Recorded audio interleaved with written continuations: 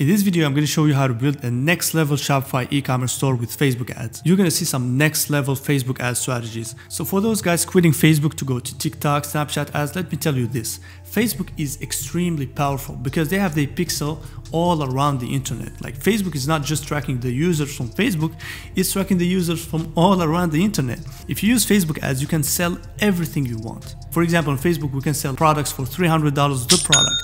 This you cannot do it on TikTok because it's very limited, and also the algorithm of Facebook is more mature, it's more powerful, it has more data than all the other platforms. Facebook ads, in my opinion, is gonna be at least the best for the 10 years to come. A lot of people also quit Facebook because they have a lot of bans, they don't know how to deal with bans.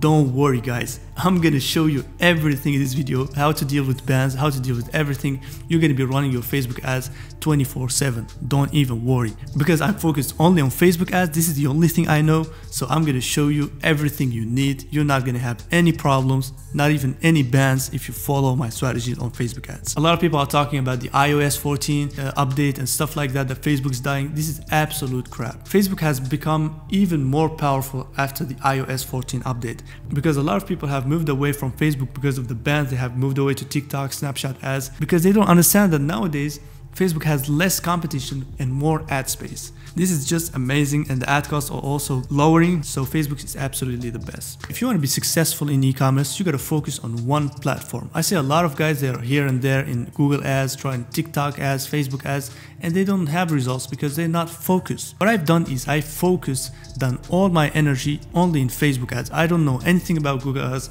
not TikTok ads, nothing. I focus on Facebook ads, and that's the reason why I'm expert at Facebook ads. But the reason why a lot of people quit Facebook ads to other platforms like TikTok ads, Snapchat ads is because they don't have the skills. Facebook is not easy to learn, but once you have the right strategy, you're going to be very, very good at it. You're going to be having consistent results. That's why you got to be focusing only on Facebook ads. And that's the reason why I'm going to show you just Facebook ads so that you master it. I don't want you to be average. I want you to be excellent. I want you to take your Facebook ads to the next level. So this course is just going to be about Facebook ads and Shopify only. It's going to be full and focused on just Facebook ads because there is a lot to learn in it, and you gotta master it to be very good. I don't want you to be average, I want you to be to the next level. This is gonna be the best course ever you followed on the internet, trust me. You're never gonna see any course better than this, because I'm gonna show you everything you need to know in e-commerce. Yes, you heard it right, everything, no filters, all my knowledge, everything in detail. The strategies I'm gonna show you in this course are not opinions, they're just pure facts. Because I've scaled multiple six-figure stores just with Facebook ads. All I know is just Facebook ads. So the strategies I'm going to show you are just algorithm pro strategies that just work. You should absolutely start an online business because everybody nowadays is focused on their phones. People now buy more online.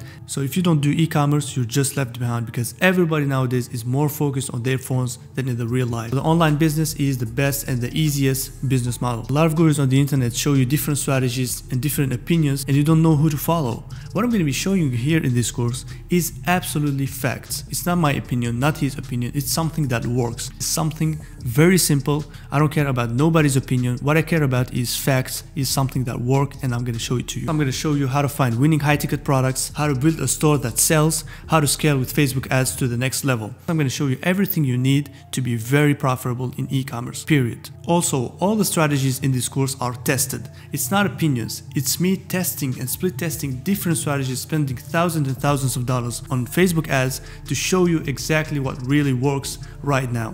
It's not opinion, it's pure facts. So after this course, you're gonna have a next level e-commerce process. For those of you that don't understand what dropshipping or e-commerce is, it's very, very simple. You have a customer that's gonna buy online, and you receive the order, you send the order information to the supplier in China, and the supplier is gonna send the order to the customer. You don't need to have inventory at home. You don't need to risk in buying inventory. You can sell something that you don't even have and take your profit margin. That's what's absolutely amazing about e-commerce.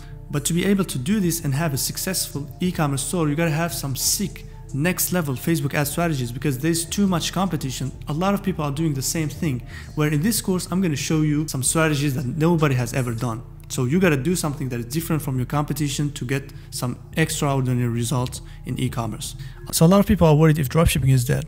I'm gonna tell you this. We're gonna all die before dropshipping dies. This is something that I'm 100% sure of, because dropshipping is the main foundation of business. You buy something cheap and you sell it more expensive. This is just business. It's like saying if business is gonna die. It doesn't make sense, okay? So dropshipping is never going to be dead. So here's the budget you need to start e-commerce or dropshipping in 2022. You need some budget for Facebook ads, which is around $500 to $1,000. You need a Shopify store with some ads, which is going to cost you around $69.99 a month. And you need a company setup. A lot of people don't talk about this, don't show you exactly where to do it. I'm going to show you step by step, as I told you, how to do everything from scratch. So this is all you need to get started in e-commerce in 2022. So in 2022, unlike other years, you need to have a company set up because you cannot start without it. If you start without it, you're gonna have some trouble, so that's why I included it in the fees. So this is all you need to get started in e-commerce dropshipping 2022. So please, I want you to follow all this course because it's just pure next level strategies. I don't want you to miss any details in this course. Please apply everything you see in this course. When you're watching this course, bring some notes. Be very, very focused. Don't look at it here and there and stop and skip some stuff. Be very focused. Follow everything. Please watch all this video because all I'm saying in this video is interesting, is not skippable. So please focus on everything in here and take notes and practice. Because in this video, I have edited every non-essential part so that you can have a contracted, in detail, in-depth e-commerce with Facebook ad strategies. So please don't skip parts. Please be focused and take notes. But if you're an intermediate or advanced, you can skip to the parts of the video that interest you. But if you're a beginner, please don't. Why is it always better to be dropshipping with high-ticket products? Because if you have a high-ticket product, you have way more margin. You're always more profitable. Because you see, most people in dropshipping, they sell small products like this. The product cost is going to be $10, for example, and profit margin is going to be $19.99. Where with the high-ticket products, the cost may be, for example, $500 or $200. The selling price is $1,500 and the profit margin is $1,000. You can absolutely sell high-ticket products with Facebook ads, and a lot of people don't know this. You're always more profitable if you sell high-ticket products. You have lower customers, lower tickets to manage, and you have way more profit. That's just so amazing. Even the thing is that with high ticket products, we have almost the same cost per purchase. So that's why on this course, I'm going to be focusing only on building stores around high ticket products and how to sell them exactly step by step with Facebook ads. So if you want to have next level results, you're going to be selling high ticket products because the profit margins with these products is just insane. You may be asking yourself, whoa, this product is so expensive. How am I going to be buying this product and shipping it to customers? So a high ticket products means that with one sale, you have at least $100 profit margin. As you know, with low ticket products, if you make one sale, you have just $29.99 profit margin. When with a high ticket products, so the rule with high ticket products is that you should have at least $100 net profit per sale, $100 profit margin per sale. This is what I call myself a high ticket product, and that's what you got to do if you want to be very, very profitable with Facebook ads. So the cost of goods in high ticket products is not obliged to be $500. This is just an example. For example, you can have a product that costs $29 and you sell it for $200. So you have 100 and something profit margin. You see what I mean? The profit margin should be at least $100. That's how I decide to pick a profit margin and to price it. A high ticket product is just a product that has a high perceived value. Sometimes it's very, very cheap, but it has a high perceived value that you can sell it for way more expensive. So this product, for example, has a low perceived value. You cannot be selling this product for like $50. It's going to be too expensive. People are not going to buy it. Where this product has a high perceived value. So it can be less expensive than that and you sell it for more expensive because of the perceived value. So guys, in this video, I'm not going to be cutting any parts. I mean, if I make mistakes, if I'm looking for something, doing some research, I'm not going to be cutting that. I want you to see the whole thought process that I do because I think it's very, very important. I see a lot of people, they cut parts in the video, they skip parts. If they make mistakes, they cut that. Personally, I think that's not a good thing. You got to see the mistakes that I make and how I solve them so that you understand exactly how I solve problems so that also you're going to be able to solve them yourself, okay?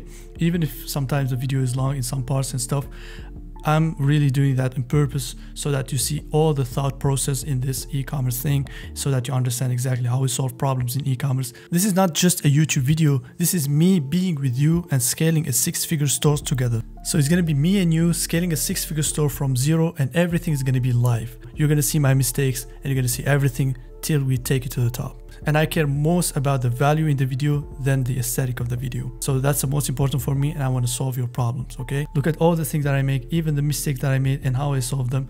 That's going to help you really to understand that nobody's perfect. We all make mistakes and we solve them. We all deal with problem solving things. That's really, really important. That's how you learn. So I'm not going to be cutting all the parts. The only thing I'm going to be cutting is when I'm stopping to talk or something. But when I'm talking, when I'm searching for something, even if I'm thinking, even if I make mistakes, I'm not going to cut that. I want you to see even my mistakes so that you understand and you learn from them, okay? So to find high ticket products on AliExpress, we're going to select one of the niches I showed you, like the home niche, for example. We're going to scroll here. We're going to go here. And we're going to select one of the niches here that interests us. For example, here we have art, celebration, decoration, etc. We find most of the high ticket products in the decoration or the furniture. Let's select the furniture, home furnishing. So here's one of the most important things to do. First of all, you're going to type minimum price $50. Minimum price should be an expensive price so that you find high ticket products. And not only that, you're going to click on the products that have the most orders. So you're going to tell AliExpress, I want to find products that are at least $50 and are having the most orders. Okay, very, very important. You click on this, and then here you find just high ticket products that have a lot of orders. This is extremely important because if you just type the price and don't type this, you can find any like supplier who is putting an expensive price. You want to find a product with an expensive price and also having a lot of orders. Very, very important. Okay, so here we have some pretty cool products. Like this is a very cool product. It has a wow factor. It's very, very interesting. Let's click on it. We're gonna see what it is. Like we can see different images they have to have an idea about the product. This seems very, very cool. I mean, this seems like a very good winning high ticket products. So what we're gonna do is that we're gonna copy the link of this product and we're gonna go to our product research list. So here we have the product name. We can name it like Big Mats, for example. You name it whatever you want. And then here we're gonna paste the AliExpress link. It's very, very important. We paste it here. And then we go to Amazon. We're gonna try to find this same product. Okay, we can copy the keywords, some of the keywords that we find here, and we're gonna go to Amazon. So you're gonna go to Amazon.com. Very important. Don't go to Amazon in your country. Go to Amazon.com. It's very, very important to find the official one. And here we're gonna paste some of the keywords to find that product. We're gonna type some of the keywords. Sometimes you don't find it. You gotta type some keywords, different ones. We did not find it on Amazon. Let's copy all this from the beginning to here, because we're not going to copy all the titles, because AliExpress, they just put some keywords. You just take some of them, you're going to find the product. So we did not find this product on Amazon. It's not a problem. Some people, they see some gurus on the internet say, hey, you got to find the product as well on Amazon. And if they don't find it on Amazon, they think that the product is never going to sell. That's absolutely not true. This product can be found on AliExpress only, and it sells very well. Not every winning product is on Amazon. You got to really bear that in mind. It's very important to know this. So if this product is not on Amazon, it's not a problem. We're going to see if it's selling on AliExpress. That's a really good sign. If it's selling on AliExpress, it means that people want it, people buy it. So it means that there are a lot of people on the internet that don't know that this product is on AliExpress and that you can sell it to them for a lot more. Okay, very, very simple. And also Amazon is way more famous than AliExpress. Sometimes the product not being on Amazon is also an advantage, because if it's on Amazon, most customers are going to go there and find it there. So if it's not there, sometimes it's a very good sign. So you don't have any problem. Just take this product and put it in your list. So the only reason I want to find this product on Amazon is just to make sure that the reviews are good, because on AliExpress, most of the reviews are from dropshippers, because you know, a lot of people are still buying products and shipping them from AliExpress. So that's the reason why I go to Amazon to find legit reviews. Very simple. So if you don't find the product on Amazon, it's not a problem, because there are other ways to make sure that the product is a good quality.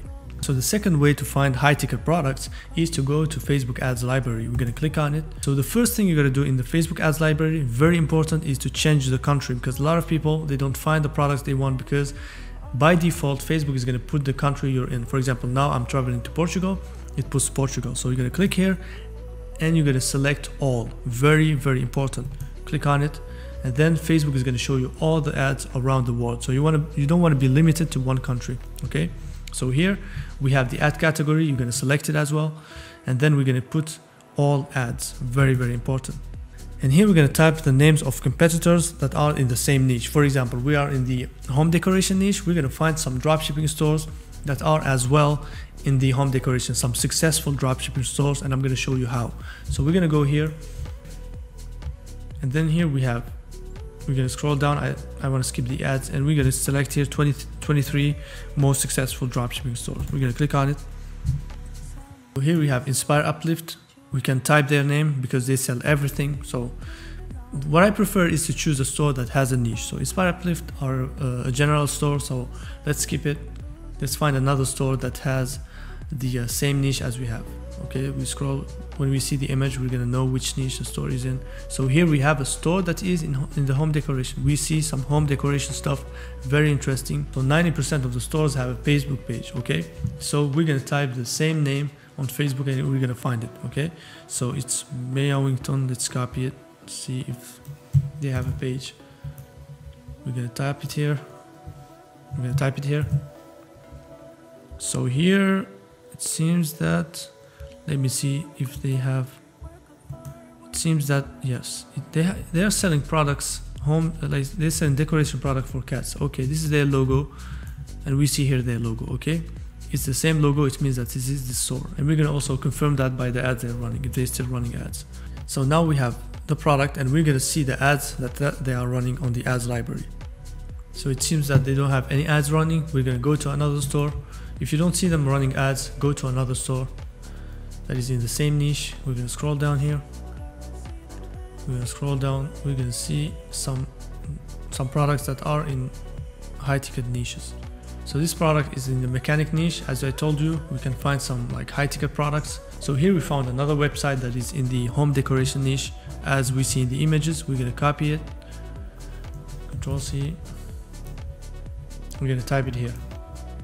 We're gonna see if they have a page. So to know that it's their page, you're gonna see the logo on the page if it's the same on the website. So that's the same logo you see. So that's their page. Okay, very simple. So we're gonna keep going, finding other ones that have ads. You're gonna see some of the stores that is running ads on the ads library. So this is another store that is in the electronic niche. As we said, the electronic is one of the high ticket niches. So we're going to copy the name and we're going to go to the ads library and see if they have a Facebook page. Most of the stores have a Facebook page. We're going to see, it seems that they have been blocked by Facebook. One more advertiser. I think that they have been blocked by Facebook. So they have tried to create many pages. It's not a problem. We're going to find another page. So this is another store that is in the home decoration. You know, there are a lot of stores in this niche, successful stores in this niche, because it's a very good, very profitable niche. So we're going to click on this link. We're going to find the most successful dropshipping stores. So here we have a pet niche. We don't want that. Here is the best choice product. We can click on the store to see what exactly they sell, which niche they are in. So we found a store that is in the decoration niche, it seems. So we're going to go to Facebook and see which ads they're running. Okay, it is in the home improvement stuff.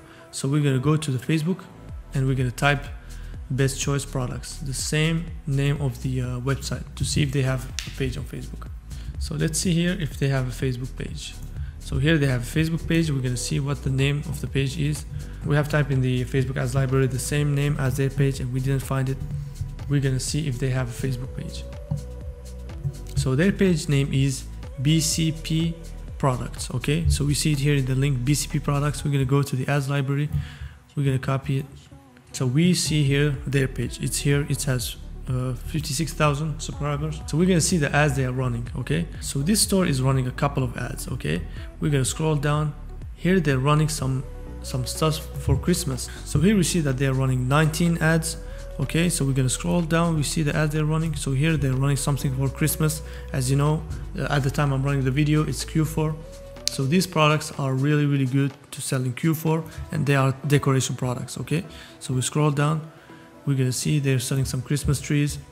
Very interesting, like some special Christmas trees. So the thing is that we don't want to find some seasonal products. So these guys are just selling mostly seasonal products. But here, wait a second, they're selling some other products. So here's a product that they are selling, launched in May 2021. And if we're going to see if the ad is still running, it's very important. the ad started running, and the ad is still active. Okay, it says here active. It's very, very important. If it's inactive, don't choose it. So if it's still active, it means that the product is still profitable, because nobody's going to be running ads continuously without being profitable. So this product, we can look for it in AliExpress. If they're running it, it means that it's a profitable product. Okay, so we're going to see the name of the product. We're going to click here, learn more, and try to know what the product is, what is his name, to find it on AliExpress. So this is a portable rolling cooler. So this is a portable rolling cooler. Okay, they sell it for $199. Okay, this is a high ticket product. We're gonna see how much it costs on AliExpress. Here is another product they are selling. Okay, so let's click here, shop now. We're gonna see what the product is. Gardening collection. So they sell it. This is a high ticket product. They sell it for $199. Okay, so what is this product's name? So let's click on it. This product is called outdoor metal raised garden. Okay, let's copy the name, and then we're gonna go back to AliExpress. Here we're gonna click on orders, the one that gets the most orders. So here we found different products.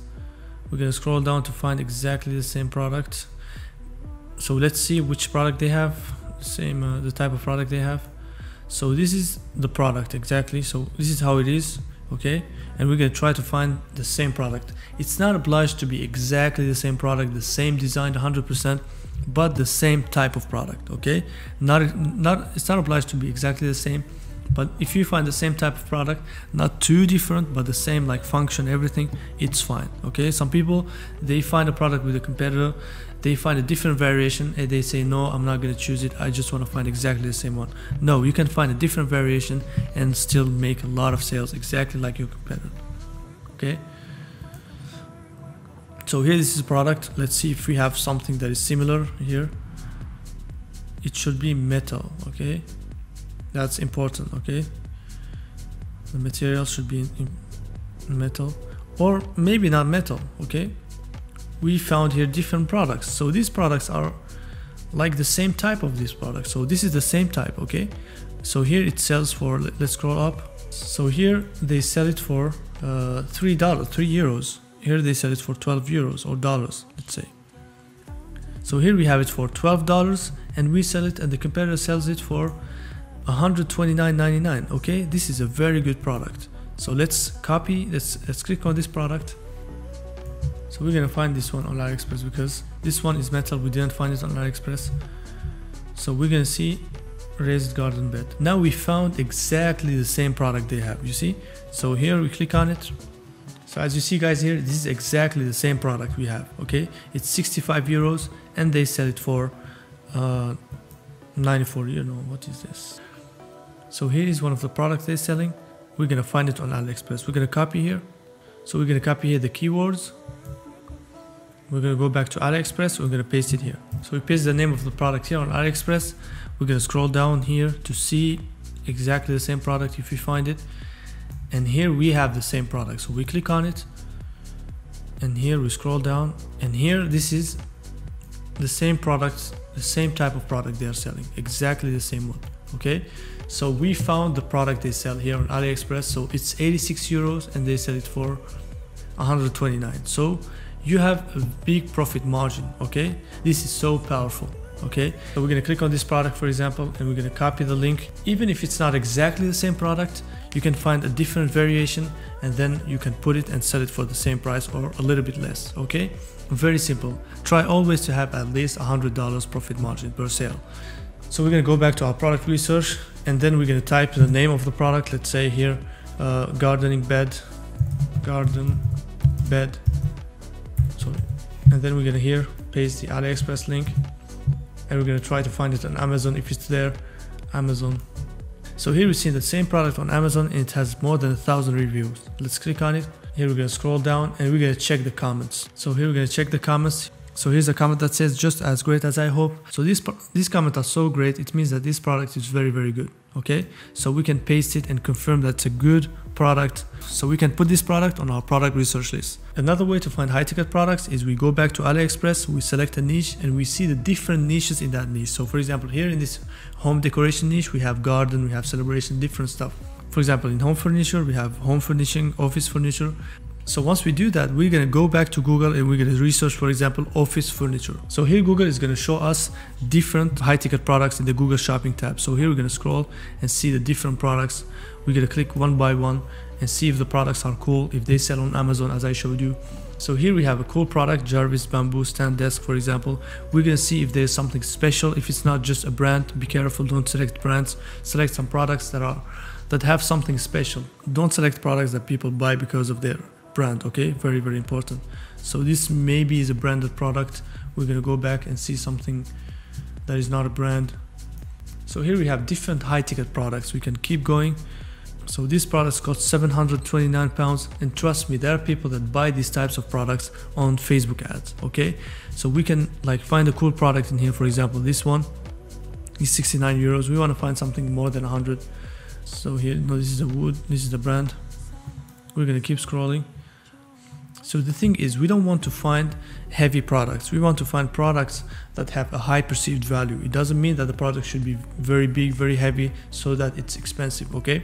We just want the high perceived value of the product. So these products are very, very big. We should avoid them because the shipping is gonna be more expensive and harder, okay? Now, where do we find high ticket products? We find high ticket products in AliExpress, Facebook Ads Library, or Google. Just as simple as that. We don't need a bunch of websites to find them. AliExpress is the main one. We have also Ads Library and Google. I'm going to show you exactly how do you find them step by step.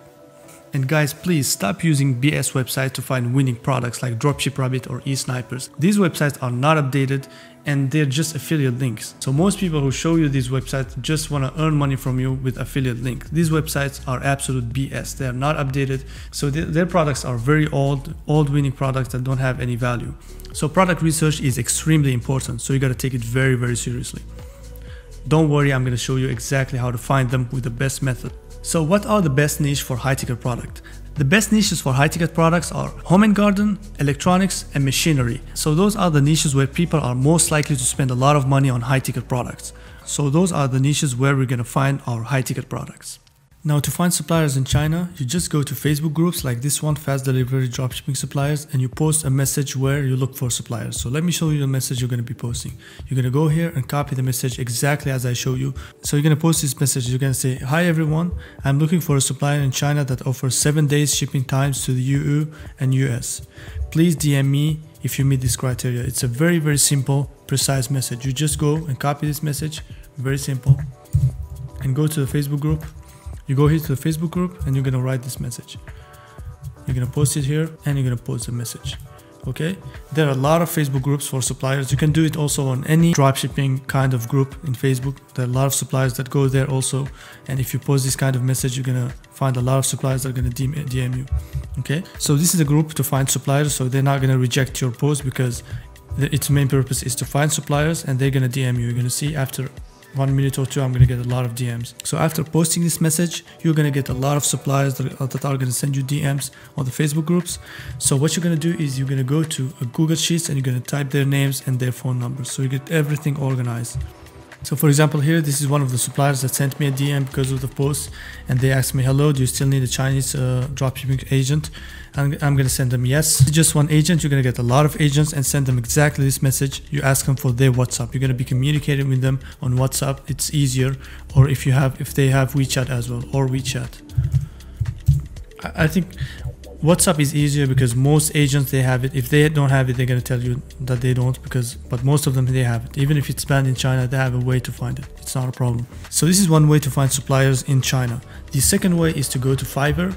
It's a paid method, but I don't think you need it because you have exactly the same thing for free here in these groups, but it's just a second method to show you. You can find a supplier here for 4 euros if you want to find a specific product and you cannot find it, or another supplier can't find it. You can try here on Fiverr. You type just Chinese supplier or supplier in China, and then you're gonna find here a lot of them as well. This is a paid method, but honestly, I've not seen any difference between these suppliers and the suppliers on the dropshipping groups. For me, you gotta better stick for the dropshipping suppliers in the group. Okay. It's easier, they're free, you don't need to go and pay for them, okay? So these are the two methods to find suppliers. So now we're going to see how to negotiate with the suppliers. It's very, very important to know that, because if you don't know how to negotiate with them, you're going to lose a lot of money. So I'm going to show you exactly tricks and tips to negotiate and get the best prices from suppliers. So here, for example, I typed many different suppliers with their phone numbers. So here you have them. You can even take them. It's a great pleasure for me if you even take these suppliers and use them. Even use my own suppliers. It's not a problem for me. It's a great pleasure. So these suppliers are these are the suppliers that I took from the Facebook groups. So I have their numbers, I have their names, and it's very, very important to have it. It's gonna make things easier, so you're gonna save them easily. So after finding suppliers, now we're gonna know how to negotiate with them. It's very, very important to know that. If you don't know how to negotiate with suppliers, you're gonna lose a lot of money, because you're not gonna have the best prices. I'm gonna show you tips and tricks to negotiate with suppliers and get the best prices. You don't have any excuse to not find at least 10 suppliers, because you're gonna have a lot of suppliers that reach out to you. Very, very important to have it. So you're gonna negotiate with different suppliers, so you're gonna have the best prices. So to negotiate with suppliers, this is the exact template you gotta send to them. This is the exact message you gotta send them to negotiate. So you say, hi, I want the product price, the shipping price to the US and Europe, the shipping time to the US and Europe. These are the main three most important questions you gotta ask them. And here you send them the product link. If you have just one product, if you have two products, you send it to them. Very important. Everything's going to be organized. Everything's going to be simple. Okay. You just copy this message and you're going to send it to them. I suppose that you already saved their WhatsApp numbers. So you're going to send them this message one by one. You just copy paste the message. So here, as you see, guys, I sent them this message. Okay. Exactly as I showed you. And here's their response. Hi, Islam. My name's Ryan. They started to present their company, everything, yada, yada. And then I told them, thank you so much. You're welcome. Are you looking for a dropshipping partner or planning to buy in bulk? So I told them what I want. They asked me for the pain point that I had for the previous suppliers. I told them it's slow shipping times, low product quality. And if I ask them questions, they don't reply. They don't reply fast and keep asking me more questions. So the reason I said this in the end is to let them know that I'm in a hurry. I want to find products fast. I don't want to speak too much. Okay, it's very, very important to go straight to the subject with these suppliers and let them know that you don't have any time to waste. Okay, so they started to say, okay, no worries and stuff like that. And then they asked me how many orders you make already. And then they asked me if I'm selling this item already, which is this product I sent them. I told them I have 20 orders per day. It's very important to say this. Even if you don't do it, even if it's not true, tell them this, because if you tell them that you're just starting out, you don't have any orders. If you tell them if you're just starting out and you don't have a lot of orders per day, they're not gonna be very motivated to work with you, and they're gonna give you expensive price. And they're gonna give you expensive prices because they're gonna say, at least they want to take the most margins because you're not going to keep up with it. Okay, so tell them that you're a successful dropshipper or e-commerce entrepreneur, and tell them that you have a lot of orders per day, and then give them a reason why you want to work with them so that it's legit. If you just tell them this, maybe they're not going to believe. But if you tell them a believable reason like this one, I told them, but our supplier, the reason I want to work with them is because our supplier was out of stock without telling us in advance. We got refunds because of that.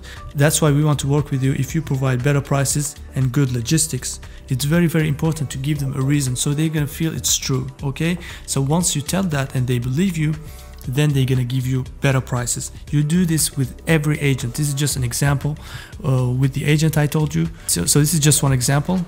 And here now, that's great to hear. How much is the cost for the goods and shipping, handling those previous suppliers? So they asked me how much my previous supplier was doing the orders with me. It's very, very important. So I told them it's 25 euros. So the price on AliExpress. So the thing you got to do is this. You got to see the cheapest drone on AliExpress and you got to divide the price by 2. So to negotiate with suppliers, you always got to find the product on AliExpress you want to sell. You find the product you want to sell with the most orders, and you divide the price by 2 or even by 4 like I did. I told them it's 25. So here I told them our previous supplier was doing the product for 25 euros for us, total shipping and price included. You see what I mean? I told them that I had it for 25 euros. Even if it's not true, it's just to start very, very low in the negotiation. So if you negotiate with a supplier, you got to say what a great deal should look like. What is the end result? You got to know exactly the great deal. If you enter a negotiation with a supplier and you don't know what exactly a great deal should look like, you cannot negotiate. You always got to have an idea about what should a great deal with this supplier look like. So the great deal for us is if they make the drone for 25 euros, total price including shipping. Okay, this is the great deal. Even if it's if it's not realistic, not a problem, but this is a great deal. Okay, and then this is where we're gonna start the negotiation. They ask me more questions, and here if I need customization, if I need logo and stuff, I'm gonna say no. In the beginning you say no, I don't need any logo, and then you ask them for the price. So if they ask you for logo or anything, no, say just no. I just want the product with normal packaging. Okay, the packaging that it comes with. Because if you say you want the logo or something like that, they're gonna try to increase the price even more. Okay, so try to just know the product price without the packaging. Okay, very, very important.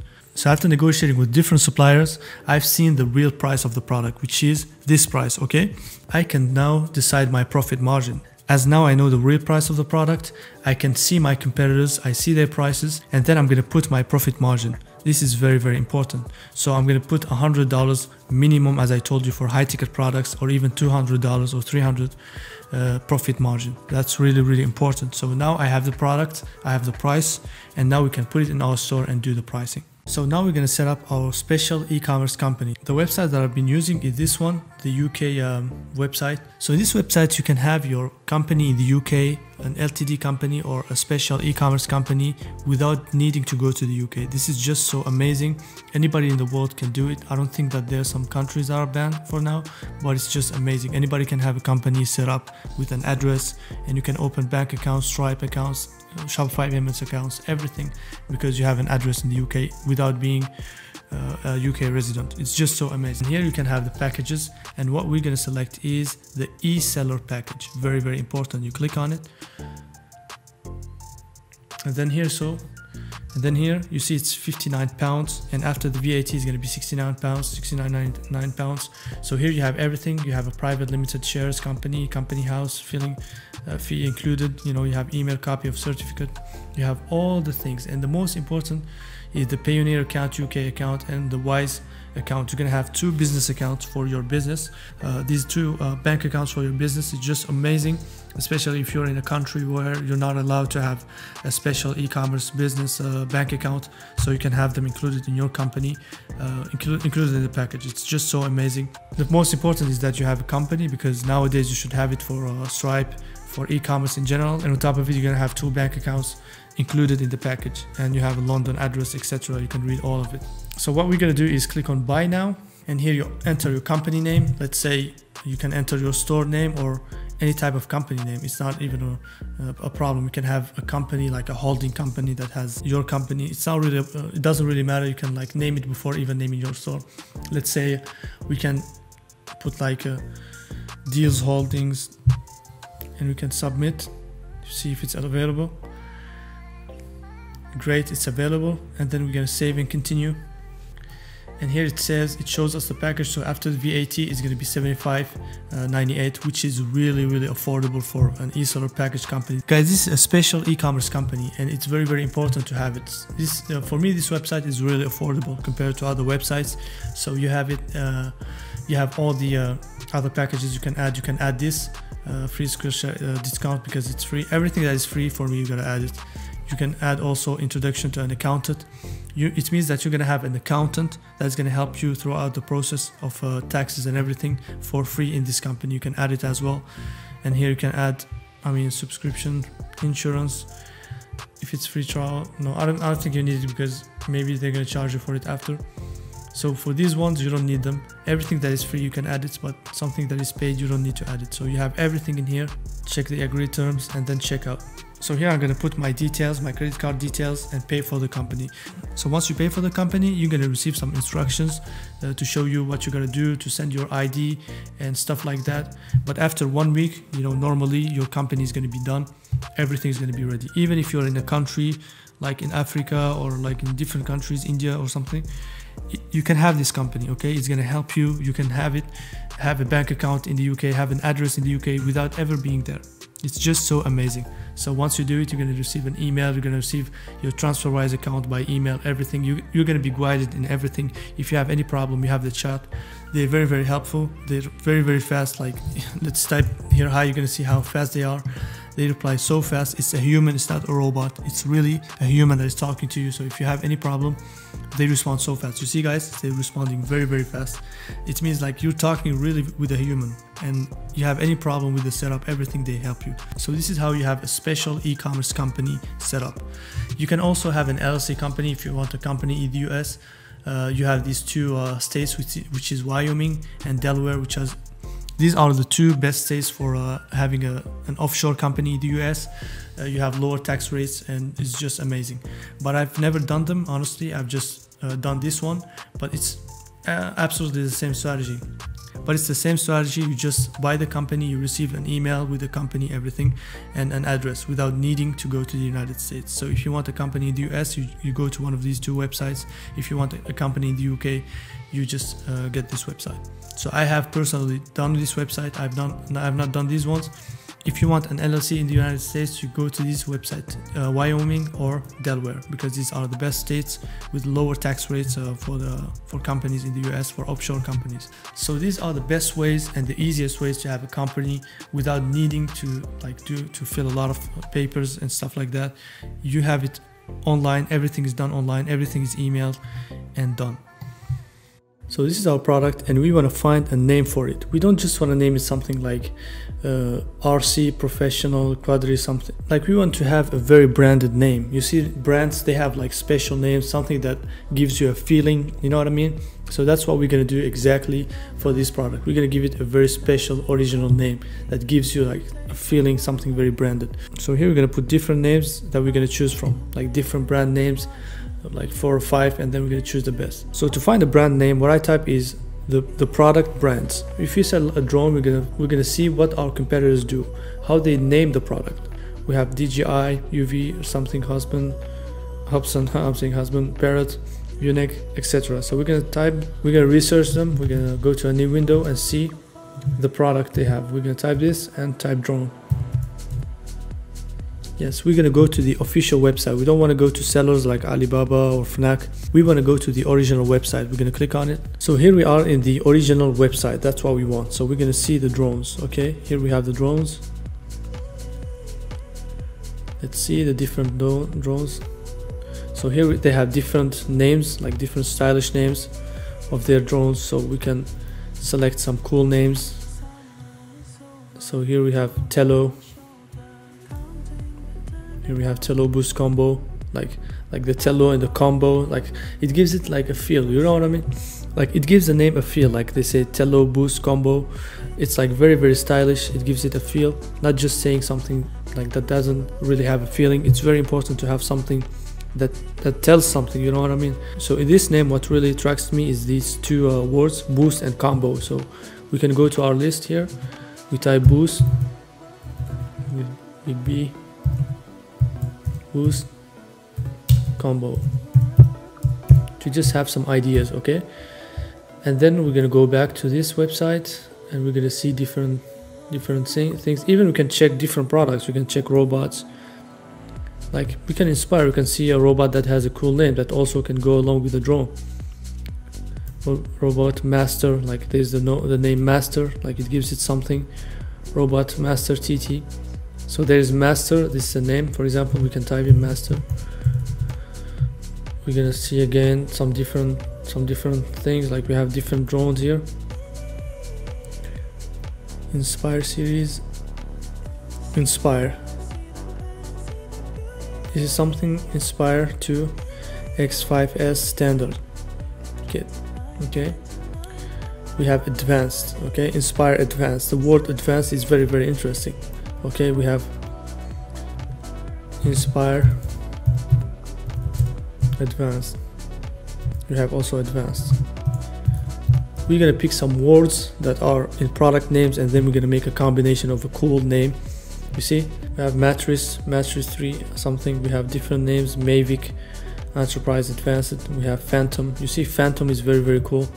You see, these names give you some feel. Like you see, Phantom is like something that is like not supernatural. You see what I mean? That's why they name it something like that, Phantom 4 RTA. So they name it Phantom 4 RTK. It gives it a feel. If you see it and you see the price 7,000, Like you feel like to buy this product. What is it like? It's like mysterious. You see what I mean? It's very, very important to have a cool branded name. So we're gonna type Phantom. We just brainstorm. Maybe DJI Air. So we have here Air. You see the word Air. It's very, very interesting. You see it, even Nike, they use the same word. They use Nike Air. You see, it's very, very stylish. And I'm gonna type this word Air. It's very, very stylish. You're gonna pick some words, and then we're gonna make a combination between these words to have a cool name. You're gonna inspire from your competitors, from the big brands, how they name their products. That's how exactly you're gonna find a cool, stylish name. And then we're gonna go even beyond our competitors. We're gonna go to other websites like PlayStation 5, which is a very, very technical website, which is a very, very technical product, like the PlayStation, the PS5. We're gonna see also how they name their products, their accessories. We're gonna see the accessories, how they name them, just to inspire from different things, you see?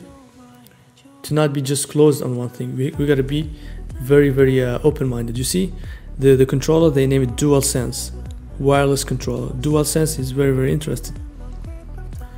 Like we can copy this name, because if you see this name, DualSense Team, it's very cool. It seems very, very branded. Like you don't even know the meaning of this word, but it seems very, very branded. So we're gonna go here and we're gonna type it again. We have also Pulse 3D wireless Pulse. You can copy this name, because if you see something that really gets your attention, just copy it. If you see a word, a brand name that catches your attention, just copy it. It means that it's interesting, it's very, very attractive. That's what we want. HD, because the drone has a camera, so we can say HD camera.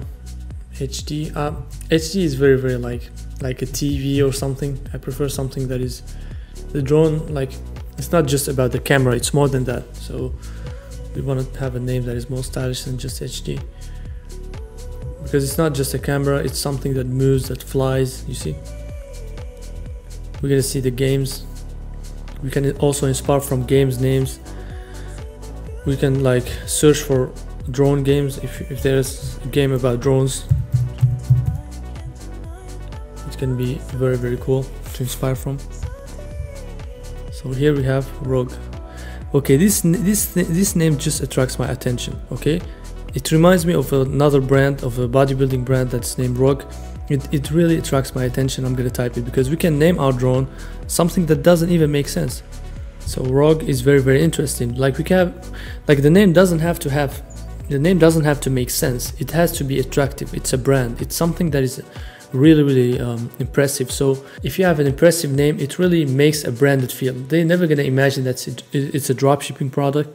They're gonna really see that it's a branded product. That's why you really have to have a really professional name. It really inspires confidence. It really makes customers trust your website. It's very, very powerful.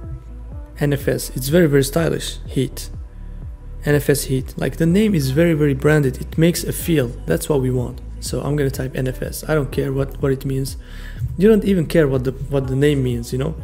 NFS. Just type something that is very stylish, that has a feel. You see what I mean? Just if it gives you a feeling, just type it. We inspire from different things. You don't need just to inspire from drones. Inspire from different things. That's where you find something very, very outstanding, you know, very original. You steal, in fact, you steal from different things, different websites, and then you combine to have something great, a name that is really great. So this is a very, very cool name. You know, this game is very, very interesting. It's like a hacker or something, so they name it Watchdog. So it's a name that doesn't make any sense, but it's very, very cool with this game. You see what I mean? So it means that the name that you have for your product doesn't need to go exactly with the product. It can be something that has a feel. Very, very important. And also I'm gonna go to different military, because our drone, it can be like a military drone. It has a military feel. So people, when they buy this, they want to have that feeling of something that is powerful, that is strong, that is like a spy, that can spy. You see what I mean? So you can even put spy in the name of the product. We can here put spy. You see, it can be among the name of the product. So here we have So now here we have different words. You can even research more, but now I'm going to stop at these. So we're going to combine them, try to find a great name of the product. So here we're going to type product name and like combine what and what. Spy air. We can combine spy and air. So let's combine spy air and air. Okay. We can have also, we're going to type different names and then we're going to choose the best. So this is a first name, spy air. And we can like make a name like this. It can be a composed name. So spy air, rogue, or NFS, dual sense team. We can combine it with something that doesn't even make any sense. So we can even modify this for those that know PS5 or PlayStation so that they don't see that we have copied it. Dual sense. We can type dual shock. Okay. Spy air dual shock drone. So if you see a product that has a name like this, you're gonna say, whoa, I'm gonna buy this product. It's so amazing, it's so branded. Okay, it's very, very special. This is the first name. Okay, and now we're gonna type the second name and pulse air combo. Oh no, NFS spy is very cool. We can, because this drone is really like, if you see this drone, it goes really with a spy drone. Okay, if you see this, if you name it spy or something, it's very, very branded. It's very, very cool with this product, because when we use, a lot of people want to have this product to spy and stuff. Like, it's illegal, of course, but like the name of it is very, very cool. They're not going to use it, of course, to spy, but the name of it being called spy and something is very, very cool, very, very branded. So we're going to name it that spy, because we don't want to have something that is like this. We want to have something that is very, very branded. In our images, we're going to put the logo. You're going to see it's going to be very, very cool. Spy drone.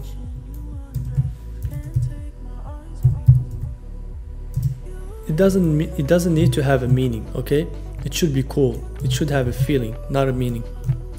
Okay, advanced spy drone dual shock. If somebody sees this, like, you sometimes see some cool Nike products like Nike Air something, you don't even understand, you just buy it because it's cool. The name also is cool. You don't try to understand. It's just the feeling that it gives you. You feel the strength, you feel the technology behind it. This word, like, if somebody reads it, he's gonna say, oh, this is a cool technology, this drone has something cool about it, I'm gonna buy it. You see? So that's why you put these names like this, you know, spy air dual shock drone, advanced spy drone dual shock. If you put something like this, it gives it a really cool name, a really branded and advanced name. We can put here rogue drone. Rogue is like, no, NFS I prefer. It goes like, it gives it a more, NFS goes more with the drone, because rogue is like more for bodybuilding stuff. It's like, it feels like heavy. You see, we want something that is light. So NFS is something that is light. It seems light. You see what I mean? So NFS drone. We can type NFS dual shock team drone. Okay, and then we can have another name. Like, we can keep going with different names, different combination, and then we're gonna, like, at the end we're gonna choose the best name. That's why we do different names.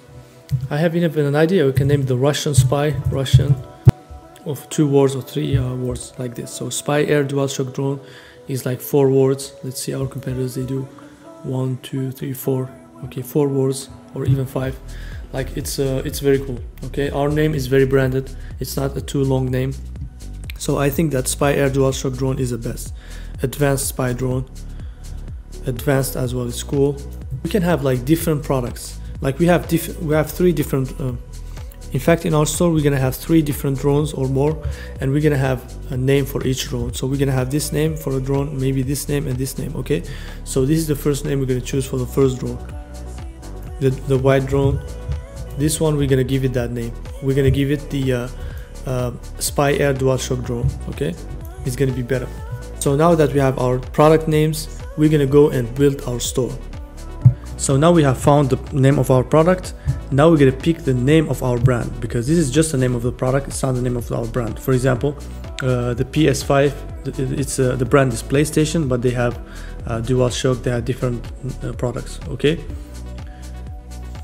so now we have picked the name of our product, but now we have to pick the name of the brand. Okay, So we're gonna go here to famous drone brands. We're gonna see how they name their brands. Here we have Yanusi, some different names. So that's gonna give us some ideas of how they name their products. We can inspire from them. We can combine different names, you know, or combine a letter from here, some letters from here to combine them and have a name.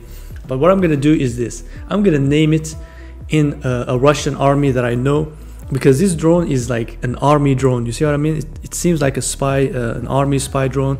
And I'm gonna name it a name of a famous Russian army, special forces. Their name is the Spetsnaz. So their name is the Spetsnaz. They are a Russian army, so I prefer naming my drone on the Spetsnaz and something. It's very, very stylish. It gives it a feel of something that's very, very powerful. So the store brand is going to be Spetsnaz drones. Okay, so this is something that I'm going to name it. It's going to be easier and more powerful. You also can find a different thing depending on your knowledge of different things or your research. You can find an army name. We name the drone based on what it looks like, what it feels like. We see it like an army drone, a spy drone. So a spy, if you think of spy, we think of army, we think of different things. So I thought of these special forces, like naming it on the special forces so that it's a symbol. Okay, it's a symbol. It's not something that has really a meaning. It's just a symbol. It gives it a feel to people that really want to buy the product. So it's very, very stylish. And also the name of that army is very stylish. And also the name of that army is very stylish, and it goes well with the drone. Okay, so that's why I name it the Spetsnaz drones. So here we're gonna name our brand Spetsnaz drones. Okay, very simple. We can have this logo. We can name it just Spetsnaz D or something, or Spetsnaz drones, for example. Like here, they have different names: Aeronautics, Elan. So our brand name is going to be Spetsnaz drones. Okay, this is going to be our store. Okay, our brand name. So we have the product name now, and we have the brand name, which is very, very great. So now we can start making our images, because we're going to be putting sometimes our logo and our images. So everything should be set up ahead, so that we don't have to think when designing the images and everything. Now we're going to go and build the logo. So to build the logo, we're going to use a software called Photoshop. Photoshop is a software that is professional, and you can do everything with it. You can download it, download the crack from the internet, from YouTube. Just type Photoshop crack and you're going to find it. So we're going to click on Files and click on New. In Photoshop, the first thing is you're going to say the canvas size. The canvas is a canvas you're going to work, what size it should be. So it's in pixels. We're going to do 180 by 500, because the logo should be in a rectangular shape. So we want it to be 180 width, and the height should be 500 pixels. That's the standard that I use to build the logo. So the canvas now is 180 here by 500. Okay, and now we're gonna build a logo. Don't worry guys, it's gonna be very simple in Photoshop. To build a logo, we're just gonna type here. First of all, we're gonna find a font. Okay, a font that goes with our logo. It's very, very important. We're not gonna have any font like this, like Spetsnaz, let's say, drones. This is a font that I downloaded before. This was like for different. This is even the font that I'm using for my course now, but it's not going well with the product that we're using. Like it looks like a fragrance, like a type of font or something like that. The font is very, very important for the logo. It gives it a feel. So if you design, if you have like a fragrance brand, you're gonna have this font it can work with, or a design brand, or a like furniture brand. This can go well with. But if you have like a technology brand or something, or a special force brand or something like that, this is not going to go well with it. Okay, the font should be exactly going with the product. Okay, going with the idea of the product, the niche, and what you're using. Okay, so we're gonna find a different font that goes and has a feel of our brand. So to do so, we're gonna go to a website called DaFont. That's where we download our fonts. So DaFont here is a website where we have a lot of different fonts. We can go here and scroll down to see the different fonts. But what I like to do is to go here to let me translate it in English. We're gonna so what we're gonna do is go here to basic, and here sans serif. I'm gonna click on it. It's gonna give us some different like types of fonts that we can find the ones we want. Okay, we're gonna keep scrolling. We want to find we want to find a font that is minimalistic and also has something like active, like a font that has a design that is going well with our product. So as you see guys, now I'm finding some cool fonts here. So we have this font that seems like something minimalistic and goes well with our brand. So I'm gonna download it. So once we download it, we're gonna click here on open the file, and here we're gonna extract it on the desktop. Okay, I click OK, and then once we go download it, we're gonna go back to the desktop and we're gonna click on the font we have downloaded. I downloaded a couple of fonts here to test different ones, so I'm gonna download one by one. That's what I suggest. Download different fonts and then you see how it goes with your brand. Okay, you click here install. Before you go to Photoshop, you gotta install it here before so that it's gonna appear in Photoshop. So the name of the font is *7. So we're gonna go to Photoshop, we're gonna click here, and then we're gonna select everything here, and we're gonna click here on type star, S-T-A-R. So we click on it, you see, now we get something, Spetsnaz drones. Now it's going to be, now it's starting to be better. So we click here. So if we wanna move the logo, we click on the logo here, okay, and then we click here, okay, on this part, so that we move the logo in Photoshop. We click Control T or Command T if you're on Mac, and we move the logo as we want here. Because on Photoshop you can do everything you want, and it's very simple. With e-commerce we don't need to be expert at Photoshop, we just use what we need. For the logos it's very, very simple. And then we click back here so that we have these things disappear. Okay, we click back here, and then here we can try to see different fonts. Like as we download different fonts, we're gonna see what's the best. We first are gonna try to change the color. We're not gonna keep it that way. We can do black and yellow, something like that. Here for example, we can go to Google. For example, we're gonna go here to Google, you type drone logo.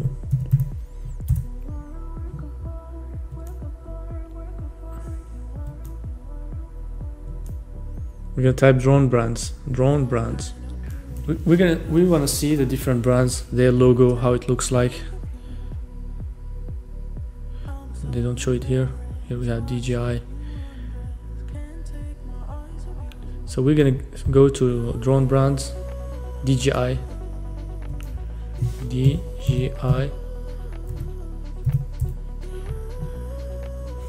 We're gonna click on their website and see how their logo looks like, the colors they use, everything.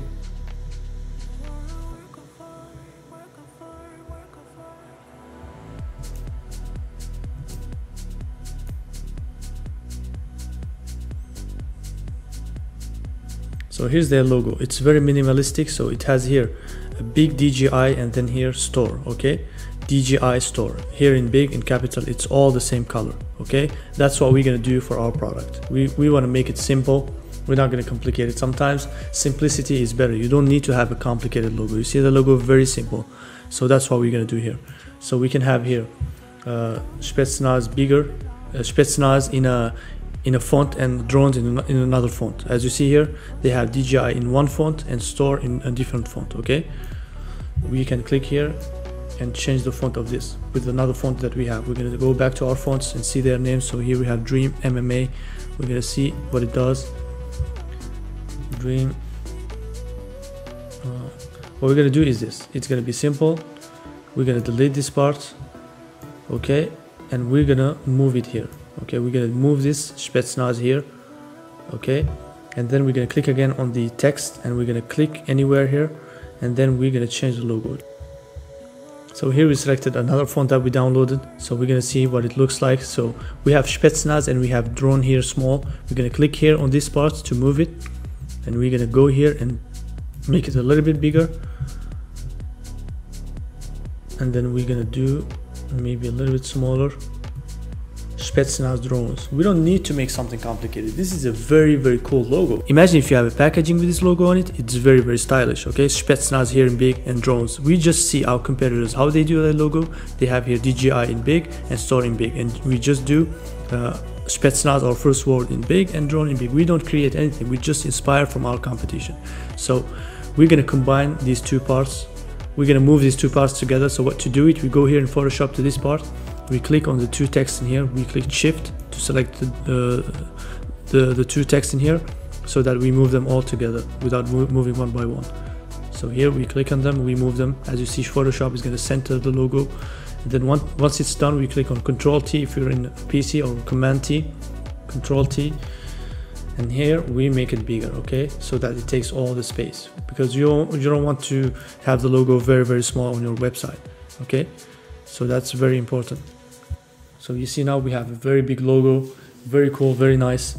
So now you see Spetsnaz drones. It's very, very stylish. If somebody sees this logo, they're never gonna imagine it's a dropshipping store, because people don't have this creativity. They don't know how to do these techniques I'm showing you. So if you do it, you have a very branded store. You just take take a font that goes with your brand, because you know exactly like what is going well with these types of products.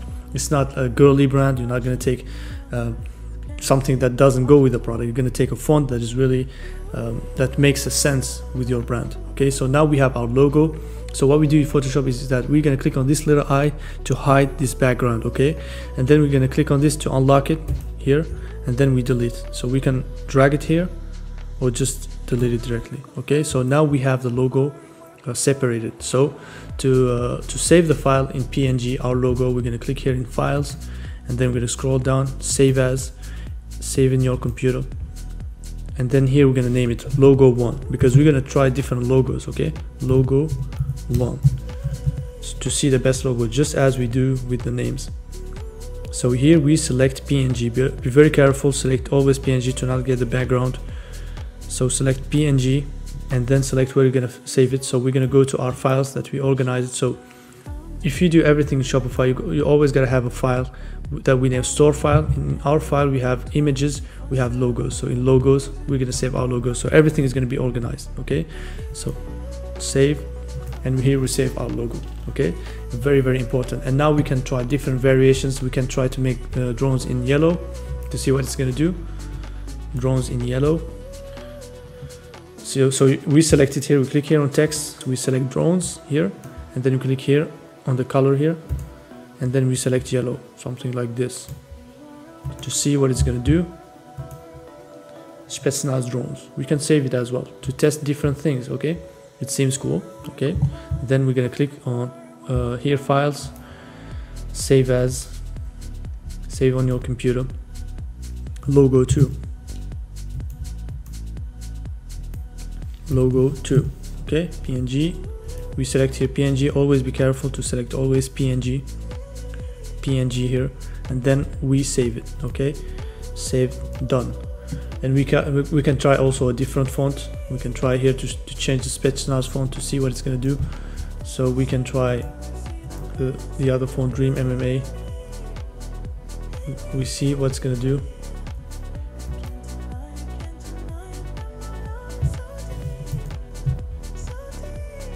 We select it, and we're going to try to do Dream MMA to see what it's going to do. The font, it doesn't appear. I think that there's some glitch here, so we can try another font. We're going to select it. You select the one you want to change, and then here we're going to select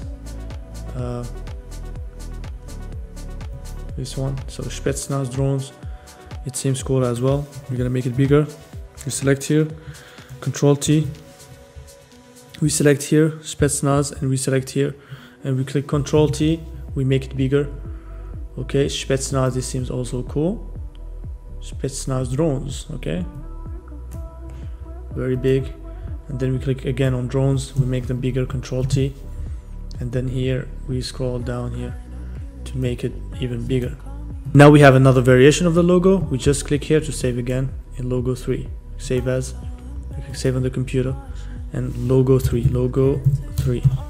okay, and then we're gonna save it as a PNG. Very, very important, always do it, PNG. Okay, save, we save it in the same file, logos, and then we have different variations. You can try 5-10 variations to find the best logo you want.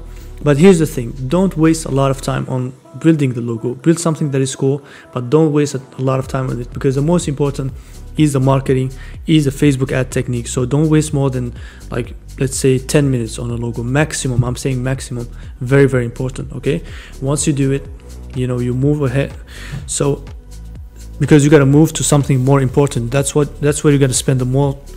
That's where you got to spend the most time. Like, it's product research, as I showed you, everything, but don't spend the time on something that is not the most important. Yes, it's important to have a cool logo, but don't waste time on it, like the whole day trying to research a logo. I see a lot of people do it. It's absolutely not good. Okay,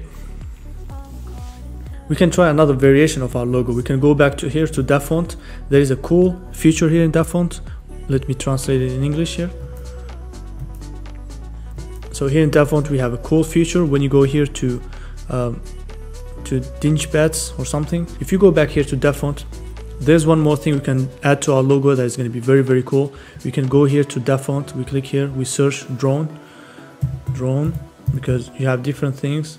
We click search, and this is going to give us a font of drones. Like, it's not going to be letters, it's going to be drones. So if we can type, and we found like different types of drones, I'm going to show you here.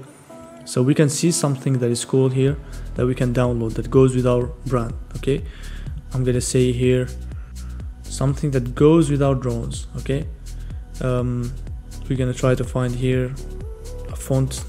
I think this font is cool. Okay, I'm gonna download this one, and then I click here, open it, and then extract it to the desktop. I'm never gonna buy here. I don't know why they asked us to buy WinRAR.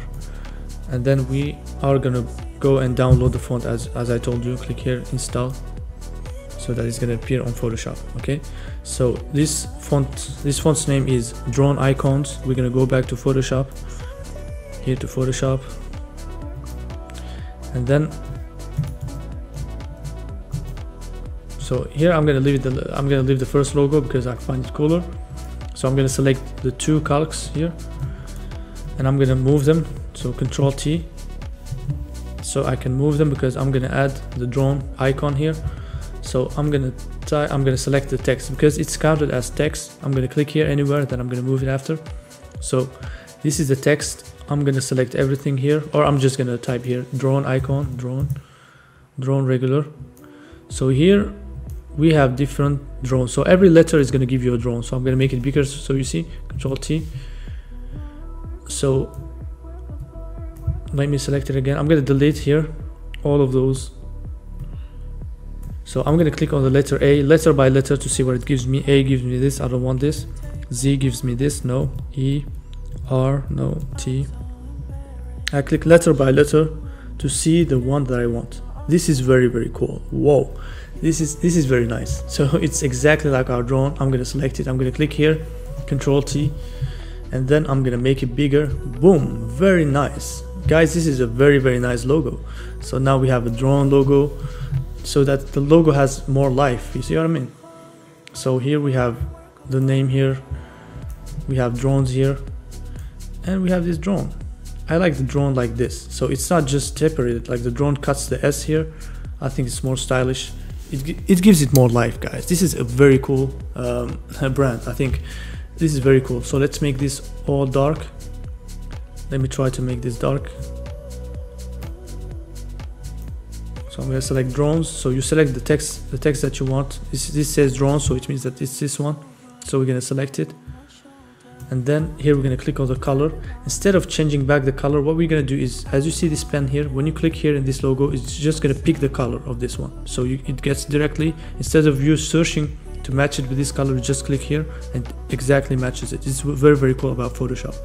Okay, and here's one more thing we're gonna do with the drone here.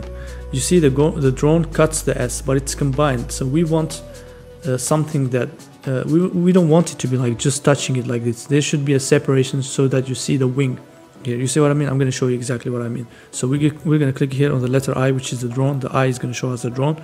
We're gonna click here, and then we're gonna go here to layer style. Layer style, we're gonna go here. Layers, sorry, and then we click here on the I, which is the drone. Okay, and then we're gonna click here on layers, and then we're gonna go here to layer style, and then we click on stroke. Okay, so let's move it to see what I mean. You see, guys, now you see an effect. It's not just here cutting. Now it gives it, like, I'm gonna show you exactly what it means. You see there's an effect, like around the drone there's like a stroke. Okay, so it gives it more effect, so that it's not just cutting the S combined with the S. So you can see clearly the drone cutting the S, better with this effect. Okay, so that's what we're gonna do. We click OK, done, boom. This is a great logo. We don't need to have different colors, man. This is very, very cool. Okay, let's save everything. So here we have everything saved. Now we can, I'm gonna make a little thing here. I'm gonna click on this part here to resize the canvas. I'm gonna scroll it here and scroll it here, because we don't want to have a lot of space between the logo, okay, and the canvas. Okay, so we have a very, very nice branded logo, guys. This is very, very cool. You can say nothing. You don't need also to spend a lot of time. You see how fast I've done it, so you can do the same as well. Just do the same steps I've done. Okay, so here we're gonna click on file and we're gonna save as, this is gonna be the final logo, guys. So logo for me, this is a final logo. You can like make 10 logos and see, but don't spend a lot of time on it. Not JPEG, sorry. You're gonna save it always as PNG. Okay, so save. Very good. Now we have our logo ready to go. This is very nice with a logo with a drone. That's really, really cool. So this is how you use Photoshop. It's very easy, and the great thing about Photoshop is that you have no limits. You can make a lot of things, and also you can watch some tutorials on it to get better skills. So this is how you make a logo with Photoshop. It's better than Canvas.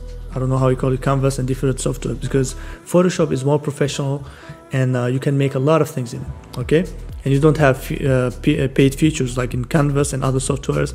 Sometimes you see some icons that you cannot download because of some features or something like that. So we cannot do it with we can do this with Photoshop without needing to buy anything. Okay, so this is very nice. Now we're gonna move to our images. We're gonna build the images of our store. Okay, we're gonna make branded images. We're not gonna be using the AliExpress images. Let me show you. So we're gonna click on this image.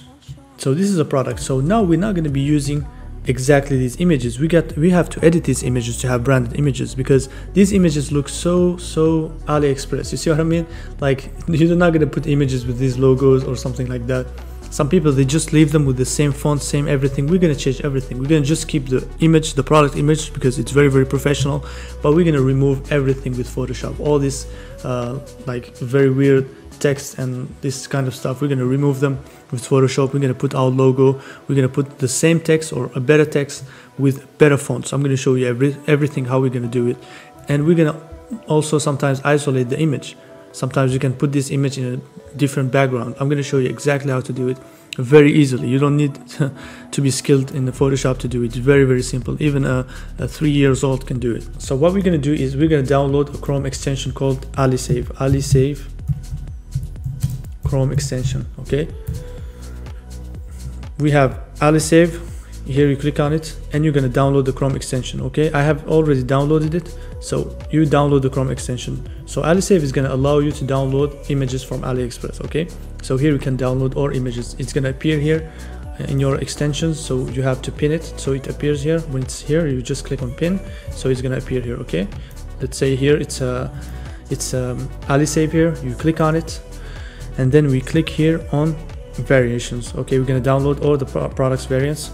Okay, it's downloading right now, and once it's finished, also we're gonna download the description. So we download the images of the variants and also the images of the description right here. So it's gonna download here everything. And also we're gonna go to Amazon. Okay, Amazon.com. So here's our drone here. We're gonna click on it on Amazon, and we're gonna download the images from Amazon. A lot of people say we cannot download images from Amazon. Guys, you can. Click on the image like this, and then click here, left click, download image. See here, JPEG, and you download it. You have to click on the image to download it from Amazon, because Amazon images are very, very professional. You click here, we have a different image here. We can download it. Maybe we're gonna click on the image, so it's gonna be bigger. I don't really like this image. It seems very, very small. We're gonna see a different one. No, this is not cool. This is good. We're gonna download it. We're gonna click on it before, and then we download it. Left click, download the image here. Save image. Sorry, my computer is in French, so you just download the image, as you know.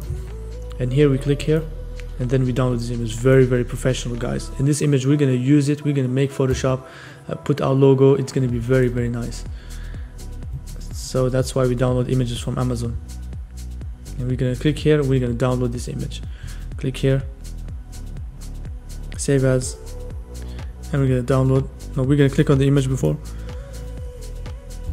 We're gonna left click and save as JPEG.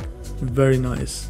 So now that we have downloaded our images, we're gonna go and remove the background from the images. So it's very simple. We're gonna go here to a new website here. We're gonna type background remover. Sorry.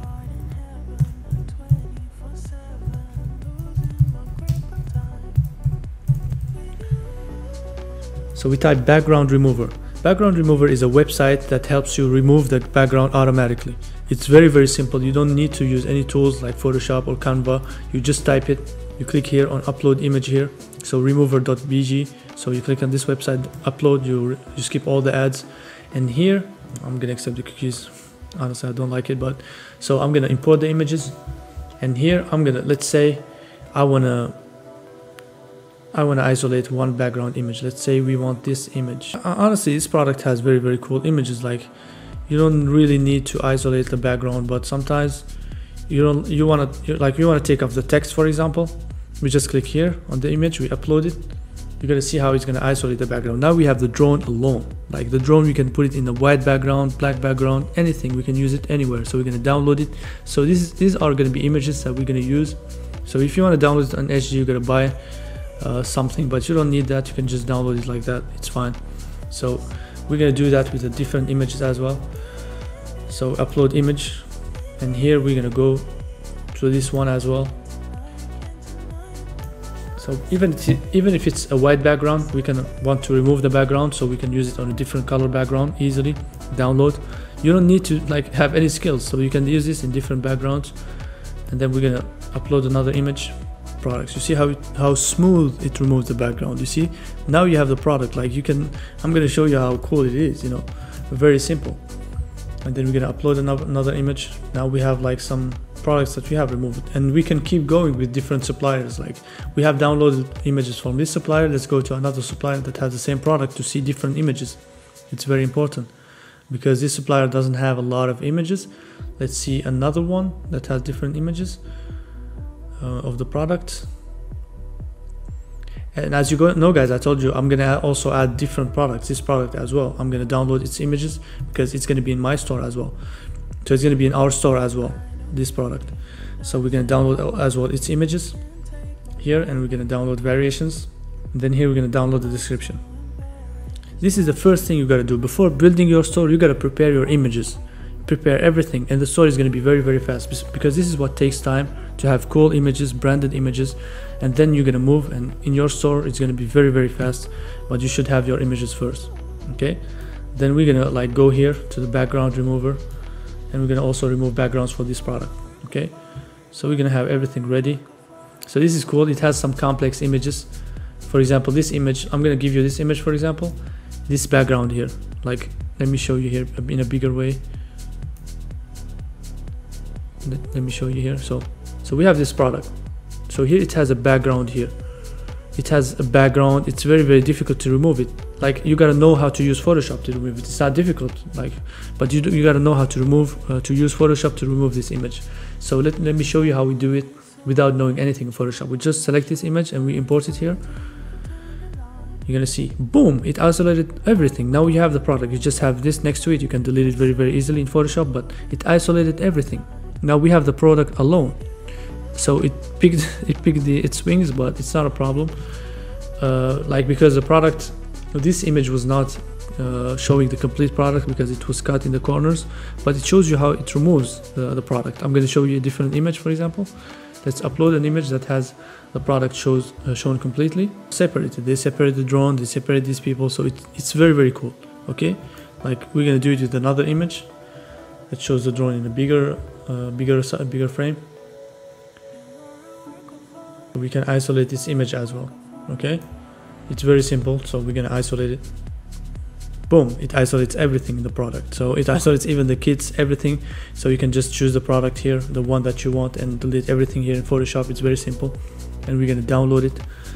It's very cool, like very fast, very easy, and it isolates the image in a very cool way, very professional. And we have this drone as well. So this drone also, we're going to be selling it on our website. So we're going to go also to another drone and see different images. So we have this drone, so we have this drone, and we have this drone as well. So this drone also, we're going to be selling it on our website. So we have three different variations of drones. Okay, we're going to have 3 drones on our website. So once it's downloaded, we're going to go again, do the same with the other product, because we're going to have 3 products on our store. So here we're going to go here, see though, it's going to isolate it very nice. So you see how smooth it isolates the drone. Like you have it and you can like put it in different images, different backgrounds. It's so amazing. That's what we're going to be using in our website. Very nice. You see this image? So it shows the drone here bending its 2 left wings, and here the wings are open. It's very stylish. Like we can have a very branded store with this. It's just so amazing. And now we have separated most of our images, and now we're going to put our logo and edit those images. First of all, we're going to organize those images into our files. So we have the store files. It's very important to organize everything. So once we click on it, we have the logos. So all the logos are in here. Okay, and then so we're going to open the other window where we downloaded our images here, and let's click here on downloads. So we're going to put all the images that we have separated. So these images are going to be for the product 1, very important. Product 1, drone 1. So everything is going to be organized. Drone 1. Okay, we're going to add these images, only the images for the drone 1 first. We're going to add them. Okay, we're going to keep going for the drone 1, and then we move to the drone 2. We're going to keep going. We're going to see the images, like the other images that we want to import. So we can we want to see branded images. This is a cool image. Even if you haven't separated, we can just edit the text here, or we can leave it. It's a branded image. We can just remove this one. So we're gonna add it as well. We're gonna add it to the store 1 here directly. Even if it's not modified, we can modify it just after that. And then we can see the other images. This is cool. Like it can be cool. Like we can add it as well.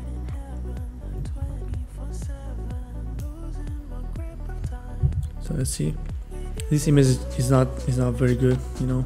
It's a technical image, so this we're gonna use it in our description. We don't need to put an image of this. It's too much information. Like we don't need to put everything. This image we have already separated. We're gonna use a different background. We're gonna see the different images. This is to AliExpress. So like we want to have branded images. Branded images don't choose backgrounds like this. It's more simplest.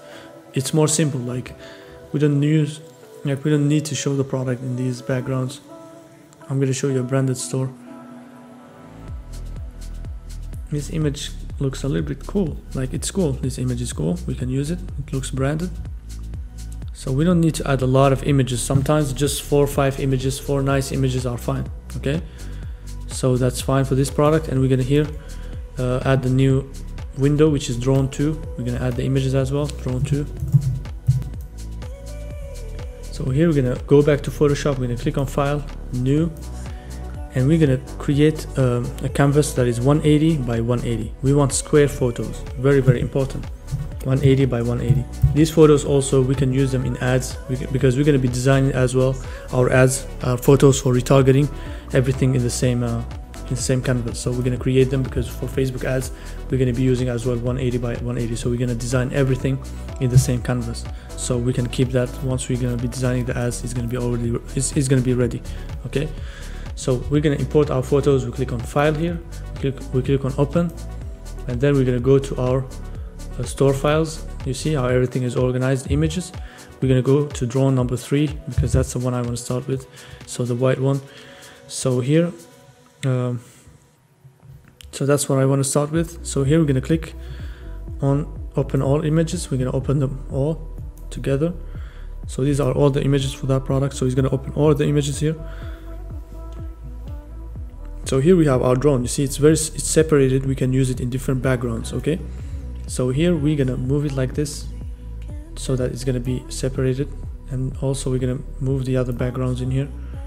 So this one, like it's a white background, we don't need it. We have already separated it, so we're gonna remove it. And also we're gonna remove this one.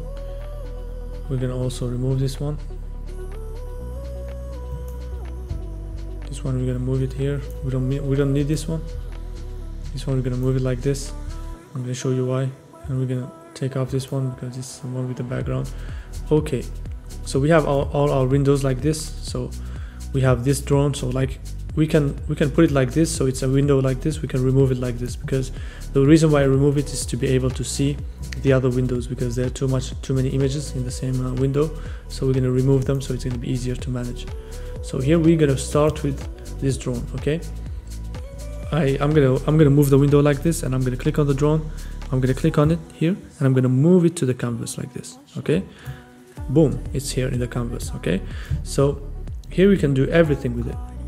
We can move it here. We click here. Okay, and then we click Control T as we do with the text, and then we make it bigger, smaller, as we want. Okay, I'm gonna make it in the size. So what I'm gonna do is this. I think the white background is fine. You could have kept it. So I'm gonna make it like this. So Photoshop is gonna center the image. If you move it, it's gonna center it by default.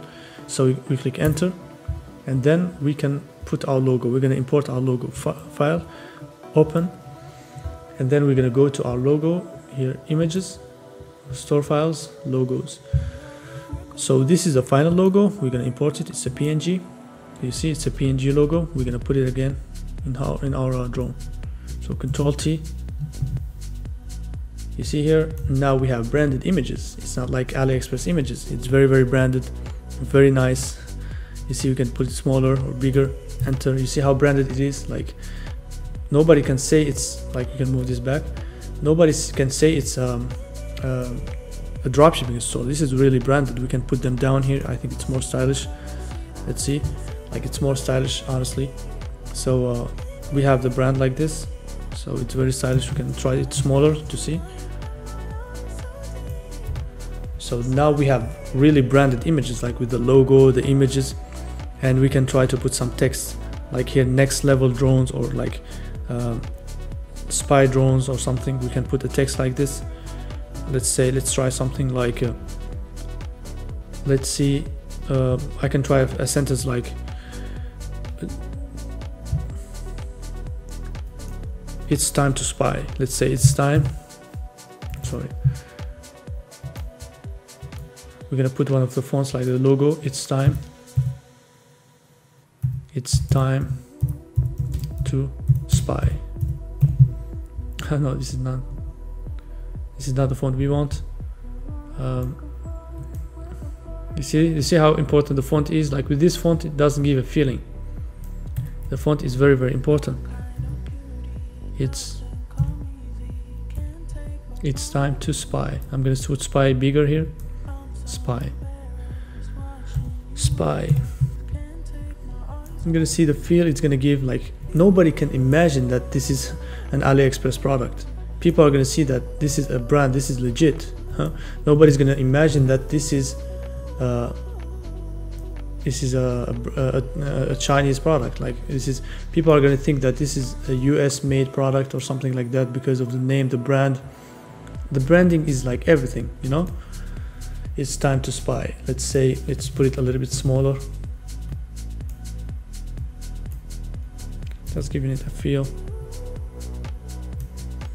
To spy. It's time to. Let's put the S.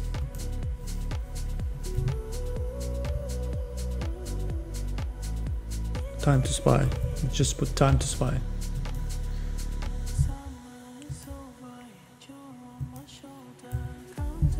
So we're gonna move this one. So just try to design it differently. It's time to spy. You see? Let's try to do something here. So we can like put a rectangle. So we can change the color of this. So we're gonna put a rectangle here. We click here to put a box here. So we drag it here. You're gonna see. I'm gonna put it in the black color. And then here I'm gonna remove this. I'm gonna click here, And then no, I'm gonna click to text here. I'm gonna click it's time to, I'm gonna put it all in white. And then don't worry, now you don't see it. When we move this box here, you don't see it because it covers it. I'm gonna show you how Photoshop works with this one. So let's just move these images. So Photoshop works like pieces of paper that you put on each other. So this one is, let me show you here.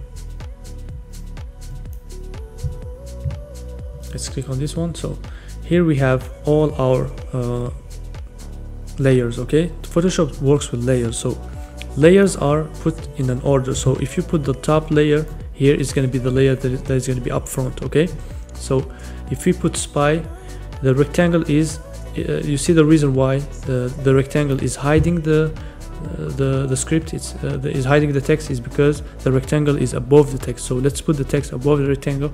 Now you're gonna see the text. It's just like layers above layers. Okay, so you just put them in order so that you can see what's in the top. Okay, so here we change here, it's time to spy. It's very, very nice, guys. I mean, in my opinion, I think that you see it's time to spy. Honestly, nobody can tell that this is not a brand. Nobody. It's time to spy. We're gonna put it here in the corner or try to make it bigger. Let me try here. I'm gonna here go to back to the layers. I'm gonna click here because if I don't do it,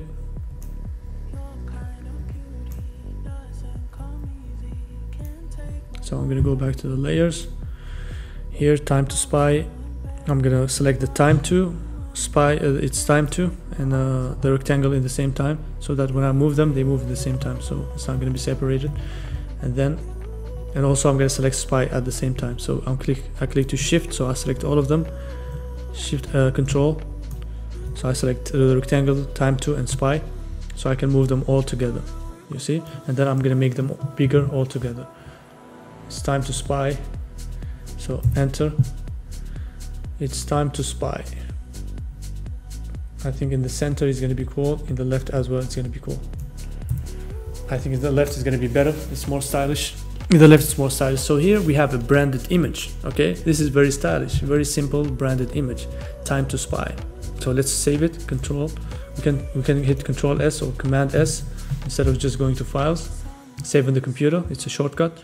And then we're gonna name it image 1. Drawn image 1. Image 1. Or we can name it time to spy. Time to spy. Okay. We're gonna name it. We're gonna save it as JPEG. Okay, not PNG. You can save it as PNG, but JPEG is the same.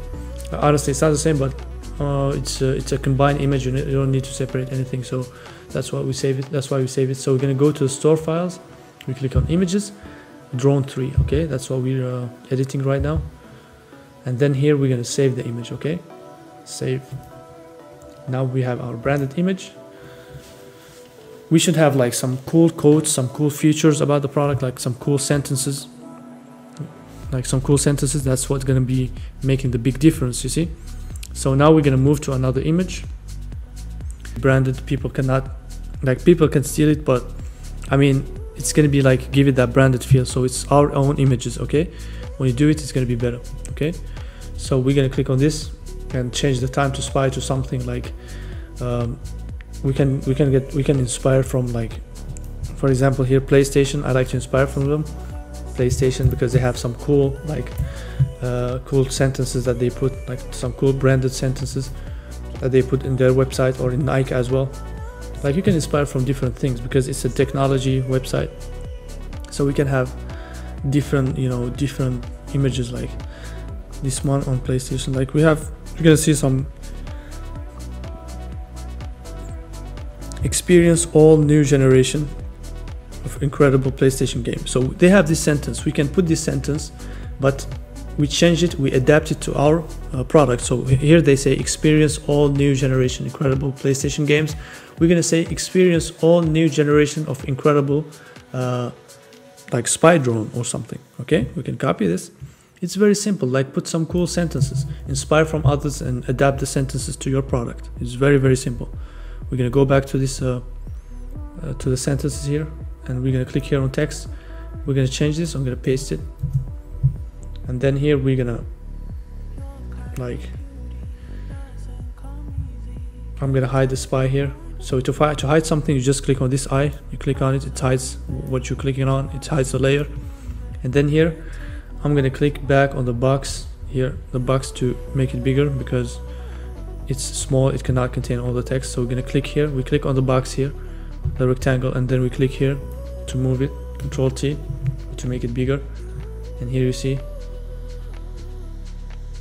don't worry, we're gonna change everything. We click here on Shift to make it smaller without making everything smaller, so just step by step, like corner by corner. If you click to Shift, if you click on Shift, you can make it smaller without making everything smaller. So here we have a very long sentence. We can like experience here, experience all new generation, like of incredible. You can like center everything here. It's centered already, it's already centered. We're gonna center it here. You see these sentences are really important. They give a feel, like they give the customer an experience. You see, he's gonna feel that this product is just so amazing, you know, and like it's branded. It gives it a branded feel. That's why we make it. So let's click on this rectangle again. We're gonna click Control C, copy it, and Control V to paste it. You see, and then we're gonna move it again, just below this text. You see, and now we're gonna change the text, of course, because we're not talking about PlayStation. We're talking about our drones. So we just inspire from their sentences, and we're gonna say experience all the new generations. Till now it's good, but we're gonna change PlayStation to drones. Drone generation of Spetsnaz drones or something, of spy drones. Spy drones. Okay, we don't use these drones to spy, of course, because it's illegal, but it's just like a branded something, you know, it's just a branded name. Controls, sorry. So we're gonna click on this rectangle. We're gonna click here to make it smaller.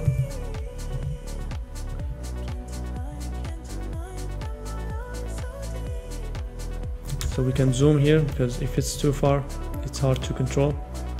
So we click here again, Control T or Command T if you're in Mac. So we move it a little bit. So the more you get closer, the easier it's going to be to move it.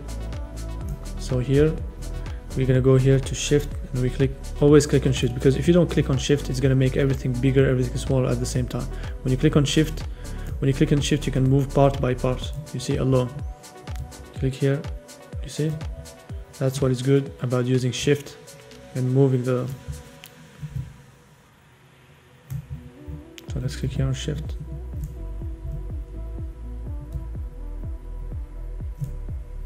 Okay, you see now. Let's click here on Alt to zoom out. If you just don't click on Alt, it's going to zoom again. You click on Alt and then you zoom out. You see it changes from plus to minus to zoom out. Okay, now we have experienced all new generation of incredible spy drones. This is really a very cool sentence. And here you have your logo. This is just so amazing. Like, this is a very branded image. I mean, nobody can tell. You see. And then here we're gonna click back on the other rectangle. Here we can hide it to see if it's the one. Okay, it's the one. So we click on it, and then we click here on the tool to move it. Always to move something or to change its shape, we click on here, as it shows here like some arrows. So we click Control T, and here we click Shift. As I told you, we can zoom to make it easier. Okay, we click here on again here to move it, Control T to have this stuff to move it, and then here we move it a little bit. It's fine, so it's not too big. And here we click again. So here we're gonna click here on Shift here, experience. You see, new generation. Oh. Control T. Now it's very nice. Experience the new generation. experience all new generation incredible spy drones. Now this is a very cool image. Okay, let's try to make this yellow or something. As you know, black and yellow is a good combination. Let's try to make it yellow to see what it's gonna make. Yellow, yellow, yellow. It seems really cool. I mean, guys, this is a cool image. Honestly, this is very branded, to be honest. So let's save it like this. Control T. So let's save it. File, save image as, save to your computer. So we're gonna name it image 2. Image 2. Or no, we're gonna name it next generation. Next generation. And here we're gonna save it as JPEG. See here, we save it here. Okay. This is very cool. I mean, this is a very nice image. And then we're gonna add the other drone here. So here we're gonna add it here. Okay, we're gonna drag it from this window and we're gonna add it to the other one. And as we did before, we're gonna click on this drone or we click on the layer. You either click on the drone itself or you click on the layer, it's the same. And you hit delete. It deletes the drone, like the layer. And Control T, let's try to make it bigger here. Here.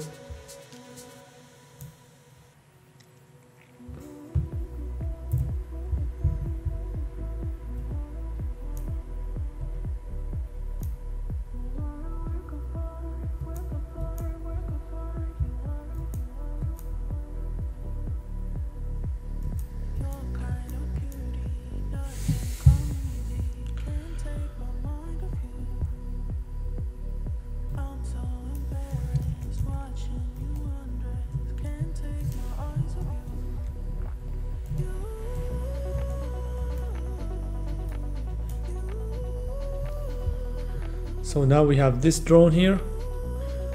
Like we can make another sentence, like saying something else about it. You know, let's go back to this website and see different sentences they do. If we have something that we can go to Nike, because in this image it shows the drone being flexible. You know, that's very cool. And Nike and other brands like Nike, they also show you a shoes that is flexible, and sometimes they talk about it. They like give you something, you know, a sentence that is about a flexible product. Like, so what we can say about this product, we can say something about flexibility or something about fits everywhere or small, something that is very nice. It's a spy drone.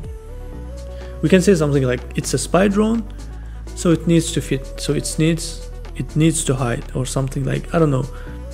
For a branded product, you don't need a ton of images. You need 4 or 5 cool images and it's fine. We have edited 3 images and we can have 2 more images and it's fine. So for this product, we have finished the editing, and we also going to find some 3D images for it and something even cooler. So we don't need to like edit a ton of images.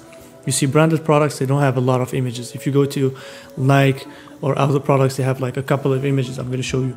So as you see, branded websites, branded drones, they don't have a lot of images. Here they have just 4 images and it's done. You see, brands, they don't like make a ton of images like in AliExpress. So if you have 4 or 5 good images, it's fine. So that's what we have done, and we're ready to have to launch the store with that product. We're going to edit 4 more products. We're going to do exactly the same thing, so I don't need to show you the exact process for the other products. I'm going to do it so it's going to be faster. The video is going to be shorter. It's exactly the same process. I'm going to do them, and then we're going to start building the store. Now we're going to build the Shopify store. I suppose that you have already an email address for the store. If you don't have it, create one. It's very simple, just create a Gmail address. So I suppose that now you have an email address, and we're going to put it here in the store. So I created an email address which is Spetsnaz. So they're going to ask you a couple of questions, like you can answer them very quickly. It's just like for their own statistics. You don't really need to really focus on these questions. Just for the store, but for the industry you're in, you can put we are in electronics, so we're going to put electronics here, and then we're going to click next. And here, so it's going to show the country we're in by default. Now I'm in Portugal, so it's in Portugal here by default. And then you're going to put your first name. I'm going to put my first name. So now this is the interface of Shopify. So you have here your home, you have here the orders, the product, the customers, analytics, marketing, discount apps, online store, and the settings. Don't worry, I'm going to show you everything step by step how to do it. In Shopify, you got to go step by step. We start from the top to the bottom. So we do everything step by step. That's very, very important to keep everything organized and everything simple. We already have our product image. Things are going to be faster. Okay, so Shopify is a platform where you can build your store from scratch without needing to code. This is really, really interesting. It makes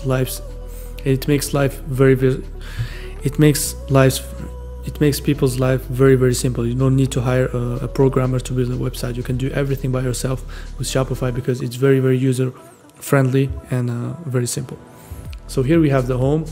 So to build a Shopify store, we gotta do step by step. We go from here to the bottom. So we go to the first step, which is home. In home, we don't need to add everything. So in the home part, we don't need to do anything, okay? And then we go to orders. In orders, we have no orders yet. We don't need to do anything, okay? We do step by step. In draft here, nothing. Checkout here, nothing. Products. In products, we don't need to import any products. We don't have any products yet, so that's not where we're gonna do them. Inventory, we don't have nothing. Collections, nothing yet, okay? So collection here in collection, we can create our connection. So here the first thing we're gonna do is create a collection. So we're gonna create collection. So here we're gonna name it drones, okay? We have a collection that is called drones. And then we're gonna put here manual, okay? So that we add products manually, okay? Then we can hit save, okay? Now we have a collection. We don't have any products yet, but we have a collection right now. So here gift cards, we don't have them for right now. We don't need them. Customers, we don't need them because we don't have any customers yet. In analytics, we don't have any sales yet, so we don't need to check it out, okay? So here reports, everything, no. Marketing, no. Discounts, not now. In apps, that's what we're gonna set up now. This is the part that you're gonna start from really, okay? We're gonna start from the apps to be able to import the products, to be able to do SMS marketing and different things. So the first app we're gonna add is this. So we're gonna click here on customize our store to choose the apps we want to add, okay? So here we're gonna research apps. The first app we're gonna add is Vitals here. Vitals is an app that gives you 40 apps. You don't need to add different apps, pay for different apps. You pay just $29.99, I guess, or $24.99 a month, and you get 40 apps and you have 30-day free trial. It's just amazing, okay? So we're gonna add Vitals, which is the first app we're gonna add, okay? It's an app that contains 40 plus apps, okay? So it's $29.99 a month and you have 30-day free trial, okay? Add it. And then here we're gonna go down and we're gonna install app. So you see, this is the Vitals interface. So here you have different apps. You have boost revenue, you have convert more, you have different apps. So if you click here and see more, see all apps, it shows you all the apps that Vitals contains. We're gonna activate the Facebook pixel. We click on it like this and we activate it. So here it's off, we're gonna click on and then we're gonna activate it. We don't have any pixel yet. Don't worry, once we set up our business manager, this is here where we're gonna create our pixel. We're gonna paste the ID of the pixel. I'm gonna show you everything step by step, but we activate it now so we don't forget it, okay? And now we go to the dashboard again and then we click on see all apps. So this is the first thing we do, and here we're gonna look at other apps that we need. Then the second app we're gonna add is currency converter, okay? We click on it and we activate it, okay? Very, very important. And here we follow some instruction to really optimize it. So here you have some instructions that they tell you here. The Vital currency converter works with its own currency switchers. If your theme has a currency switcher, make sure you disable it or remove it. Contact us if you need, okay? It's very, very important to do that. Don't have a theme that has already a currency converter in it. So that's why we're gonna make sure that you don't have a theme that has a so they tell you to make sure that you don't have a theme that has already a currency converter built in it. So that's why you're going to be making sure you switch it off, okay? So here we activated the currency converter here. So this is great about Vitals, is that you have too many apps. If you go to the dashboard here, you have too many apps. You have apps for reviews, you have apps for everything. Everything you need, you have it here. You don't need to pay for different apps. It's so economic and really awesome for somebody who starts with a low budget. Okay, so you have many apps and you have 30 days free trial. You have even apps for SEO, different apps that I have, different apps that I you have even different apps that I haven't even tried myself. Okay, so here you have the Facebook Messenger chat. You can activate it. It's very good.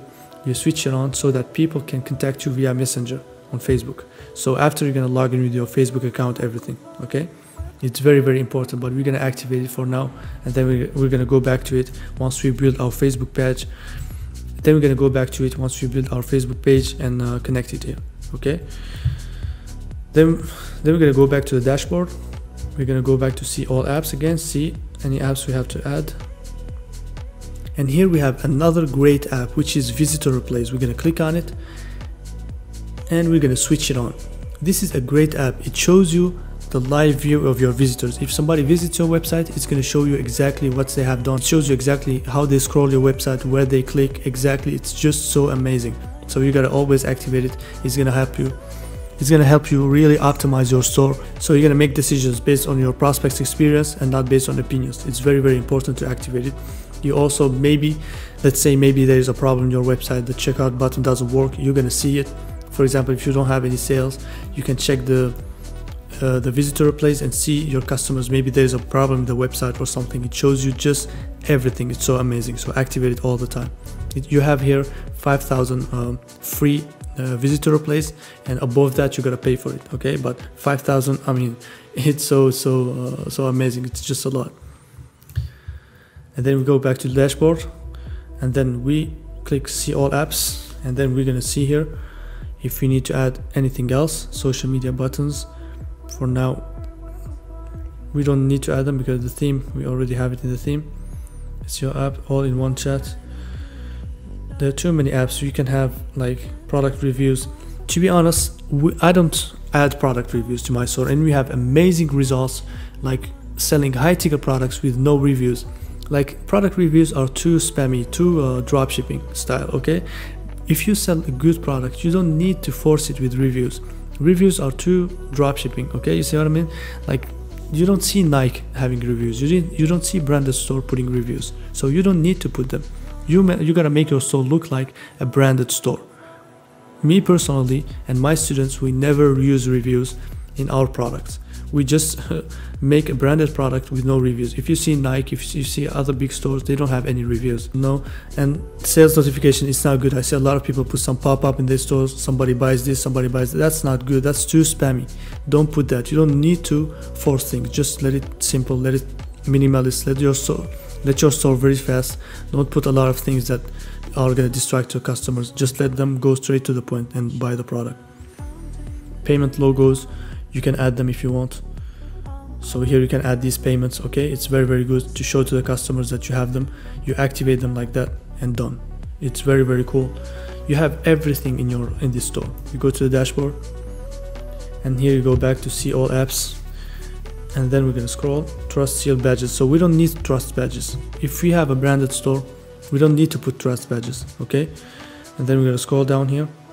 Reduce abandonment card reserve timer. Never put timer. Timer, it's too spammy. I see a lot of people do it. They put some timer stuff. No, this is too dropshipping. You never see a branded store have a timer. Like, it's very rare. If they put it, it's like a really rare occasion, like Black Friday or something. But in general, you don't put a timer. That's not good. Active tab, favicon count, no. High dynamic checkout, no. Protect your store, content protection. We can click on it. So this is very good. It prevents theft by blocking your right click. So this is very good. It prevents people by downloading your image. So it just disables the right click on your store. It's just so amazing. We're gonna activate so that other dropshippers don't steal your images to scale your store. Okay, so that's very good to make life harder for them so that they don't steal the image store. So it disables the right click, it disables the text selection so they cannot copy your description, it disables dragging and dropping your images and text. So it's just so amazing. You can also check here disable above protection when you log in Shopify as admin. So you don't need to check this, just leave it as it is. We just activate it so people cannot steal your images. It's so amazing. And we go back to dashboard. You see how Vitals is amazing? It just gives you a lot of apps all in one. So these are all the apps that we need for now. We don't need more than this, okay? We close them and then we go back to our store. We have added all the apps we need. Now we're gonna go and customize the products. We're gonna go here to products. So here as you see guys, here we just imported the products from AliExpress. So you see they have so long names and everything, so it's so messy. We're gonna change them one by one. We're gonna add the branded names we have added in our previous. We're gonna add our branded names to the products, the branded images that we have done previously. So it's gonna be more professional. So we're gonna go to this product, the first one. So here you see the name is very, very long because it just took the name from AliExpress, because when you import from Deezers, it just imports it exactly as it appears on AliExpress. So you have some weird images with like very, very spammy you know, text and stuff like that. So we don't want that. Customers are not going to buy, you know, a product. They're never going to trust a website with images like this. You know, it's going to be like very, very spammy. So what we're going to do is that we're going to change the images. First of all, we're going to put the branded name we have put. So we're going to go back to our list. So we're going to go back to the branded names. So we're going to go back here to branded names. So we have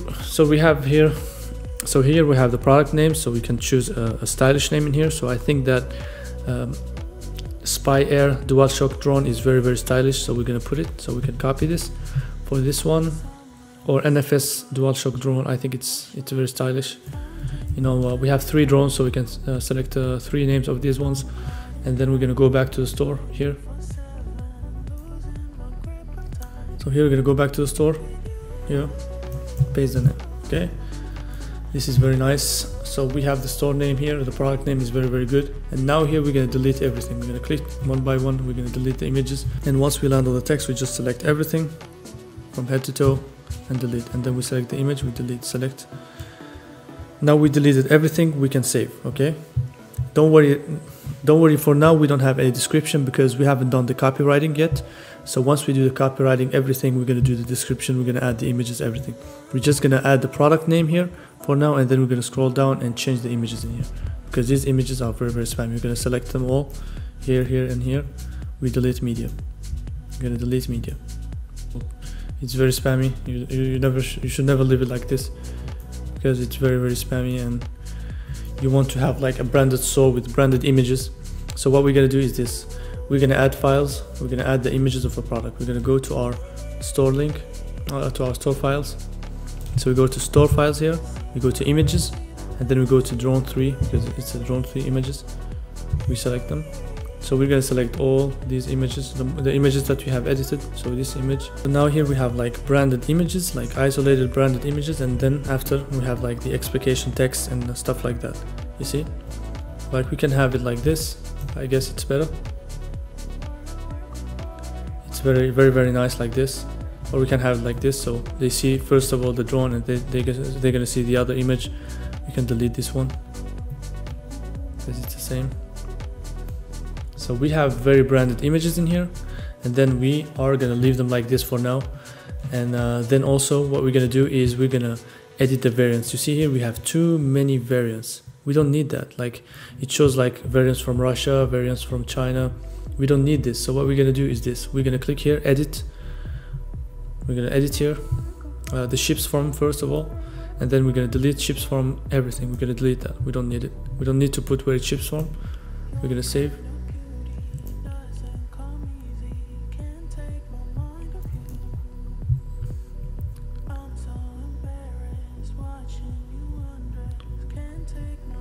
So here we're also gonna edit this, and we're gonna delete colors. So we don't need any colors here. We just have one color. We don't need any colors because it's just one color, and we're gonna save it. Save product.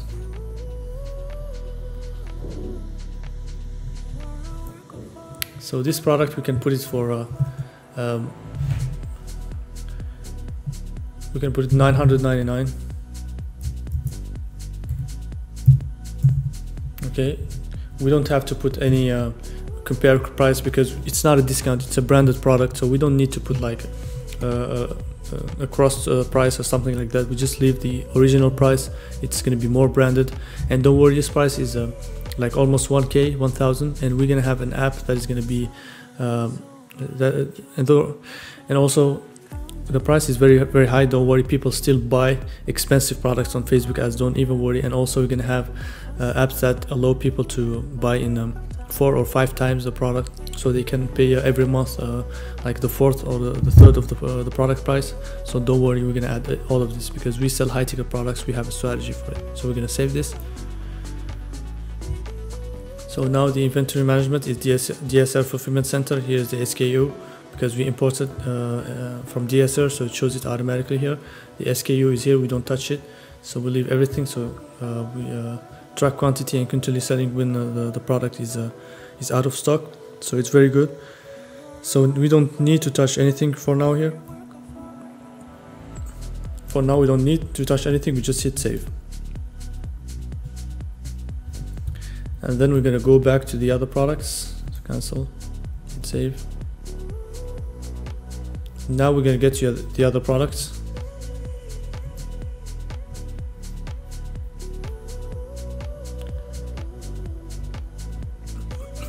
We're gonna go to the second product here.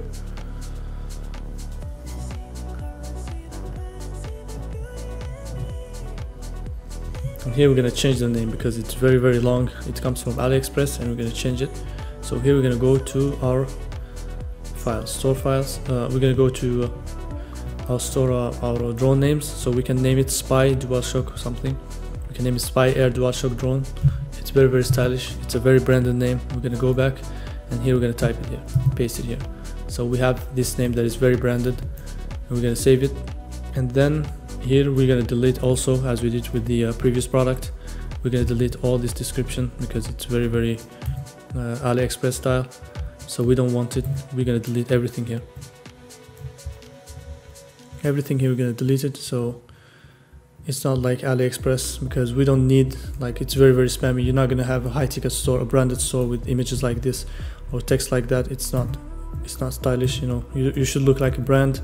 So you gotta delete everything here, delete everything, all the images, because we're gonna have copywriting, we're gonna have images. In copywriting, even branded stores, we don't put images, because when you see brands, they just put 4 or 5 images, 4 quality images, and it's done. You know, we're gonna look like a brand, and that's how people are gonna trust our store. Okay, now we have deleted all the description.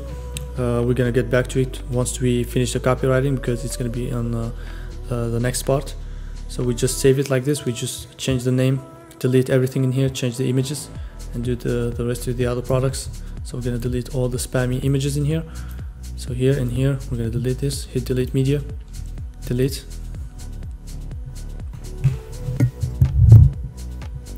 Also, you're gonna delete all of those. There are too many images. Like, if you have a product, you don't need to put 10, 20 images. It doesn't make sense. Sometimes 4, 5, even 3 images, 3 good images are fine, because people have already seen the product on the video ad. So you have some cool, nice images, because if you have too many images, like, people are gonna keep scrolling, and sometimes they're gonna even like say, shit, I'm not gonna buy this product. So have some small images, nice images. 4 or 5 are enough. And then we're gonna go back to store files, to the images. It's, I think, drone 1. And here, yes, we have all these images. So we're gonna add the branded ones. Here we're gonna add them.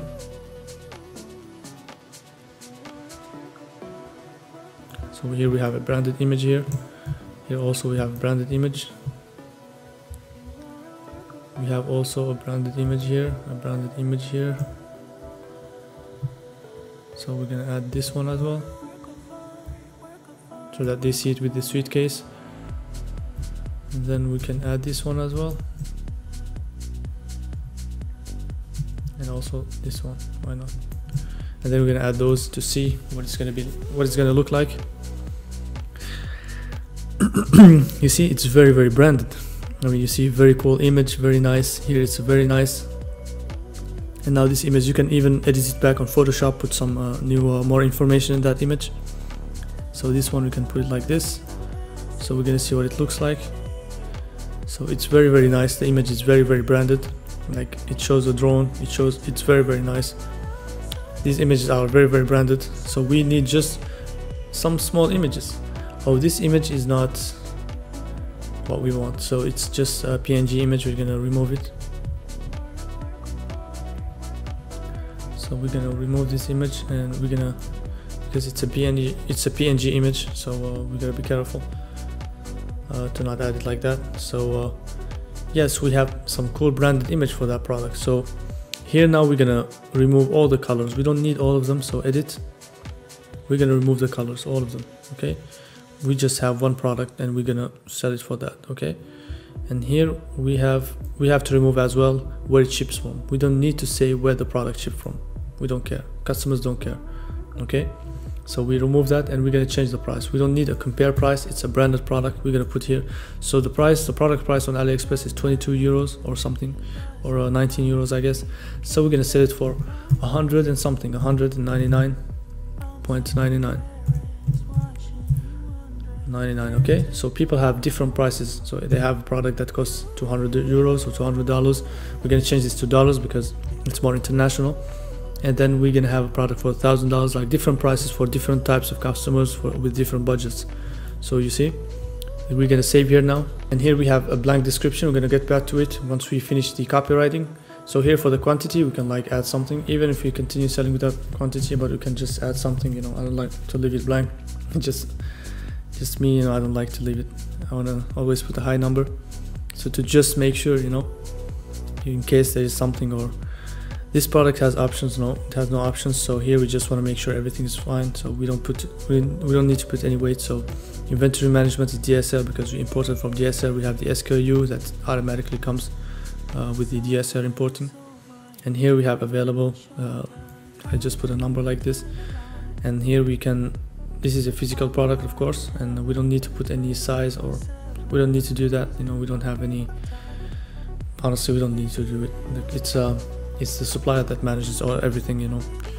We just need to check the most important things here and here. So it's done, everything's fine here. We don't need to do anything more. We're gonna get back to it once we finish the copywriting, and also we're gonna edit the SEO down below. I'm gonna show you. So we just hit save, and then go back to the third product. So we have these images. Okay, so we're gonna get back to the third product, and we're gonna also do the same. Edit it. So we're going to change the name. We're going to go back to the names of the product we have done. So we can name it, for example, Advanced Spy Drone, or Russian Spy, or something. The Russian Spy Dual Shock something. It can be cool, honest. The Russian Spy Drone. I can name it like this. It can be cool. Like it's something different, you know.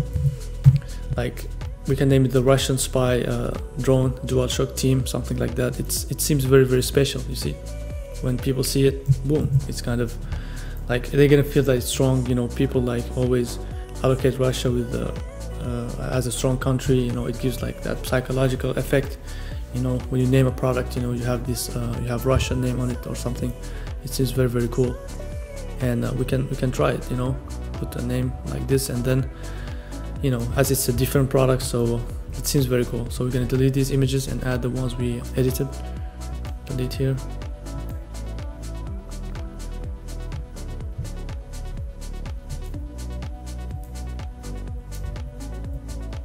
There are too many images here that come from AliExpress. You know, you don't need that.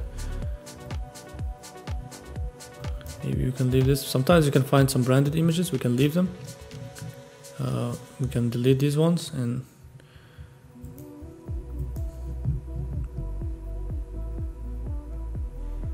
so we're just gonna put this first because it's more branded. You know, it's very nice as an image. You know, it's very cool. But these ones we can remove them. Because they have to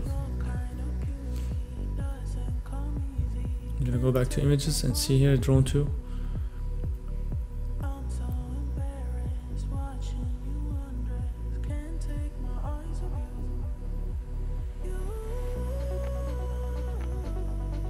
This is a branded image as well. Also this one is nice. You don't need to add too many images, you know. Like 4 images, you know, are fine. You know, this is a very branded, nice image. You know, it shows the shows the drone, it shows its details in a close-up. It's very nice, and it's very nice. You know, we can have 2 or 3 images. I mean, we don't need too many images. If you have a branded store, honestly, you don't need too many images. We're gonna delete these 2. Maybe you can leave this one, but we don't need too many images. Just gonna keep people scrolling and distracted, so we're gonna just show them the product in a very cool image, 2 or 5 cool images, and it's fine. So here we're gonna delete the colors. We have just one color. Delete everything here, and also ships from. We don't need to show where it ships from. We delete everything. So the product price is 137. So we're gonna delete the compare price, and we're gonna change this so we can set it for 499.99. Sorry. Okay, and here we can save it. Save product.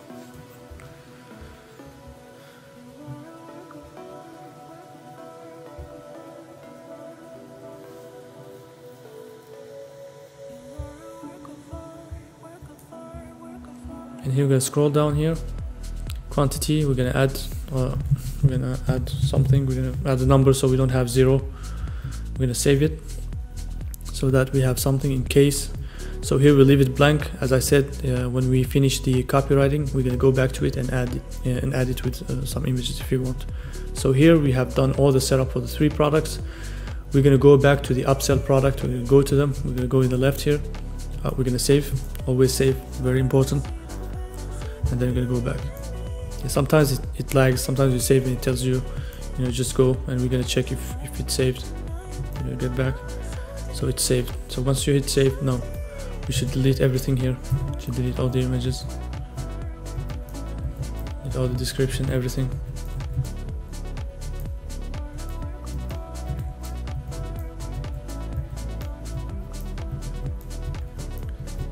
Delete all these images, so that we have a blank description, and we're gonna add our own, because this is very spammy. So here, you see, here is fine. I'm gonna try to delete from here, so it's gonna be small. Now it's fine, we can save, and then we're gonna get back to the other products. So now we have modified the 3 drones, and we're gonna get back to the upsells. You see, they have their names are very big. So we're gonna click here on that SanDisk here.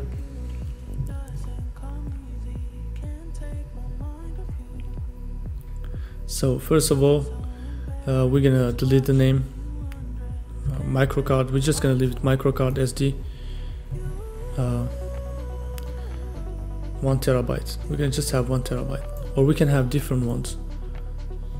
Okay, 45, like I think 250 and I think 180 and 1 terabyte is fine. So we're just gonna let it be just 1 terabyte.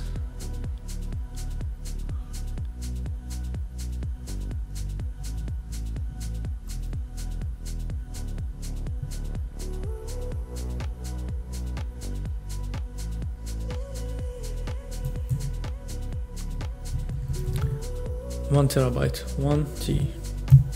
Okay, it's fine, just 1 terabyte here. And then we're gonna delete this description. We can just leave this one. The description can be fine for an SD card, so it doesn't need to be branded.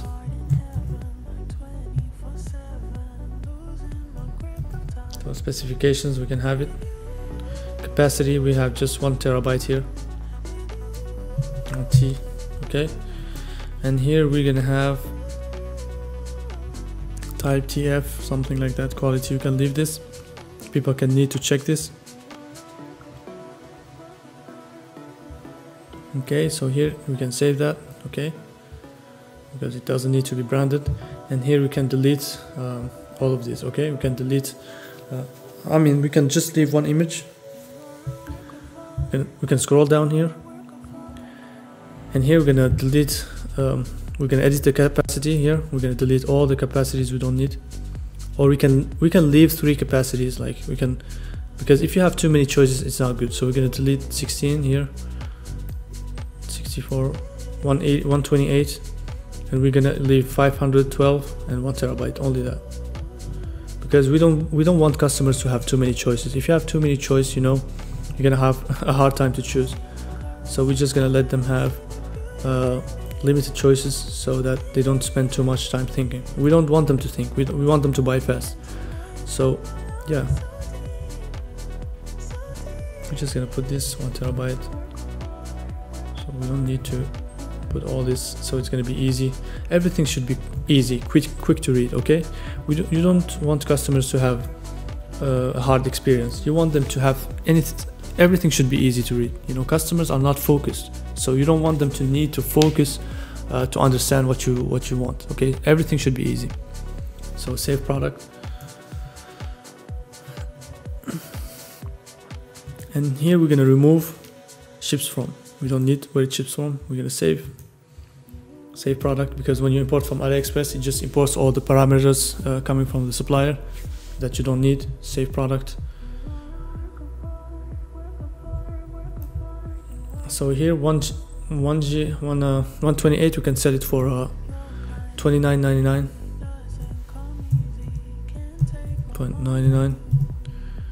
175, we can sell it for 500, we can sell it for 129.99, and here you can sell it for 199.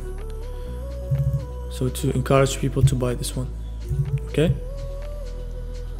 I think it's too expensive. I guess we can add, like, we can put it as like 19.99, okay? 99.99.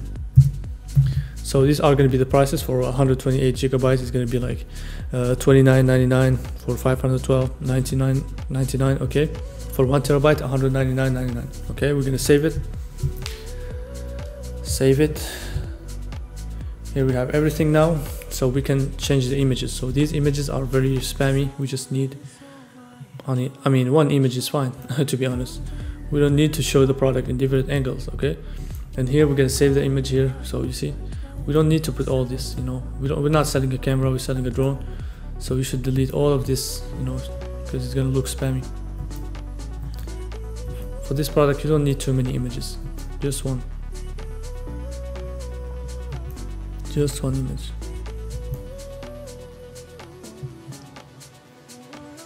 We can replace this image. We can just go to Google, 1 terabyte SD card. You can find a branded image, something that is, you know, more branded, you know what I mean?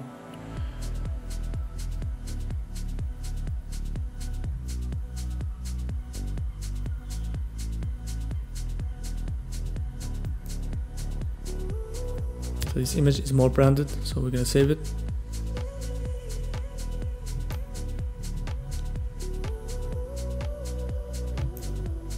To 1 terabyte, and here we're gonna put 512.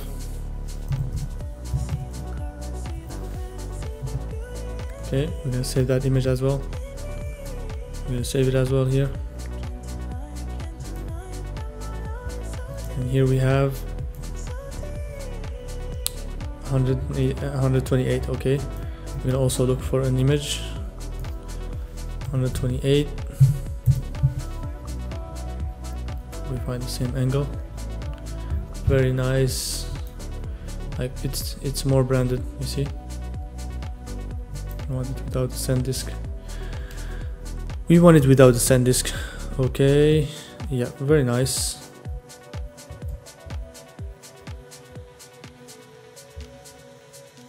I'm gonna save the image here. Save image.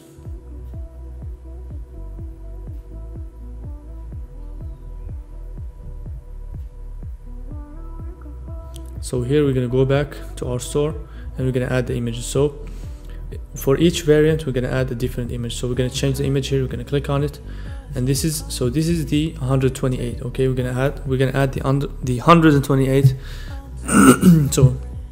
so we're gonna add the image of the 128 terabytes. So we have downloaded it, so it's here. We're gonna add it here. so that the customer sees what he's gonna buy. So they're gonna make sure that it's the right product. So here we're gonna select the 128 here, because we have here a cool image. Okay, we're gonna select it, and here we add it, and then we're gonna select here for the 518. I'm gonna select it here, 518. Okay, it's fine. And here 1 terabyte. Okay, so now we have all the images set up, and then what we're gonna do is we're gonna save here. Okay, we have the description, it's fine for this product because it's not the main product, it's just an upsell. We're gonna go back. So we have this product and we have the suitcase that is remaining. We're gonna click on it. For the upsells, you don't need to spend too much time. You can just leave the specification from AliExpress. If there's any spammy image, you can remove it, but you don't need to spend time because it's not the main product. So you're just gonna change the name or something, you see. So drone suitcase, we can name it drone. Let's say, what does it? We can change case. Let's say we can name it like. We can name it Spetsnaz drone suitcase. Okay. I don't know if there's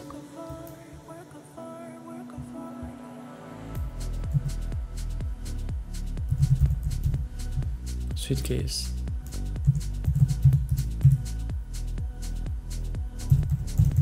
So we can put here a little TM so it looks branded here. We're gonna go to Google and we're gonna type TM. I'm just gonna type TM, and here we're gonna go here all. We're gonna click on the first link, and here we're gonna copy this little TM here, and we're gonna go back to our store, and here we're gonna paste it just after Spetsnaz so it looks branded. Okay, Spetsnaz TM drone suitcase, and here we're gonna save it. Okay, so it looks like our brand, our branded store, our branded suitcase. So we can delete these 2 images because if there's text, it doesn't look branded. We just need 2 branded images, it's fine. We're gonna remove all the other images. You know, we have too many images. So show more media to see all the images. So we can delete everything that is repeated, like here, and we can delete here this one. We don't want something with too much text, you know. And then here we can, like, if you have too many images, it's not good. Like here you have too many images, you see. We remove them, delete. Also we're gonna see the other images. So here we're gonna remove this one as well because we have it 2 times here. We're gonna click delete media, delete. And then we have this image, this image, this image, this image. So let's see if there's something repeated. We're gonna remove this image or this image. So because it's black here, so we're gonna let this image, remove it. So we have this suitcase. Okay, it's very, very stylish. We're gonna have it. We're gonna put it like this. This image can be very fine. Or no, this image can be fine. Okay. Okay, this image is very, very branded. We're gonna leave it. So we have 4 images in total. It's fine. And for this product, we can remove the colors. We don't need it. Edit. So we don't want to give this the customers too many choices, because if they have too many choices, they're gonna think too much and they're gonna hesitate. So the price is gonna be $49.99 or $39.99, because the upsell price should be an intuitive price compared to the product value. So it should be like $39.99. It's very, very cool for a suitcase, and you have a good margin on it. Okay, so it should be an impulse buy. So we're gonna save this, save product.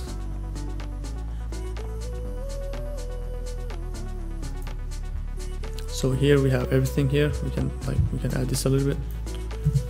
We have too many orders, and also even like we can continue selling even after the stock ends, but I just like to make sure everything is, that there is no possibility, you know, of running out of stock, you see. And then I go back here.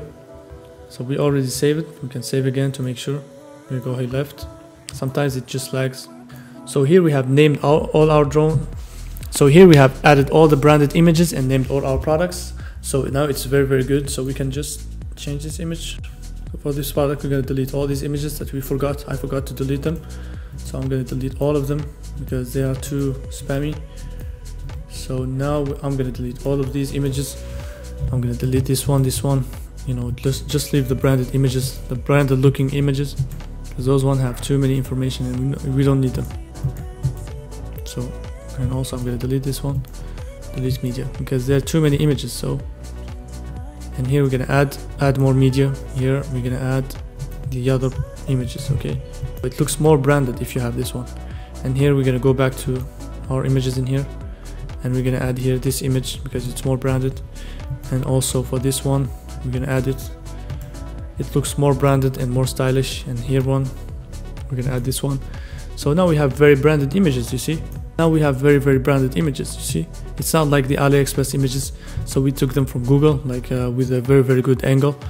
Now when customers see this, they have they feel more like to buy the product than with the other images.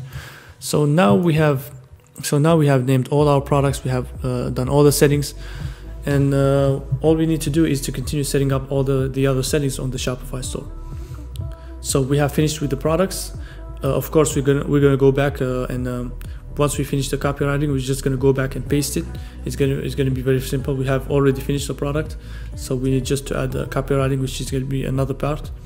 We just need to add copywriting, which is going to be another part, but we have finished the product. So here, inventory, we don't need to do anything. Transfer, we don't need to do anything. Collections, we have already set up all the collections. We have drone accessories and drones, so we don't need to do anything. Gift cards, we don't need to add any gift card. We can add it in special moments or something, but for now we don't need to add it. Customers, we don't need to add anything. We're just going to go step by step. Analytics, this is where you're going to see the sales. We don't need to do anything in here, not in marketing. In discounts, we have already added our discounts, which is drone 15 and drone 10. You remember in the SMS and the Klaviyo app.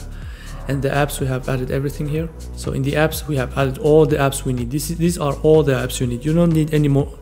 These are all the apps you need. We have added them all. You don't need anything more than this, you know, because Vitals only, you have 40 plus apps, and here you have SMS. We have set up SMS. We have set up also the upsells. We have set up Klaviyo. And also DSL. We have everything you need. These apps can do it. Okay, for the beginning, you can have some more advanced app, but for this, so everything you need, these apps can do it. You don't need anything more than this to have a great store that converts. So we have finished with the apps. So we have finished with the apps. Now we're gonna go to the online store. So here we're gonna design the theme. Okay, we're gonna choose the theme we're gonna design. This is the debut theme. You're going to choose some free themes, some other free themes that Shopify has, because we're not going to use the debut theme because it's too basic. We have other themes that are better. So we're going to explore the free themes of Shopify. You don't need to buy any theme, guys. You don't need to buy it. Just explore the free Shopify themes, some cool ones. You know, we're going to see something that goes with our product. We can have something that is cool and branded. The venture is very cool. It goes better with our product. So boxing here, no. So we're going to choose the venture. So don't underestimate the Shopify free themes. They're very good. You don't need to buy any theme. So we're going to select the venture theme. We're going to add it to the library. Add themes to library. So now it's loading. You see here it's loading. When it finishes, we're gonna start editing it. So now it's just added. So here we're going to click actions, and we're going to publish the theme. Okay, even if it's not finished, we're going to publish it, so we don't forget publish. And now we're going to scroll up here. So it's published here, but we haven't finished the design. We're going to customize here, customize.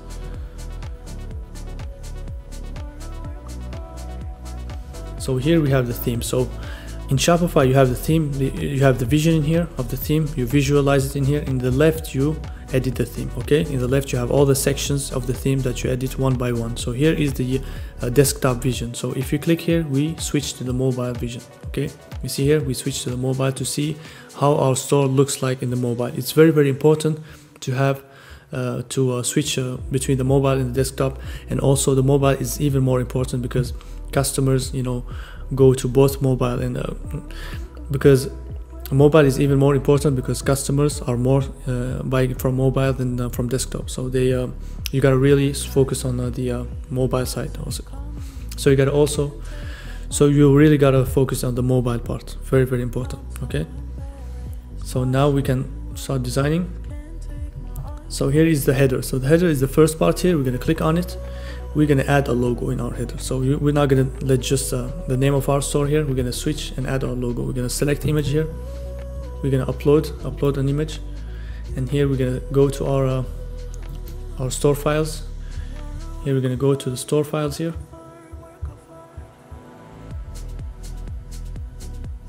Store files here, and we go to logos, and we're gonna add our logo. Okay, logo here. Open. So this is we've got to change the color of this one, because our logo is so we can have two versions of our logo. So we have a black logo and a white logo. We should have two ones. So we're gonna go to Photoshop here, and we're gonna have two versions of our logo. So here our logo was in black. So we gotta go so we gotta go back to Photoshop to have two versions, because it's very, very stylish to have an upper. It's very, very stylish to have in your theme a header that is black and a footer that is white. So it's very, very stylish. So we're gonna have two logos, a white logo and a black logo. So I forgot to do this in the beginning. We're gonna do it now. So we select just here the text in Photoshop, and here we select all the text here, the Spetsnaz, and then we're gonna put it in white. And then here, and also we're gonna select here drones. So that's why it's important to have, you know, your logo always in PSD file. And then we're gonna select it. Sometimes it's very, very cool if you have it like in yellow or something.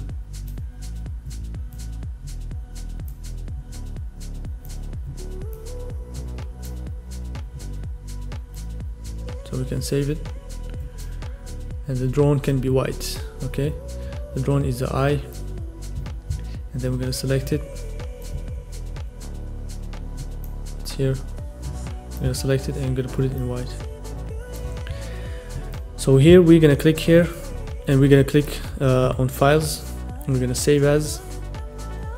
We're gonna click here, save to the computer, and we're gonna put white logo, name it white logo,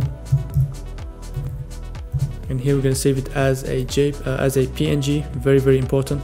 And then we're gonna go to our store files. We're gonna go here to store files, we're gonna go here to logo, and we're gonna save it as white logo. Save, and here OK, boom, it's saved. And then we're gonna go back here, we're gonna upload it. Okay, here we upload the white logo here, open, and here you see, boom, very stylish. Okay, you see the logo now is very, very branded. Let's see how it looks like in the mobile. Very, very nice. You see how branded this logo is? It's very nice. If somebody goes to this store, nobody can say it's a dropshipping store. It's a very branded store. Nobody can tell if it's a dropshipping store. It's very, very branded. Okay, now we have a very branded logo here, so we can switch from mobile to desktop. Always be switching, because mobile is even more important, because most people go to mobile, but desktop also is very important if you have a branded store. So you gotta be switching between all of them. If you set something up, be switching between the mobile to see how it looks like in both sides. Don't just be modeling on the desktop part and forgetting about the mobile. You'll be always switching. Okay, so now we have done the logo here and the header. So let's scroll down here, customize with. We can try here, let's say here, let's try 400. Let's try here 300 to see what it does. Let's just leave it as it is, as it was. Okay, and then here we're gonna scroll down, show announcement bar. No, we don't need it. Let's type a text. No, we don't need to add anything here. And here we can add a link here, products. Here we're gonna add collections. Okay, here we're gonna add a collection here, so that when somebody clicks on the header, he can go to our collection, so he can go and see our drones. We're gonna click on drones, and done. Okay, it's very, very important. If somebody clicks here, he's gonna go and see our drones. It's very, very important, so that everything in your store is clickable. So we set up the header, we have finished it, and then we're gonna go back, and here we're gonna go to the slideshows. So the slideshows are this part. Okay, this part is where you have your images, everything. Okay, So we're gonna have here some cool, nice images of our product. So we have 2 images here. Let's put the images of our drones. So here we're gonna click here on slideshow, and here we're gonna add an image here. So the slideshow is here. We're gonna add an image here in slide 1. We're gonna click on it and add an image. So let's click here. We're gonna add an image of our drone. So let's go to our store files, images. And we're gonna click on drones, drone 3. We can try to add something like a cool image of the drone. Let's see the drone one, the other drone 2. We're gonna add some cool branded images that we have. Sometimes AliExpress you have some branded images ready, but sometimes you need to change them. You know, we're gonna see what we have here.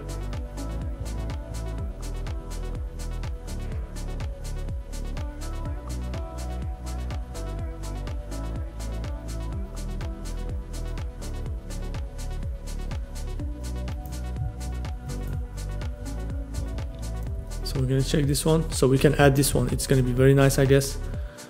Let's try it to see what's gonna be. It looks very, very nice. It looks very, very branded. Let's look at it here on the desktop. It's very cool. On the desktop we can have like a different one, but here on the mobile it looks very, very good. The most important, guys, is the mobile. So let's save it. We gotta always be optimizing on the mobile first, you know, very, very important. This is a very, very branded image. If you see this, nobody can say that it's not a it's a dropshipping store. And here we have to delete this. We don't need this slide here. We have to delete everything in here because you don't need it. It doesn't make any sense. Here we're gonna add a button here. We're gonna add shop now or discover.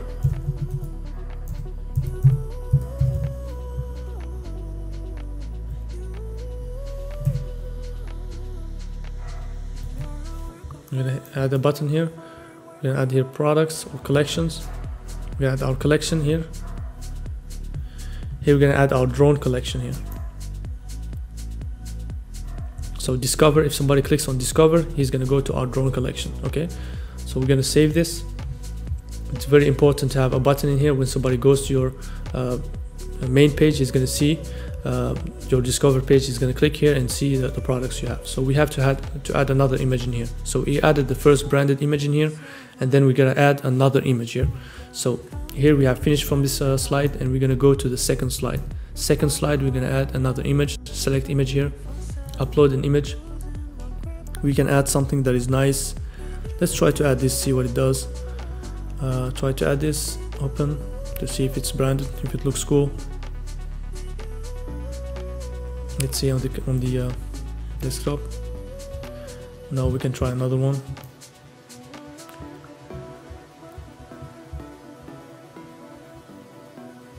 We're gonna go to the other drone. We can try a different image.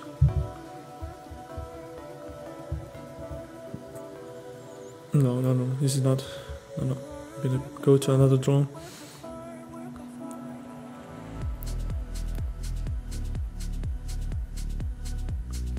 We're gonna go to the drone 3. So let's see this. Let's try this.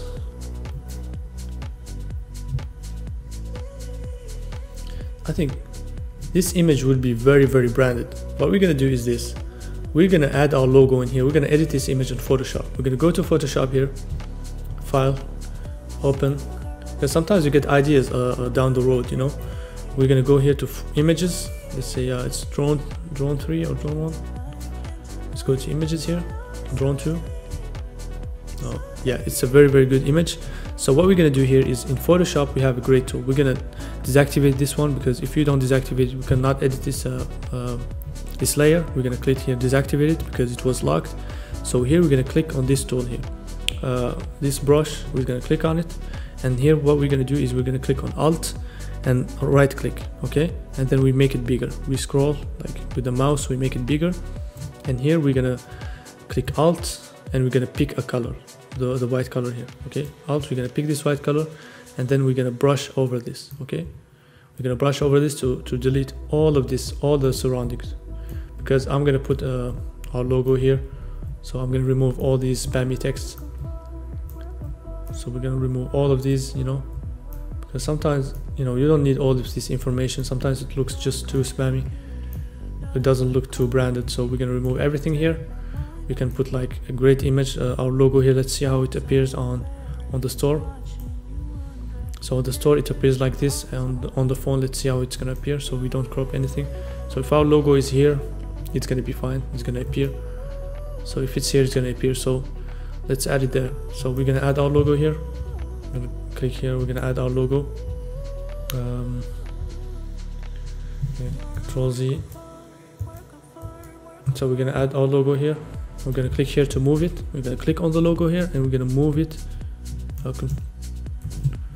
going to all combine all these. We're going to combine all these layers to move all together. So we're going to click here on the logo and we're going to move it, drag it to this part, and we're going to put it here. Okay. We're going to click Control T so that we can move it here. So here we can put it. We can put it like this, see, and we're going to save it many times. We're going to save it with a logo like this. Control Shift S, and then we're going to click here and save to the computer. We're going to save, put image logo 1, okay, and we're going to save it as a JPEG. And here we're gonna save it here on the we're gonna save it here. Okay, it's fine. We're gonna save it on the drone too. Okay, save image. We're gonna click on OK, and then we're gonna move also the logo here. Control T, like put it in different positions and save it different times, so to see if it's gonna be appearing or not, you know, so that, you know, we test it in different angles, you know. And then here we're gonna save. Control Shift S. We're gonna save to the computer. We're gonna image logo 2. This one is gonna be 2. And then we're gonna save it on as a. We're gonna save it as a JPEG. We're gonna save it here in the same place. And click OK. And then we're gonna move the logo also to another position. You know, try to see what it's gonna do. You know. So we can put it like this. You know, it's gonna be the last one. Control Shift S. I'm gonna see. Save it 3 times. You know, to see. Image 2. Okay. 3. Okay. Then we're gonna save it in the same place. So that's what's amazing about Photoshop, that you can do too many things. You know, you have no limits. It's so amazing. So we're gonna add it here. We're gonna replace the image, add the image that we saved here. See the different images, different positions, what it makes. You know, we have the images here, so you see we have saved them. So we're gonna try the first one here to see what it does on the mobile and on also the desktop. So this one is, no, it's not cropped, it's very good. So we're gonna see here in the mobile, it's very nice, very nice. We're gonna try another one, the other one, see what is the best. To see what is the best, we're gonna click on this one, also see how it appears. Like, it looks very, very branded, you know, very nice how it appears. It's very, very branded. We're gonna also add another one to see the best. You see what I mean? We're gonna add this one as well and see how they appear both on mobile and also this one is not. We're gonna remove the slide because this slide is not good. It hides everything when we don't need it. We're gonna remove it. Okay, so it shows it's very, very cool, but I think that the second one was better. So here we don't need anything. Or discover here. Let's type discover. And here we're gonna put our collection, drone collection. We're gonna type drones. Okay. So here discover here, and we have Spetsnaz drones. And then we're gonna go back here and we're gonna change. I think this one was better, or this one. I think this one was better. Okay, this one was better.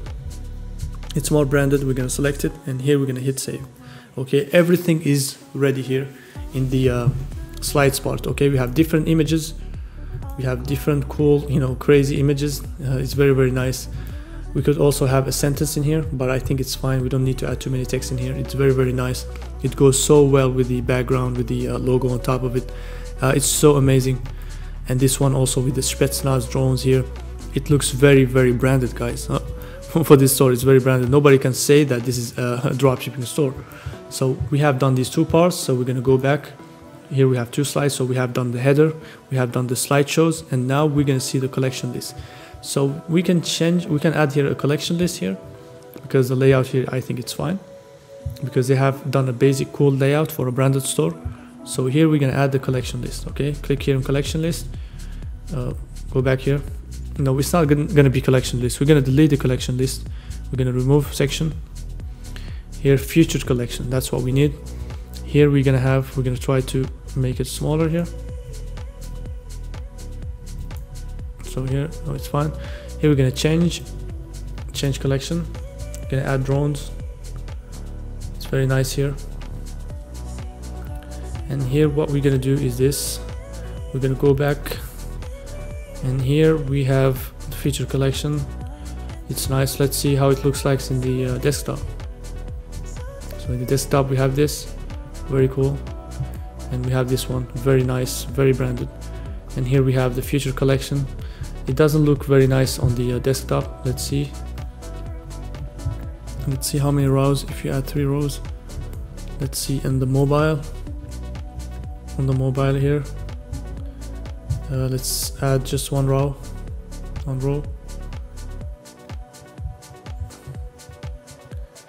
So let's just try to add another one.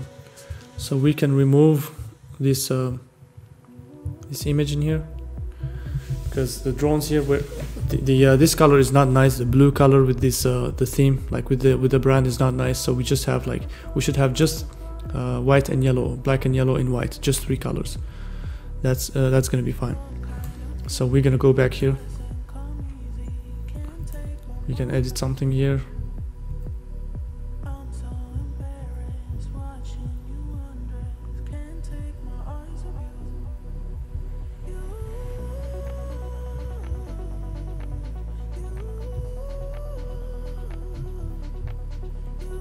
So what we're going to do here is we're going to go to theme settings. So what we're going to do here to change the colors is that we're going to go here to theme settings. We're going to go back here, theme settings, and here colors. So background is black. Everything that is blue, we're going to change it. The buttons, okay? We're going to change the buttons. Let's put them in yellow. Okay? We're going to go here and put them in yellow. It's not going to be green.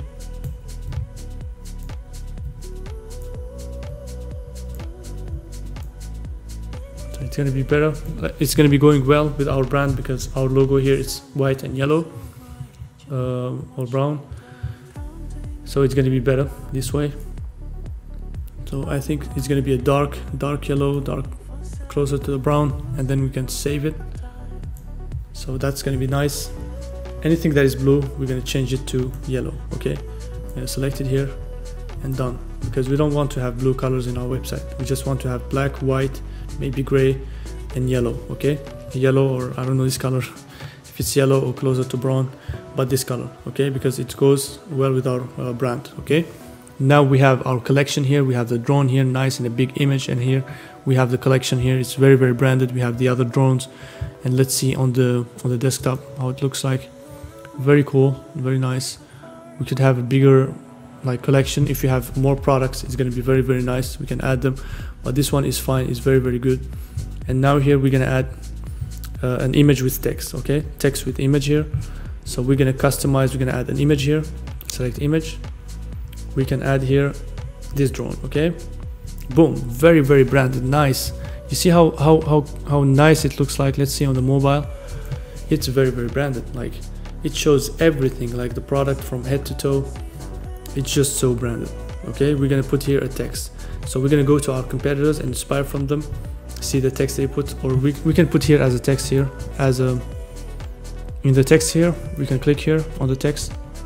So to edit the text, we're gonna click here on the text with image. We're gonna edit the headline. We're gonna like write next level drones, spy drones, or next level drones, or next generation. next level drones. It's fun. You see something very, very nice. Here we can go to our competitors, see what they write, like DJI.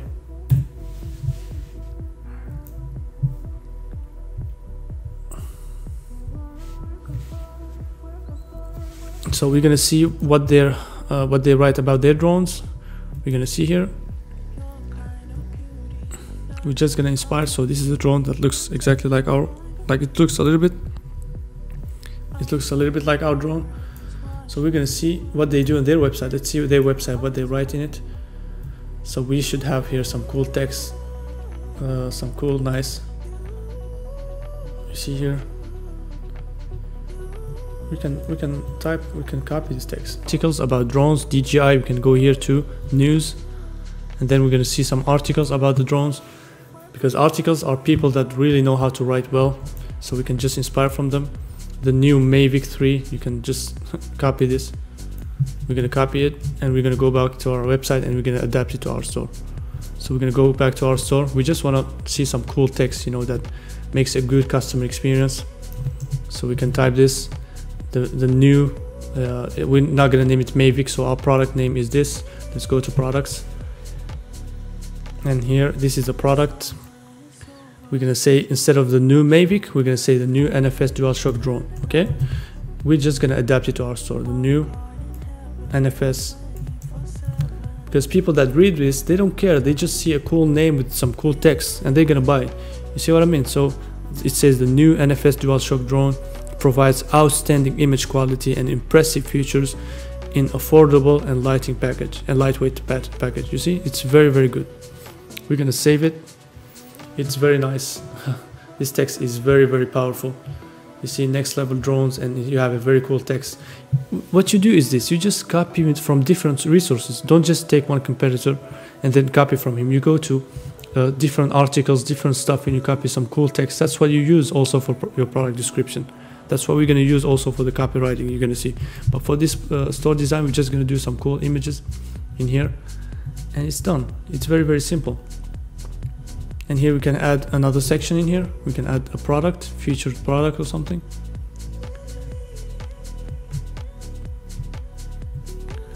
We can add a slideshow here, for example.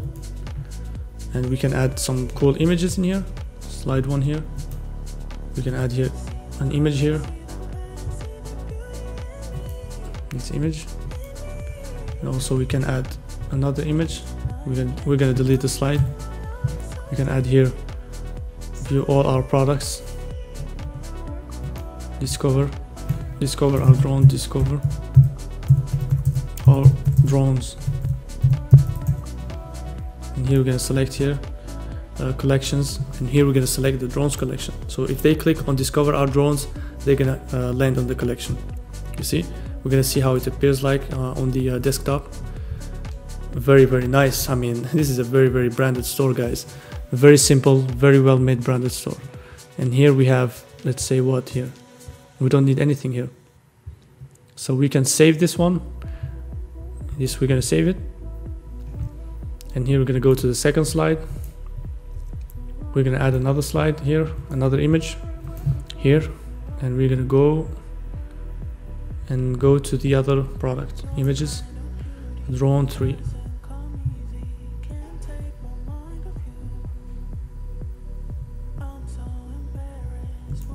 See here, we can add this image. It's gonna be amazing. See, in the second image we add this. It's very, very nice. Very stylish, guys. And here we have a very, very branded image here, and here we can delete this slide because we don't need it. And here we have a very cool, like, discover our drones. We can type it here, discover our drones. And here we're going to select here a button link here. We're going to select product collections here. We're going to select drones. So here we have a good, very nice slideshow here. Very, very cool. Like, it's a great customer experience. You have some cool text experience, all the new generation incredible spy drones. I'm going to save this. I'm going to go back.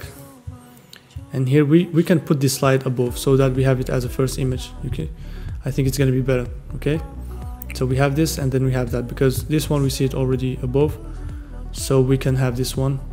It's very, very nice and very professional. I mean, or we can add it, because we don't see, we can add this one, and then when they scroll we can have this one for the customer experience. It's very nice. Very stylish. Nobody can believe in this, so it's nobody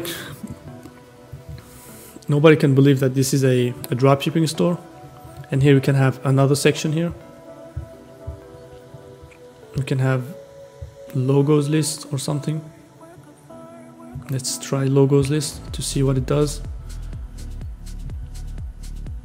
Let's hide these logos. Let's see how it looks like in the desktop. Logo 1. Let's try our logo.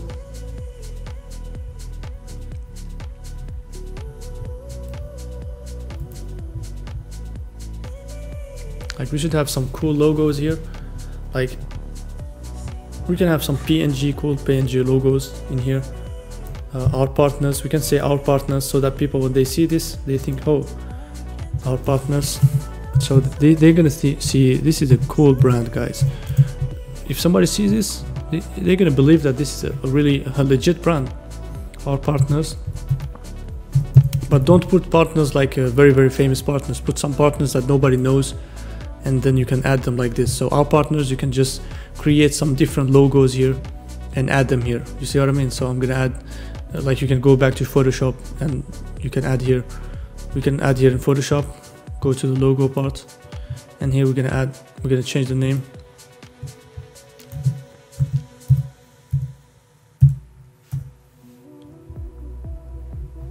And here we're gonna delete this one. We can add different logos here so that people think, oh, this is a legit thing.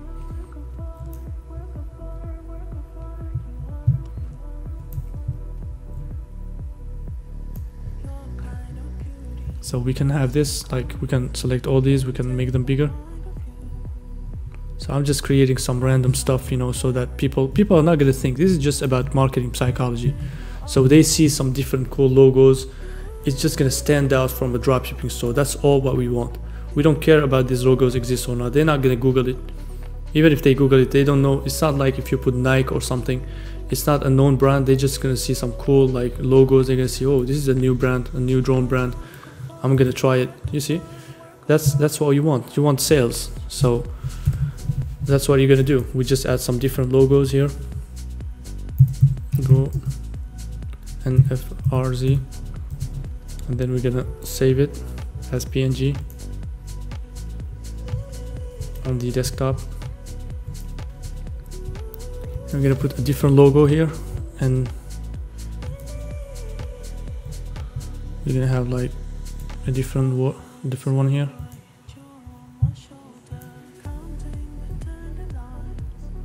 We can have something like this.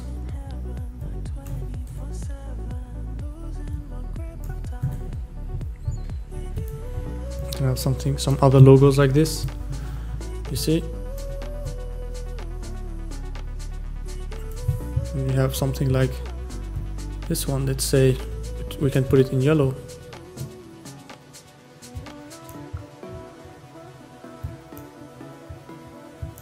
You can have this, and we can type, for example, we can have it in another font.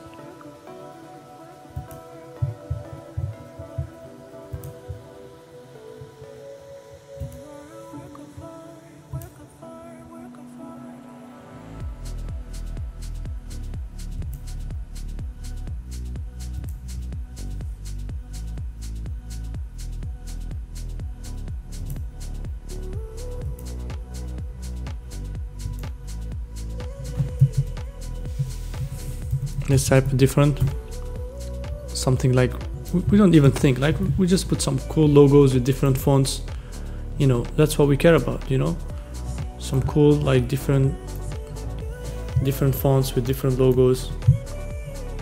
We can put this in red or something. We can put it, or we can leave it the same color so we don't have too many colors. Control Shift S. We're gonna save this. We want to put some cool like logos in our store so that it seems branded. You see what I mean? We just want something cool, you know, so that when somebody lands in this store, he's gonna say this is a real brand.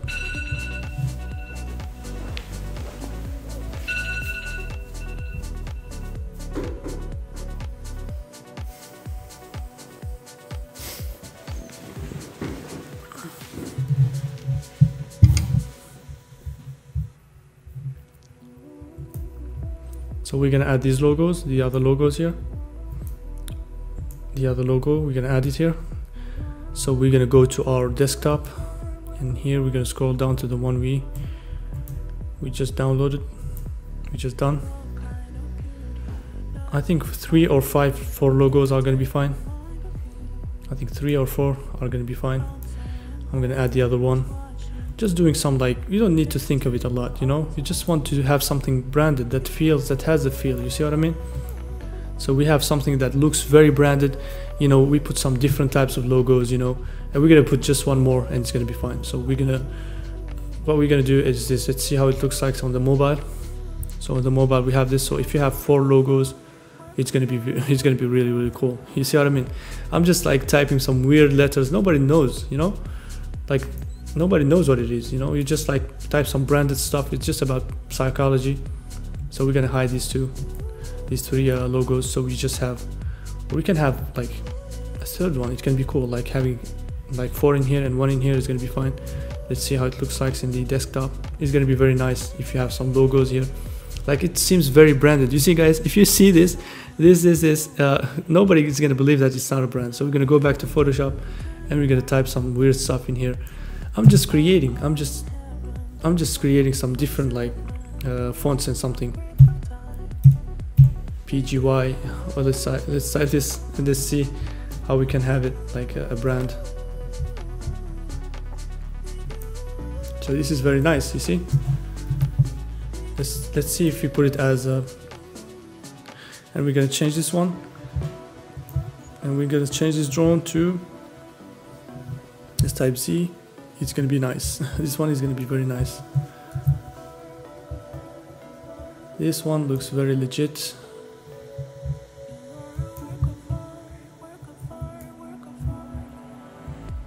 You see, we want to center it, and let's try to put it in red, so that we have a different, you know, not everything is the same color. These are different brands, so it looks cool. I mean, this pink looks very cool. It's just about psychology, marketing psychology. If you put this in your store, people go to your landing page, they're gonna believe it's a brand. They're never gonna believe it's a dropshipping store. PGY logo. We don't care, we just put some cool stuff in here. We're gonna save it as PNG in the desktop. And here we also gonna do something else. We're gonna here type another word, like let's type by some GDL. I just type some weird letters. I don't waste my time. I'm gonna type it like, I'm gonna try to do it like this. Like this, let it like this.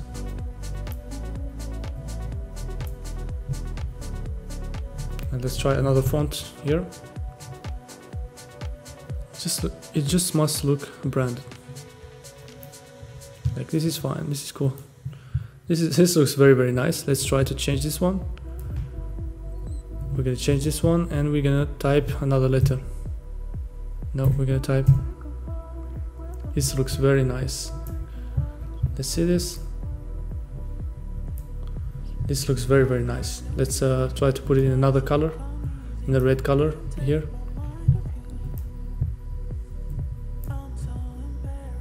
Very nice. I love this light red. It looks like a very, very good brand. Like, Ctrl+Shift+S. We're gonna save it, and it's gonna be done.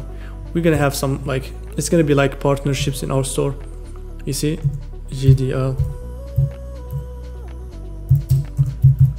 We just put some weird logos. We don't think of them.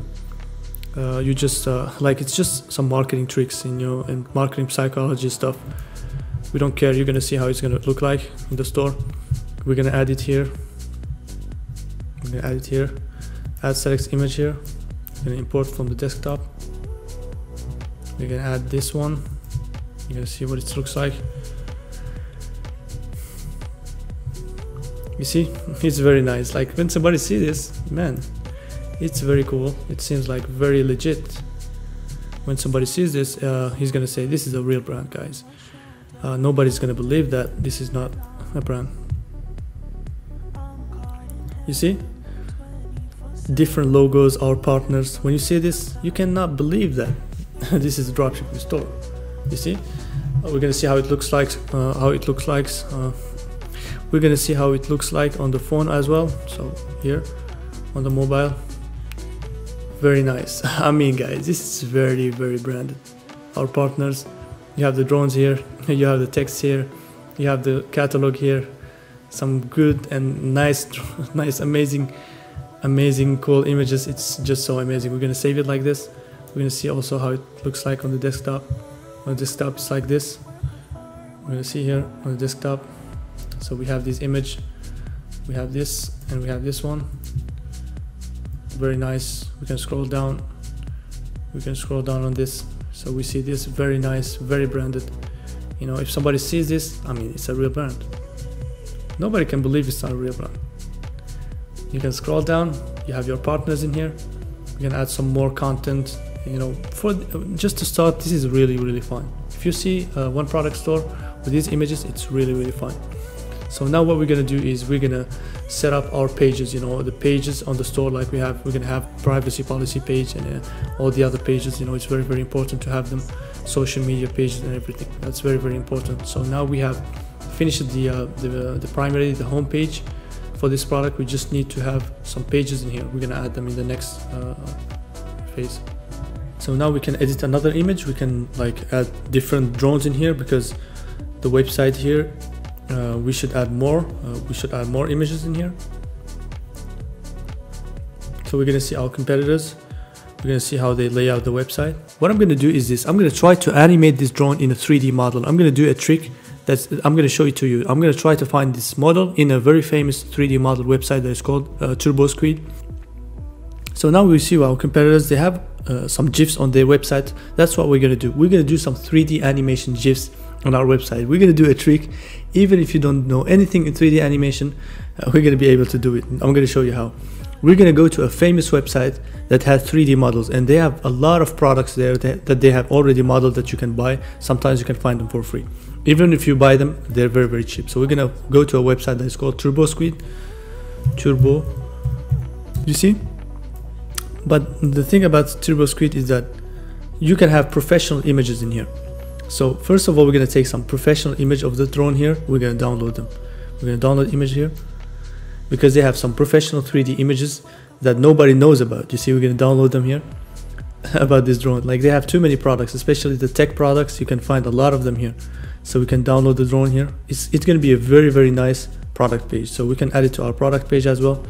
So we can switch those first images. We have some very cool 3D images. We can add them to our product page as well. So for this product, it's just very nice. You can have like too many different. So what we're gonna do as well is we're gonna go here and we're gonna go to Photoshop. We're gonna open, and here we're gonna go to the image we're gonna go to the image we have downloaded. We're gonna open them, shift open all of them. We're gonna click here. We're gonna click here on file, open, and we're gonna select an image that we want to add. Let's select this image here, for example. Some different images, 2 different images. So we're gonna add them. So we're gonna take this image, we're gonna scroll it down so we can see the first window. So here we're gonna drag this image here. We're gonna drag it here. Click here and we're gonna drag it here. Very nice. So we're gonna drag this image of the product here. We're gonna drag it here. We're gonna post it here. And we're gonna click here, Control T. And then we're gonna move the image, resize it inside.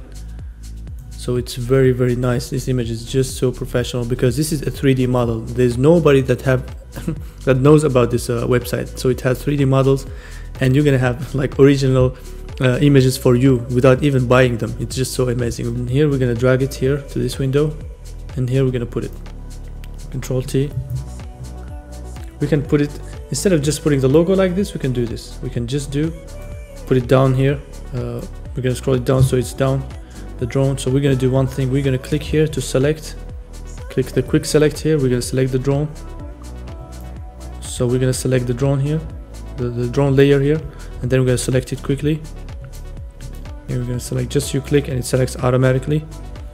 And then we're gonna click here, we're gonna zoom, we're gonna go to the left here, and we click again in quick select. We click on Alt and we scroll here to make it a little bit smaller. We click on Alt, Control Z.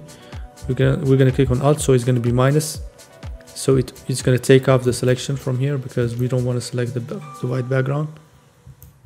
And then what we're gonna do is we're gonna click on Control C. We're gonna copy the selection, Control V or Command V if you're on Mac, when you're gonna paste the selection. So we're gonna hide this first image, and now we have the product selected. We're gonna click in here, and you see now we have the drone isolated. Okay, this is just so amazing. And now you see the text here. We can click on Control T, click on the text, and here we can make it like this instead of just putting it like this. Sometimes you can do it like this, you know, in a very stylized way. You see, so that it goes like here. So we can do a stylized way like this, so it's not just like, sometimes it's cool, you can see some images like that, you know, it shows a better perspective or something like that. So here on the drone here, we're gonna click here and we're gonna click on layer, layer style, and here we're gonna add a stroke so that it's gonna add more volume to the drone. You see, it's gonna add this white stuff around the drone, you see. So it's gonna be better, right? Like this is better. So we're gonna leave it like this, and we're gonna click on OK. So it's gonna be more stylized. You see, this is a very branded image. If somebody sees this, man, this is a brand. So we're gonna click here, Control Shift S. We're gonna save the image, and now we're gonna click on. We're gonna name it drone brand, drone, whatever, drone branded. Okay, and then we're gonna save it as JPEG. Always we want an image, so it's on the drone 3, drone 2 or drone 3. I guess it's drone 3. Yep, drone 3. We're gonna save it. Boom, save. Okay, and then we're gonna try to have more images, like some stylized images. To delete it, I click on its layer and I hit delete. Okay, and now we have this drone. Control T to move it. Okay, I guess it's very stylized. And here we're gonna add a stroke as well. We're gonna add a stroke here. Layer. We're gonna click here on the move tool. Layer. Layer style. And here we're gonna add a stroke. Okay, and here we're gonna click on it. Okay, very nice. You see, very stylish. This is very nice. This is a very branded image. And here we can add something like, let's say. We can add a square like this. Let's say here we can add something like here we can give it like a yellow color here, and here we're gonna put it here. So this gives it a better style, you know. We can try to move it. Control T. So we can try to do something like this. Let's say we can try something like this. You see, it's very stylized, guys. Very nice. So we can try something like we can try to make it a little bit smaller. Control T, and we hit here Shift. We're gonna click on the tool, the rectangle tool. Control T, Shift. We're gonna make it smaller. Like, we don't care really about. So enter, so it's more stylized. I mean, this is really branded, guys, and we're gonna save it. I mean, it's very cool. This is very good for the website, you know, for website images. So we're gonna save it. And now we have a very branded image. So we're gonna go to our website. We're gonna add these images, and then we're also gonna do so we're gonna go back to our website, and we're gonna add another section with these images. So we're gonna just go here to the website here, and then we're gonna add another section here. We can add some images with text, image with text, or yeah, image with text or something. No, just image with text. I don't need this one. We're gonna remove it. Remove section. We're gonna add another section here. Image with. I'm gonna add an image here. So let's switch it to the desktop. So this is the image with the text. Okay. So first of all, this image was here, and we want the image here to be in the right. So we don't want everything to be in the left. So we have left, right, okay? So we can do that. We're gonna click an image here. Normally we can do it from here or from here. So we're gonna add an image here, upload. I think this image is better in the white background, because this one, you feel the cut in here. I think it's better. This one is very good. This one is better for the product page. We can add it there, but this one is really good. Like, it's combined with the website, all the background. So I think it's better. We're gonna add it, and then here we can add some other text. We're gonna go to our competitors. Here we're gonna see the text they add, like action. We can add something with action. We can make something like should have action movie style shots. And now we're gonna go back here, and we're gonna drag this above this one. So we're gonna drag this section. This should be the last section always. We're gonna drag it down. Logo list, it's gonna be here.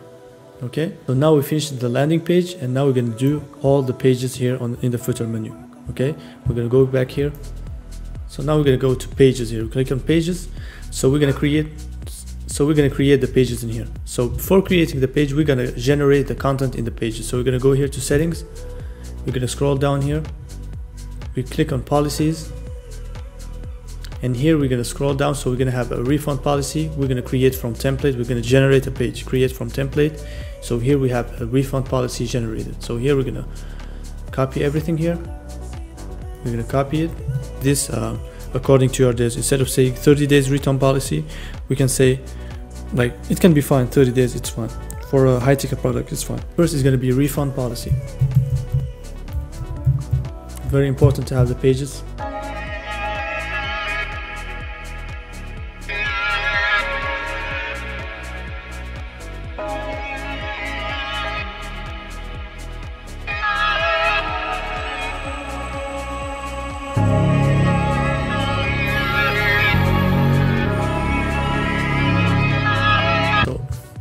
This is the top menu. We have contact us, catalog, and in here in the footer menu we have here. So this is the footer menu we have. So this is the footer. We have nothing here. So we have to add the pages, and you're gonna see them. They're gonna appear here. Okay. So here in the footer menu, we're gonna click on it. We just have the search. We're gonna click on it. It's by default. And here we're gonna click here, add menu. Click here, and then we're gonna type. We're gonna select the link directly. Select here, pages. We're gonna add here the page, the legal page is gonna appear here automatically. We're gonna add it, and then we're gonna click again here on add menu. We're gonna select the link first, so that it's gonna be added here automatically. We're gonna select here pages. Okay, pages. We select here privacy policy, it's gonna be added also. And then we're gonna also select here add menu. We're gonna select here pages. We can keep going. So we have added legal privacy policy. Now we add refund policy. We're gonna add it, and then now we're gonna add again one new link, pages, and then we're gonna add we have add refund. We're gonna add shipping and delivery. We're gonna add, and then we're gonna scroll down. We're gonna add again. We're gonna add here pages again, and then we're gonna add terms of service, which is gonna be the last one. We're gonna add it, and we're gonna hit save. So now when we refresh, you're gonna see that now we're gonna have the pages in here. So you see, now we have the pages. Very, very interesting, very important. Okay, and now here we're gonna put our social links here below, so that they can appear. Very, very important. So now we have added all our pages. So we can have one last page here. We can go back to pages. We're gonna add about us page. It's very, very cool. We're gonna add a page which is gonna be about us. Okay. We're gonna go to another competitor. We're gonna see DJI. So instead of saying about us, we're gonna say who we are. Okay, it's better. So we're gonna copy their page. Yep, it's a good page. We're gonna copy it. We're gonna copy till there. Okay, and then we're gonna go back to our store, and here instead of saying about us, because everybody says, we're gonna say who we are. So now we have finished all the pages. We have finished the navigation. Now we can go to preference. So now we go to settings.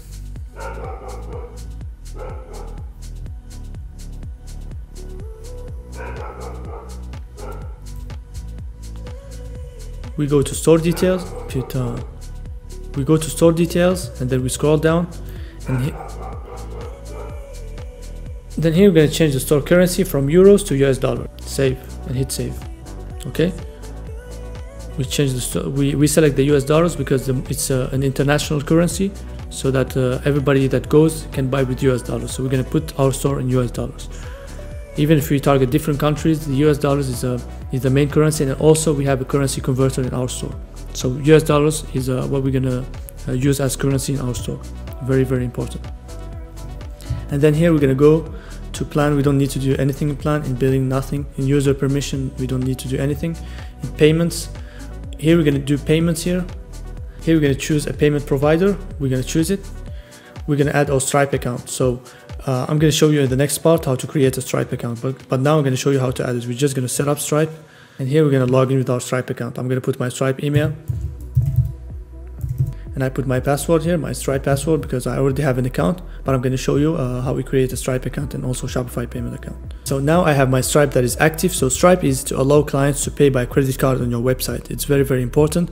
You have also Shopify Payment that does the same. So you either have Stripe or Shopify Payment. I'm going to show you in the next step how to create Stripe account and Shopify Payment account. Okay, so we added Stripe, and now we're going to add PayPal. It's very, very important to have PayPal in your store, because if you don't have PayPal, it's gonna reduce your conversion rate. So a lot of people nowadays they choose to buy by PayPal because it's easier and it's safer. So you always have to have PayPal in your account, both Stripe and PayPal, or Shopify Payment and PayPal. So we're gonna click here, complete account setup. Okay, we first, if you create your store, sometimes by default they think that this is your email, your PayPal email. You're gonna deactivate PayPal Express checkout. You deactivate this, because they're going to put by default your email thinking that it's your PayPal. You're going to deactivate it if it's not on your PayPal, because the email because they put on your PayPal the email you have used to create your store. It's not your PayPal most of the times. So we're going to activate PayPal Express checkout. I'm going to put my PayPal. Very important to have a PayPal business. So now we have both PayPal and Stripe that are connected. So we're going to go down here. We don't need to activate Amazon Pay. If you have an Amazon Pay account, you can activate it here, but PayPal and Stripe are fine. For alternative payment methods, we don't need to add them for now. So we're going to go back here to the settings here, and so we have done payments. So we have finished with the payments. We have added the Stripe and PayPal. So we have finished with the payment. We have added the Stripe and PayPal. So we're going to go. So we have added the payment to Stripe and PayPal. So we're going to move to the next phase. We always do step by step. The first step, the second step, step by step. We don't jump here and there. So it's very important to have a process. So now we're going to go to the checkout. Just after payment, we go to checkout. The checkout page, how we're going to customize the checkout page. So here we're going to add our logo. It's very, very important. We're going to customize the checkout page. So here we're going to open the checkout settings here. Here we're going to change here. Select an image for the banner. We're going to add our logo here. Very important. Customize logo. So we're going to have our logo in the image. So we already added it. So we're going to click select it here. Go here in this page, and now we can save. Okay. Now we don't need to add anything more. We could have just one page here. We can change the color here of our checkout page. We're going to go back here, settings. We're going to click here on colors, and here we're going to change the blue. Everything that is blue, checkout. We're going to click here on checkout, and we're going to change the color. The blue color, we're going to put it like this color, the previous color, like our brand logos. And here we're going to have it like this. It's better because it goes better with our brand. And then we're going to save it. I'm going to go back here. So we have set up all the checkout. We have a nice checkout page with our logo, very stylish. And here we're going to go back to Shopify. We have customized, put our logo, and here we have the customer account. Customer account are not disabled. Customer account are optional. Okay, very important, so that the customers can create accounts. Don't put them required, put them just optional. Okay, down here we're going to scroll down here. Checkout. So customers can check out using their phone numbers or email. It's good. So to leave it like this. And here, receive shipping updates. Customer can download the shop app. Yes, you can leave it like this. Form options. Full name is required.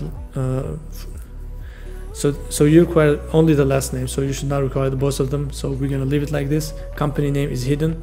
address line 2, we're gonna hide it because it's just an unnecessary step. It's just gonna make the checkout longer. We don't need it. We need everything to be fast, especially the checkout. So we're gonna hide it because we don't need 2 addresses. And here in the shipping address, phone number is hidden. Okay.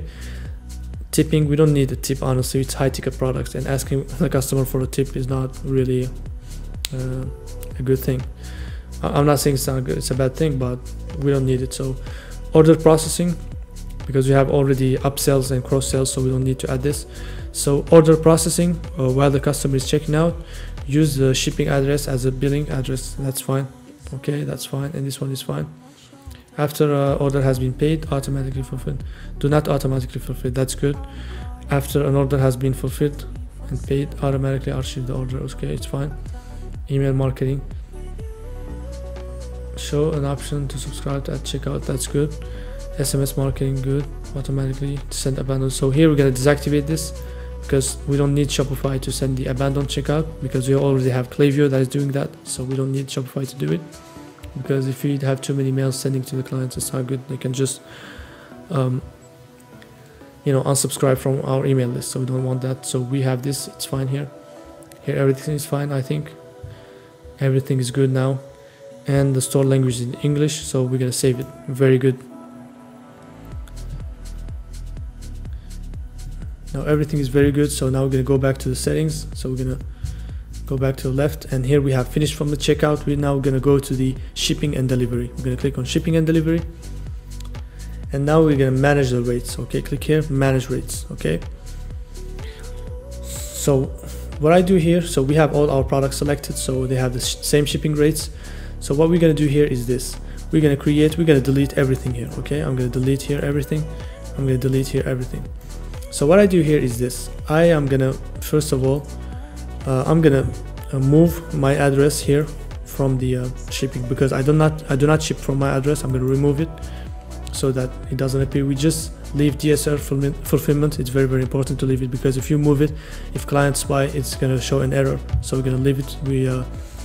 We do like with, it's like if we ship from the DSR, we're gonna leave DSR fulfillment. We are gonna leave DSR fulfillment service here, because we have imported our product using it. So Shopify is going to consider that we are shipping from here. If you remove it, clients, when they check out, there is going to be an error. So we don't want to do that. We're going to leave it like this. Okay, so we ship from DSR fulfillment. Okay, and then create shipping zones. So what I do is I'm going to add all the countries. So if you have a new store, you don't care about like selecting different countries. Select every country, every continent. So we're going to so here we're going to name it worldwide. Okay, worldwide. Okay, we select all the continents. We scroll down here, make sure you don't skip anything. Okay, and then we select Europe here, and then we scroll down here,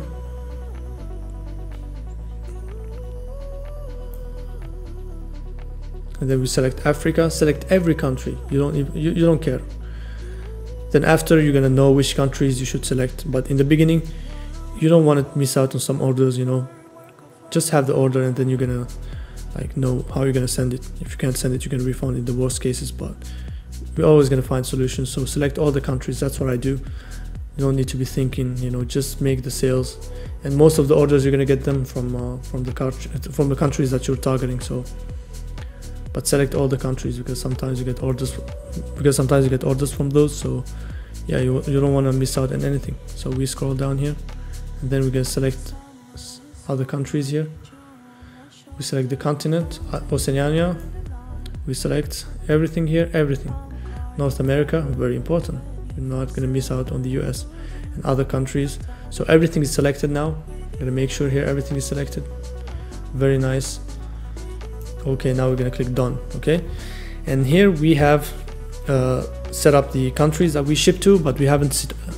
So now we have set up the countries. So now we have selected the countries we ship to. So if you show them all, these are all the countries of the world. And now here we're gonna add some rates. Okay, some shipping rates. We're gonna add rates here. So here is what I do usually is that I add 2 rates. One free shipping, which is here, standard shipping,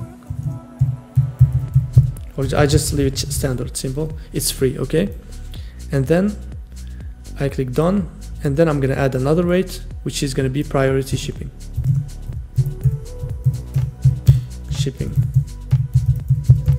I'm gonna add it for $9.99. 9.99. Okay, priority shipping, it's just the same shipping you do. You just put priority shipping. It's just a marketing strategy, so that most of people are just going to choose it thinking that they're going to be prioritized, but they're just going to have the same shipping that you do for the other clients that use the standards. It's just something that clients are going to choose to be prioritized, but honestly you're just going to send them the product. So it's just a marketing strategy. Okay, so we have two shippings, and you're going to see that a lot of clients are going to choose this option, especially for those that buy high ticket products. Most of them want to be prioritized, so you're going to do these both of these strategies. Okay, you have free shipping here and priority shipping, and we're going to scroll down here.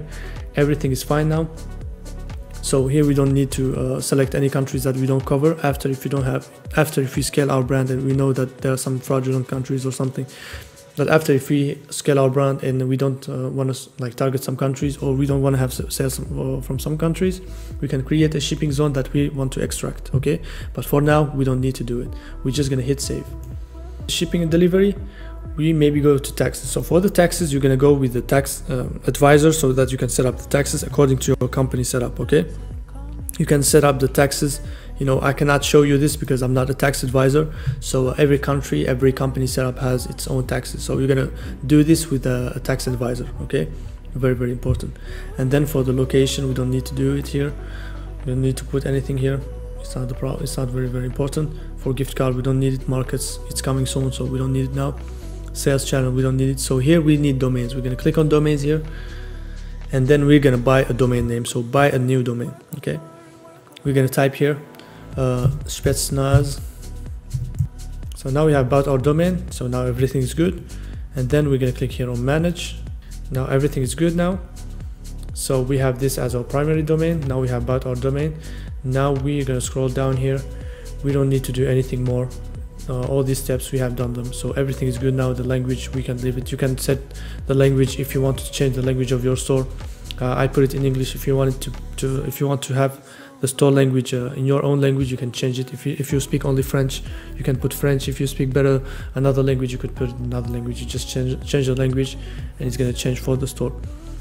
Okay, but so now we have finished all the store. I'm just gonna show you how to build a Stripe account, and then we're gonna do the copywriting. We're gonna paste it, and then we're gonna prepare our video ads, and then we launch the ads. So in the next part, I'm gonna show you how to build a Stripe account and a Shopify payment account. So the second app we're gonna add is SMS Bump. We're gonna here click on Customize Store to go to the apps. We're gonna type here SMS Bump. SMS Bump, guys, it's so important. So we're gonna click on it here, and we're gonna add the app. It's a free app, and it's very, very important because SMS is so profitable. You should never neglect SMS Bump. Okay, very, very important. We're gonna install the app. Now it's loading. So once we are in the app, it asks us to log in. Okay. So we're gonna add your name. So you're gonna add your name, and you're gonna create a password here.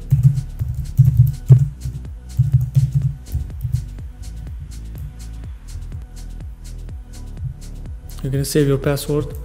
So here we have our email here, we have our name, and we're gonna put our number. So I'm gonna put my country, the country I'm in right now, which is Portugal. You put the country you're in.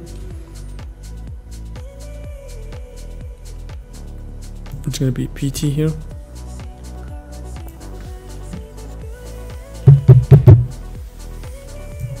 So we select the industry here, electronics, and then we agree the terms here, and we click next step. Here we're gonna set up some automations here. So we're gonna select the reason for our SMS bump. Is it for discount offers? Is it for conversational SMS bump type? Is it for urgency note? Is it for a reminder? So it's for discount offer. Okay, that's what we select. It's pre-selected, so we're gonna let it like this. So here you gotta check stop opt-out. It's very, very important for the GDPR, especially in Europe, so that people can opt out in your messages. That's really, really important. Always check it. If you uncheck it, people cannot opt out. so you gotta always check it. So in your message, people can say, hey, if they don't want to keep receiving your message, they can just opt out. Okay, and then here we're gonna click set automation here, and in the next step they ask us to set the colors. So we're gonna set the colors as our brand name. So here our brand is gonna be, for me, black and white, so we're gonna let it black and white. So it's gonna be very simple as our logo. So we're gonna let it black here, and here this is the pop-up, so that people receive this message. They're gonna receive a get on our SMS list. So you can also change this, instead of saying get on our SMS list, you can just say sub, like very cool.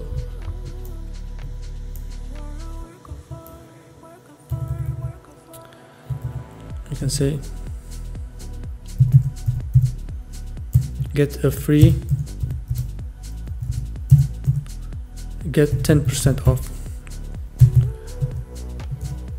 10% off. Okay, you're gonna do it this way. So in here you're gonna change it, sign up to receive access to flash sales, discounts and more. So you're gonna change this, sign up to receive 10% discount on your first order.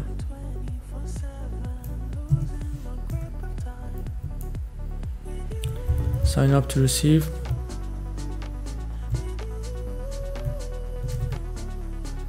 10% discount, no S, and your first product on your first order.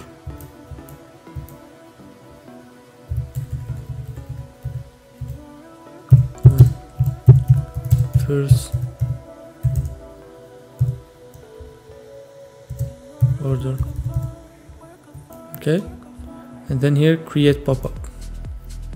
So here you're going to personalize your message. So as you said that you're going to give them a discount if they subscribe to your SMS, so you're going to click here, add a discount. Very, very important.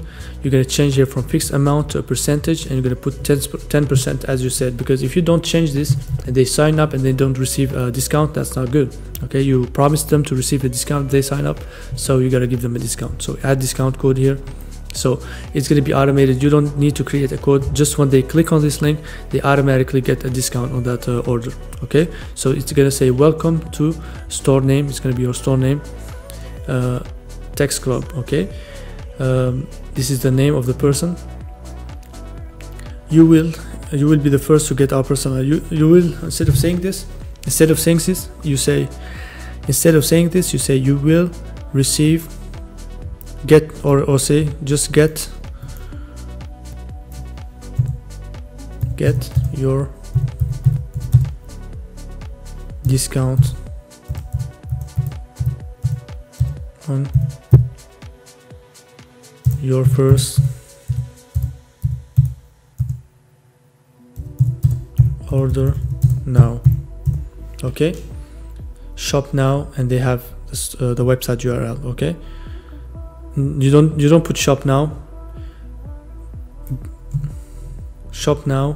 and then here you take off the URL, and here you add a discount. You add a discount here, so you copy it here as well.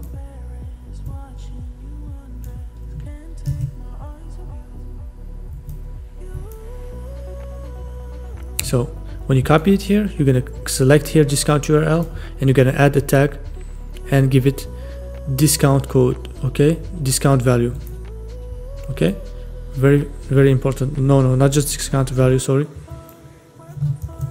So you're gonna copy it here, you're gonna put here discount URL. Okay, very important. So you give it a value, so people can click either here or here. If they click shop now, they have a discount as well. Okay, in this SMS. So you say welcome to store name, which is your store, text club, and here this is the name of the customer. This is just an example, and here is the link. Okay, when they click, we're gonna delete this later. So, and then you say get your discount on your first order now. Okay, and then we should put discount code just after this.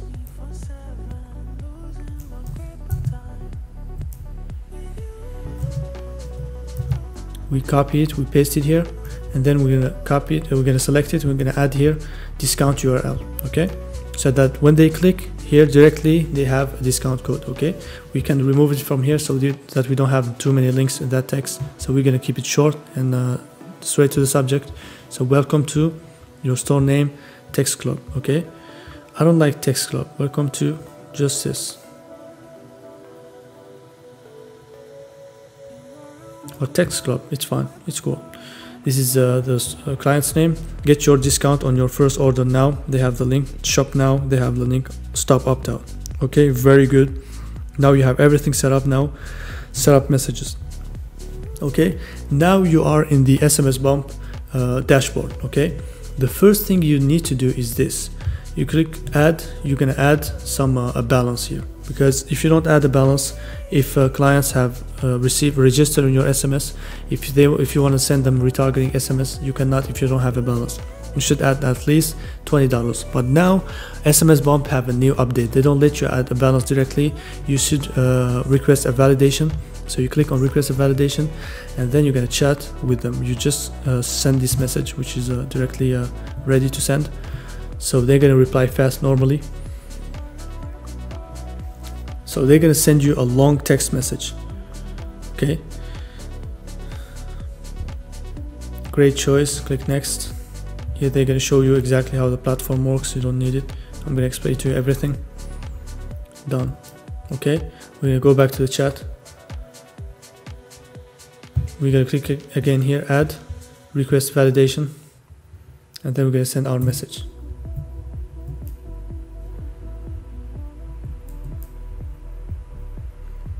So we're gonna have somebody that's gonna reply very fast. They reply usually very fast. So he's typing. So after sending this message, they sent me a very long message that explained to me how to do the settings, how to set up the SMS bump. But I don't want to go through all these settings, you know. What I'm gonna tell them is this. I'm gonna tell them, please, I'm gonna add you to my store.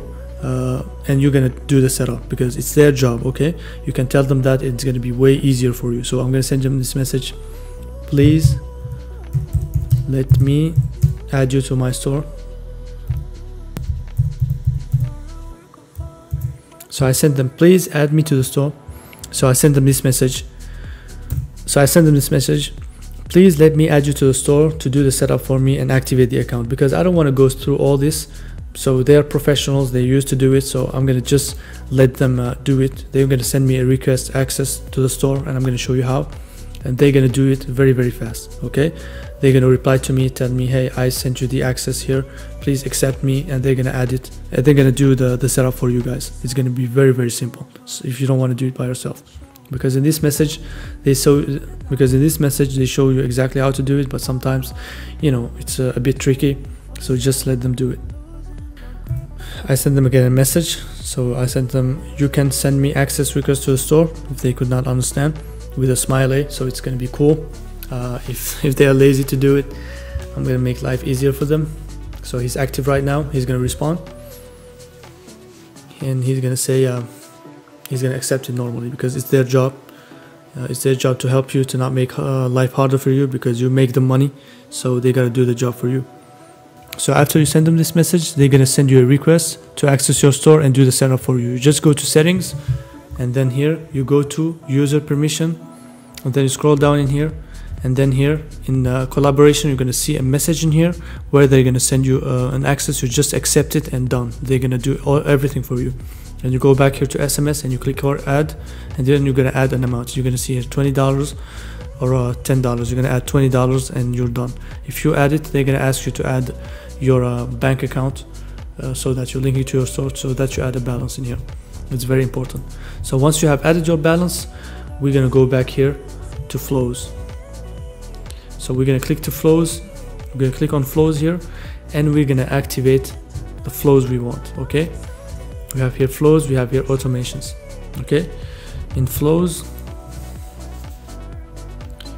here we're gonna create a flow. Okay, create flow. So it's going to be abandoned cart. Okay, we're going to select it. So now we are in the dashboard of SMS bump. So you're going to go here to flows and automations, click on it, and then we're going to create a flow here. and then we select flows. We create a flow, create flow here, and then we select abandoned cart. We check abandoned cart, and then we select here create abandoned cart 2 steps. Okay, create flow. So now you're gonna have a pre-selected flow, so it shows you an abandoned cart steps, but we're gonna modify it in a more professional way. Okay, so here's the trigger. The trigger is abandoned cart. It means when the customers abandon the cart, that's when they are going to receive these emails. But here we're going to change the time frame. So here when the customer abandons the cart, it's going to wait 15 minutes so that it sends this so that they receive a message. We're going to put it here 5 minutes. Okay, we want things to be more aggressive, so we're going to put it here 5 minutes. It's going to be more aggressive, faster, because a lot of people, they forget to add to the cart, so we don't want them to be more distracted. So just after 5 minutes they get the first message, okay, the first text message. And here we're gonna modify this message. So here's the list of the messages we're gonna put in the abandoned cart. So we put 6 messages. Okay, so the first message is gonna be the customer name, don't forget your order, something like that, a little stock, be quick. Okay, little stock bit left. So the first message is going to be the customer's name, don't forget your order, little stock left, be quick, click here, and the link of the discount, and stop out is down below. Okay, we're going to copy it here. Okay, we don't need to copy the stop out because we have it on the SMS as a link. So we're going to go to our SMS bump, and we're going to click here on this section. So if we click on it, so we click on this section, and then we modify it in the left. Okay, so we have here the store name, we can leave it like this, and then here we have we're gonna take off this. We just want the message to be very simple, and then we're gonna paste the message. So here we have our message. We're gonna take off the space. Okay, and we're gonna separate the link. We're gonna separate the link from the text, so that's more visible. So here we're gonna add the link. Okay, add a discount. We're gonna switch from fixed amount to percentage. No, we're not gonna put any discount, sorry. We're gonna leave it here, cancel. We don't add any discount, we're just gonna add a link. Okay, so here we're gonna leave the abandoned cart URL. We're just gonna paste our link, our text message here, and then we're gonna here put back this abandoned cart link here, and then we're gonna, so here we have the store name, we have the first name, don't forget your order, little stock left, be quick. Okay, and then click here, we have the abandoned cart URL. Okay, just after 5 minutes, after abandoning the cart, after 5 minutes they're going to receive this message. Okay, and then the second message is going to be after 1 hour. Okay, 1 hour. Okay, we want it to be aggressive, we want it to be fast, and here we're going to modify it here. We're gonna put the second message here. It's gonna be like a cool message, like what's up. So we just put sup, and then the customers are gonna receive this text. So we're gonna modify this. So it's gonna be a message that says what's up, and customer name here. We can add it. We can change here.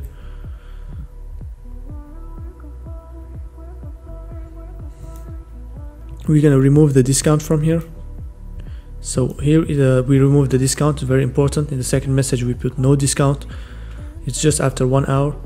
So what's up, we have saved your cart, please complete the information now so we can ship your order to you before we run out of stock, so that we can ship your order to you before we run out of stock. Okay, link to the abandoned cart.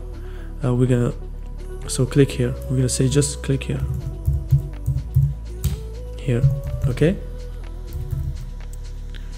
and then after that they have the abandoned cart link. They click here, and then they have the abandoned cart link. There is no discount for now. In the second message we have no discount, just after 1 hour.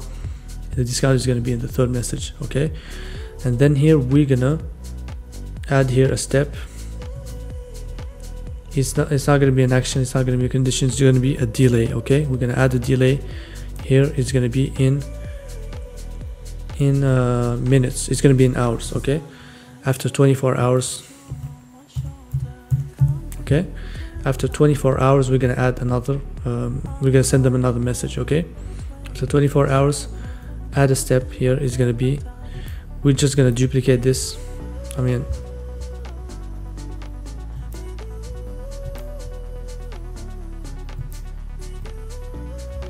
So we're gonna duplicate this message, clone, and then we're gonna add it here.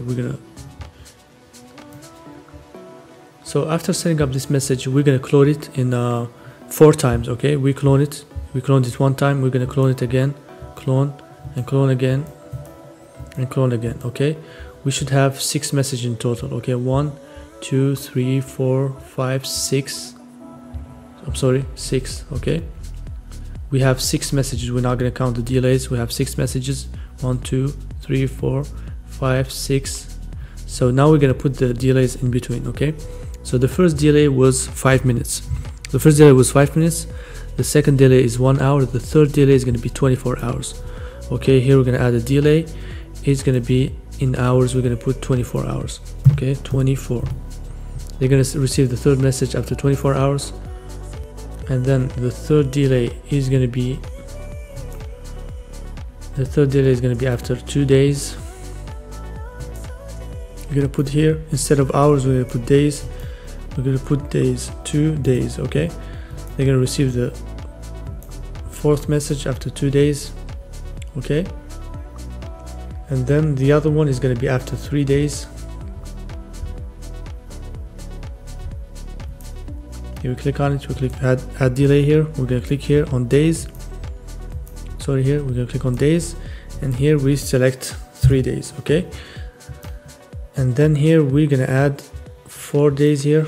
We're going to add delay here, and we're going to add here days, here 4 days. Okay, 4 days.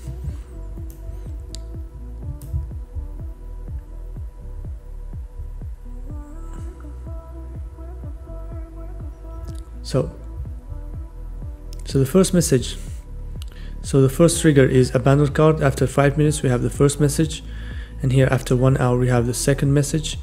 After 24 hours we have the third message. After 2 days we have the fourth message. After 3 days we have the fifth message, and after 4 days we have the sixth message. Okay, so after 4 days they have the message number 6. So it's a very good timing for the templates. It's very aggressive so that customers don't forget about the product. And now we're going to be editing the content of the SMS. So the first SMS we have already edited it, and we already edited the second SMS. Now we're going to edit the third SMS after 24 hours. Okay, we're going to go back to our SMS template. I'm going to leave you this SMS template on the video description. If I don't forget it, if I forget it, you can just contact me, book a call with me on the link down below. I'm going to give it to you for free. So here in the SMS 3 we have the customer name. We're going to copy it in the website name down below. So we're going to click on it, and we're going to modify here. So we're going to type here, so the message here is the customer name. We don't put any customer name, we just put 10% discount on your order. So in the third message we give them a 10% discount on their order. So we have a 10% discount on your order. Complete your order now before it's too late. And we have the abandoned cart link, so we're going to remove it, and here we're going to add a discount here. Very important, add a discount. We're going to change from fixed amount to percentage, and here we type 10. So it's 10%. We're going to add a 10% discount. Okay, add discount, very important. And here we're going to remove this to add it. Okay, and then here we're going to add a stop up. Okay, stop out, and here we add a discount. Done. Okay, so we have the abandoned cart. We can click here, we can right here click here,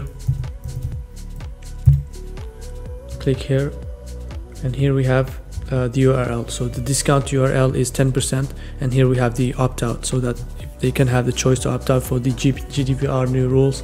It's very important to always have it. Okay, this is after 24 hours. Okay, we give them a discount of 10%. We don't give them a discount in the first message because they just forgot. In the first message we just remind them of the product they abandoned, and in the second one as well we remind them. In the third message, after 24 hours, we give them a discount because they didn't buy, maybe because of the price most of the time. So we give them a discount to encourage them to buy the product. They want to buy the product, they abandon the cart for a reason. Most of the time is because of the price. Okay, we give them a first discount of 10%. Then here after 2 days, if they still didn't buy, we give them another message of a better discount, or we just remind them of the discount of 10%. Okay, we give them a discount and then we remind them of discount. Don't give a discount and the next day give them a better discount. That just decreases the value of the product. Don't do it. So just click here, and then we're going to go back to the template. In the fourth message we have your discount expires in 24 hours. Okay, it's still the 10% discount, so we copy it here, and then here we paste the message here. Your discount code expires in 24 hours. Fill in the information to get 10% discount when you check out. Link. So click here. We're gonna put here, click here, and then here we're gonna add a discount. It's still the 10%, so we change from fixed amount to percentage, and here we add percentage 10. Okay, it's still 10%. Add a discount. Okay, and here we have the stop out or opt out. It's very important. So here they're going to receive the message, and we're going to preview. So they're going to receive a text, a nice text like this: your discount code expires in 24 hours. Fill in the information to get 10% discount when you check out. Click here. They click on the link and they automatically get the discount. Okay, so here down here they have the stop opt out. They can opt out of the message if they don't want to receive them, because every customer with the GDPR rules, they have the right. They should always have an opt out. If you don't do it, you can get in trouble, especially if you scale your store. So always have it. Okay, so now we are this is after 2 days, and now after 3 days we have the fourth message, I guess. No, it's the message number 5. Sorry. So in the message number 5, we're going to give them a 15% code because they still haven't bought. We're going to encourage them even more with a better discount. Okay, so we copy this message and then we paste it here. Okay,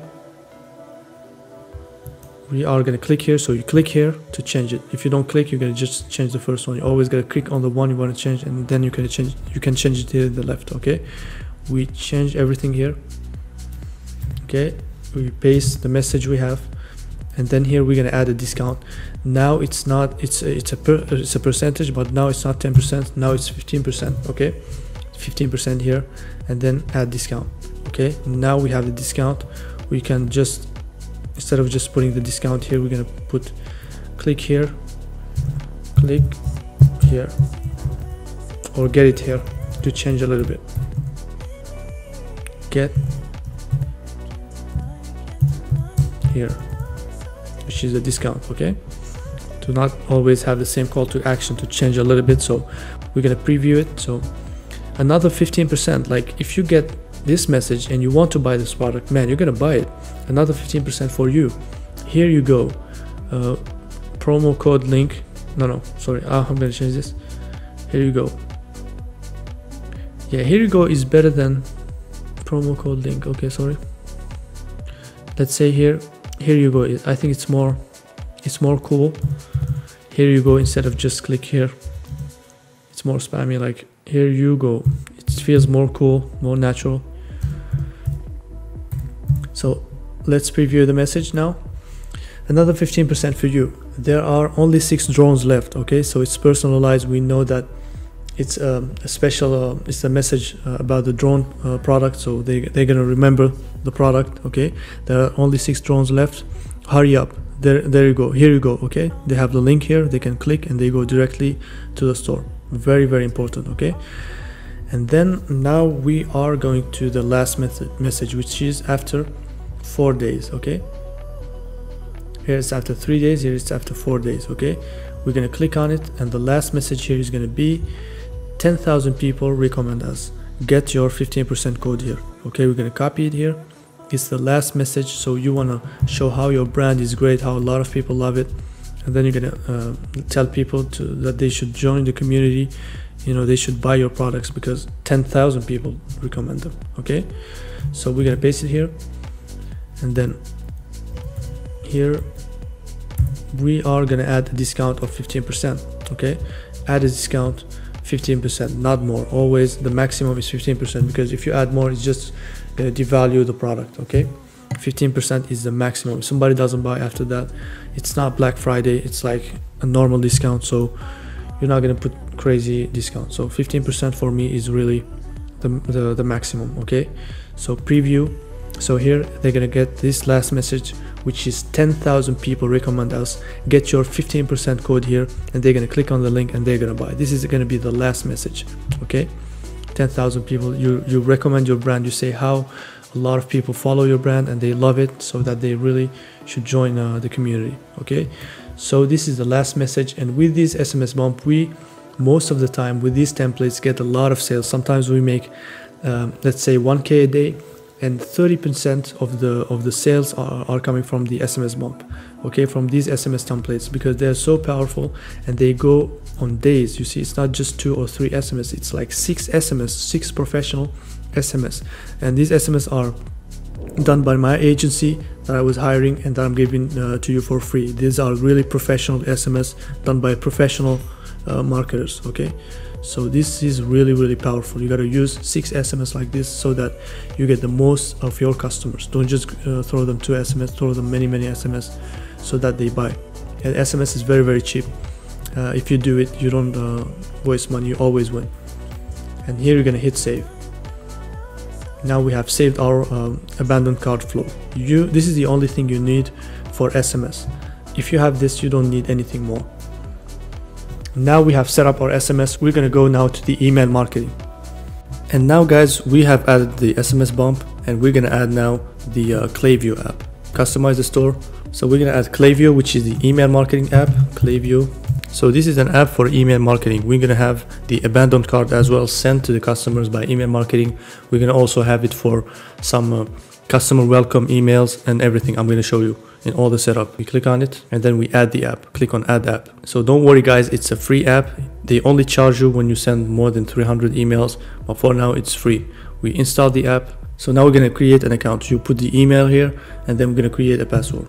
We check this for not being a robot and we continue. So now it's gonna load. We're gonna save the password. So here we're gonna put the store name.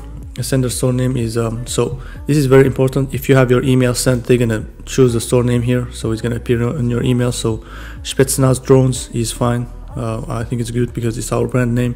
And here the sender email, we're gonna put here info or contact. So the sender email is going to be contact@spetsnazdrones.com, which is more professional. Never have a Gmail account. Don't put your email with a Gmail.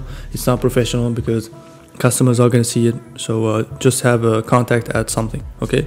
And here we're going to put the address. You put your company address, the company that you set up. Put the company address here. It's better. Okay. So after putting the address, we're going to click here, continue. And then here we're going to design our email template. So we're going to put our logo here. That's the logo that is going to appear on our emails. It's very important. So we're going to click here. We already have our logo. We're going to go to the file. We have saved our logos, and we're going to choose our final logo. We click on it and we open. It's a PNG logo. So it's very good. So it fits so nice. Spetsnaz drones, very stylish. You see guys, very cool. Okay. So here we're going to design the colors. So we have the different colors, the header color. These 2 colors are fine because they go with our color brand. And here we have the button color. So we can change it. The links, we have the links and the button color. So the link is blue and the button colors also is blue. So we can change it. We can put it in yellow or something. We can try that to see if it fits. So we can put it that way. I think it appears well, and also it's a different color. And here in the button, we're gonna click on it and we're gonna see, we're gonna give it another color. Maybe it's red. Let's try red. Red is fine. Honestly, I love the red. So the link in red is very stylish. Honestly, it's very cool. Okay. And here we have the website font. We can change the website. We can change the font here. To be honest, the first font, Arial font, is fine. Okay, it's a normal font that goes well with everything. Okay, so we're going to let it like this, and then we're going to click on continue. And now they ask us what's our top business goals. It's very important to select this one so that we have a Klaviyo adapted to what we want. Okay, so if it's to grow an audience, or to build the relationships, or to earn revenue, or I'm just exploring, it's always earn revenue. We want to make money, so select earn more revenue. Okay, Klaviyo is going to give you tools more adapted to your goal, so that's why it's important to select that goal. Okay, so now we're going to receive an email on our email here, specialsdrones@gmail.com, and we're going to verify the Klaviyo account so that we can access it. Okay, we're going to go to Gmail, click here and go to Gmail. So now we received an email from Klaviyo. We just click on the email and confirm email, and now we are in the Klaviyo dashboard. Okay, here we're going to set up all our email marketing templates. It's very, very important. Okay, so this is like, it seems like the SMS Bump dashboard, but it's a bit different. There are a lot of similarities, but it's different. I'm going to show you how we can set it up, everything. So the first thing we're going to do is this. We're going to go here to flows. Okay, so here we're going to select the first objective, which is going to be the abandoned cart. That's what I set up always the first. For me, that's the most important if you have a new store. And then we're going to set up everything here, welcome series and customer thank you. Here we're going to get started, and here we have the flows. You see, it's exactly like for SMS Bump. We're going to set up a flow, flow by flow, and we're also going to be setting up the in-between emails. So it's going to be like Klaviyo. We're going to set up the abandoned cart like we did with the SMS Bump, but it's going to be on emails. Okay, so here's the trigger. You always have a trigger, which is when somebody checks, when the checkout starts. Okay, and here you have the in-between. So for me, the first email should be sent after 5 minutes. Okay, just like for the abandoned carts, because these are for abandoned carts. This is not a welcome series or something. It's going to be exactly the same. For those that don't check their phone SMS, they're going to check their emails. Okay, so it's going to be the same flows for the SMS. We want something that converts, so it's exactly the same one for the SMS Bump as well. So we're going to go to Shopify. We're going to open the SMS Bump here. We're going to go here to flows, click on it, and here we're going to go to abandoned cart. So here we make sure it's active. Okay, it was active here.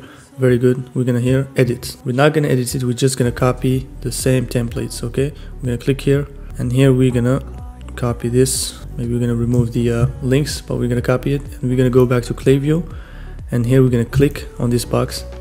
So what we're going to do here is, so we're going to activate here smart sending. We're going to activate UTM tracking. Very important. So this is important to have UTM tracking so that it's going to track also in Google Analytics. So it's very, very good. And here we have the smart sending. So enable the smart sending to skip over. It's very important to enable those two, the smart sending and the UTM tracking. So smart sending enables smart sending to skip over recipients that haven't already received an email from you too recently. Okay, it's very, very good so that you don't spam people. As you know, if you spam people, you're gonna get like in their spam, and you're not gonna have a good record. Okay, so that's to avoid these kinds of things. And UTM tracking includes UTM parameters that are useful for tracking clicks on Google Analytics. So it's very, very good to have these two, because you're gonna maybe need to use it. So just activate it. Okay, and here we're gonna go back, and here we're gonna edit the content. Okay, edit the content first. So here now we have the sender's name. Okay, sender's name, and here we have the email contact. Okay, so we can have the subject. It looks like you left something behind. It's not something that is attractive. We're gonna change it. So the first email is gonna say, hey, thank you for stopping by. We saved all of the great items you have. No, we're gonna change this because this is a basic email. So we don't want to be doing everything like everybody else. See, you see here now, your logo appears on all your emails. It's very, very professional. So, but we're gonna edit this email. Edit here. Click here on edit content, and now here we are in the editing part of Klaviyo, where you edit your email. So you can edit every block here. You see, when you click on this, you can here have in the left where you can edit it, just like in SMS Bump. When you click here, in every part you have the parameters to edit it. Okay, every part is different, and also you can drag new boxes. You can do different things. It's very, very interesting. So this is a by default abandoned cart email. All what we're going to do is change the text, because here we have the product that is going to be automatically added. Okay, so we don't need to change that. We don't need to change this. So what we're going to do is this. Let's go back to SMS and see. Don't forget your order. Okay, it's better. We're going to go back here to Klaviyo, and here we're going to paste don't forget your order. Okay, very, very important. And here we're going to make it bigger. We're going to make it like 20.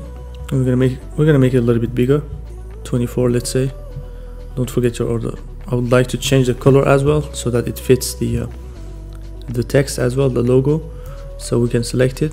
So to change the color, we're gonna select this, and here we're gonna click here on the color, and we're gonna put it in black. Okay, it's better. It's more professional. I mean, it matches more the logo. But in the title, it's better to have it all in capital. That's what I think. I don't know what you think, guys. I think it's better. Okay, it's better for a title. So everything is in capital. We saved all the great items you have added to the cart. So when you're ready to buy, simply complete the purchase. Okay, it's fine. Okay, this sentence is fine. Or we can check back on the. We can go back to the SMS and see what we wrote. Little stock left. Be quick. I think it's better. So be careful, don't touch this one. This is the link to for the customers to click and complete the purchase. We're just gonna change the text that is not linked. Okay, be quick. So be quick, we can just add it after this sentence. So to your cart. Okay, we're just gonna add it just after cart here.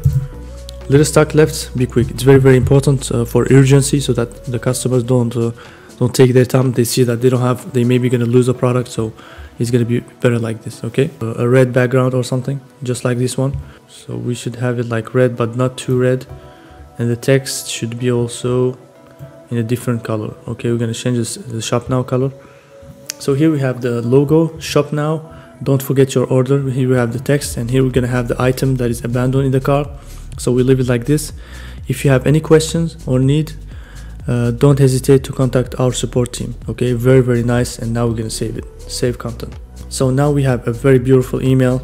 Here we can change the subject. I think don't forget your order is better as a subject, so we're gonna put it here, don't forget your order. Okay, as a subject as well, very important. It's more attractive. Here you have your logo, Spetsnaz drones, very nice, very professional.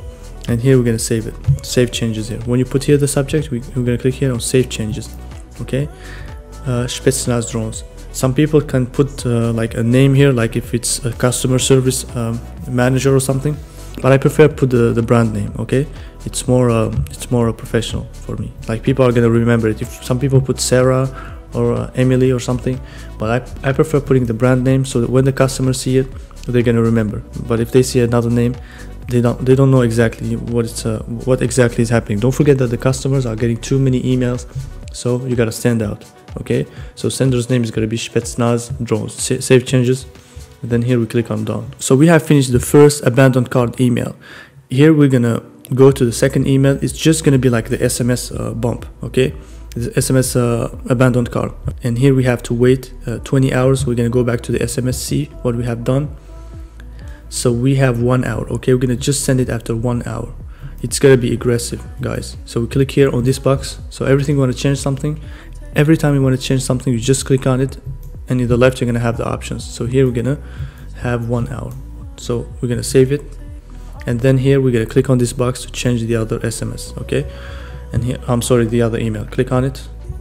We're gonna click here, and we're gonna edit here. We're gonna edit the content. So we're gonna go back to the SMS, and we're gonna see in the second SMS what we have done, because it's gonna be the same. Okay, and here we're gonna copy everything here, and then we're gonna go back to the emails, and here we're gonna change. We're gonna edit as well the email. Okay, we're gonna leave the sender's email, the email address, everything the same, and here we're gonna edit content. Are you sure you left something behind? No, this is not very cool. We're gonna change it. We're gonna change this. We're gonna change first of all this text. So we're gonna change this. We're gonna take this off. Let me just copy it again, because we copied.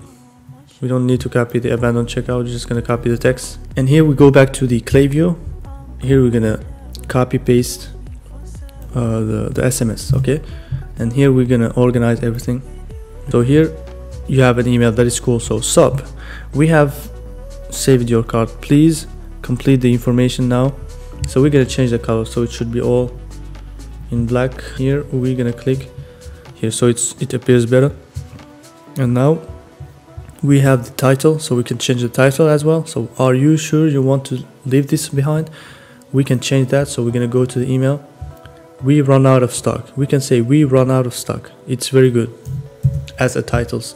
The most important, guys, is the title, because that's the first thing that the customers, the prospects are gonna see. So we're gonna write it here. We're gonna write it in all in capital. We run out of stock, and here we're gonna change the color here. We're gonna make it even bigger, 24, I think. That's what we did last time. So we run out of stock. Very, very cool. What's up? We have saved your cart. Please complete your information now so that we ship your to you before we run out of stock. Okay, it's fine. So here we have our abandoned cart in red. If you have any question, contact our support. It's very good. And here we can change the shop now here button. So here is fine. Okay, shop now is clearer. Okay, we're gonna save content. And here we have, let's space also the text, the headline. We run out of stock. It's better. It's more attractive. And then here we have everything. We have our logo here. Shop now. We run out of stock. And here we have the email. It's very, very good. Now we have everything for the second email. So we're gonna hit save changes. Very important. Save changes, and here we're gonna click on done. So now we have set up the 2 emails, so the first one and the second one. Okay, so the first email title was in capital and this one was not in capital, so we're gonna put this one in capital. So we're gonna edit here. We're gonna put it just in capital so it appears better. We run out of stock, so all in capital. So now all titles are in capital. It's better. Okay, and now this is after 1 hour, and after this we're gonna add here one section. Here we're gonna add a section which is gonna be, we can clone this, and then we're gonna drag it just down below here. So we can drag it just here down below. Okay, and then here we're gonna edit. We're gonna go to the SMS bomb and see after 1 hour what we did. So after 1 hour and then after 24 hours. Okay, we're gonna go back here. We're gonna edit here, click here. But as we have cloned this one, we're gonna change this. Now it's not gonna be after 1 hour, it's gonna be after 24 hours. 24 hours. Here it's hours. Okay, it's fine. And then here we save. And after that we're gonna clone this one as well. Clone this one. And then here we're gonna drag it down. We're gonna clone again to do all the emails, and then we're gonna clone again, so we should have 6 emails. Clone this one. Clone, and then we're gonna drag it just after this. We're gonna drag it here down. So we have cloned this one, and we're gonna change these. So we run out of stock. So we're gonna go back to the SMS. After 2 days, this is gonna be after 2 days, and the other one is gonna be after 3 days. Okay, we're gonna go back. We're gonna go back to Klaviyo. And then we're gonna edit this one. So this is what's after 1 hour here. Here is after, so after 1 hour here, and then here after 1 day we're gonna put it here. Okay, and after 1 day we have this one after 2 days. Okay, when we click here after 2 days, we click here 2 days. Okay, we save it, and then we clone it again. We clone this, and then we clone it again, because we want to clone everything, and then we're gonna edit one by one so that it's gonna be faster. So here is gonna be after 2 days. Here's gonna be after 3 days. This is 2 days here. This is 3 days. We're gonna change it to 3 days. Here 3 days. Okay, save it. And here we're gonna click again. Here we're gonna put it also in 3 days. Okay, 3 days, 4 days, sorry, 4 days. And then we're gonna save it. We're gonna clone this one again. We should have 6 emails, just like the SMS bump. Okay, we're gonna drag this between these. Do you understand what I mean? So we have the emails. The first email is gonna be the trigger. After 5 minutes, so when the client abandons the cart, after 5 minutes he's going to receive the first abandoned cart email, and then after 1 hour he's going to receive the second abandoned cart, and after 1 day he's going to receive the third one, after 2 days the fourth one, after 3 days the fifth one, and after 4 days he's going to receive the sixth one. Okay, or the email number 6. Okay, and here we're going to duplicate it in a last clone, and then we're going to go back and change one by one. So here we cloned it, and then we're gonna put it just after 4 days. As you see, like in the SMS, you see here in the SMS, abandoned cart SMS, we have after 5 minutes we have the first message, after 1 hour we have the second one, the third one after 24 hours, the fourth one after 2 days, etc. till the fourth day we have the last one. So everything is fine, and the abandoned cart, where I do usually match them with the SMS, so they are exactly the same for the abandoned cart. Okay, so we have set up the first one and the second one, and the other one were just cloned from the second one, so we're going to change them one by one because they're not going to be the same. Okay, so in the third one, I guess we're going to be making a discount. So first of all, before forgetting everything, we gotta put everything here active. So we gotta click here from drafts to live. Very important, because if you don't put it, you're gonna forget it. If you leave it draft like this, it's not gonna be active. Okay, it means that the emails are not gonna work. It means if you're still working on the emails or stuff, you can leave them draft, but we're gonna put them active so that we don't forget. That's what I suggest, always put them active. So here also we're gonna put them active. Every email we're gonna put it active so that we don't forget it. Okay,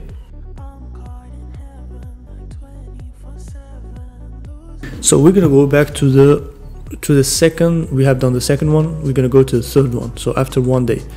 And here we're gonna go back to the SMS bomb and see what we have done after for the first SMS, for the third SMS, sorry. So after 5 minutes we have this, after 1 hour we have this, after 24 hours, which is 1 day, we have this. So this is after 24 hours we put a discount. Okay, here's a discount here, boom, 10% discount. Okay, and then we're gonna go back to the email.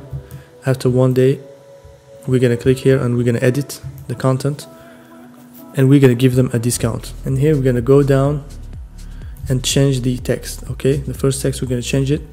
We're gonna click here, we're gonna select everything here, we're gonna paste, and here we can put here, claim your 10% discount.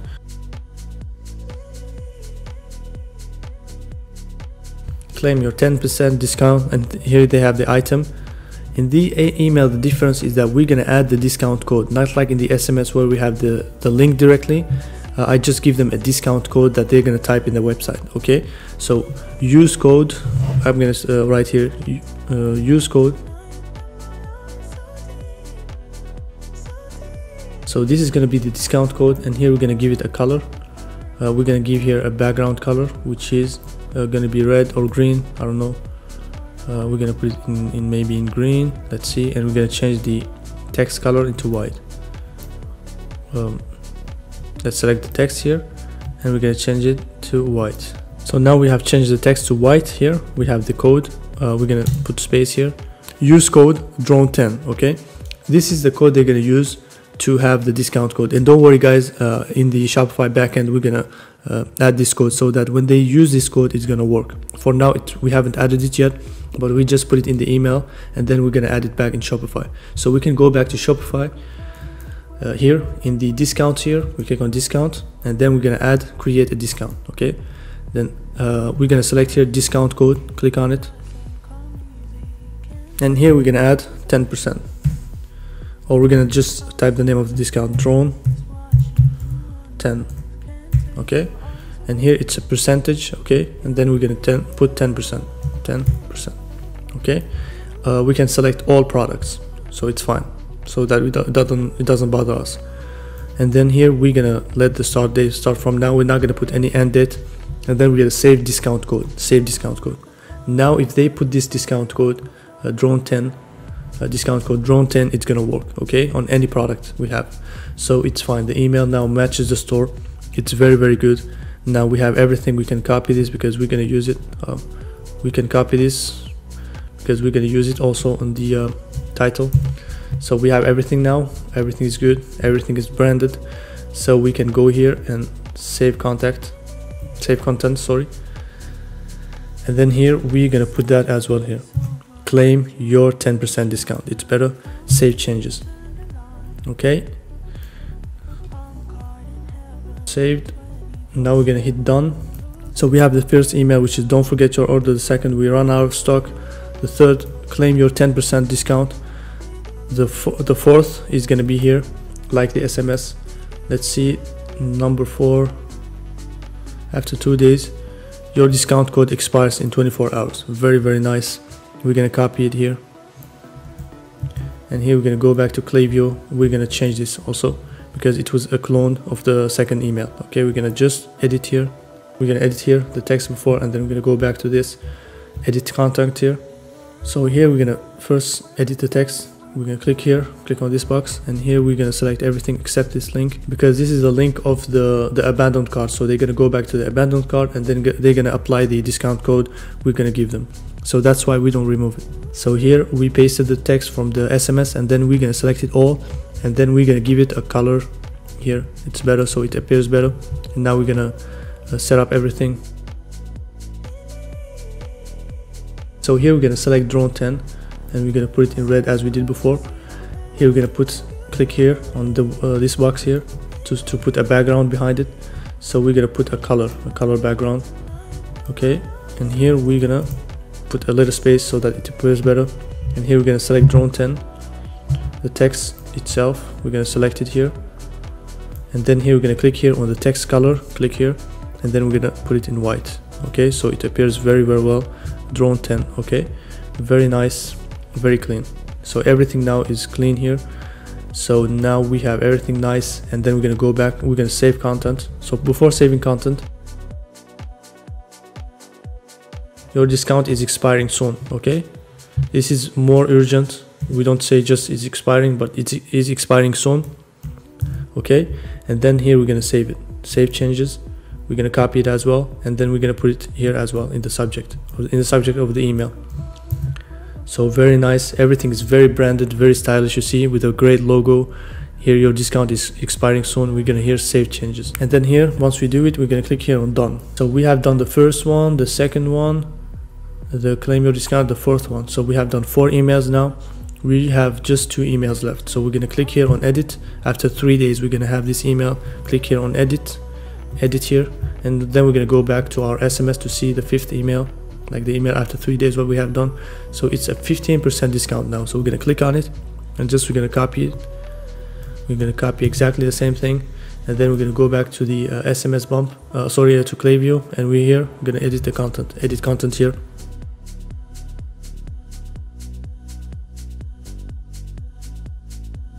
And then use code drone15. We're gonna select it.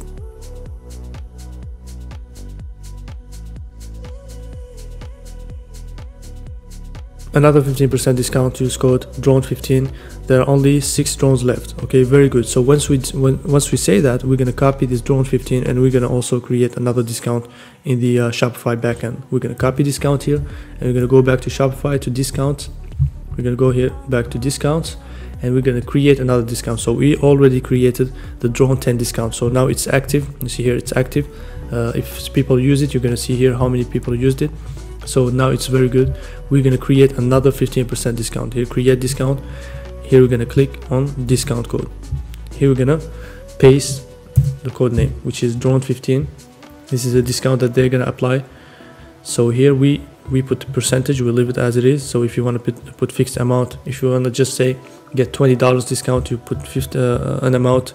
If you want to do free shipping, it's another thing. If you want to like put another type of discount, when they buy a number of product, they get a discount, you can put it here. So now we just want a percentage, we leave it as percentage, and here we're gonna put 15 now instead of 10. Okay, 15% on all products, and no minimum requirements here for everyone. We can leave it for everyone. Okay, it's fine, so that we don't have to think a lot.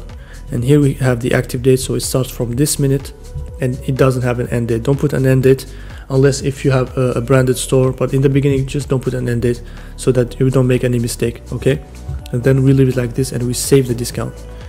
Now the email matches the discount, so what's in the email is going to apply also in the store, because we have for real have a discount on our store. Okay, a 15% discount and a 10% discount. So this is now very, very good. Now we can save this email. We can save this, save content. And here we can here copy the same title here. We run out of stock. No, we're gonna edit the title here. So here we're gonna type the title here. We're gonna change it. Instead of we run out of stock, we're gonna put 15%. Now it's very, very branded, very stylish, very nice. And now we can save the content. We can copy this for the subject of the email, and then we're going to save content. Here we're going to go back to subject here, copy this, we're going to paste our 15% off for you. So now guys, we have done all these emails, and we have just one last, which is the email number 6, which is going to be the last one. It's after 4 days. And now we're going to click here on it, and we're going to edit it as we did for the first ones. Click here, edit, and we're going to edit here. And here we're going to go back to the SMS bomb. As I told you, we're going to do the same thing. Here we're going to click here on the last email, the last SMS, sorry. We click on it, and here we're going to select the SMS text. Okay, we're going to select it, and then we're going to go back to Klaviyo here. We're going to edit. Okay, so here now we have 10,000 people recommend us. Use code drone15 and get 15% discount. Click here. Okay, very, very nice, very simple. And here we're going to change the title from 10,000 people recommend us. 10,000 happy customers. It's going to be better. Okay, we're going to click on this box here, and we're going to add 10,000 happy customers, all in capital. We can put 10K instead of 10,000 happy customers. More branded. 10K happy customers.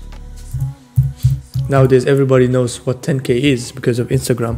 So 10K happy customers means 10,000. So very easy to understand.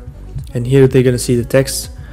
And now we're gonna save this. We're gonna copy this first to put it in the subject of the email, and then we're gonna save the content. So now here in the subject we're gonna paste it. So 10K happy customers, and save changes. And here we have like a very nice email. So this is the last abandoned cart email, very nice. And we're gonna here add drone. Okay, now guys, we have finished all the abandoned cart emails. So we have 6 abandoned cart emails, 6 professional abandoned cart emails that are very aggressive, and they're gonna make the customers buy. A lot of people, they just put 1 or 3 emails for abandoned cart. You gotta put 6 emails so that they don't forget the product. So if somebody doesn't buy after 6 emails, he's done. But most people, if they really want to buy, they're going to buy after the 3rd email, the 4th email. So it's very important to have all these emails. That's what I have been doing with my agency. When I was working with a professional agency, they did 6 emails, like 6 aggressive emails, because they know for experience that that's what works. You know, people need to see the message more than 1 time, more than 2 times, because as you know, on average, a customer needs to be reminded, needs to see the product 7 times, or be reminded of the product 7 times so that they buy. So that's why we put 6 or 7 emails. You see what I mean? Very, very important. Now we have a very professional email marketing for abandoned cart, and it's all active. Always make sure it's live, and it's very, very nice now. And now we're gonna go to the we're gonna hit here save and exit. Okay, save and exit. Now we're gonna go back to the flows, and here we're gonna put the get started here. We're gonna edit, and we're gonna have a welcome series for our customers. We're gonna here choose a list, newsletter. Okay, so we don't have any customers yet, but we're gonna choose a newsletter so that when people sign up to the newsletter, they're gonna be added, they're gonna receive this email. So we're gonna select the newsletter, sorry. Even if you don't have any customers yet, it's not a problem. We're gonna hit continue. So if somebody's gonna sign up to the newsletter, he's gonna receive these emails. Okay, it's very, very nice. So now here we have a basic setup. We're gonna activate everything, make sure everything is live here, because Klaviyo, they do some pretty good thank you, customer thank you. So we're not gonna have a lot to edit here. We're just gonna add our images or something different, but we're just gonna make sure that it's live first of all, and then we're gonna see what we have to edit here. So here is gonna be after 3 days, after 4 days, we're gonna leave it as it is, and then we're gonna here edit here. This is for branding, this is for brand awareness, for different things. So here we're gonna change the images. Okay, thank you for signing up. Okay, we can change this from thank you for signing up, we can say thank you for droning up or something going with drones or something, or like we can leave it like this, or we can put, we're gonna see. But first of all, we're gonna edit this content here, and here we're gonna change this image because it doesn't make sense. It's not going with our brand, so we don't sell any like wood stuff or something. So we're gonna click on this one, and we're gonna here click on here, and we're gonna change the image. Okay, click here on replace image. Okay, and then here we're gonna import an image. So here we're gonna click here on upload and import. Click here, and here we're gonna browse files. we're gonna go and find some cool, you know, images of our product, like in the image we have done. So drone 3, we're gonna see here, we can try to put this one, let's see, it's more branded, and here upload. So now you have a better email marketing, like welcome series, because that's what goes really with our brand. And here we're gonna remove this little part here. There's a little box here that we don't need, you see, it's just very tricky to choose, and then we're gonna remove it. Okay, you see, now we remove that block. So we have our logo here, we have here shop now, we have the great branded image. So I don't know, I think it's better to put the text just before the brand. I don't know, let's try this. Let's try to put the text above here. So we have the text here, shop now, and here we have the text, and now we have the image. I think it's better. Thank you for signing up. Hey, we are glad you're here. Don't worry, we have a lot to look forward. We will be passing along an exciting content as well as update on our new products, promotions, and this is good. Like, this email is fine, you can leave it. New beginnings. Okay, organization name. Here we have our they're gonna put automatically here our store name. So now it's very good, very branded. Like, we have a branded email here, very nice. We can leave it as it is. Okay, and now we can save this content. We have a very branded email here, and now we're gonna save the content. Okay, so we have very branded email, and now we're gonna here click here. We don't need to change anything here. Thank you for signing up, it's fine. And then we click here on done. We just changed the image, okay, because that first image was not going with our brand. And then after 3 days we receive another welcome series, which is follow us on social media. We're gonna click on it and we're gonna edit here. So here in this email, it's a social media email. As for now, we don't have any social media. We don't have any social media pages or stuff. We're gonna set up this email. We're gonna leave it like this, and then once we have our social media pages, we're gonna change them. So we click, after having our social media pages, we're gonna click here edit, and then here we're gonna change the image. We're gonna put another image of our product. We're gonna click here. We're gonna add. We're gonna upload or import image. Here browse, and here we're gonna put a different image. So this image is better. Okay. Now we're gonna open it, upload. So here we're gonna center the image. Okay, it's better now. So we have a very stylish drone here, and we're gonna have the text here nice. We can have the text just above the drone as we did for the first one. So we can have this text, we can drag it just here. So we have the text here and we have the drone down. It's very stylish, very professional, just so nice. And here we're gonna save content. But here for join us here in this button, we have to add our social media links here. So the URL link, here we don't have any URL link. And once we build our social media pages, we just go back to this email and edit it, click here and join, and then we put our page link. Very simple. But now we're gonna save this.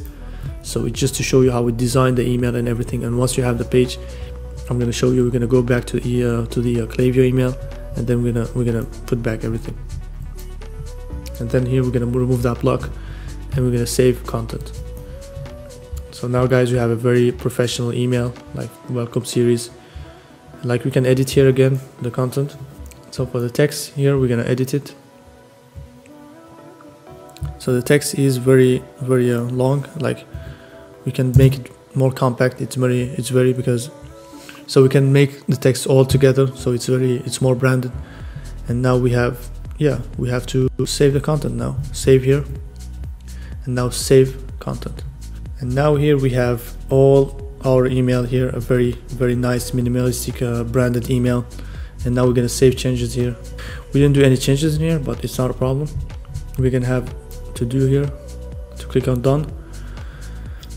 So now we have set up 2 welcome series emails, and now here we have check our best sellers here. We're gonna click on it, and here we're gonna click here edit, and here we're gonna go here and click edit content. So in this text, we're gonna add a story of our drones and something. So after we finish the copywriting, we're gonna have to go back to this email and set it up. For now, we don't have any stories for this email. We don't need to activate this email for now. So we're just gonna turn it off. So we're gonna go back to save changes, and we're going to turn off this email because we haven't added any products yet. So we're going to click done here, and for this email we're going to put it in draft, so that once we have more products we're going to activate it. So we put it in draft. Okay, so now we have finished all the emails for the welcome series. We're going to here save and exit. I'm going to save and exit here. So guys, we have done the abandoned cart emails and we have done the welcome series emails. To be honest with you guys, these are more than enough to start. You don't need to do all these other emails. You can do them after, but for now, to get started and have a branded store, you just need those two: abandoned cart and the welcome series. That's more than enough. Okay, and here we have the templates, we have the form sign up. We don't need to do these. Here are the list and segments. This is where you can import lists of people. And here you have campaigns. You can send directly a campaign to your customer list. If you have an email list, you can do it. So here you have integration and stuff. So for now we don't need to do this. For integrations, we can click in integrations, and here we can view settings here. So it's already integrated with our store. So here we can go to collection subscribers, collect subscribers, SMS collection. We don't need to do this. Synchronize SMS, we don't need to do this because we have SMS bump, advanced options. We don't need to touch this. Okay, for now we just use Klaviyo for email marketing, not SMS marketing. As you know guys, in Klaviyo you can also send SMS, but we use SMS bump because it's more professional. It's more done for SMS than Klaviyo. Klaviyo is better for emails, and SMS bump is better for SMS. So now we have done everything. You have other options in here, but we don't need to do them. We can also do coupons here directly on Klaviyo, but we don't need to do it because if you we already created coupons on Shopify, because you can also create them from here, but we have already done them, so we don't need to do them. So here we don't have to do anything. And after this, once you have your email marketing set up, you're going to see some data here, analytics in the campaigns. You're going to see everything, if customers clicked on your emails or not, if they bounced, if they unsubscribed, everything. It's very, very cool. So now we have set up all the email marketing and the SMS bump, and we're going to go to the other app setup. So now we have done everything. You have other options in here, but we don't need to do them. We can also do coupons here directly on Klaviyo, but we don't need to do it because if you we already created coupons on Shopify, because you can also create them from here, but we have already done them, so we don't need to do them. So here we don't have to do anything. And after this, once you have your email marketing set up, you're going to see some data here, analytics in the campaigns. You're going to see everything, if customers clicked on your emails or not, if they bounced, if they unsubscribed, everything. It's very, very cool. So now we have set up all the email marketing and the SMS bump, and we're going to go to the other app setup. So now that we have finished the Klaviyo setup, we're going to go back to Shopify and add some other important apps. So we're going to go here to apps, and then we're going to customize our store. So now we're going to refresh it to make sure that the Klaviyo has been added. Of course it has been added. So now we have Vitals, we have SMS bump, we have Klaviyo. These are only 3 apps for now, and we're going to add a 4th app, which is going to be Deezers. It's an app to import products on our store. So we're going to go here, we're going to type Deezers, D-S-E-R-S. So Deezers is an app that allows you to import products directly from AliExpress to your store. It's very simple. It's better than Oberlo. I see some other people use Oberlo, but Oberlo, after 50 orders, you're going to get some fees, where Deezers, it's better, it's more simple. So we just click on it, Deezers, and then we're going to add app. Then we scroll down, and here we install the app. And then we're going to create an account. So here we're going to select a monthly payment, annual payment, a monthly payment. So here we have the free. We don't need to pay for it. So here we have different offers, but we don't need to pay for Deezers. We just need the free basic plan. So the free here, we can process order bulk. It's available. The store limit is 3, so we can just add 3 store limits. The product limit is 3,000, and it's more than enough. 3,000 products. I mean, you really don't need to pay for anything. AliExpress saver shipping adapter, we don't have it. Like, we don't need it for now. Inventory management, we don't need it for now. Like, we really, like, for the with the free plan, it's more than enough. So we just get the free plan. It's a free app, so we don't need to have any other plans. So when we scale our product, we can need that, but for now we don't need any paid plan. We can even scale our product without even paying the app. Just get started, we just use it to import our products, and to fulfill our products we don't use Deezers, we have a supplier. I'm going to give you supplier numbers, everything at the end of the video and in the text file. So Deezers is just to import products from AliExpress here.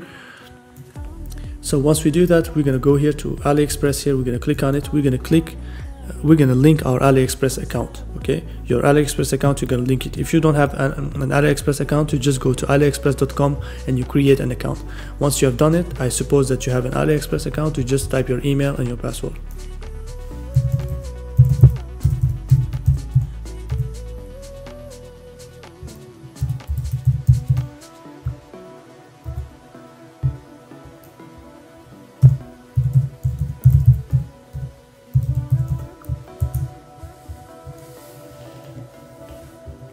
So we're going to go to AliExpress and create an account. Go to AliExpress.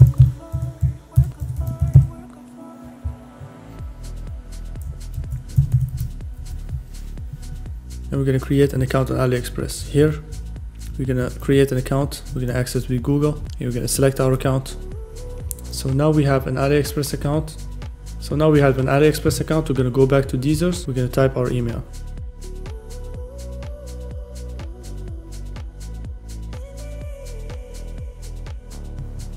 So here we're going to log in our AliExpress account. We add our password the same as AliExpress. And here we're going to save it. So now we are logged in the Deezers app. We have to authorize the rules of Deezers. Now we have this chat box that pops up. So what we're going to do is let's start importing products. Okay, click on it and then it shows us how we use it. It's our problem because I'm going to show you exactly. We're going to hit next, next, and next. And then we hit OK, and then we hit next, because now they're showing us some little tutorials on how to use Deezers, but for now we don't need this. We just need Deezers to import our products. Some people use Deezers to find suppliers and to have suppliers on Deezers. We use Deezers just to import our products, nothing else, and we have other suppliers that are going to fulfill our products. Okay, then here we click here on import list, and here in this search bar we're going to paste the AliExpress link of the product we want to import. So we're going to go to AliExpress and we're going to find the drones we want to import. So drones. So here's the first product we're going to import here. We're going to click on it. We're going to copy the link, and then we go back to Deezers, and then here we're going to paste the link, and then here we click OK. We're going to start importing. They say there is an error. I don't know why. It's okay again. So now it imports. Sometimes it makes a mistake. It says error where it's importing. So now it imported the first product.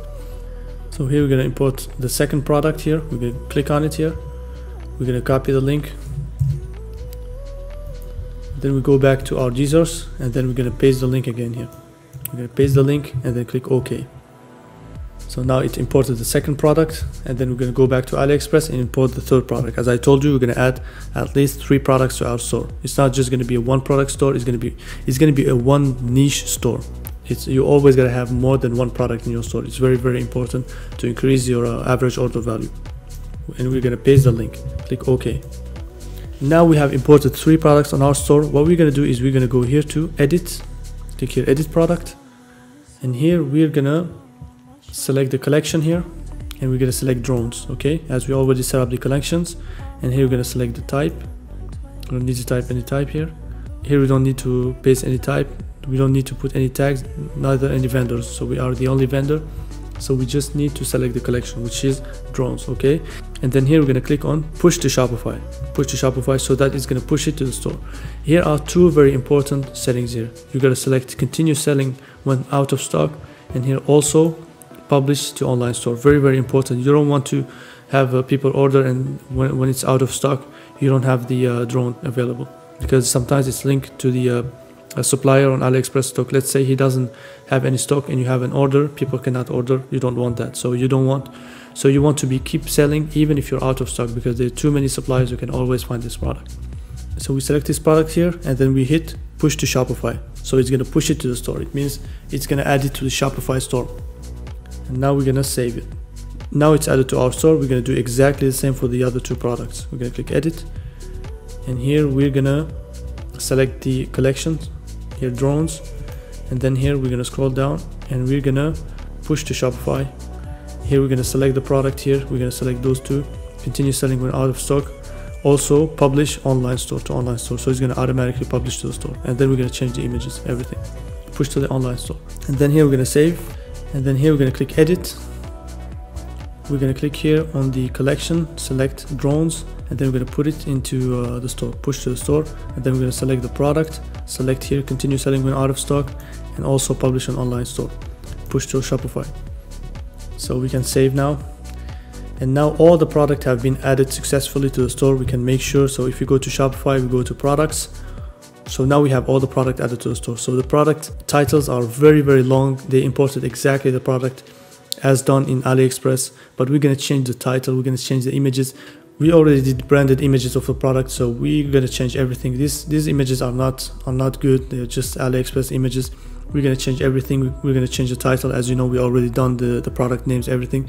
But for now, we're not going to do it. We're going to set up the other apps, and then we're going to get back to the product, change the names, and also do the copywriting, and then copy paste it here. So now we have set up the Deezers app, and now we're going to add a very, very important app called Shopify One-Click Upsell. It's an app that allows you to upsell products. If somebody buys a product, just after the checkout, just after their order, it's going to suggest them one other product.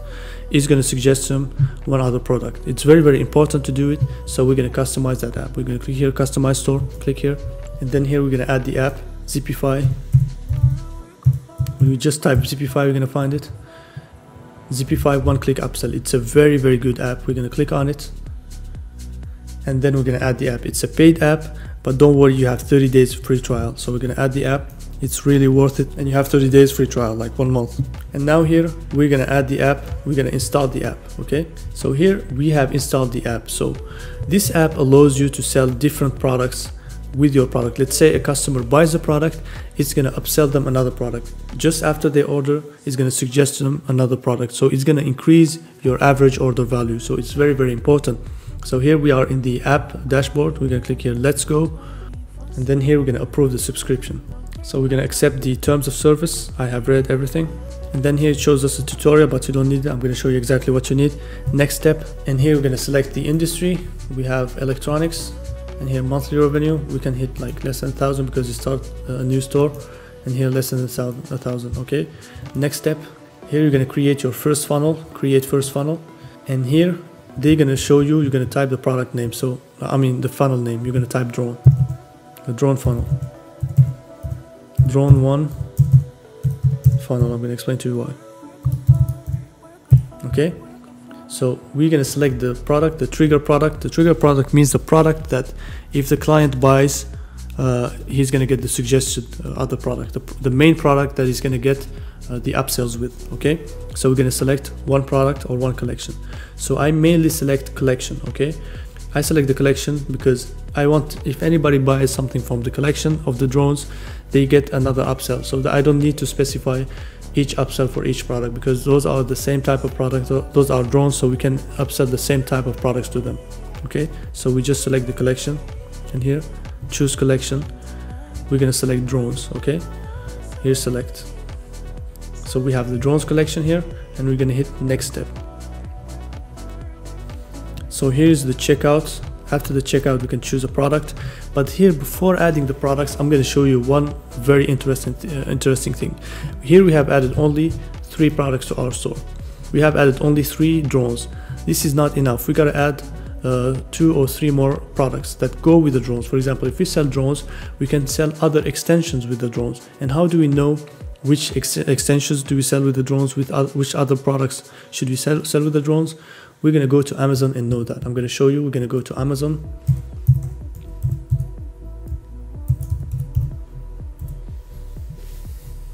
So we're going to type here drone.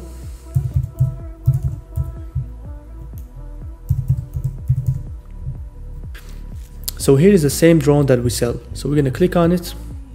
I'm going to show you one trick to know the best upsell with your product.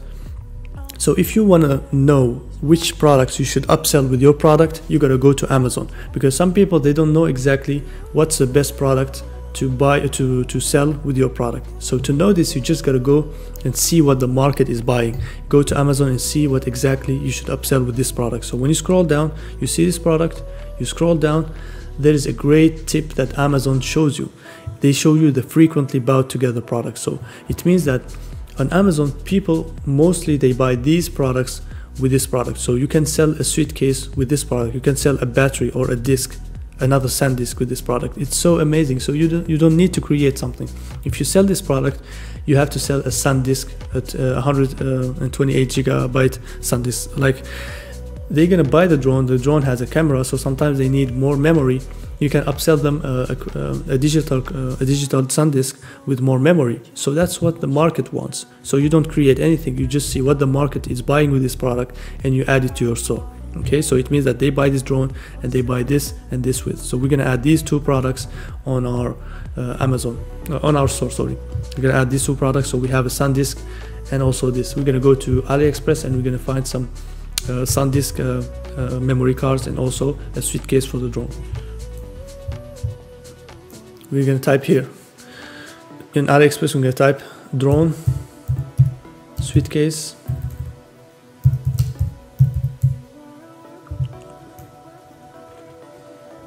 So here we found too many suitcases for the drones. They're so amazing. We can find them, like we can sell them. We're gonna upsell them with our product. So this is just so amazing. You don't need to figure out what you should upsell. You just go here to Amazon and Amazon tells you exactly what you're gonna upsell with this product. You don't need to think. It tells you what's happening in the market. You don't take your opinions. You take the market's opinion. You upsell what the market wants to buy with this product. It's just so amazing. So we go here and we're gonna select one beautiful suitcase. We're gonna click on the ones that have the most orders. Sorry, here it's in Portuguese because I'm in Portugal, but this means the most ordered product. So we have these ones. So drone suitcase. We're gonna choose a cool one, like we're gonna choose this one. Okay, we're gonna click on it. So this is a suitcase for a drone. So it fits any types of drone, the same type of our drone. It's just so amazing. And here we're gonna click on the link here, copy it, and we're gonna go back to Deezers. So here we're gonna add it in Deezers. As we added the product, we're gonna add it. Click on OK, paste the link here, click on OK, and we added the suitcase. And also, as Amazon tells us also that they buy also memory cards, we're gonna go to AliExpress and find a stylish memory card. Go to AliExpress, and we're gonna type a SanDisk memory card. It's the same size, like it's a SanDisk 128 gigabyte to a memory card. Okay. SanDisk. So this is a SanDisk 128 gigabyte credit card. We're gonna find the ones that people buy the most. So people buy these ones. So this is one terabyte. This is 1,000 gigabytes. So people, it's even better than 120. And it's just €4, like $5 in this website. So you can upsell it for $9.99, or you can upsell it for $19.99. It's just so amazing. So we're gonna click on it. And here we're gonna upsell it. We're gonna copy the link of this product, and then we're gonna upsell it. Of course, we're gonna change the images. We're gonna put more stylish images, and then we're gonna upsell them. Okay. And here we're gonna go back to this AliExpress link. We're gonna go back to Deezers, and we're gonna paste the link of that SanDisk. And then we have 1 terabyte SanDisk in our store. We're gonna change also the price and everything. So here we're gonna edit as we didn't. So here we're gonna click on edit and push them to the store as we have done to our products. But before doing that, we're gonna add a collection to our store. We're gonna go back to Shopify, go to collections, go to products, go to collection, because we have added different types of products. We're gonna have a different collection. So collection, extensions, or accessories, drone accessories. So we have drone accessories. We're gonna hit manual, and here we're gonna select. We're gonna save here. So we haven't added the stores. We haven't added the drones. We haven't added the other products to the store. That's why they don't appear in here. So we're gonna go back to the collections here. We're gonna go to the drones collection. Here we're gonna add our drones. Okay, we're gonna browse here, and we're gonna add the 3 drones. You see only 3 because we haven't pushed the other products in the store. So we add them.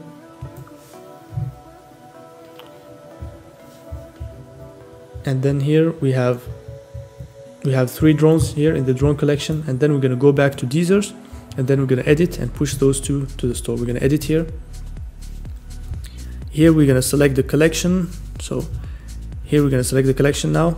So sorry, we have to refresh the page because we have to refresh the page so that the collection appears. So now we're gonna click edit here, and here we're gonna select the collection. Okay, oh, it doesn't show.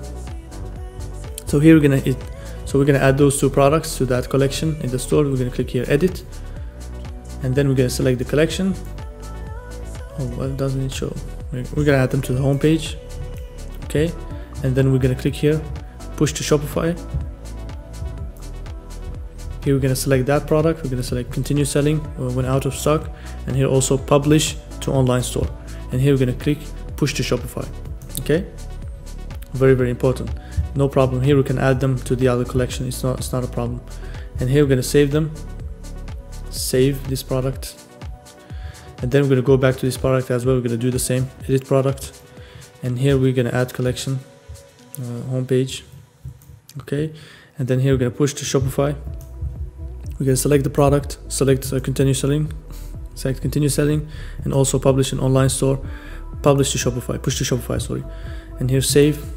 So all the products are added. So we have 5 products on our store. So this is the best thing. You should not just have only one product. You should always have more than one product. A lot of people, they do just one product store. That's not a good thing. If you want to have a better average order value, you should always have products to upsell with your other products. So have different products and also other products to upsell. If you have just one product, people are just going to buy that product, and you're just always going to have your same order value.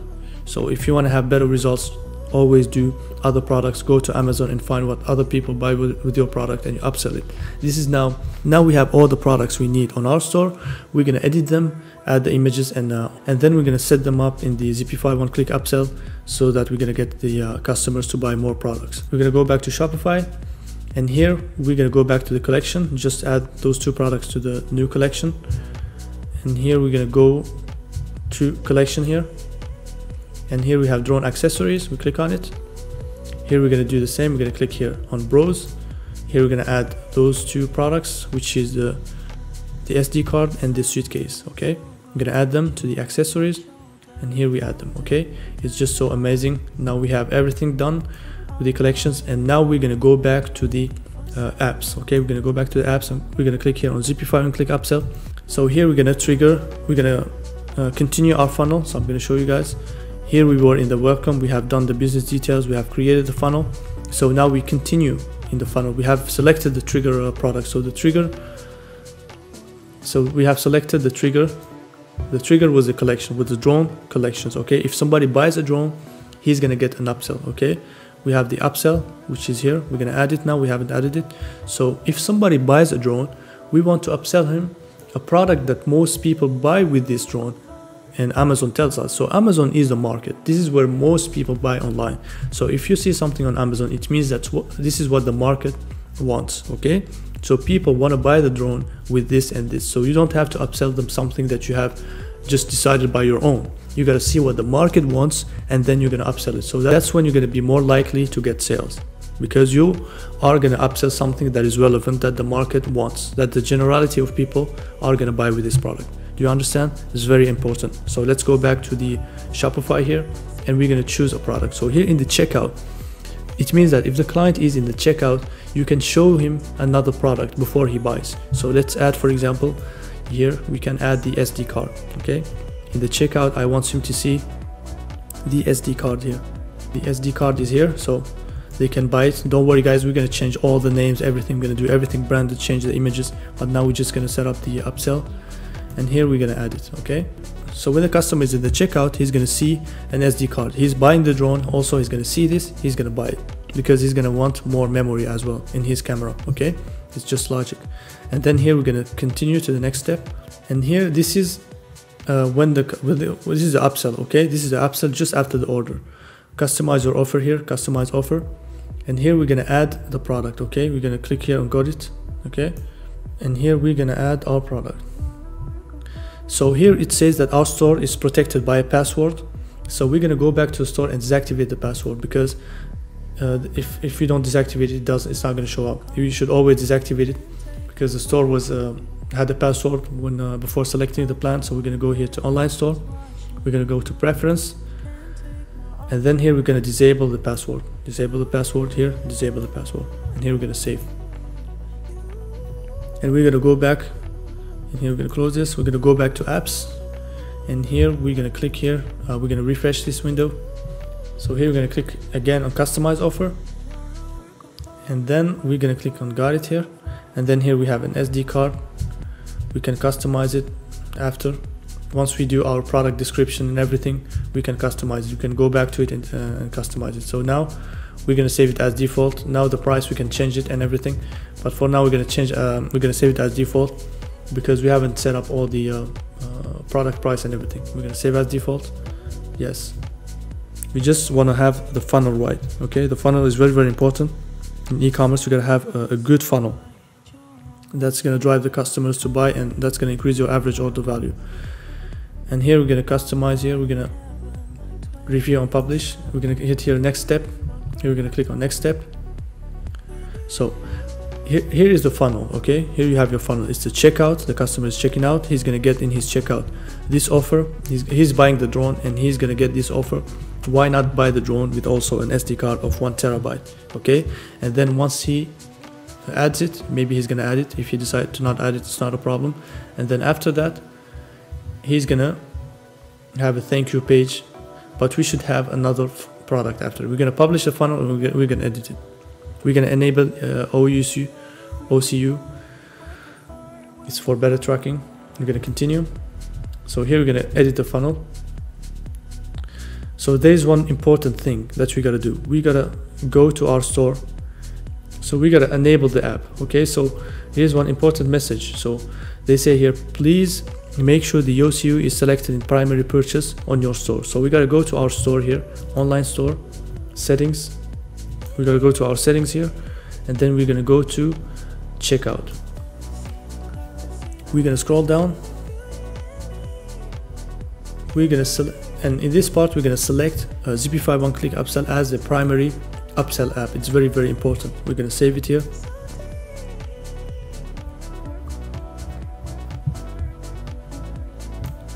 And then we're gonna go back to the apps. We're gonna go back here to the apps. Click on apps, and then we're gonna click back on Shopify one-click upsell.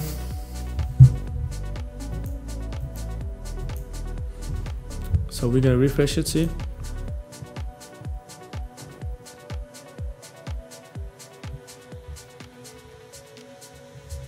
So we're gonna enable the app. Click on here. So we should publish our funnel. We're going to click on our funnel here, and we should activate our funnel. So if you don't activate our funnel, it's not going to work. We should here click on status, activate the funnel, and then here we're going to activate here to click here to enable the app.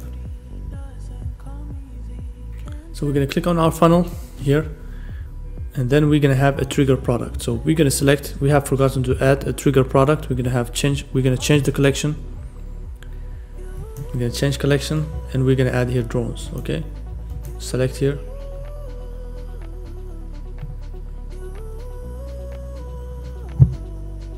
and then here we're going to publish the funnel. Okay, and then now we're going to go back to the funnels, and we have the funnel activated. We're going to click here. So now one-click upsell is activated now. Okay, so everything is good now. We have added all of these, so now everything is good. And if you go back to our funnel, everything now is good. Okay, because we have added all the setup. Now our funnel is active. It's very important to have the status active like this. So here we have one funnel. We're going to edit the funnel. So we click on funnel here, and here we have a trigger product, which is the collection. It means if somebody buys a product from the collection we have, which is the drones collection, we're going to show him an upsell product here in the checkout. He's going to have this product in the checkout. If you want, you can add it in the cart, in the shopping cart. So let's do it. We can remove this from here and add it to the shopping cart. It's going to be better. Shopping cart, choose the product here, and here product to the cart. We're going to continue here, and here we're going to select the SD card.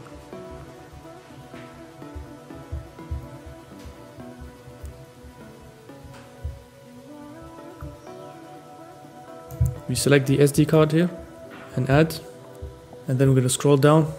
After the checkout, we don't want to put too many products, because we don't want to put too many products, because here I see a lot of people here in Shopify one click, they put in every funnel they put a product.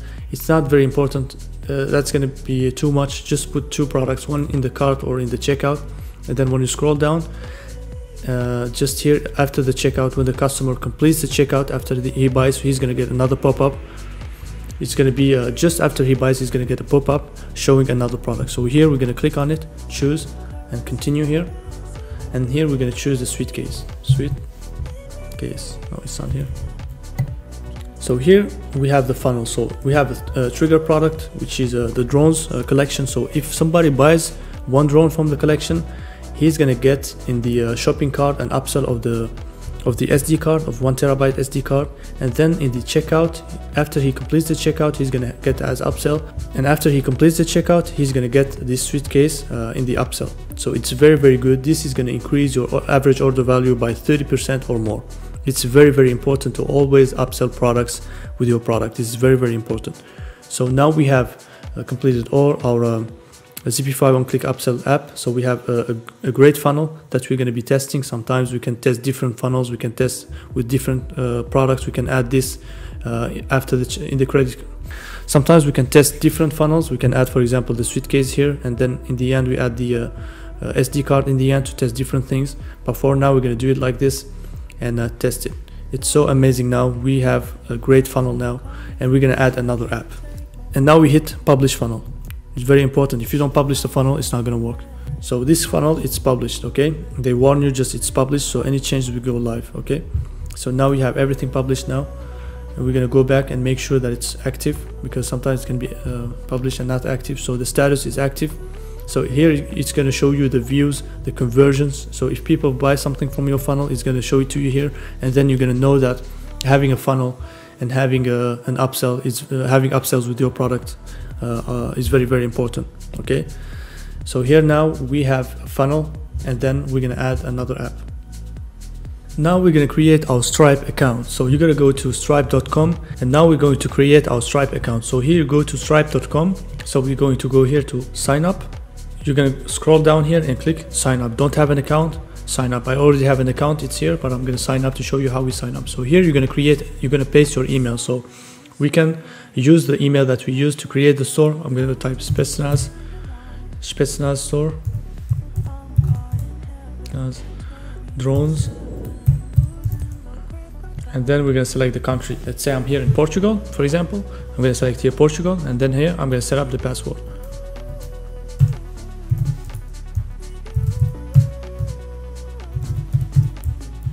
Okay, and now I'm going to scroll down here. I'm going to check here for the privacy policy. I'm going to check it, and here I'm going to hit create account.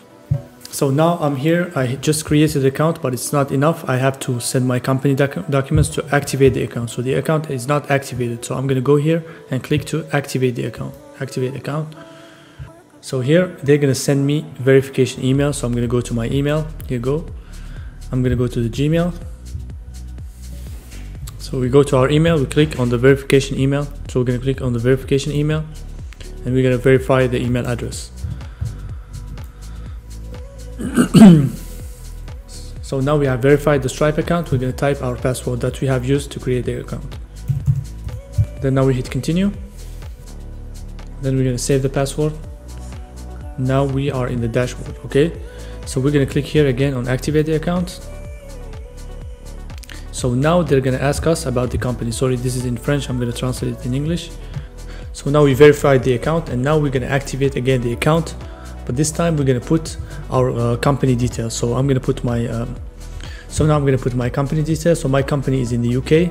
So as we have ordered the company in first formation, so it's going to be in the UK. Use your address of the company. It's very, very important. A lot of people make this mistake.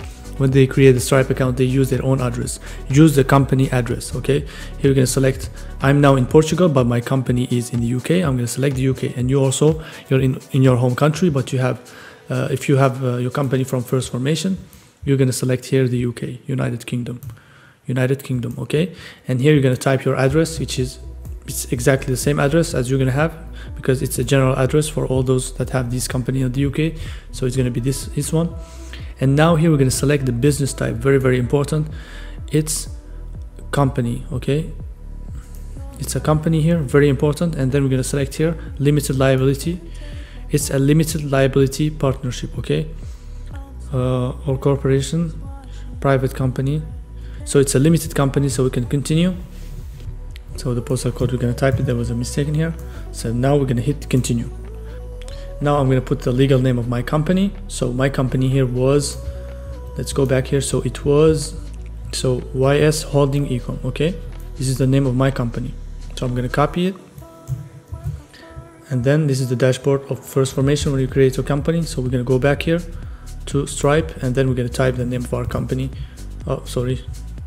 So now this is the name of our company, YS Holdings Ecom. And then we have the company house number. So we're going to type the number of our company house. So this is, for example, the number. You're going to have it here. For example, here's my number, one of my company's number. So I'm going to just type it here. I'm just going to copy the number of my company. I'm going to copy the number of my company. I'm going to type it here. And then here, if you have a VAT number, you can put it here. But normally in that package, you don't have a VAT number. It's just optional. It's not a problem. You can have it after. And here, doing a business as, you don't need it. It's optional. Registered business address. So this is the business address. And here you can type your phone number. If you have a phone number, you can select it. If it's not a UK number, I'm going to put my Portuguese number, for example, because I'm not in the UK. So you just put your number. So I'm going to put my number here, and then I'm going to scroll down to the industry. I'm going to select electronics, as we sell electronic products, home electronics.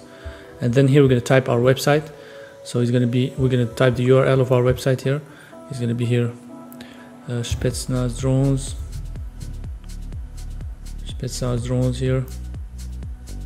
So this is it. So we're going to copy it here, and we're going to go back to Stripe, and then we're going to paste the URL. So if everything is good, product description, you can say we sell drones and accessories, and then we hit continue. Okay, so here you're going to write your business representative. So you're going to write your name and your last name. So this, you are the only representative of the business. So you're going to write your first name, your last name. For example, my name, you just write your name, your first name here, last name here. Okay, just writing an example. Here you have your email, and the job title you can type CEO. Okay, and here date of birth, you type your date of birth. I can type mine. Okay, and then I'm going to scroll down here, home, United Kingdom.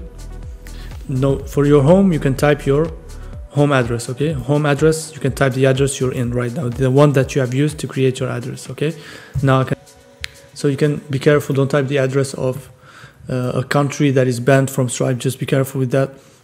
Check your country before typing it in Stripe. You can go here to a new window and see, type Stripe countries. Okay, very important to do that. So find your country in Stripe. So Stripe countries, you're gonna see if your country is not banned by Stripe. Very important. So you can scroll down here, and you can see here if your country is not banned by Stripe. It's very, very important. So most of the times, if you're from Africa, don't put your address in Africa. So just try to find somebody who has an address, or put any random address like in India or something, you know, or in any other country, because this is just your home address, and it's not going to be very important. The most important is your company address. Okay, so don't put any address in the countries that are not, you know, covered by Stripe. So they even show you here in the map. Okay, very, very important. So here you see all the countries. So if your country is not among these countries, don't put it in Stripe as your home address. Just put any random address. You can just go and try any random address in the internet and put it. They're just going to verify it based on your company address. Okay, here I'm going to type, for example, my address in France. I'm going to type here France, and then here you scroll and you put your phone number. So if you're from a country that is not covered by Stripe, try to find an online phone number that is in the UK or something, or in a country that is covered by Stripe. Okay, so if you're in a country that is not covered by Stripe, you can go to any phone number provider. You can buy a phone number from there, or if you have somebody that you know who's in the UK, or you can go to Facebook group, somebody can help you with that, or you can just buy a phone number in any phone number websites. Okay, you just check them, phone number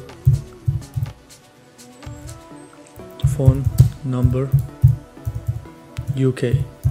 Okay, you just type it.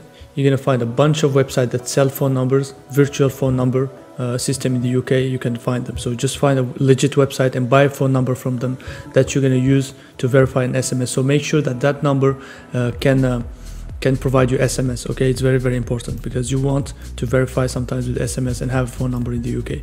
It's very, very simple. Once you have it, it's gonna be very, very cool. So now you put that phone number here. Let's say it's this, for example. We put it. Okay, I'm gonna put my number in France, for example. Or okay, I'm gonna put my number in France because I'm in a country that is already covered by Stripe. But if you're in another country, it's not a problem. I'm gonna put here Portugal. It's Portugal now, because now I'm traveling in Portugal. So I'm gonna put the number here. Ownership percentage here. You can type 100%. You own 100% of the company. Click continue. So now, business owner, due to the regularity, we are required to collect, verify information of anyone that has significant ownership of the company. So now you have this. So please add any individual who owns 25%. So there's no individual, you just have yourself. So you can click here, done. So here you see the steps. We are in this step. We have these steps to fulfill. So business executive. So now we are also gonna click here, done. We don't have any other business executive. So they're gonna ask you for all the parts of the company. If there's another person that works with you, you can add them. But if you're just alone, because that's the majority of people that have the company, they're alone. So you just put yourself and say done. So fulfillment details. Do you ship products yourself? No, products are shipped in a third party. You click yes. No, product are shipped in a third party. But it's better to say you ship product yourself. Okay, sometimes it's better. And then you click here. On average, how long after paying your customers typically receive their goods? It's very important to select here 2 weeks maximum, within 2 weeks. Okay, very, very important. Okay, and here don't select, for example, 1 month or something. If you do that, they're not gonna accept you. They have a high chance to reject your demand. Okay, just put something that is believable, like 2 weeks or 1 day. If you have 1 day, it's amazing. Okay, but 2 weeks is affordable. And then click here, continue. So here you have customer support details. So here the statement descriptor is here. So here you type, you let your name here, or you can here just type the name of your company here, just Spetsnaz here.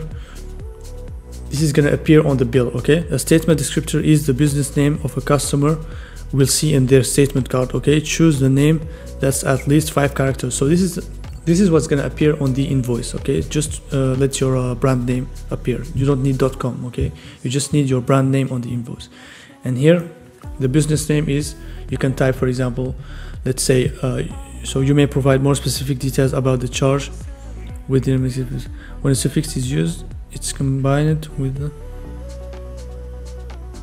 you can say, for example, business, for example, as they show you, business.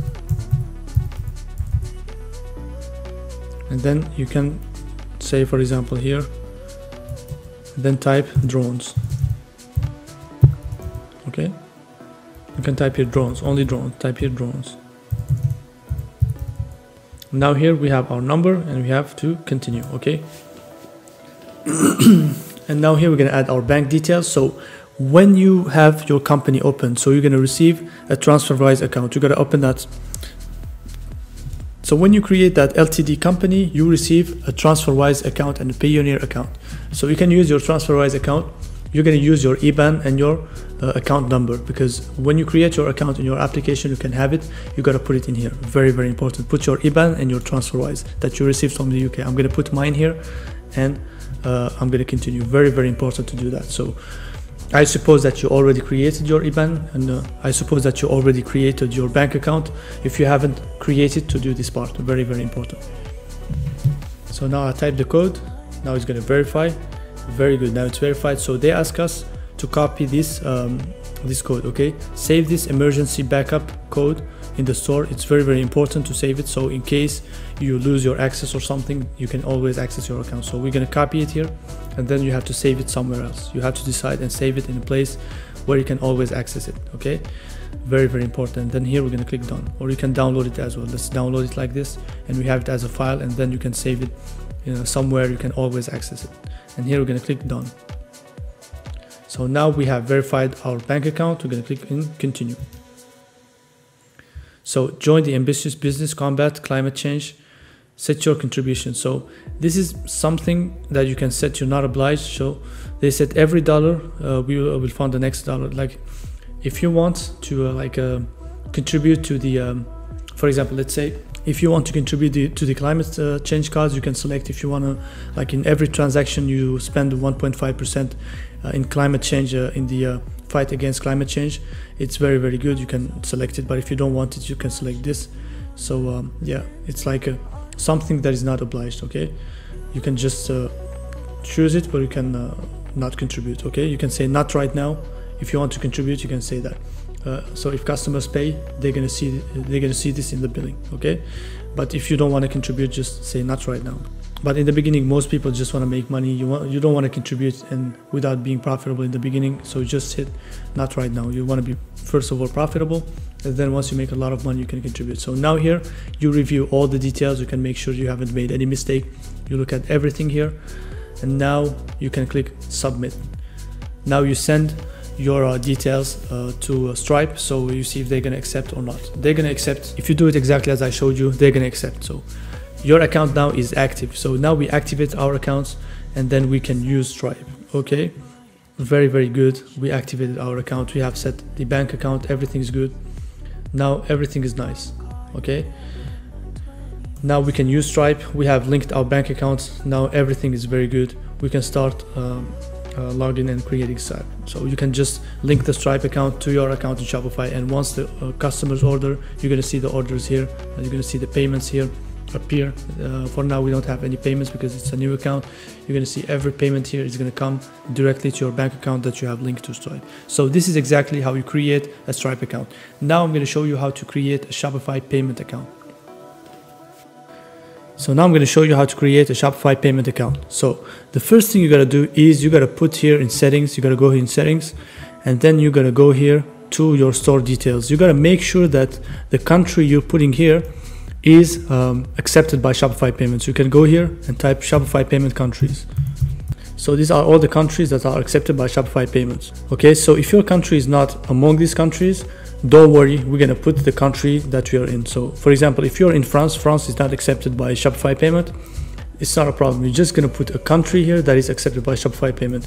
So if you have a UK company, just put a UK here. Okay, it's very, very important. So because you have set up a UK limited business, you're gonna put UK here. You're gonna change here from France to UK. If you have set up an LLC, you're gonna put United States. Okay, you put here the country of your business. So let's say here we have the limited business. We're gonna select here the UK, United Kingdom. We're gonna go here, select United Kingdom, and here we're gonna put our legal company name. We're gonna put the name of our company. It's very, very important. Here you're gonna put the name of your company. Here you put your phone number, and here you're gonna put your address. Here we're gonna put 75, the address that we have put, and then here we're gonna save. Okay, the zip file doesn't work. Okay, let's say, and here we put the valid zip code. Okay, and we're gonna hit save here.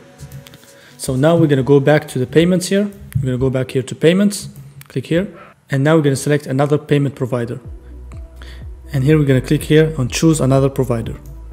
You're gonna type Shopify Payment. We're gonna click here and manage, deactivate Stripe. So now we see here in payments, we see Shopify Payment. We're gonna click here on activate Shopify Payment. Click here, and then here we're gonna click on complete setup. Here you can put +44. You can put your UK number that you have bought, and then you save here, and then here we go back to payments, and we activate, we complete setup. Okay. And now here we're going to choose the business type. Select here. We're going to select here private limited company. Okay, click here because it's a limited company. Here you have your business name that you have opened the company with. Just type exactly the same business name, and here you're going to type the company house registration number. This is it. So this is the number you're going to receive on your official document. So you're going to type here the number that you're going to receive on your official document. It's very, very important. You're just going to copy paste it here. So let's say I'm going to type the number I received. For example, this is my company number. I just copy it here. It's 8 digits. So you copy it, and then you go to Shopify Payments, and then here you paste it. Okay, and then here they ask you, do you have VAT number? You say no because you don't have it. And here we have the business address, everything here, the personal details, the job title, we can say CEO. Okay, and here we're going to type the year, the month, and here we're going to type the day of birth. And here's the address, and here is the country, it's United Kingdom. This person owns 25% and more of the business. You click yes because you own 100% of the business. And then here we're going to click additional director information. Here additional owner and directors. I'm the only owner, you're going to leave it checked. Okay, and now product details, you're going to select industry here, electronics. So the industry, just select retail. Okay, now select subcategory, click here, and then here we have, you can select here maybe electronic. We can select here electric parts and equipment, and then here we're going to describe this. We sell drones,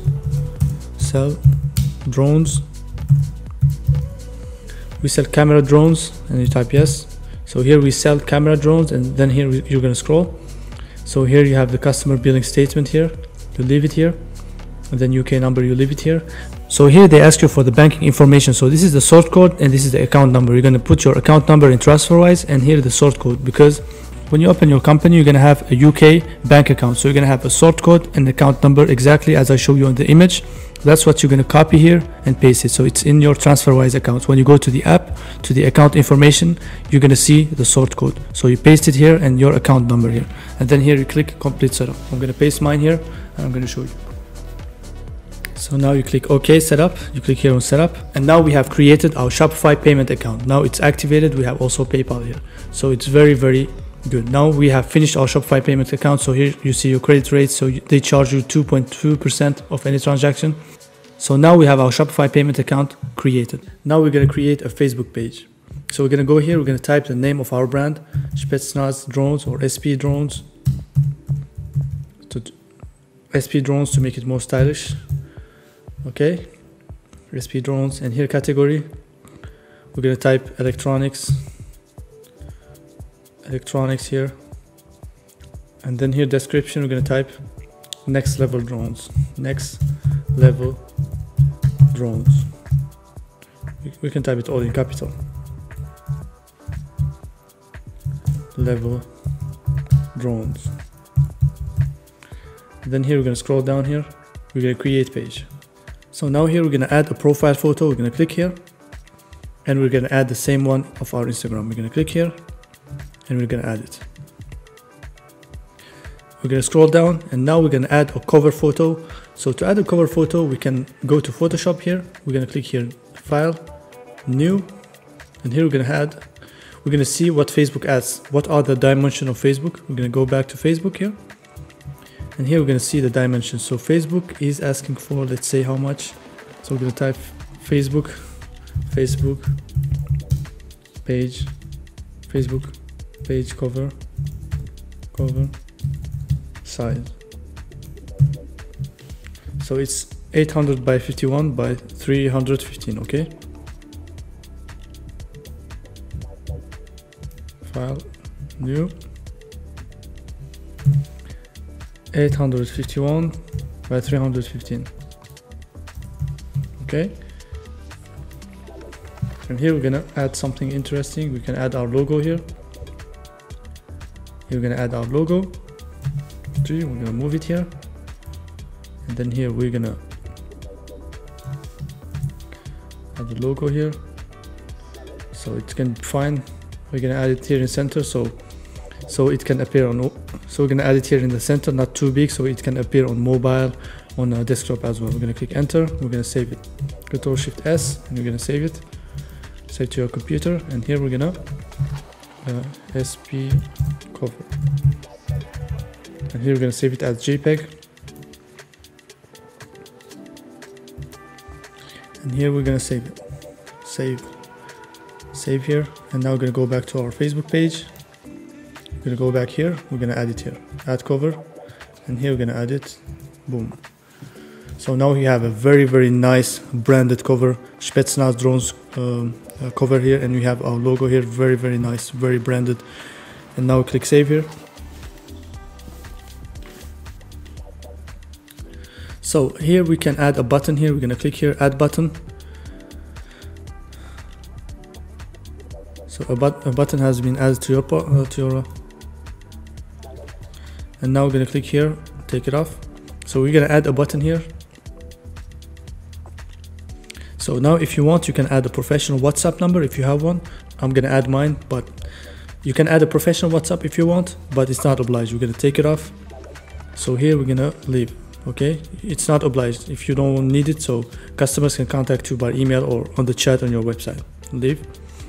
And here we're gonna add a button. Here, add button. So the button we're gonna add is shop on our website. We click on it, and then we're gonna add the website of our, and here we're gonna add our website, www.spetsnazdrones.com. So people, so when people come here, if they click on this button, they go directly to our website. Okay, it looks very, very branded. So here we can add more information. Get started here, and here we can add here our phone number. If you have a phone number, you can add it here. A professional phone number. I can add here a PT. Here you can add the professional phone number. So here, if you have a professional phone number, you can add it here, save. And here you add your website, www.spetsnazdrones.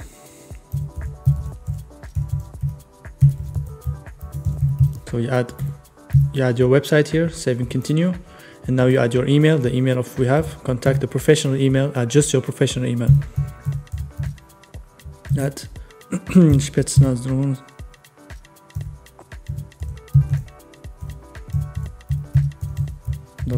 Okay, and here we're going to save and continue. Here we can say always open here, save and finish. So here we have we can add our username. So add SP drones. Okay, we add our username here. We're going to scroll down. You can scroll down here. Here, if you have a phone number, you can add it. You can add here the country you're in. Contact, you can add any phone number here. For example, I'm just giving a random phone number. Okay, and here also you can add another phone number. Okay, you can add different countries if you have different people that work with you. If you have, like here, you can add your phone number, like a professional phone number, or if you have two phone numbers, one for work, you can add it here. Okay, so that when clients reach out to you, they can call you on that number. Okay, and here you can add your professional email. And here you add your website, and here you add the address of your company here. City London. If you have your company in first formation, you're gonna have the city in London. And here you can select the location if you want, the location of your store. You can say it's in London, okay, because your company is in London. So here you can click on service area. So you can type here your city, London, UK, okay. And now here you have the city here, and then you can scroll down. So here you can select always open, then temporary service changes, open with service changes. You don't need to put anything here.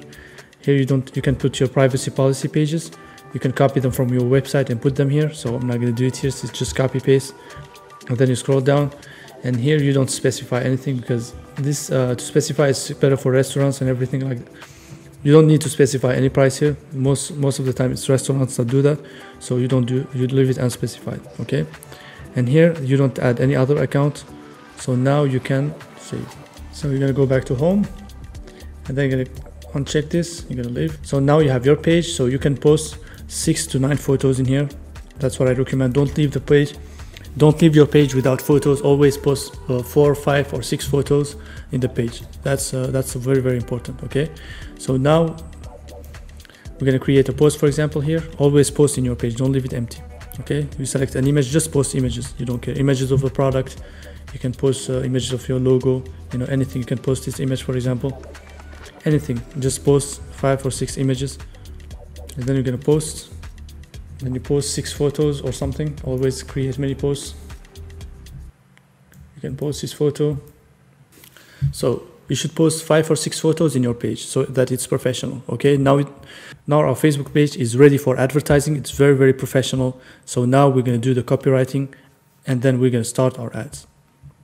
Now also you gotta have a professional next level Instagram page, because you have a branded store. You want also the customers, when they check your page, they see a branded Instagram page with your branded images.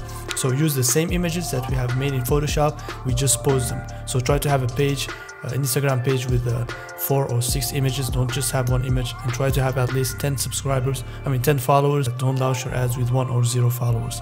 That's not going to be very credible into the Facebook ads.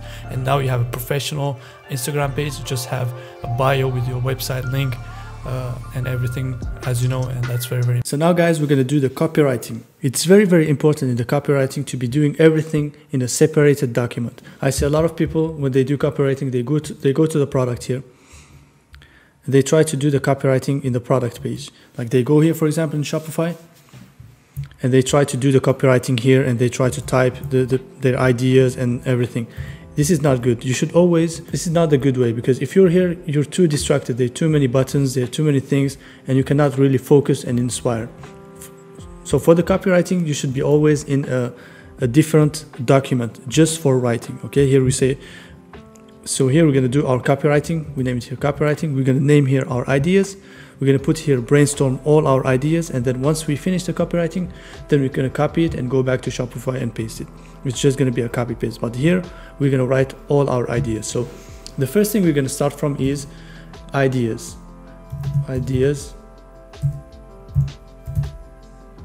/ brainstorm. Okay, brainstorm.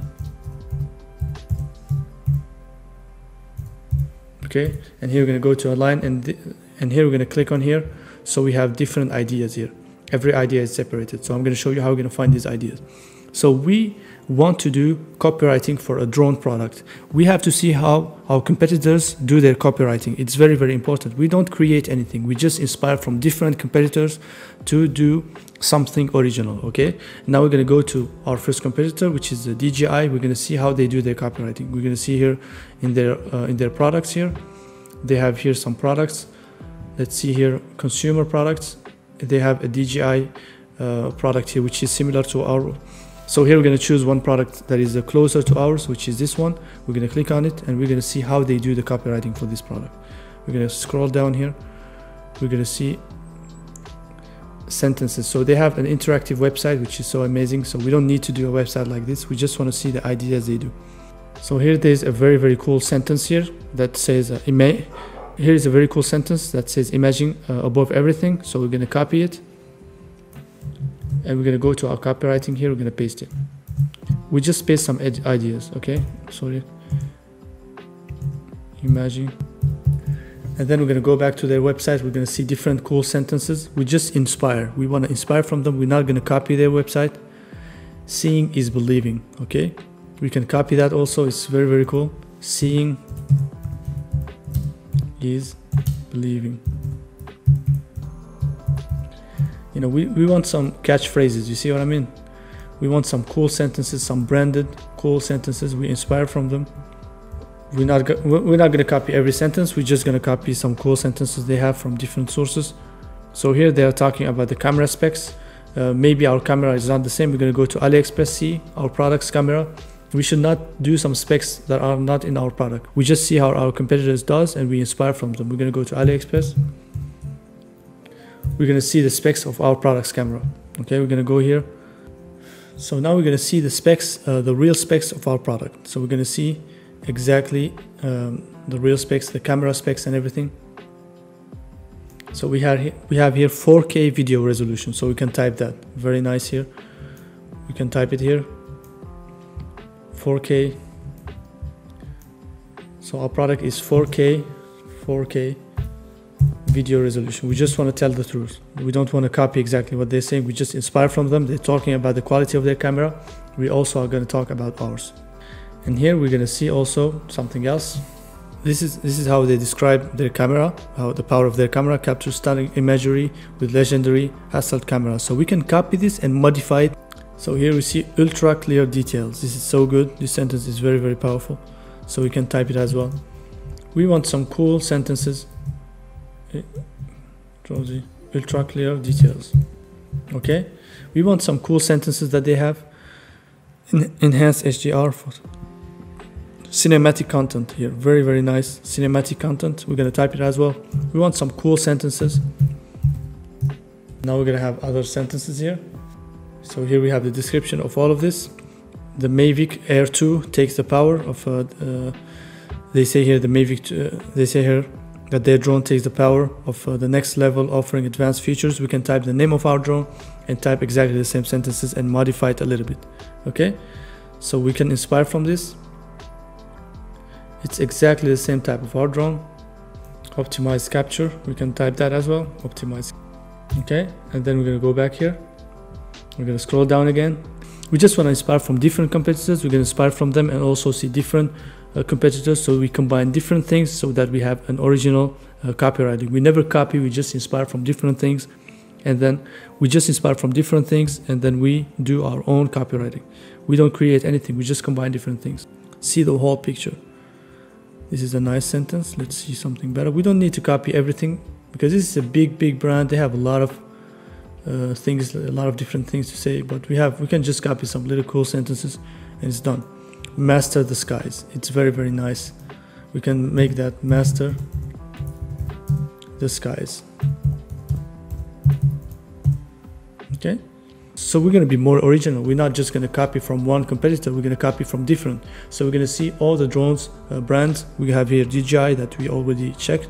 We're going to see the UVIF. We're going to see what they have, and then we're going to open a new window. So this is another competitor. We're going to see what they have. We're going to see their drones. So here they have a drone. Let's see, learn more. We're going to see what they have. This is like a different type of drone, but we're going to see something that goes also with our product. Compatible playboard. The drones they have are very, very different types of drones. It's not like ours. We're going to see the husband drone. So they have like a normal type of drone. We're going to see what they write about it. We're going to see some cool sentences, some cool catchphrases they have, some cool headlines. We want some good headlines, you know? So we're going to see their products. So we're going to click on this drone. We're going to see what they say about it. We want to see some cool sentences. You know, they said for 900 something. We're going to scroll down. Pursue the best images with indomitable will. This is a very good sentences. Pursue the best image with indomitable will. We're going to type this. So we inspire from different competitors. Pursue. So let's scroll down, see some cool we're going to scroll down to see some cool headlines. So this is a special camera. We don't want to copy that. We're just going to copy something that goes with all the products, that goes with our products in there. Like this is the first sentence, for example. It doesn't have something specific. It's just a cool branded sentence. That's what we want. You know, we want something cool, and then we're going to put the specs in the end. But the most important is to have some nice catchphrases. You know, that's how marketing is done. You can write this intelligent battery. Okay. You can even write something that is not really true if it doesn't really bother the client, because the client cannot verify if the battery is intelligent or not. We can take this. So intelligent battery, very nice. Don't do something like, for example, don't put some specs like, for example, that the drone can is, for example, waterproof when it's not. Something like that, don't do it. But something that is related to something that is very technical, that nobody can really verify, you can put it like intelligent battery. That's something that is doable. But don't do something like saying that your drone is waterproof when it's not. Okay, but this is fine.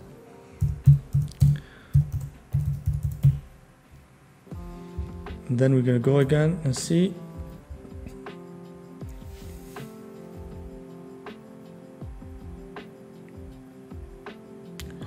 Here it says powerful maximum level 8 wind resistant.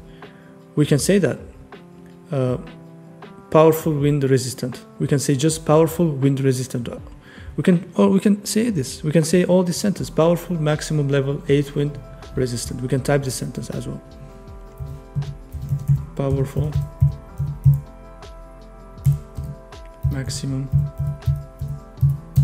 If you inspire from different competitors, nobody can know that you copied. Okay, because you take different things from different brands and then you combine them to your own. Then also we're going to go to see another competitor. We're going to see what they have.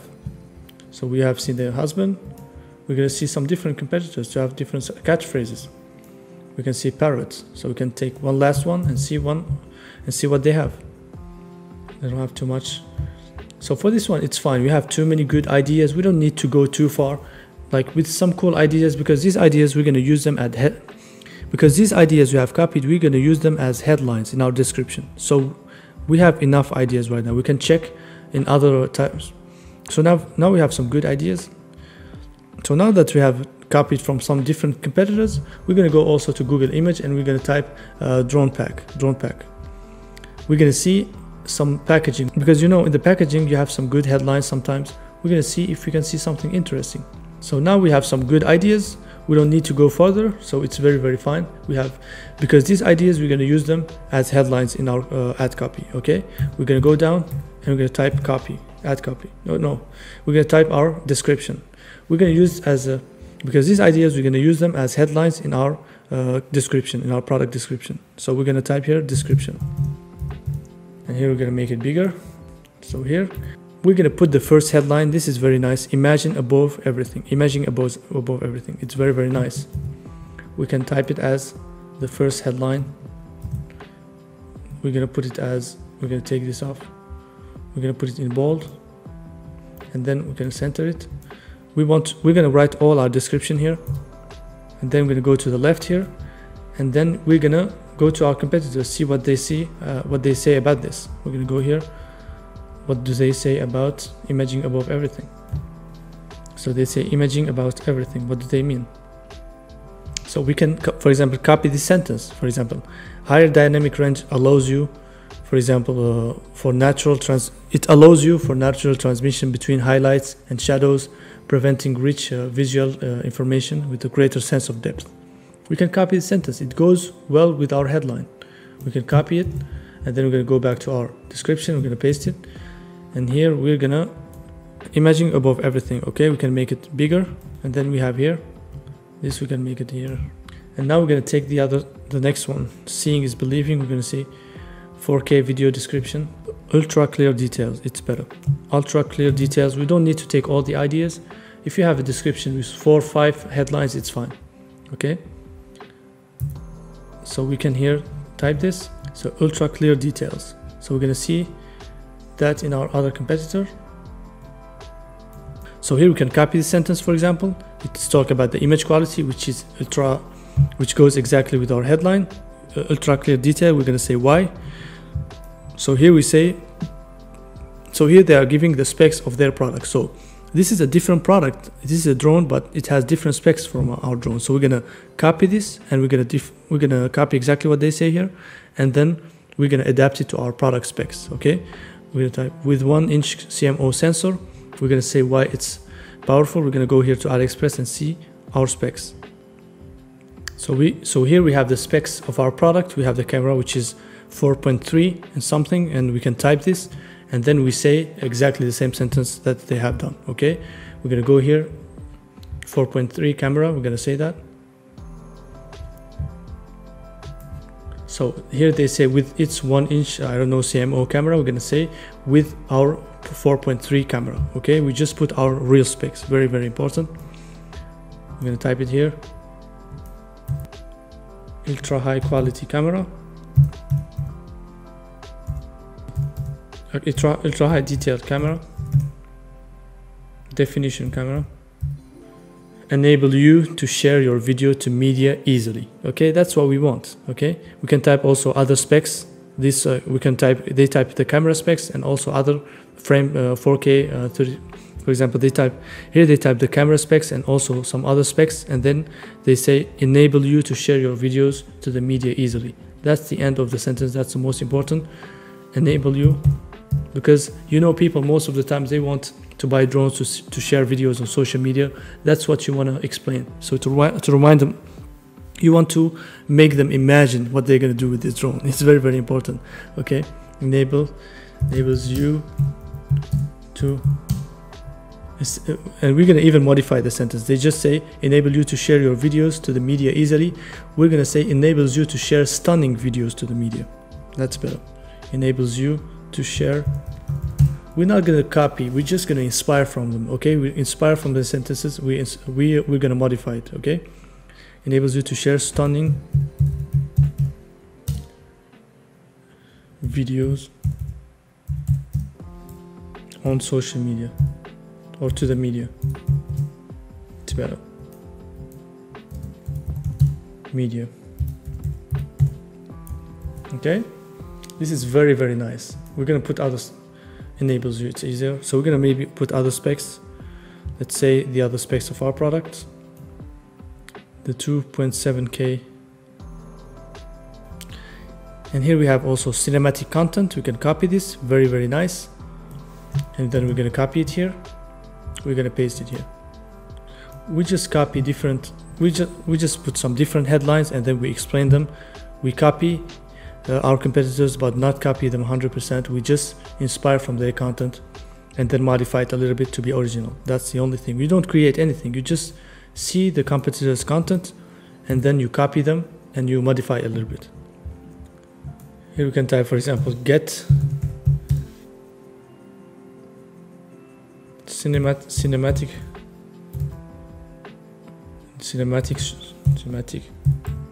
shots,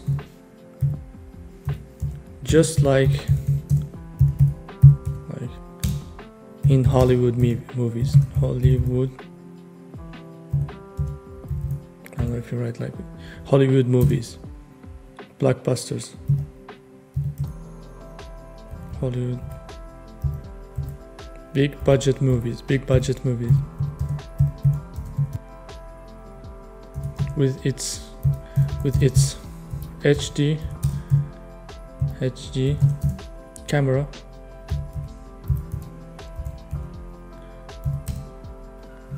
It's very, very nice. And then we're gonna go to another sentence here. We're gonna see, we don't need to take them all. We're just gonna take 4 or 5 best headlines to put them in our description, and that's gonna be fine. So here we have intelligent battery. We can have master the skies, pursue the best, imaging dominate. This is very nice, powerful, maximum level 8 resistant. We're gonna copy this. We're gonna see what our competitor says. Here we're gonna paste this sentence. It's very, very nice because people want to know if their drone is wind resistant. That's very, very important. We're gonna type it. They touch all the consumer questions. You see, very, very important. So that the customers are gonna have all their questions answered in the product description. That's very, very important. Now we're gonna, so the fastest flight speed of the, and then we're gonna put the our product name. Here we can type, for example, no matter where you are, how the weather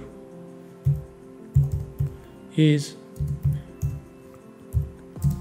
then we're gonna say the, and we put our drone name. We're gonna say the, and we're gonna copy our drone name here. So no matter how the weather is, the spy drone DualShock drone is. We're gonna see here. So we're gonna say no matter how the weather is, the Spy Air DualShock team can resist strong winds.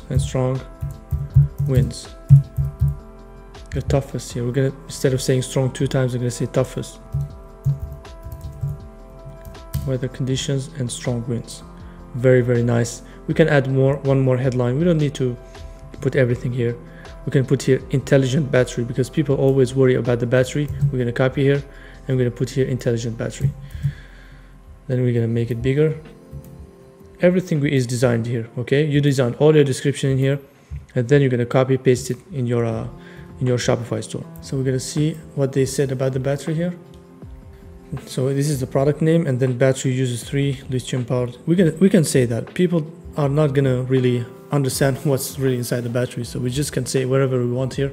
Battery uses 3S lithium polymer battery. So we're gonna copy also the our drone name. So we're gonna paste it here. Uses, and then we're gonna go back here to say intelligent battery protection.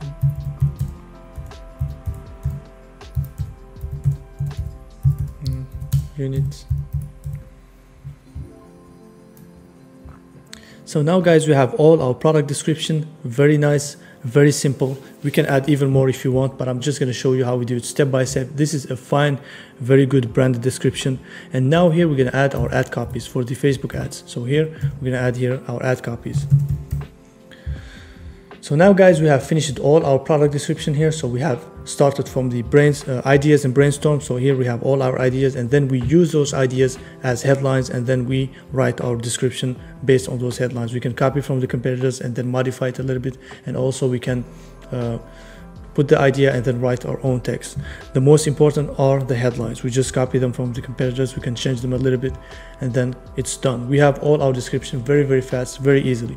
And then we scroll down here, we're going to add, now we're going to do our ad copies for Facebook ads. The ad copies are very, very simple. We just take some sentences here from the product description. We're just going to here type ad copies. And here we're going to type here, copy one. And here we're going to have some good copies. For example, we can inspire from the headlines. We can inspire here from the sentences. High dynamic. So for the ad copies, for example, we can inspire from the sentences in here, from the brainstorm ideas. Imagining above everything or seeing is believing. Ultra clear. 4K video description. Pursue the best image with indomitable. That's very, very nice. We can have this as ad copy here.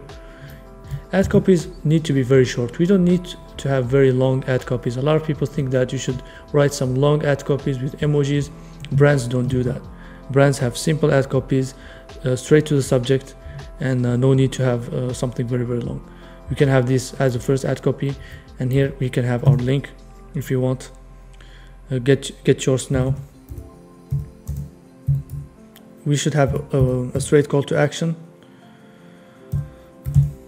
Now, okay, and then here we put our link. We put here our link, okay, and then we're going to put here the copy to, add copy to.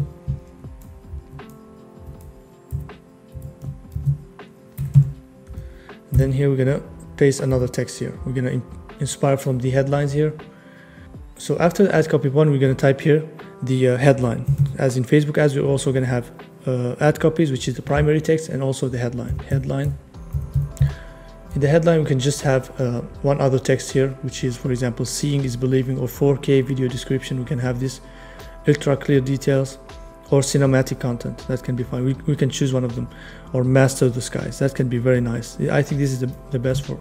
We can choose master the skies as a headline. So we have here pursue the best images with indomitable will. So we can have here pursue the best. We can have here pursue the best image with indomitable will.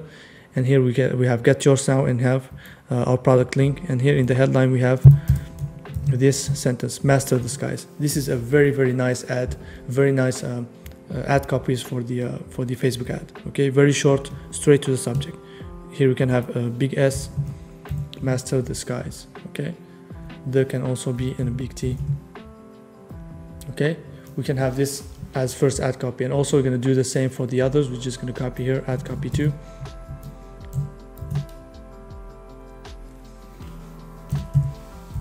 We can have 2 to 3 ad copies or 4 ad copies.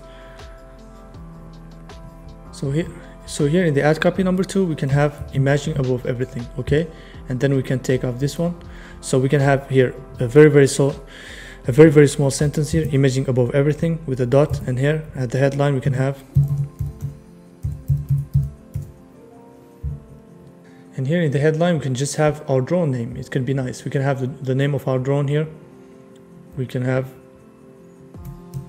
it can be very nice. We don't need always to put a sentence. We can put here the name of our drone. It's very, very branded, very stylish. So we have a small sentence here and the name of our drone. So you can also keep going with the ad copies, and then you're going to choose the best. We can choose here the best ad copy, and then we're going to put it in our ad. So now we have all our product description here and our ad copy. So what we're going to do here is just we're going to copy our description. We have spent the time to write it here, and we have spent the time to write our description here in a very isolated environment. We're going to copy it here, and we go back here to Shopify. We're going to click here, and we're going to copy it here to our product. We're going to go here to products. We select our product, and we're going to copy it here, paste it here, sorry. So we paste our description. Everything is very nice. We're going to save it now. Okay. So now we have already our product name, our product description, everything is nice. We can also visualize it, see how it appears. So this is how our product page looks like. So here we have a very nice, simple branded description. We don't need any review. This is how our product description looks like in the mobile. It's very simple, very nice, very clean, and very branded. So if you do a branded product, you don't need any reviews. I see some people putting reviews. If you have a branded store, you don't need any reviews, okay? So now we have finished all our product description. We're gonna go and make our video ad.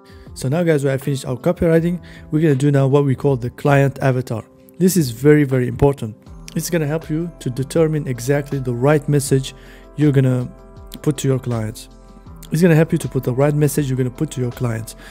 The copywriting is for the beauty of our text. It's very, very important, but this client avatar is to have the right message in the right organization for our clients. I'm going to show you how. So here you're going to copy paste the positive comments from Amazon, YouTube, and different sources, and here you're going to copy paste the negative comments from Amazon and different sources.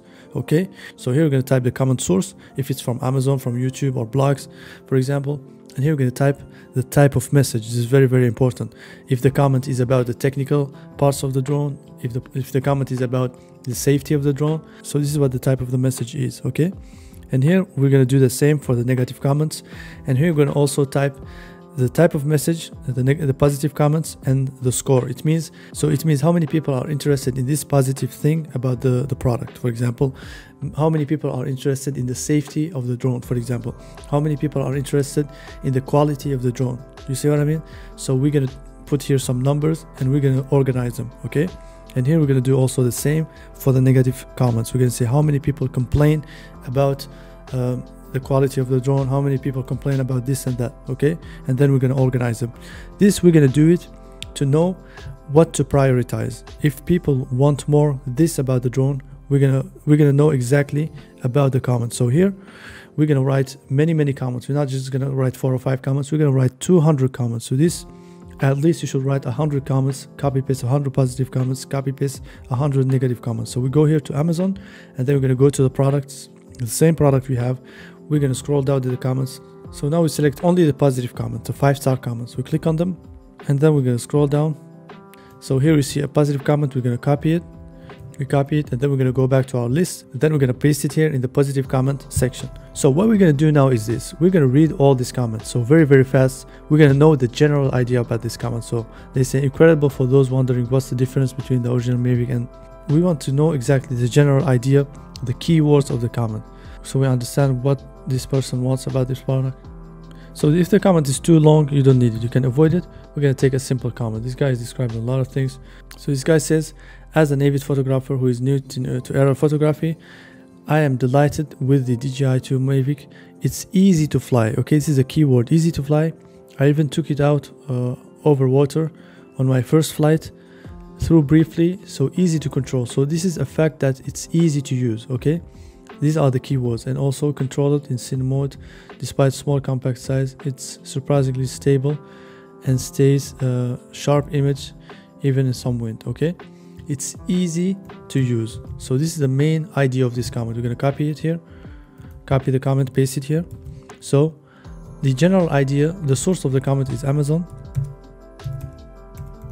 okay? And here the type of message is easy to use, easy to use, okay? Or user-friendly or anything. So easy to use. This is the general idea of this message, okay? This person likes this drone because it's easy to use. And also you're going to do the same. Go back here. You're going to copy at least 50 comments for me, at least 50 positive comments, because you want to know the generality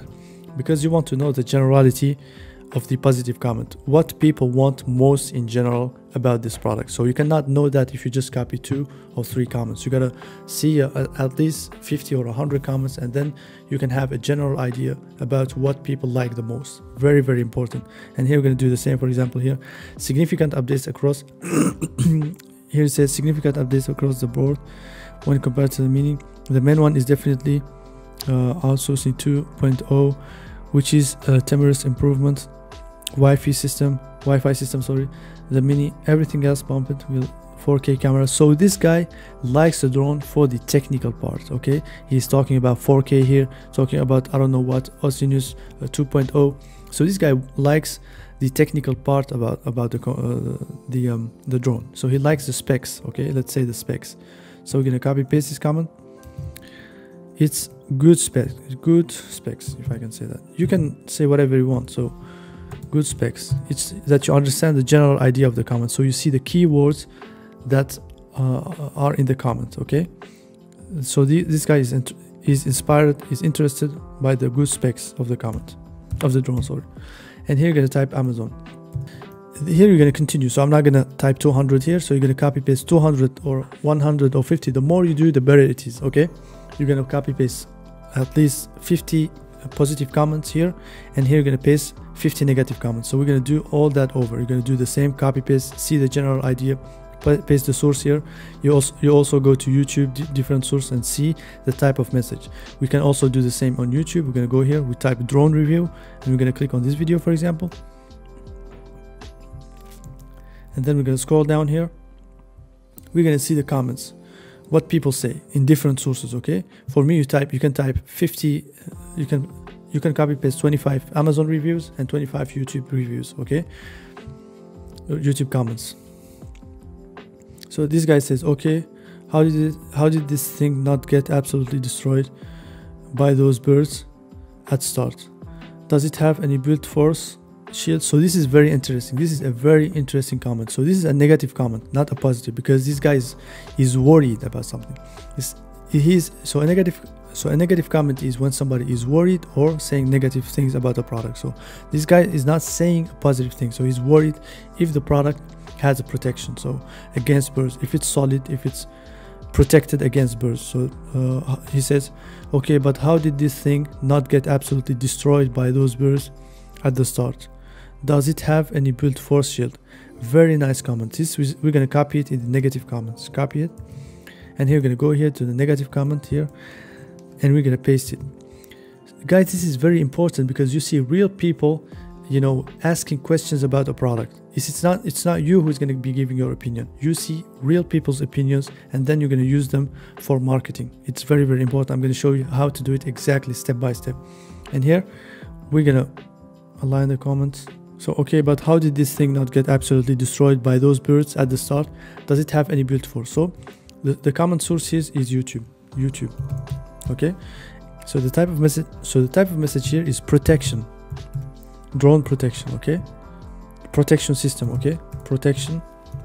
You're gonna see here the type of message is protection system, and many people also will ask this question. So also you're gonna go back here to Amazon. You're gonna see here negative comments here. So we're gonna go also back to Amazon. We're gonna click here on 1-star comment. We're gonna click on them and see what people complain about. Buy the protection package. So here they complain about the protection. The Mini loses contact with the controller. It's very, very important to see the negative comments, guys. Very important. I'm going to show you how. I'm going to show you why. The Mini loses contact with the controller while hovering, and the drone will crash. Okay. DJI will not stand behind their product, and they will claim it's used. Buy the protection package. It's very, very important. You don't need to copy all the message. If it's very, very long, you can just copy a part of it, and then here we're gonna paste it. It's a negative comment. Okay, paste it here, and the guy says here in big words, buy the protection package. Okay, it means it even gives us an idea to put a protection package in our offer. Very, very interesting. So buy the protection package. The Mini loses contact with the controller. So this is safety protection as well. This is the same type of comment. Okay, these people are complaining about the safety. Very, very important. We're going to also continue to copy paste from Amazon, see what people complain about the most, and that's what we're going to put in advance. That's what we're going to be emphasizing in. We see what the market says, what the market thinks, and that's what we're going to be organizing in our product description. So we're going to prioritize the most. It means that in our product, it means that in our description, we're going to put in first line what the people want to see and what the people don't want to see. Okay, that's what we're going to be prioritizing in the first. Okay, I'm going to show you exactly how we're going to do it. So the source of the comment here is Amazon. we're gonna keep going. You don't just put 2 messages, you're gonna put here 50 messages at least, 50 positive comments here and 50 negative comments at least, to see the generality. So let's say, for example, here we have after putting like 50 or 100 positive comments, we have like, let's say 50 people that like the easy to use specs. Let's say here, for example, the easy to use type of message. Let's say that 75 people like the product because it's easy to use. Here we're going to type 75. Okay, let's say 75. And then let's say 30 people, for example, like the product because of material quality. Let's say for example that here, let's say for example, after copying here 100 positive comments and 100 negative comments, we see that, for example, 75 people like the product because it's easy to use, and in the second place people like it because of the material, because here we have 50, and then people like it because of the good specs. This gives us exactly what the market wants the most and what it wants the least. It's very, very important. So it means that we're going to go back to our description and we're going to see how we organize everything.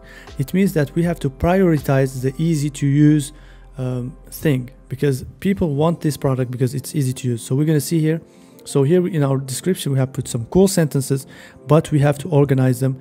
And if there's something that needs to be added, we're going to add it. So we didn't add here the easy to use specification about the product. And it's very, very important. It means that here, we're going to add it here, easy to use. And we can write it in a branded way. See, easy to use, we can write it here as a headline. It means that we're going to prioritize the most important for people, what the market wants the most. So the market here wants the product to be easy to use. It's not because of my opinion, it's because of statistics. That's very, very important, guys. What the market says is this: 75 people, the majority of people wants the product to be easy to use. So it means that we want to show them first the thing that they want to hear the most about the product. Very simple, plain and simple. It means that we're going to show in our first headline in the description the easy to use part. So we can write it in a very branded way, but we should emphasize on the easy to use. So we're going to go back to our description here. We're going to write here in the first headline, easy to use. Okay, easy to use here. Okay, we're going to say why it's easy to use. So if you don't have any ideas to write the description here after easy to use, you can just go to the comments and see somebody saying something, and you can just copy the comment and modify it. Okay, if it's easy to use, you're going to go back here to your comments and see this comment. You can say here, as an avid photographer, you can inspire from his comment here, and you can type it as a description. You can just copy it here, and here you're going to go back to your description. You're going to paste it, and then you're going to adapt it to be professional as a description. Let's here add it here. Okay, so instead of saying as an avid photographer, you can say for avid photographers who is new to aerial photography, you will be delighted. So instead of saying I am going to be delighted because that's a person speaking, you're going to say here, because you're going to be talking to other public, you're going to say here, you will be delighted. You will be delighted with the DJI and then you type the name of your product. Very, very important. Here you're going to type the name of your product. Okay, the Spy Air DualShock. It's very, very important, guys. It's extremely powerful. You create nothing. You just go see what's happening in the market and you replicate it. You will be delighted with and we replace it by the name of our product. Very, very important. It's easy to fly, even if you take, instead of saying if I take, and make sure that there are no mistakes. So it's easy to fly even if you took it out over water on your first flight. So you just change this comment. Instead of saying my, because it's the person saying the comment, you're going to say you, like talking to the customer that is reading the product description. It's very, very simple. You create nothing. You on your first flight, although briefly. So here you can change this. You can see something that is not needed to add. You can delete it. Despite the small compact size, you don't need to say this. So you can just not say this because this guy just is saying some little negative things about the drone, so you can take them off. You just edit and trim the comment to what fits your branding, your marketing. Okay, you want to just leave everything positive. Okay, it's surprisingly stable and takes sharp images even in some wind, in heavy wind. Okay, you just take a comment, you modify it in instead of saying my, because it's the person speaking, you say you, and then you edit some things, you take off some things. Very, very simple. Okay, very simple and easy to use. Instead of saying that, you can say a more branded sentence, easy to use, or you can say something, you can say it in another way. Okay, if you don't like just saying easy to use. Okay, and then we're gonna go back here to our client avatar, and then we're gonna see in the second, we're going to go back also to the negative comments. So what we do is we put a positive headline, and also we put something about the negative comments. We're not going to put a negative comment. What we're going to do is this: we're going to see what people find negative about the product. So we're going to see what people find negative about our product, and we're going to say that our product doesn't have that. So people say that it's negative because it doesn't have protection system. So we're going to go back to our description. We're going to see if we have talked about protection system. Cinematic content, we're going to see if we have put it here. Protection system. So we haven't talked about protection system here. It's very, very important. So we're going to add it. Protection system, because this is what the market wants. We care about the market because customers are the ones that are gonna buy. So we can here have in the second place here protection system. So we talk about the positive point and a negative point, and we address it. Okay, very, very simple. So we're gonna type this, and here we're gonna take this off. So we, instead of just saying protection system, we're gonna say advanced or next level protection system, or advanced solid, or we can say solid protection system. Okay, and then we're gonna say here, we're gonna go back to our list here. Okay, but how did this thing spot generously absolutely destroyed? So this guy is saying how these birds will not destroy the drone. So this guy is saying how these birds will not destroy the drone. Does it have a protection system? So you can say no matter where you are, no matter if you. So here we can say something. We can be more cool talking to our customers. We can say, maybe you imagine. So we're gonna paste this message. You always first paste the comment, and then you modify it. You trim it. You do whatever you want with it. Paste it, and then you change it to be to fit a good product description. So okay, but how did this thing not be absolutely destroyed? In fact, you can even be like talking to the customers in person. Like sometimes customers want to feel that you're not too professional. You're talking to them in a personal way. That sometimes is very, very good. We can even leave the comment like this, like it is, and modify it a little bit, you know. So okay, but how did this thing not absolutely get destroyed by birds at the start? Does it have a built system? And then you can say, this is what you ask yourself, right? This is what you ask yourself.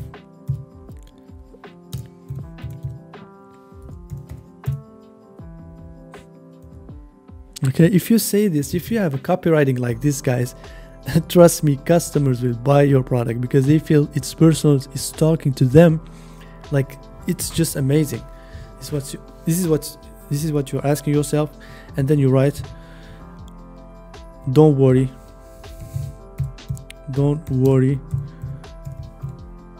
This is very, very branded copywriting. You do like differently from most people. Like you really are having a different copywriting from other competitors. Like most competitors are going to be talking about some technical stuff that have no emotion.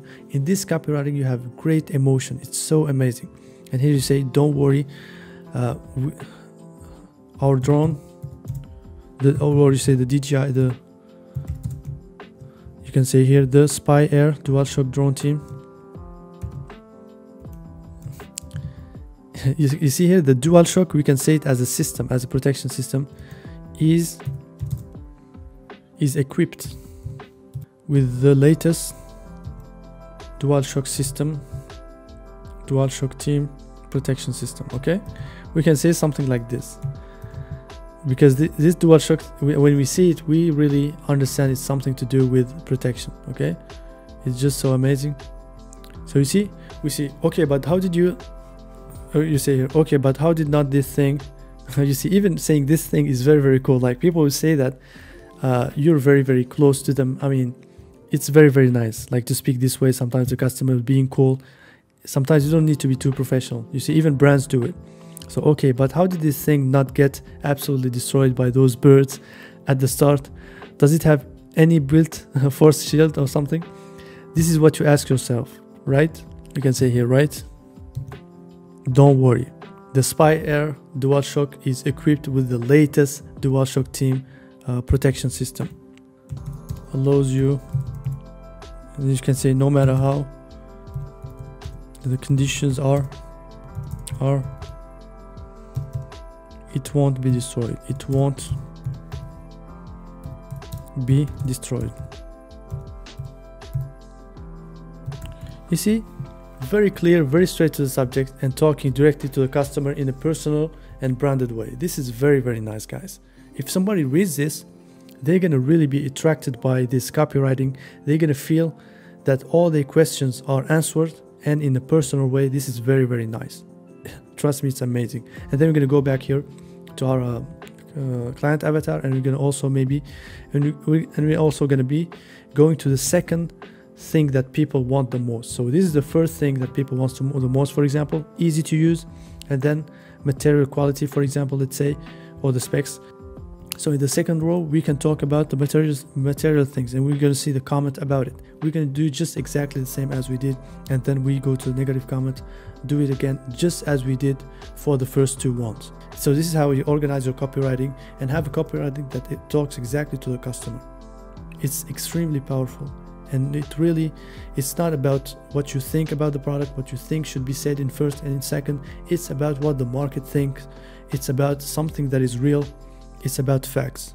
Very, very important. And if you do this, you can master your description, and you can make sure that you're going to sell the product. So now we're going to edit our video ads. We're going to edit our video ads and our image ads. First of all, we have to create a file where we have our videos and image ads. So we click here. So here we have our video ads, our image ads, and our retargeting ads. I just made a mistake here. So retargeting, not retargeting, but retargeting ads. Okay, here we have a file of video ads where we're gonna have all our video ads saved, our retargeting ads, and our image ads. Okay, very important to organize everything. So before editing our ads, we have to see what big e-commerce brands do, how they do their ads, how they do their layouts. It's very important to inspire from them, and then we're gonna get an idea about how we're gonna do our own ads. Don't just go and launch your ads without inspiring from the biggest e-commerce brand. So I'm going to show you here how to do it.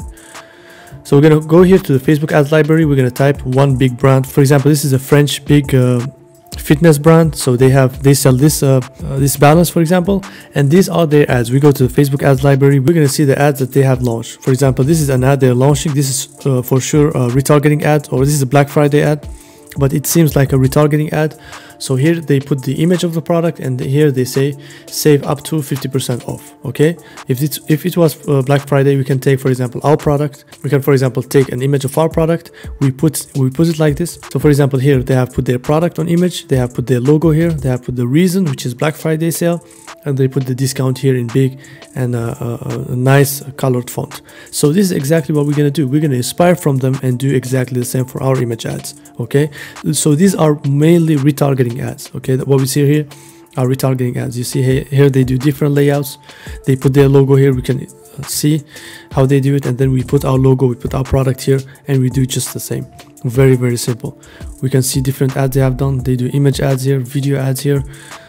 For example, if you watch this video, they have their own influencers that use the ads. So they have people that use this product, and so they have customers or influencers that use their product, and they use their videos to run the ads. Okay, we don't need to do that in the beginning. We're going to do that after doing influencer marketing. I'm going to show you how, but for now we're going to start with what we have, which is just images that we can take from AliExpress, and content we can take from YouTube maybe.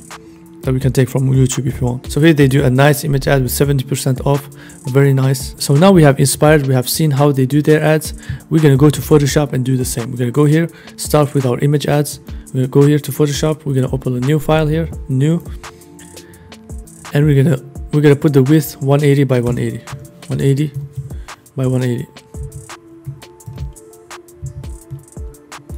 Okay, this is for the ads. It should be a square ad for Facebook, and we're gonna hit create. So now we're gonna import our product because we have seen that they have put their product, and now we're gonna import our product first. File here, open. We're gonna add our product, okay? An image of our product, a nice image of our product. So we're gonna go here to a new website called background remover. Background. We're gonna click on it here. We're gonna click here, upload image here. Here we're gonna upload our image. Click upload. Here we're gonna select our image here, which is this one. This has a background which is a white background. We want to remove it. We want to just isolate the product. And here we have removed the background. Okay, we're gonna download it. Very nice. We're gonna go back to Photoshop, and here we're gonna open file, open what we have downloaded. And here we're gonna download it here, open it, and now we have it. It's isolated. So we're gonna drag it to our main file. We're gonna make it bigger. Control T. And here we have it nice. We're gonna add it here. We can make it lower because we're gonna have some text. We're gonna add here our logo. So we have seen that our competitors have put their logo here up, and we are gonna put our logo up for the image ad. Okay. Here we're gonna go back to Photoshop. We're gonna open here. We have our logo here. We're gonna drag it. Here we're gonna put it here. Control T. Very nice. This is not our main logo because we have the drone. So we're gonna take our logo here. So we're gonna put our logo, click on it, we're gonna add it. We're gonna drag it here. We're gonna put it here. Okay, we're gonna make it smaller. Just as we have seen the brand do. We just inspire from what we see. So now we have our drone. So we're gonna go back, see what they have done. So they have an image with a black background. So their product is white, it's like our product. So they have a black background, so it really fits, so we can have it. Let's try it. So it's a black background that is like it has a color grade which is a black background, but with the color grade you see here, it's brighter here and more dark here. So we're gonna find something like that on Google. We're gonna go to Google and we're gonna hit black background. Now we're gonna scroll to see something like what we have seen. So now we see something like it. So we're gonna click here and we're gonna download this image. We're just gonna click here and copy image. Okay, just copy the image. We're gonna go back to Photoshop. We're gonna paste it, Control V or Command V. Then so all the image covers the background here in Photoshop. So what we're gonna do is we're gonna select the layer as you know in Photoshop, as I showed you. It's layer based, so the layer that is on the top is gonna cover everything. So we're gonna put it in the bottom because it's the background. So we're gonna drag it here in the bottom. Boom, we have it here.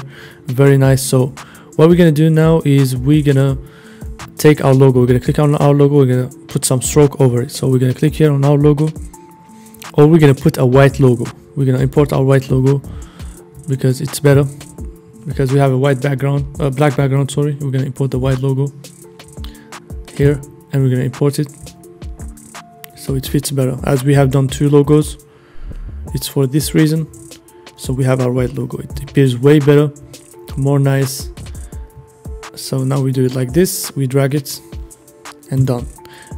Now I suppose that you know a bit Photoshop how it works. So for the product we can put a stroke over it. So we can click on the layer of the product here, and then we're gonna select here layer style, layer style, and here we're gonna hit stroke. We're gonna see how it appears. Very nice. We can make it a little bit smaller, a little bit. Okay, very nice. Okay, we're gonna click OK. We have our product. Very nice. We're gonna see the brand how they do. So we put our logo, we put the product and the black background. We're gonna see now where we're gonna put. So 50% off.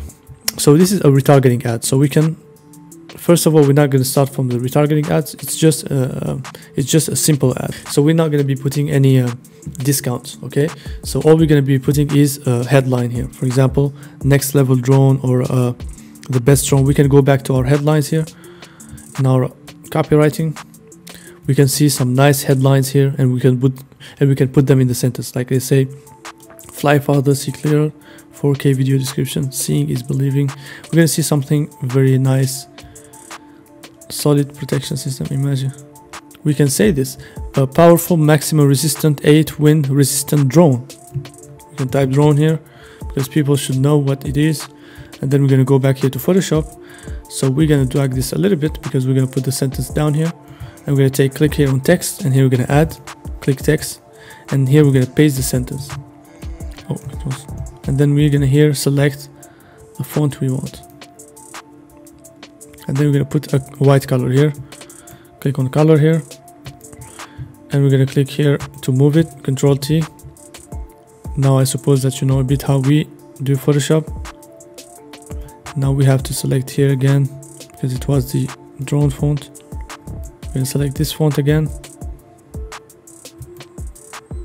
and then I'm gonna select again all this because we skipped this part. I'm gonna put it all in white as well. So I'm gonna change the font a bit because this font doesn't seem too clear to read, so I want something that is readable. I'm gonna change something more. This seems nice. We want something better than this because this is not too readable.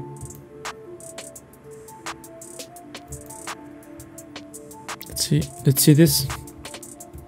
It's powerful.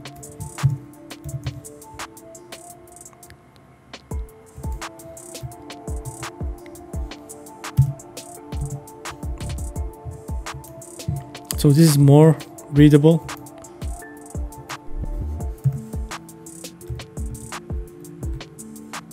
So this is more readable now. We can make it bigger. Very nice. And then we're gonna type drone. Drone. We're gonna change the font. Drone.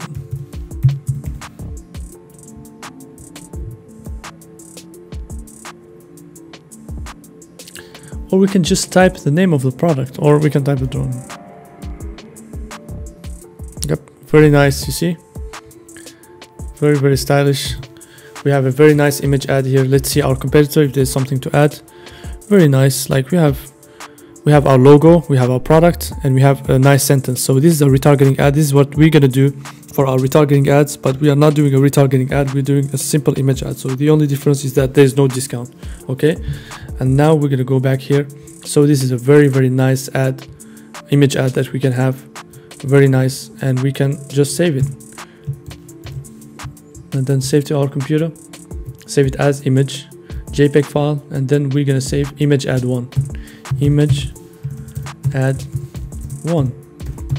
Okay, and then we're gonna go here, and now we're gonna go to our files here to the desktop, and we're gonna save them in the file we have saved.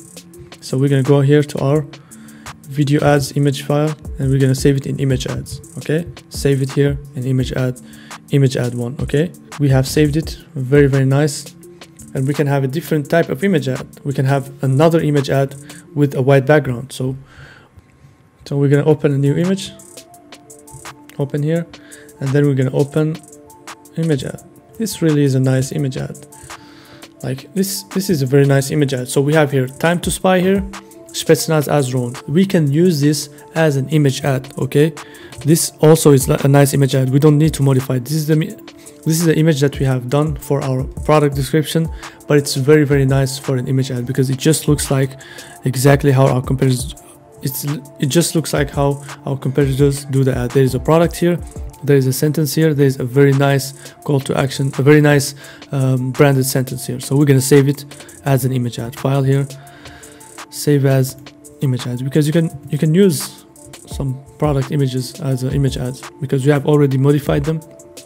We're gonna go back here, go to image ads here, so video ads, image ads. We're gonna save it in image ads, and we're gonna put here image ad 2. We're gonna put image ad, but here it's 2, number 2, register. So we have 2 image ads. now we can need a video ad if we're gonna try it. Okay, we have 2 image ads, very nice, and now we're gonna do our retargeting ad because it's an image ad, and then we're gonna do our video ad. So now we're gonna go and do our retargeting ad. So the retargeting ad is very simple. It's just like this one. We're gonna change the text and put a discount. Okay, here we're gonna put a discount. Powerful. Instead of putting this, we're gonna put get 20% off. Okay, only 20% off. Don't put something too crazy, you know. Percent off. Yeah, it's just 20 off. Get 20 off.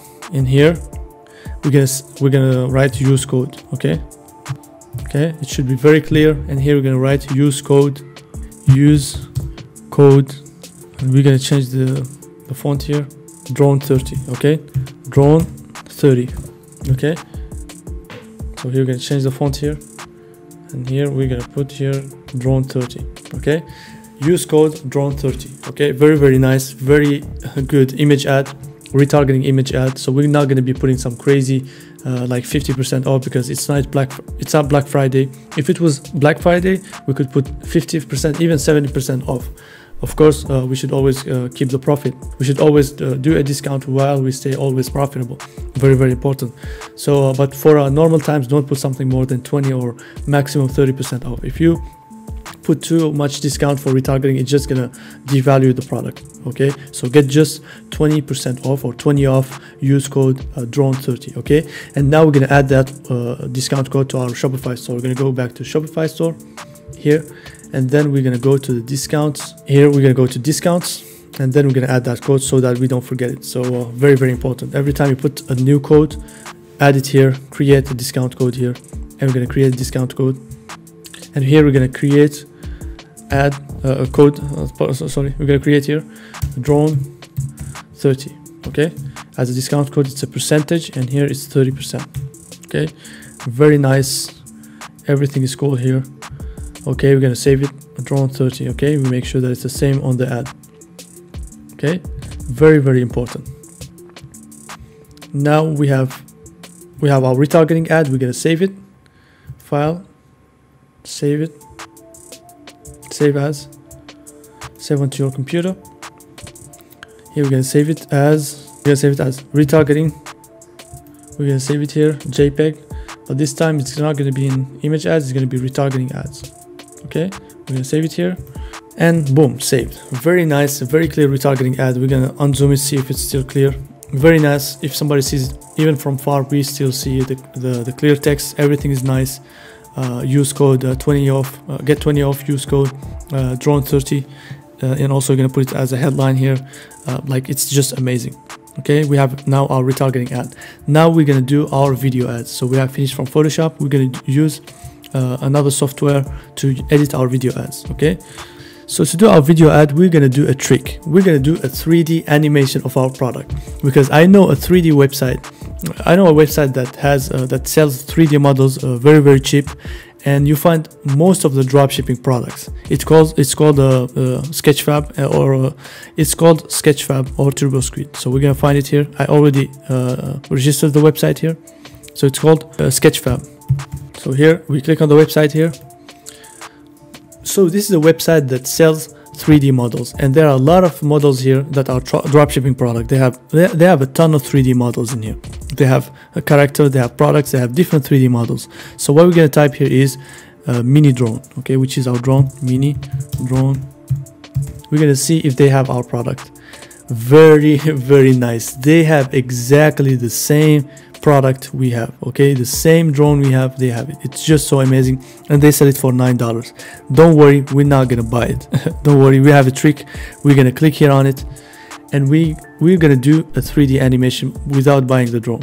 You see what I mean? We're not gonna buy anything. So what we're gonna do is here, we're gonna click here to full screen. Okay, so here we have the full screen of the product. Okay, so what we're going to do here is going to go back from full screen, and we're going to record the screen. So we're going to use an app that is called, you see, OBS Studio. So we're going to use this app. It's called OBS Studio. This is what I'm using to record the screen, and we're going to click here and record the screen. Okay, it's very easy. You can just watch any tutorial on YouTube or record the screen the way you want. Use any app to record your screen, the app that you want. I'm using OBS. You can use any different app, okay? So we're just going to record the screen. We're going to start recording the screen. This is the same app I'm using to record this course. So we're going to use it to record the screen. I'm going to show you what we're going to do. We're going to go back. So now I'm supposing you're recording the screen, okay? We're going to go back here to the website. And what we're going to do is here, we're going to make full screen, okay? So it's going to be here full screen. So what we're going to do is we're going to put our mouse here in the corner. Don't put your mouse here. As you know, if we click and we drag, we move the drone like this, okay? And if we slide here, we can move the drone like this. You're going to notice that if you just touch it a little bit, if you go to this website, you're going to know how to control it. But your mouse should not be in the center of the image. The image is very important, because if it's in the center, it's going to appear in the video. What we're going to do, in fact, we're going to do a 3D animation without knowing anything in animation. We're just going to move the product like this. We're going to move it like this. We're recording the screen, and we're going to use these clips in our video ad. You understand what I mean? So we're going to move like this, you see, but make sure that your mouse is not here, because you don't want your mouse to appear in the video ad. You understand what I mean? It's going to be here, okay? So we're going to move it like this, move it like this. Have different angles of the drone, like move it like this. These are going to be some clips we're going to use, and the movement here is so smooth. It's just like a 3D animation. We don't buy the product. Here we move it like this, we move it like this, we move it like this. You see what I mean? We move it like this. Different movements. But let always your mouse, don't let your mouse here, always let it here in the corner, so that it doesn't appear on the center of the video. You can move it like this, move it like this as well. You can try to do something like this, and also try to have this. Some nice clips, okay? Some nice 3D animation stuff. We're gonna try to zoom out to the wing. So we're gonna try it again.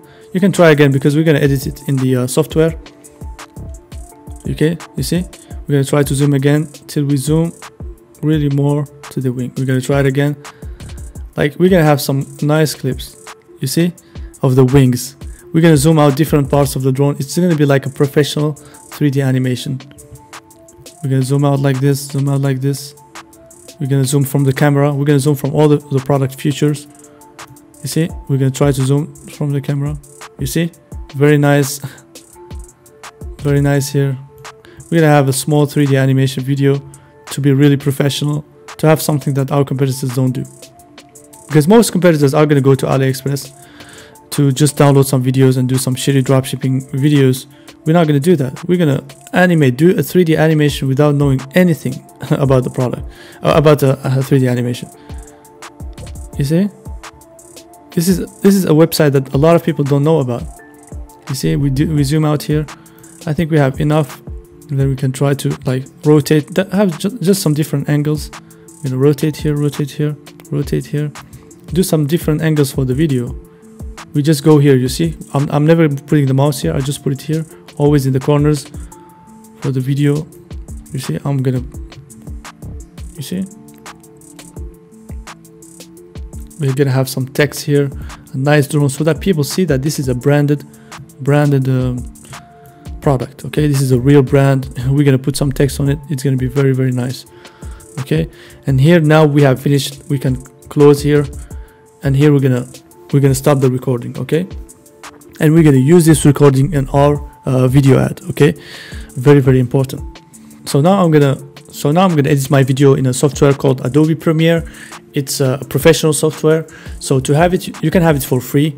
Just go to YouTube and type Adobe Premiere Crack. If you go here to YouTube, any YouTube video, you just go to YouTube here and you type here Adobe Premiere Pro Crack. Okay, you're gonna have the software for free. You have too many videos like that show you exactly how to do it. I think it's this one. Just watch some short videos. They show you exactly how to have it for free on your computer, and you do it. Once you do it, you just follow the tutorial. So you do it, you install it. It's very, very simple, and now you can follow the course. Very simple. So now this is the interface. When you open and install your Adobe Premiere, you're gonna see this interface. You're gonna click here on New Project, like Photoshop, and then we're gonna type here drone video ad. This is the name of our project. Adobe Premiere is really the best software to edit your videos, because you don't have any limits. You can do so many things anything you imagine you can do it. So it's something that is really cool to learn. You're always going to need it if you really want to take your videos to the next level. Use Adobe Premiere, use professional tools, and also I'm going to show you how to edit them in an easy way. Just follow what I'm showing you. You're going to be able to edit your videos in Adobe Premiere Pro. So here we type the name of the project, and here we're going to say where we're going to save the project. We're going to click here on browse, and then we're going to go to the file we saved. You remember here, and then we're going to go to the video ads. We're going to save it. So in the video ads, we're going to create a new file here, and we're going to name it here. Here we're going to name it file here. We're going to name it Premiere Pro, okay? Pro, because this is where we're going to save the project, not the video, the project, okay? And you're going to understand. And the video is going to be saved here, okay? The video is going to be here. So we're going to have a file for the video and a file for the project, so that we can always go back to the video and edit if we need. So like if we need to edit the source, we can always go back to the project. You're going to understand. So video.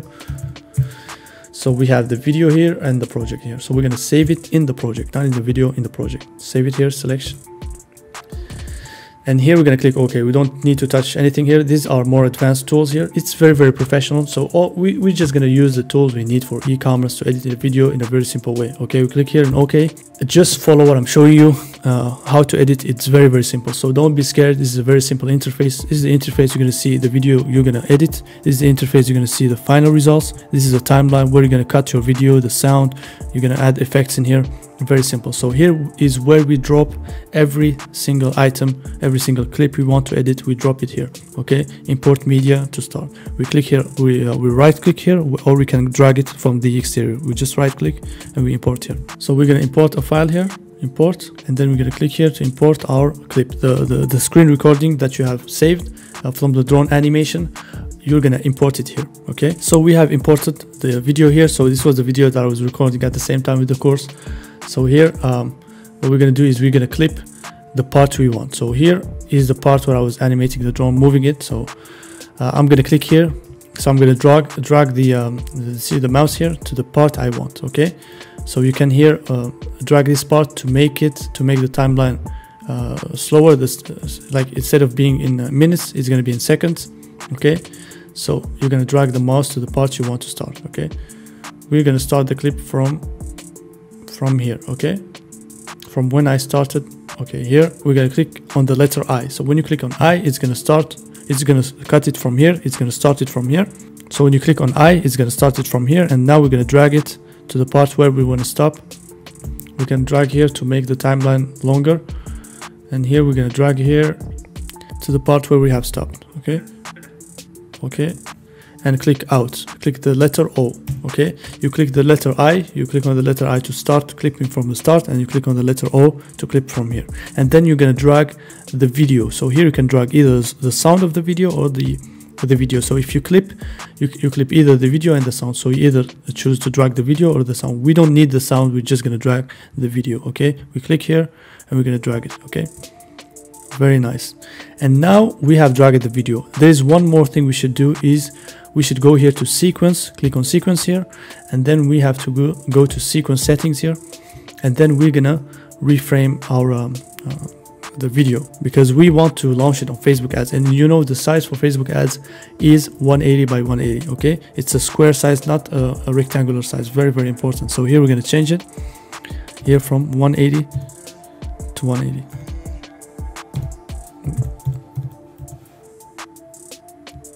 To 180. Okay, and here we can scroll it up. Sometimes you don't see the button that is down, we can scroll it a little bit up, and here we're going to click on OK. Okay, no, we're going to change here from 180. We're going to change the size of the video here, which is going to be 180, then here to 180. Okay, the frame size. Okay, 180. Very important. Sorry here. So now we're going to have a square video. We're going to click on OK. They're going to ask us if we want to keep it. Yes, we're going to click OK. Now we have a square size. Very nice. It's 180 by 180. And now we're going to click here on this, the video that we have dragged here on the timeline. We click on it. You're going to see it here in white. When you click on it, we're going to click here on effects control. Okay, effects control. we're gonna make the scale here so that we don't see any black bands. Okay, so we're gonna see all the overview of the video by dragging. We're gonna see if we do not crop the product all the time. I think it's very, very nice. The product is in the center. We're gonna drag this timeline so we can make the timeline a little bit bigger, smaller.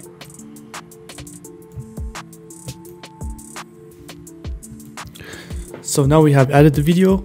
So here we can scroll over the video with this thing. I don't know how you call it. So this thing, we can scroll over the video. Here you see where you are at when you scroll here. So what we're gonna do is we're gonna get this thing in the left and we're gonna click on I, just as we did here before, to set where we're gonna start the video. So here what we're gonna do is we're gonna scroll and we're gonna take some nice clips. We're gonna see here, we're gonna play the video and take some nice clips. We're gonna scroll over the drone. So what we're gonna do here is we're gonna select. So first of all, we're gonna select this and we're gonna click here on effects, and then we're gonna scale it so that we don't see any black bands. Okay, and then we're gonna scroll. We're gonna play the video. I'm gonna scroll over it. See if the drone is in the center in the video overall. We have some nice clips. The drone is in the center, so that's fine. We have a square video, which is the Facebook ad size. It can start like this. So we should remove the mouse. We can start like this. So we're gonna select here the razor. Click here. We're gonna click here on the razor to cut where we want to start. We can cut here, and then we're gonna play. So we can go back a little bit. So we're gonna select here the razor. We're gonna cut where we're gonna start. We're gonna click here. So we want to start here. The video should start here, and then boom. This is a nice animation. So we're gonna go back a little bit. When it stops here, here is fine. Okay, we're gonna make this bigger, okay, by clicking in here, and then we're gonna click here. So this is a nice clip. So we have cut the clip in here and here. So we're gonna delete what's before. We just selected, it's already selected, and we're gonna click delete, and then we're gonna click here and move it in the left. Okay, and then we're gonna click here in the in between and click delete. It's gonna join everything.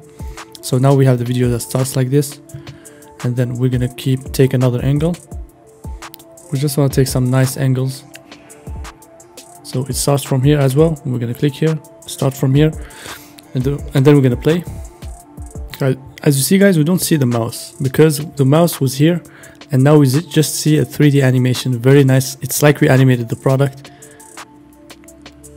Now we're gonna start here. Very nice. We're gonna click here and we're gonna cut from here, and then we're gonna play. Very nice.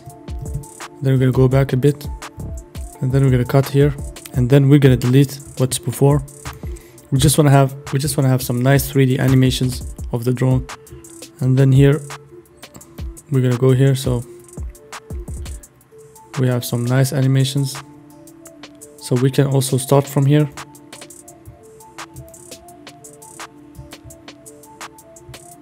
And then we're gonna play. Nice. Then we're gonna stop it here. We can have the whole animation like this. It's gonna be nice. So now we just take some cool nice clips here. We have this clip that is very nice. This is a very nice animation here. So we're gonna click here. We're gonna cut all the animations. We're just gonna cut all the different clips. Very nice. See here, it's a very nice animation here. We just click here, move it to the left, so here, move it, and then we're gonna see here. So we don't see even the mouse. It's very, very nice. All what we care about, guys, is the result. Here we're gonna also cut here. Nobody's gonna know that we didn't animate the product. Like, it's like an animation. So we're gonna stop it here. We just got some nice clips. We just got some nice clips here. Very good. And here, so let's start to see from the beginning. Very nice. So it should start from here. So okay, let's put this before. For the timing, it's better. So let's start it from here. Very nice. We can cut that clip. This one is not interesting because we have it 2 times. So So let's select everything here and push it in the left. Okay, and then here we're gonna play it again. We're gonna make sure it starts from the beginning. Okay, now we're gonna make this bigger. Here we see how the animation is done. It's very, very professional. Nobody can know that we didn't animate this product. This is a very professional video ad. You see, very nice. And now we're gonna cut other clips. Some cool, even if it's 15 seconds, it's fun. Like, yeah, very nice. Here is very nice. We're gonna choose here some different clips. Just cutting some different clips. You see, here we have some different nice clips. And here we can have this start directly, it's better. We can here click here and we're gonna click here to move it. So we're gonna click here. Gonna move it here to the left. We're gonna make it shorter here. When we move here, we're gonna see this move tool. We're gonna move it to this line. We're gonna move it to this line, and then we're gonna click here in the left. So we're gonna see how it does. Very nice. We can talk here. For example, here we can put here a text about the camera, here a text about the drone, wings, something. And here we're gonna stop it here. Let's see what's gonna happen. Let's see what's gonna happen also. Very nice. We just want to see some new angles and animations. So let's do it. We just got some parts here. And for the text animation, we're going to do it in video.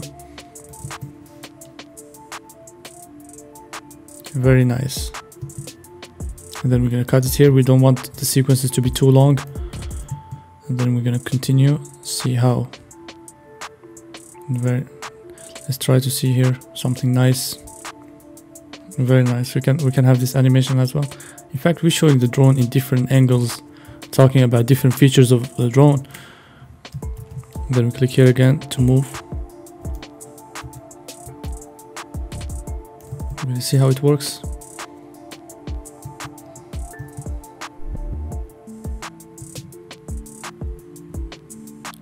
We're gonna have it here. It's better. So let's see how it works. Nice. Very nice video. It should be like moving directly. This is just some editing, you know, the editing conventions. You know, we should always be very nice. We have a 22 seconds video, which is very, very nice. So let's see everything. So now we're gonna see everything we have edited from the beginning. We're gonna click here, play. Very nice. Nice. Very nice. Very, very nice. We're gonna change this because it's too long. Everything should be very precise and short.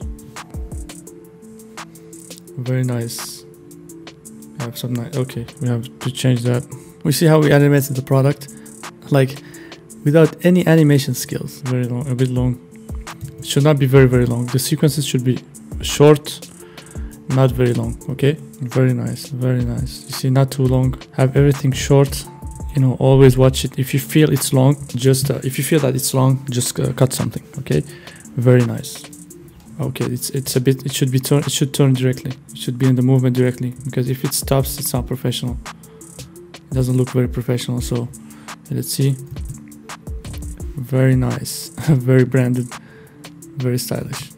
We see the so I think that this at the end should be in the center, so we're going to click on it here, and we're going to click here on effects control, and then here we're going to hit the position. We're going to change the position from here to here. Okay, very, very nice. We can have it like big and in the center. Okay, now we have all the clips cut. We use Adobe Premiere most of the time to just cut the images. That's what I use it for. You can do also effects and a lot of things on it, but I usually use it just for adding the sound, the music, and the effects. We can have some music on this video. Very nice. Very good. Boom. It's gonna be so good if you have a music that just goes with every animation. So very, very good. Very nice. We have a very, very nice 13 seconds. It's really enough. 13, 14 seconds, 15 seconds is really enough for an ad. You don't need something too long. And then at the end we can have a call to action, shop now, and we put our website. It's very, very professional. Boom. Very long. This one was very long. Boom. And then we're gonna cut it from there. And we're just cutting here. We just cut the parts we don't need. So we're gonna always watch it again from the beginning. See how the momentum is. Very nice. It was a bit long, this one. The last one was a bit long. It's enough there. So we're gonna click here. If you want to click on something, we click here. And then we're gonna click and delete this part.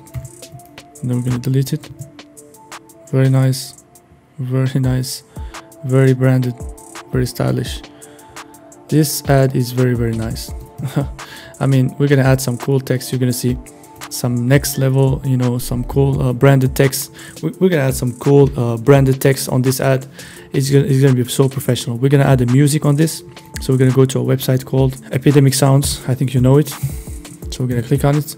You can have a free trial on this account. So you can download the music you want from it. So we're gonna log in. I have an account on it. I'm gonna log in here. And you can listen. We can hit here some and here we're gonna go to the genres or the moods, and we can listen to music by music. And here you're gonna select you're gonna take the time to take a good nice music that goes with your product. We can go here to themes or moods, like happy, I don't know, running, sad. No, there's some technology or ads. You can have music for ads. When we click here on Epidemic Sound, you're gonna have like music here for ads. If you scroll down, we're gonna see here, yeah, you see we have music for vlogs, for travel, for technology. Very, very nice. We can click on it here. It's gonna go well with our product because it's a technology product. We're gonna click here and see some cool nice ads, and we're gonna take the time to select them. I'm gonna take my time and select a nice music that goes with my video ad. So now I have chosen the sound I'm gonna put on the video. So now I'm gonna click here, import. I'm gonna drag the sound here and put it on the video. I'm gonna cut the part I want of the sound, and then I'm gonna drag it on the video. So here I'm gonna drag this mouse to the part I want of the sound, and here I'm gonna hit I. So I'm gonna drag here the sound, and here I'm gonna drag the sound here to adjust over the video, and done. So what I'm gonna do here is I added the sound on the video. I can play it. Then once it's finished, I'm gonna hit out. So I have all this, and I'm gonna export. So I'm gonna export the video with the music, and we're gonna add the text over it in another software called InVideo. We're gonna click here on File, Save As, and here we're gonna name it Drone Video Ad. And here we're gonna name it. Here we're gonna click on File, Export here, and here Media, and here we're gonna leave the settings like this. We're gonna name it here Drone Video Ad. Okay. And now we're gonna save it here in video ads. We're gonna save it like this, and we're gonna export. Click here, export. So here's the final result. So here's the result of Adobe Premiere. So here's the final cut of our video before the text editing. Now we're gonna go to this website called InVideo to add the text on our video. We're gonna scroll down here. We wanna see some nice videos that have some nice text. We just want the text. We don't want any video because we already have a video. Maybe we can try this with technology, but we're gonna keep scrolling. We're gonna type here technology. We're gonna click on here. So we are gonna choose this, and then we're gonna scroll down here. It's very nice. I mean, we're gonna just take the fonts, okay, and use this template. We're gonna click on technology. Let's scroll down here, and we're gonna choose a square template. Very, very important. Click on square and then use this template, because our ads should be in square format for Facebook ads. Our ads should be in square format for Facebook ads. So now what we're gonna do is this. We're gonna remove all the sequences that we don't need. We're gonna upload our video here. Click upload here, upload media. We're gonna go to the desktop. we're gonna go to our files, click on video ads, video, click on video here. We're gonna import our video. So here we're gonna take off the sound, we're gonna delete it. Here we're gonna click here, we're gonna delete the video. So if you click here on the template, you can delete every part of the template. So we have the video, we have the text here, we have the logo here. We're gonna click here and we're gonna add our logo. Okay, we're gonna go here to our desktop and we're gonna choose our logo, store files, so that we're gonna have our logo on the website. We're gonna have our logo on the video. Upload. We're gonna choose this logo because it's gonna be a white background. We're gonna choose the black color logo. Okay, and now we're gonna delete this video. We're gonna delete this square. We're gonna select the text and we're gonna edit the color of the text. And here we're gonna change the color of the text. Okay, so we have the text here, we're gonna change the color to black. Okay, we have now black text, and now we're gonna select here. We're gonna select this background, we're gonna delete it, and the color of the canvas we're gonna change it to white. Okay, now we're gonna delete this. Every time we want to delete something, just select it. So here we have our logo, we can make it a little bit bigger, move it a little bit, enter, and now we're gonna add our video. We're gonna click to upload here, select our video here. So now we have the text over the video, very nice. So we're gonna see how the video appears. Yeah, very nice. We're gonna make the text a little bit, we're gonna move it here down. We're gonna move the text down, we move the text here down. So we're gonna play the video to see where the text is, and we're gonna change it after. Okay, so the text here is very, very long, so we can make it start from here. Okay, from the beginning, we can have the text start from the beginning of the video, and then we can make it smaller here. Okay, so we can have the text start here. Technology, very nice. So we have the text here. So if you want to select the text and you want to see it on the timeline, just select it here on the video. Okay, and now we have the text here. So what we're going to do for the text is we're going to go back to our ad copy. We're going to see our headlines.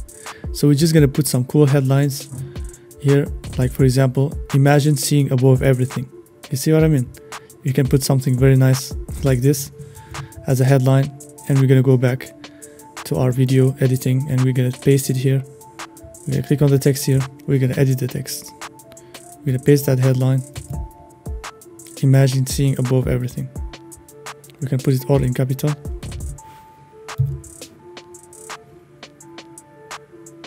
Imagine seeing above everything. Nice. So now we can play the video and see how it plays.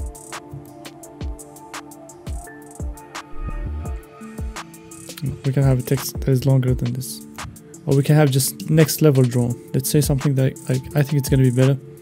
We can have this like as a title. It's gonna be very nice. Have in the beginning we introduce the drone. We can change it. Let's see how it appears. We can have it longer here. We're gonna have it longer.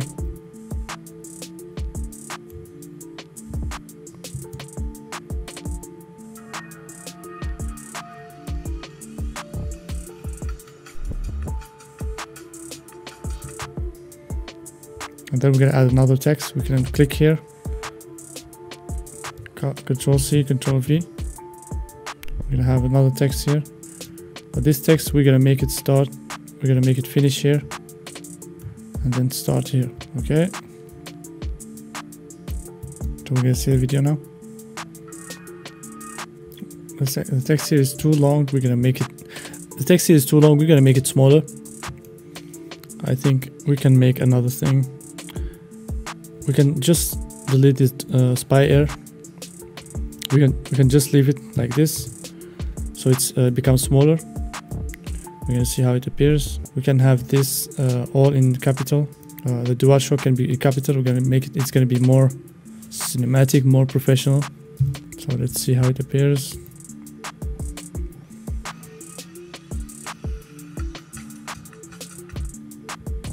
So we can move the text just below, or we can move it here. It's better. Okay. And now the logo, we can make it bigger. We can make the logo better. Here we just make it bigger here. We can make it like this in the center. It's gonna be better. Let's see.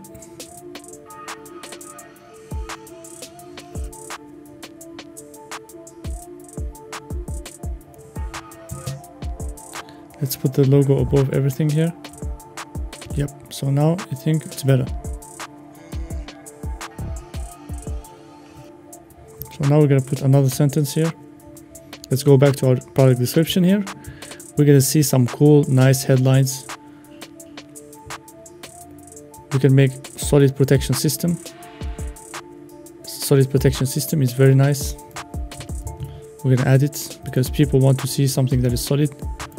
Want to have a drone that is solid, as we've seen in the copywriting. So we're gonna put that. We're gonna move our logo here, and now we're gonna scroll here. So we have a nice video ad here. So the text here, we're gonna put it in the. We're gonna select the text here.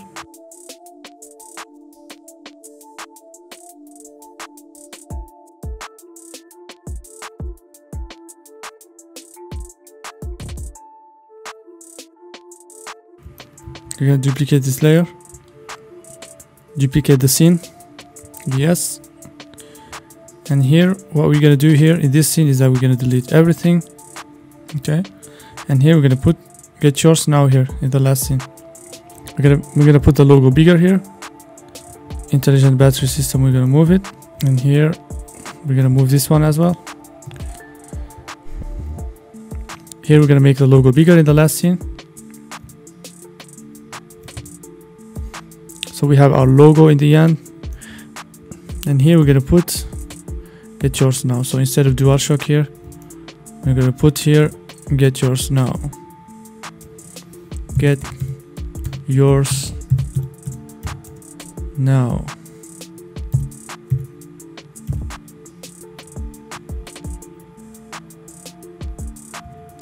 Here we're gonna align the text here. We're gonna make it in the center here. Very simple. Then we're gonna move it here. Very nice. And then we're gonna duplicate it. We're gonna duplicate it, Control C, Control V, and then we're gonna put it here. We're gonna scroll that down here, not the logo.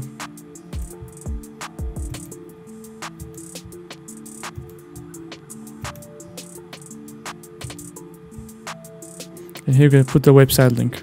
The website here, www.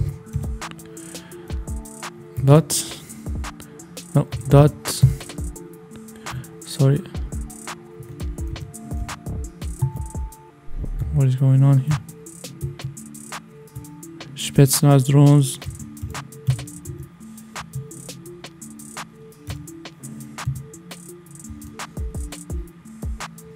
Drones.com.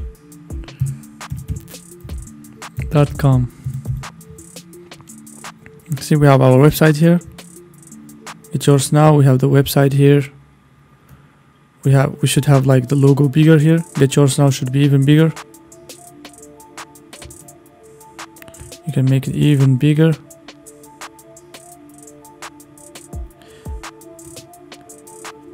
Yep, bigger like this.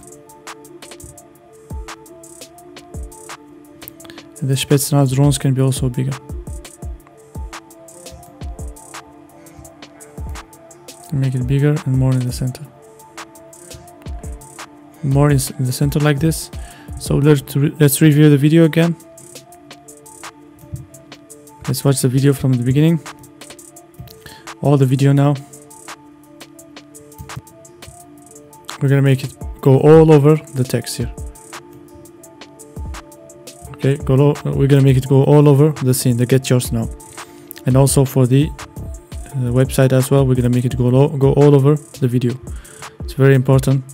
And for the logo as well, we're gonna click on it. Yeah, it goes all over the scene. Very, very important. Let's try it. So we're gonna click on download and share. If you want to download it in premium, or by default. Export. Here we're going to see our video ad ending. Now we're going to see our video ad, how it appears like. So now we have our video. We can click on it to see. So this is our video ad.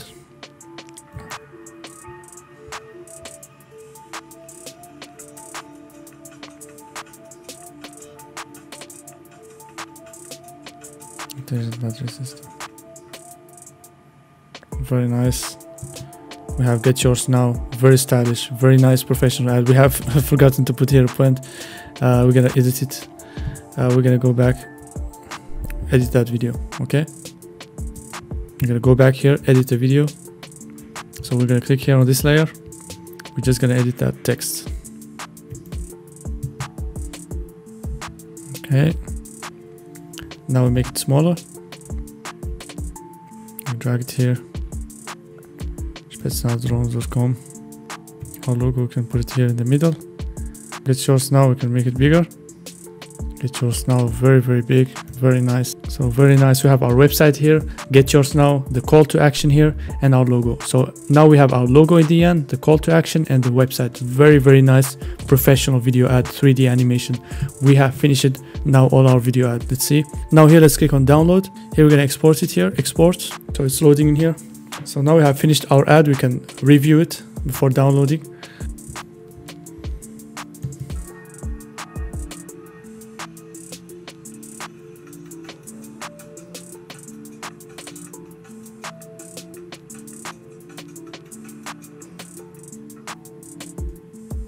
So now we have our final video. We're going to click on it. We're going to review it before we download. We're going to make it bigger here.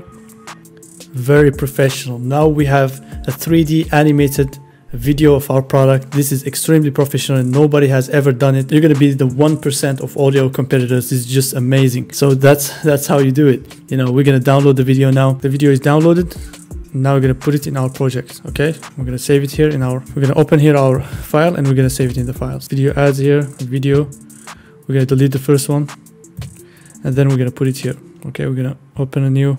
Now we have finished our image ads, our video ads, and our retargeting ads. So now we're going to go to the big part, which is going to be launching our Facebook ads. Everything is ready now. All we need to do is launch our Facebook ads.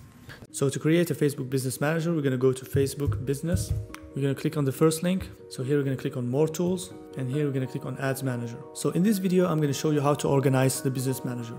First of all, I'm going to explain to you what the Business Manager is. The Business Manager is a tool that Facebook gives advertisers to run the Facebook ads. So it gives you all the tools you need to run ads on Facebook. So it gives you users, so you're going to need to work with people to run ads. It gives you account, you're going to need different accounts to run different products, different stores. It gives you here a data source, which is where you're going to be tracking your users.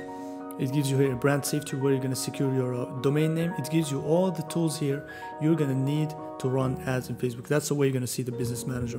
Very, very important to understand all the layout. So here we're going to set up the Business Manager step by step. You're going to always start from the first step to the bottom. I see some people, they do here, they set up here, they set up here and there, and they end up skipping some steps. So to avoid doing that, you always got to be starting from the first step, then going to the second step, and so on. Okay. So we're going to go here, click on people, and we're going to add here. You're going to add another person always. So you're going to have yourself and always add a second member. In case you get blocked, you're going to be able to access the same Business Manager from the other account. Let's say you're going to add here your account here, for example. So we're going to add their email here, for example, and then we're going to give them employee access and admin access. It's very, very important to give them admin access, and then we can show advanced settings here. We can give them all these settings as well. Okay, maybe you can leave that, it's not very important, but we're going to give them all these settings. Very, very important. Okay, and then here we're going to click next, because if they have admin access, they can give all these access to themselves. The most important is that they have admin access. Classical page, we're going to give them access to all the pages here. We're going to activate everything here. Okay, and then we're going to activate all the access. Always give them all the access. Give them also access to the ad account here, and here also you give them access to the catalog. Everything they should have access to. Give them also access to the pixel. Normally you don't have any pixel yet, but in this account we had a pixel, so we click invite, and then they receive the invitation, and here you see pending. So once they accept the invitation, so they're going to be the same as you, they're going to be admin in the account, able to access the Business Manager. So in case you get blocked by this account, you can always access the Business Manager by their accounts. You can have your friend's account, your sister's, brother's account. Only put somebody you trust. Don't put somebody you can trust, because they can remove you from a business manager and something like that. Don't do this, okay? And here, when we finish from people, we go to partners.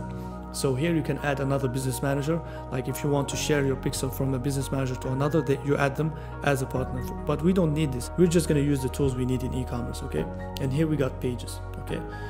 So here normally you should have no page. I have just one page here, for example, but here you're not going to have any page. You're going to have the button add here. But as we have a page here, it shows up here. But we are going to create our page here. So we're going to click here on add, and then we click on create new page. Don't click on add. If you want to add here, it means that you have already one page and you want to add it. But if we want to create a page, we're going to hit here create, okay? You're going to create a page here, and here we're going to select brand or product, okay? And then we're going to name it here, and here we select the category electronics, and here we create page. So now we have our page added. It has no profile. We're going to edit it after. So now we can add people, and then we're going to add the other person as well, so they have access to that page as well. So we're going to add them to that page. Very, very important. And then we're going to assign them. Everything you assigned yourself to, you assign them to as well. So when they have access, they're going to have access as well to the pages, everything.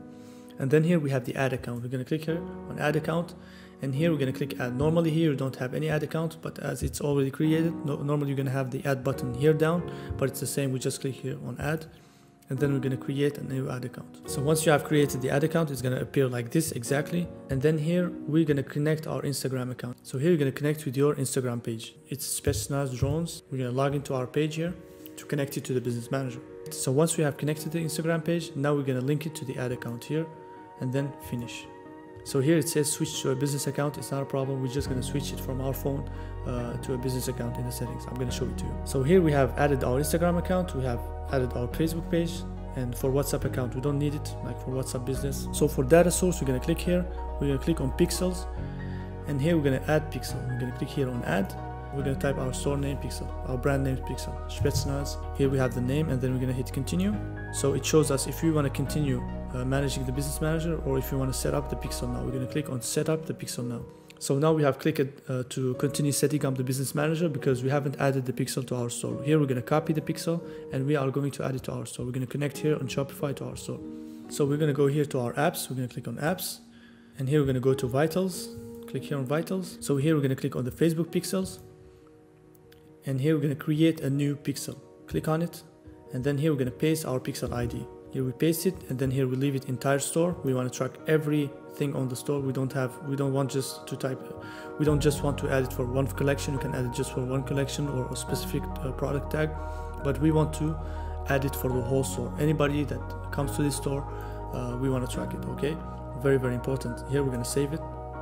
So now we have our pixel added to, so now we can continue the setup of the pixel. If you don't add it, you cannot verify the pixel on the business manager. So we're going to go back to the business manager. So to continue the setup of the pixel, we're going to click here on the shortcuts, and then we're going to go here to events manager, because it's in the events manager that we are going to set up the pixel. So here we have our pixel here, Spetsnaz pixel. We're going to click on it, very important. And here we continue the pixel setup. Click here, and then here we click Facebook pixel. We continue setup. Here we use a partner. Click on it, and here we're going to use Shopify. You select here, I completed the setup on Shopify, and then here we click next. And then here we're going to type the URL of our website. We're going to go to a page and type the URL. So we're going to go here to a new page. We're going to type our website domain name. We have our website. We're going to copy the URL, copy it. We're going to go back to the business manager. Here we're going to paste it, and then we click send traffic. Now the pixel is going to test the traffic on our store, because we have added the pixel. They're going to test if it works. Okay, we're going to go back here to the business manager, go back to it. Now it's going to verify it.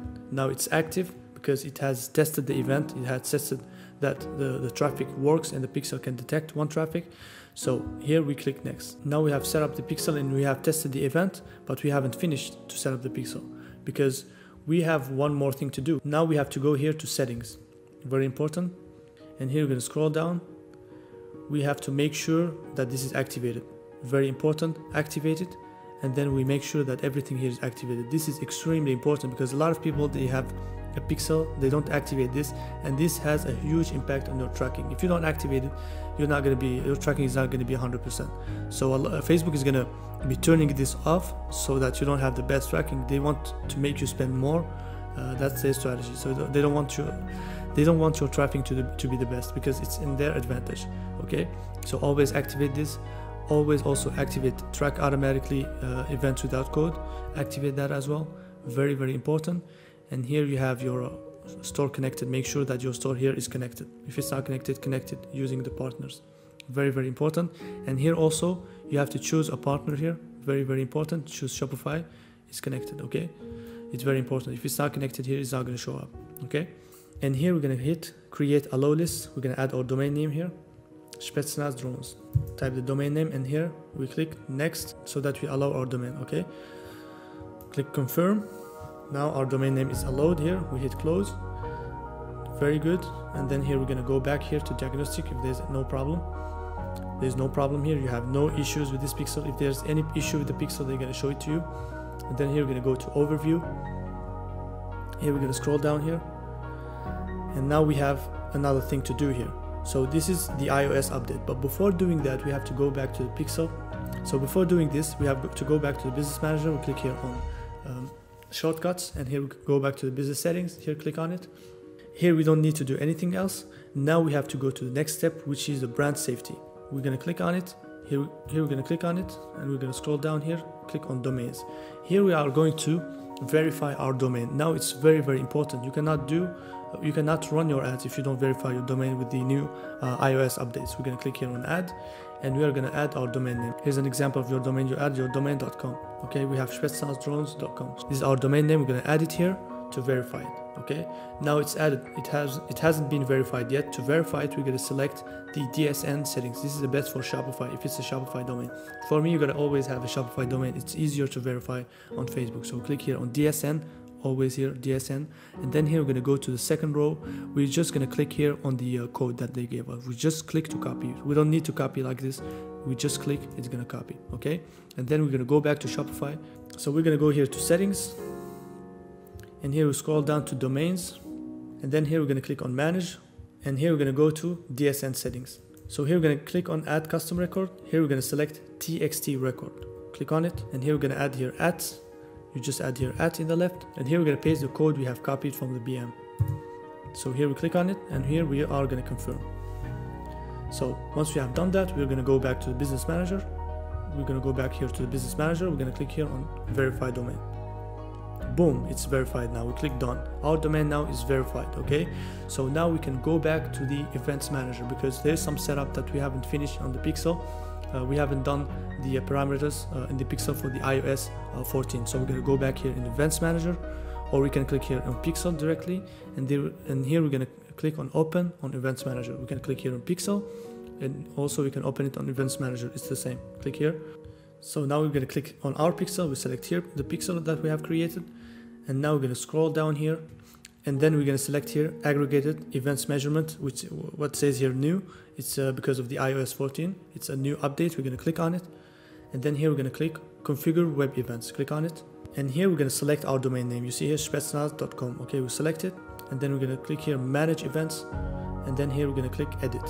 Okay, and then here we're going to click add events, and here in the left you choose your pixel. Okay, choose your pixel. Make sure you don't choose the other pixel. Okay, and in the right you choose the event. Very important. This is your pixel. It is the event. It means that for each pixel you're going to associate the event. For your pixel, you're going to associate the event that you want to track. That's a new update for the iOS 14, because now we have a maximum of 8 events. We can do like before. So that's why you're going to choose the events that you prioritize. Okay, that's why now we link the pixel for an event. Okay, now we have to select this one. We're going to select the event. So the first event that pop up here is a payment info. We're going to click on it here, and then we're going to add another event. We select again the same pixel. We select here our pixel again, and then here we're going to select the event here, select it, and here we're going to select the add to cart. And again we're going to add event. It's very repetitive. And then in the left we're going to select the pixel, always the same thing, and then we're going to select another event. We're going to scroll down a bit. We select events that are important for us, important for our funnel. Okay, we need to see to track add to carts, add payment info. It's important for us. Initiate checkout also, we're going to click on it, and then we're going to click also add event. In the left also we're going to select the pixel, and then we're going to select here add event. So we have added initiate checkout. Now we're going to scroll down. So initiate checkout is here. We're going to scroll down. We're going to add purchase. Purchase is the most important event for us. So we're also going to add again another event. In the left we're going to select our pixel again, and also we're going to scroll down past purchase. So search, we want also to see the people that have search, okay, it came from search. Also we're going to add again in the left, we're going to select our pixel here, and also we're going to select here the new event, okay, scroll down here, scroll down, so search and view content, okay, this is enough. We always select 6 events, that's more than enough, okay. And now we're going to select here apply, we're going to click here on apply, and then in the left here, yes I confirm, you check here that yes you confirm the changes, and then we apply, okay. So now we have here our domain name, we have verified the domain, and here we have connected it to 6 events. That's more than enough, and that's very, very good. So here we're going to go back to Events Manager here, and we're going to see if there's no problem. We're going to refresh it, and now we're going to be able to see the events. And once you have some events here, they're going to appear. For now, you don't have any activity in the day, that's why you don't see the events. But once you start launching the ads, you're going to see your events here, and you're going to see a graph of your pixel over here. So now we're going to go back to the business settings. We click here on the shortcuts, we click here on business settings, and now we're going to scroll down here, verified our domain. So we do step by step. We verify the domain. Here we don't need to add any blacklist. Here for registration, we don't need to do anything. Integration, not anything. Payment method, we don't need to add it here. We're going to add it directly on the ad account. We have added it in the ad account. So security center, we don't need to do it. Here we don't need to do anything. So here for security center, we have to verify the business manager. We can verify it from here, or we can verify it from here, okay. So for security center, so here in security center, we can start the verification of our business manager. But you see here, you cannot click on verify, on start the verification, because you need to create an app. So to do this, we're going to go to a new page here. We're going to type Facebook for developers. And then here we're going to click on Facebook for developers. And here we're going to click here on get started. And here we're going to continue here. And here we're going to select our phone number. And here we're going to send verification SMS. We're going to receive an SMS on our phone number, and here we're going to type it. So here we type the SMS code we have received to verify, and here we're going to click continue, and here we're going to click on I agree, confirm email, and here we're going to click here on marketer, complete registration. So now we have to create an app so that we can unlock that button to verify a business manager. Create app here, and here we're going to select business, okay, very important, and then we're going to click here, and here we're going to click next, and now we're going to name it display name a flat. I'm going to name it, I'm going to put any name or your name. And then here we're going to select the business. And now here we're going to select the business manager we want to add the app to. Select it here, we're going to create app. And then we're going to submit. Now we have created the apps. Now we can go back to the business managers. So here we don't need to do anything. Here, notifications. You can see all the notifications you have. Like you can activate if you want to see route. So here in the notification tab, you can activate if you want to receive the notifications by email, and also in the business manager. If you don't want to receive your notification by email, you can deactivate here. Now, for example, if every time your ad runs, you're going to receive a notification. Every time you have your business manager having a problem or have a comment or something, you're going to have notification by email. If you don't want that, you just uncheck it, okay? But I always leave it like this because I want to receive notification as well by email. So this is the notification for the business permissions. This is for everything, every type of thing. So you can specify for the business updates, you can activate by mail or not. For the support, for marketing updates, you can check that or uncheck that. You'd see everything you want according to yourself and what you want to see, okay? And here for the business info, this is where you verify your business manager. So here you put your legal name, your address, your company, your tax ID, and then you're going to verify your business manager in here. Very, very simple. Okay, you're going to put here also your professional email and everything. And once you verify it, it's going to be verified in here. Now it's unverified, but if you can verify it, it's always better. It doesn't mean you cannot run ads. You can run ads. We have scaled products to even 30K a month with no verification. But if you can have a verified business manager, it's always better. It's always more solid. But verification doesn't mean that your business manager cannot get banned or something. We have other strategies for banned and for a more solid business manager, okay? So now we have set up our business manager. We're going to do the interest research. A lot of people, before launching the ads, they never do the interest research. It's very, very, very important, because if you don't do your interest research, your targeting is going to be very bad, because most people are going to come here and they just go to Facebook directly, they type the interest while they're running the ads. It doesn't make any sense, because the interest is the most important. It's your targeting. So you got to take time to really figure out what's your target audience, what's the best targeting for your product. So don't neglect it, don't make it in a hurry. Like most people here, they come just to the business manager and they try to type something fast, like they're going to sell drone, they're going to type drone, something that is very, very broad and it doesn't make a lot of sense. So that's why they're going to land on the interest that most people use, and they have high CPMs, high ad costs. We're not going to use that. We're going to make the research before typing the interest here in Facebook ads, and then it's just going to be a copy paste. Okay, so here we have this layout. So when we do the interest research, we're going to do these columns. We're going to have brands, personalities, magazine and TV shows, like you see here. We're going to have here hobbies, famous places, behavior. Okay, I'm going to explain to you this in a second. So we have a product, we want to sell it, so we want to find different angles to target. So we want to target our competitors, so it's brands. We want to target personalities related to our product, if it's a product that has personalities related to. Okay, we want to target magazines that are related to our product. We want to target hobbies that may be related to our product, famous places if they are, and behaviors if they are. Okay, so not every product fits every column. Okay, all products are different. Some products can fit all the columns. Some products can have brands, can have personalities that go around them, like most beauty products have them, but not all the products have all the columns. So what you're gonna do is you're gonna fill the columns that you can fill. If you have a product, like for example, let's say a spiritual product. So a spiritual product maybe doesn't have, let's say, personalities, for example, or something like that. Just an example. So we have a drone product, so we have brands. We can fill this part because there are some competitors that sell drones. Okay, so we're gonna open a new window here. We're gonna type drone brands. Okay, we're gonna type drone brands. So we're gonna scroll down here. We're gonna see here different drone brands. So here, these things to know here, we can copy it. But before posting this on our spreadsheet, we're gonna see if it exists in Facebook ads. So we're gonna go here to Facebook ads. We're gonna see if it exists as interest. Very, very important. Things to know. What is it? We gotta just make sure that it exists. It doesn't exist. Okay, no problem. We're gonna type DGI. We're gonna go back here we're gonna go back here, and here we're gonna copy DGI.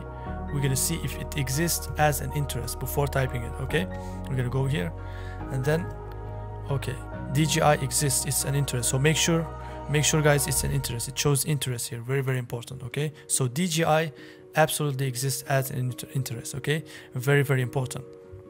So we're gonna go back to our spreadsheet and we're gonna type it there. Okay, DGI is a brand, it exists as an interest. So here we're gonna paste it here. Okay, and now we're gonna look at other brands like UVify. We can target, we can see if it exists in Facebook. We're gonna go here to Facebook, and then we're gonna type it, we're gonna paste it here, see if it exists as an interest. So if it doesn't, so sometimes be careful with this. Sometimes Facebook doesn't show you if you just paste it directly. Just type it one by one. See, it's UV. Sometimes the interest exists, but it doesn't show. But for this one, it doesn't exist, because even if you type it again, it still doesn't show. So it means that it doesn't exist. But always be careful, because sometimes you just type something, it doesn't show up. It doesn't mean that it's not there. Sometimes Facebook just wants to trick you, as I told you. Hobson. So Hobson seems to not exist. Okay, it doesn't exist. No problem. We're gonna go here, parrots. We're gonna type parrots, copy it, and we're gonna go here, parrots. Type it. See if it exists. Parrot exists as an interest. It's a company here, interest. So Parrot is a company. So we can select that, Parrot company. So let's select it here, and then we're going to copy it. So that's what we want. Parrot is a company, because maybe Parrot can mean something else as interest. So we want the company Parrot. Okay, so that's why we copy a Parrot company. We're going to go back here and we're going to type it here, because it absolutely exists as interest in Facebook ads. And then we're going to keep on going. We're going to research different drone brands. We can research if this exists, and so on. And then we can also look at different brands. We don't, if we sell a drone, it doesn't mean that we are just going to target. So if you sell drone brands, it doesn't mean that we're just going to target drone brands. We can target brands different from the drone, like toy brands or something like that. So we should be always open-minded if we do the targeting. For example, sometimes we were selling a toy product for the kids, and a good interest worked. It was Walmart's. It's not directly related to toys, it's a brand, but Walmart, somebody who is interested in Walmart, most of the time moms are interested in Walmart, so moms also have kids, so they can buy toys for their kids. You see this thing? So sometimes it's not directly related to the product, but it makes sense. Very, very important to do that. So we type it drone brands. Also we can check if, so we gotta check one by one if it exists as an interest, and we type it here. So I'm not gonna type every one of them just to save time. So that's what you do, you know the process. And then we're gonna type maybe, let's say something related to drone or something like drones. We have drones, we have, let's say what, RC cars brands. We can also target RC cars brands. Why not RC cars? Because people interested in RC cars, they're also interested in toys. They're interested in something that is remote control, so they're normally interested in drones. Okay, RC car brands. We're gonna type that, and we're gonna scroll down here. We have different brands here. We have ARMMA, I don't know what. Here we're gonna copy it. We're gonna go to Facebook here, and we're gonna see if it exists as an interest. Very, very important. So be careful, always type it one by one, because sometimes Facebook doesn't show it. So type AR. Sometimes you see it doesn't show even if you type A. Sometimes it's just crazy. So it doesn't exist. Just make sure always to type it, not just paste it. Okay, HB Racing. We're gonna see if it exists. HB Racing. We're gonna type it there to the business manager. HB Racing. We're gonna see racing. We're gonna type it all in small letters. HB Racing. So it doesn't exist, no problem. We're gonna go see another brand. So Axial. We're gonna see if Axial exists.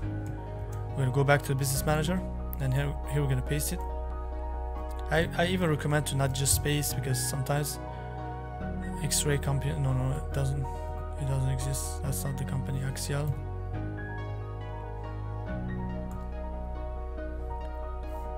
It doesn't exist, no problem. We're gonna go and try something else. HPI Racing, why not? Or Traxxas. This is a famous RC car brand. It's gonna exist in Facebook ads. If it doesn't exist, it's impossible. It's gonna exist in Facebook ads. You see, it exists. It's an interest that exists in Facebook ads. Very, very good. We're gonna copy it here. We're gonna go here and paste it in our spreadsheet. Okay, paste it here. Very nice. We have brands here. Brands doesn't mean just drone brands. It means like some brands that make sense. If somebody likes these brands, it means that also he's likely to buy our brand. You see what I mean? It doesn't mean that if we sell a drone, we just have to target drone brands. No, sometimes you have to target brands. Sometimes you have to target brands out of the box. Very, very important. You see? And there we're gonna see this one also. We're gonna copy it, see if it exists. Okay. It exists. Very nice. We're gonna paste it also now in our spreadsheet. So it's an interest. Always make sure it's an interest here, and then we're gonna go back to our spreadsheet, and here we're gonna paste it, and so on. You paste brands that are related to your product. So we can also go to, so we have seen drone brands. We can go also see RC car brands. We can see even stores like technology stores that sell toys, for example, Toys R Us, something like that. We can put all of that here. Okay, very, very important. So I'm not gonna fill everything. You can fill till 10 interests for me. In my opinion, you gotta fill at least 10 interests per column at least, so that you really do good research. For me, something less than that is not good. So you gotta really take 10 interests per column if you can, if the column is related to the product. Okay, because some product maybe cannot fill the personalities or other columns, but the columns that can be filled, you gotta fill them and have at least 10 interests in each column. Okay. So personalities. For the drones, we don't really have personalities that can be really related to our drone. Let's say for example, is there any competition where there are famous people that do drone racing or something? We can do the research, see some, for example, drone. Let's say famous drone photographers. Why not photographers? We have Tobias Hug. Oh, let's see if it exists as an interest in Facebook. That's what you really this is how you have in-depth research of your product. This is how you understand exactly how to target your audience, because you're going to target the audience in different angles. So this doesn't exist as interest. Great, Aston Butler exists. So let's type, but be careful, maybe it's another person that is called Aston Butler. Okay, let's type just Aston Butler in Google. If it shows up as a famous A drone photographer, it means that's the right guy. Okay, that's the right interest. Be careful to not just put any name like this. We can see who is that, known as his role for Mike. Okay, so it's somebody who is related to photography. It's just amazing. It's somebody, it's exactly the right person. He's an American actor who uses drones as well. So it's a famous drone photographer. Okay, we can put that as an interest, you see, as a personality. And we can also go and so on and fill the personalities list, etc. We can fill at least 10 if you can, or 5. For me, at least 5. Okay, if it's hard, you can try at least 5 or 3. Okay, just try to find the maximum you can by column. So now we're gonna fill that. You're gonna fill all the columns. So I'm not gonna do everything to just save time. I'm just gonna show you the process and you do it. Okay, very, very simple. Just checking everything step by step. And now we're gonna see the magazines. The magazines related to our product. It's very, very important to not just be targeting just one angle. A lot of people, when they sell a drone or they sell a product, a lot of people, when they sell a product on Facebook ads, let's say for example they sell a hair straightener, they just target hair straightener or hair or beauty or something that is too broad and not too specific. Sometimes you gotta have some out of the box targeting strategies. That's very, very important, and that's how you find them here. This is very, very simple. You just do a research before targeting. You know, take the time to really research some good interests. Okay, here magazines and TV shows. Let's say here drone magazines. Let's just type drone magazines to be simple. See if it exists. We're gonna scroll down here. See if you can find some cool magazines. Some products don't have a lot of magazines, you know. Here's rotor drone. We're just gonna do our research to find as many interests, as many different angle interests. It's very important to have interest in different angles. Very, very important. Unnamed vehicle. It's very nice. So what is it? Type one by one. Very good. Unmanned aerial vehicle. We found it. Very, very nice. Okay, now we're gonna paste it. Unmanned. This is very, very nice. Unmanned aerial vehicle. Okay, we're gonna go here and then we're gonna paste it here. Okay, paste it here, and then we're gonna go to the other magazines and see one by one if they exist as magazines, if they exist as interest in Facebook ads. And managed sky system. Let's hit suggestions. Even GoPro, like GoPro is a great I mean, people that like GoPro are really likely to like drones. We're gonna paste it. You just hit suggestions. Okay, sometimes GoPro is very, very good. Also DJI, we're gonna hit, like, it's very, very good, like in brands. And managed aerial vehicles, like it gives you other suggestions. Radio controller aircraft, very nice. Okay, we can type it in hobbies. Radio controlled aircraft. Okay, because it's more likely to be a hobby and than a brand. It's not a brand, it's not a personality. We can hit the suggestions in Facebook. We can have a lot of ideas, like any interest we have, we hit the suggestions in Facebook. Okay, let's hit suggestions. We have Mavic. Great, Mavic. It's amazing. Mavic is really a good brand. Let's type it here. It's in the brands. Very nice. Let's go back here. We have Quadro. We have unmanned aerial vehicles. You see, it's even suggested. It means that it's a good interest. Very nice. Spam corporations. This can be very nice. We can see what it is. Spam corporations. We can see on Google what it is, if it's relevant to our target audience. We are passionate about cycling. We ride our bikes. No, this is more about cycling. But yeah, why not? Sometimes cycling, people like to have drone footage. Like some people who do cycling, you can target them. It's just amazing. Like it's a hobby. We're gonna put it here. It's in hobbies. We can absolutely target them. Sometimes you gotta hit suggestions Facebook ads. It's gonna give you even more ideas. Scott Sports, aerial photography. You can take each one and put it in a column. So let's say here, for example, what is Oreba or something, I don't know. You have some great interest in here that nobody knows about. You just go with one interest and then it's gonna suggest you other interests. Let's see what it is here. Cycling helmets. Yes, like cycling is really related to drones. Like people that like cycling are really relevant for drones, for drone products. So you can sell them drones because they do cycling, they travel, they want to have some drones to do some footage. It's very, very relevant, so you got to take it. This is a very good brand, and you can type it here. And here you can also type some different famous cycling people that do cycling as well. People that do cycling, you can even go here to Google, because cycling, people that are interested in cycling are really going to be interested in drones.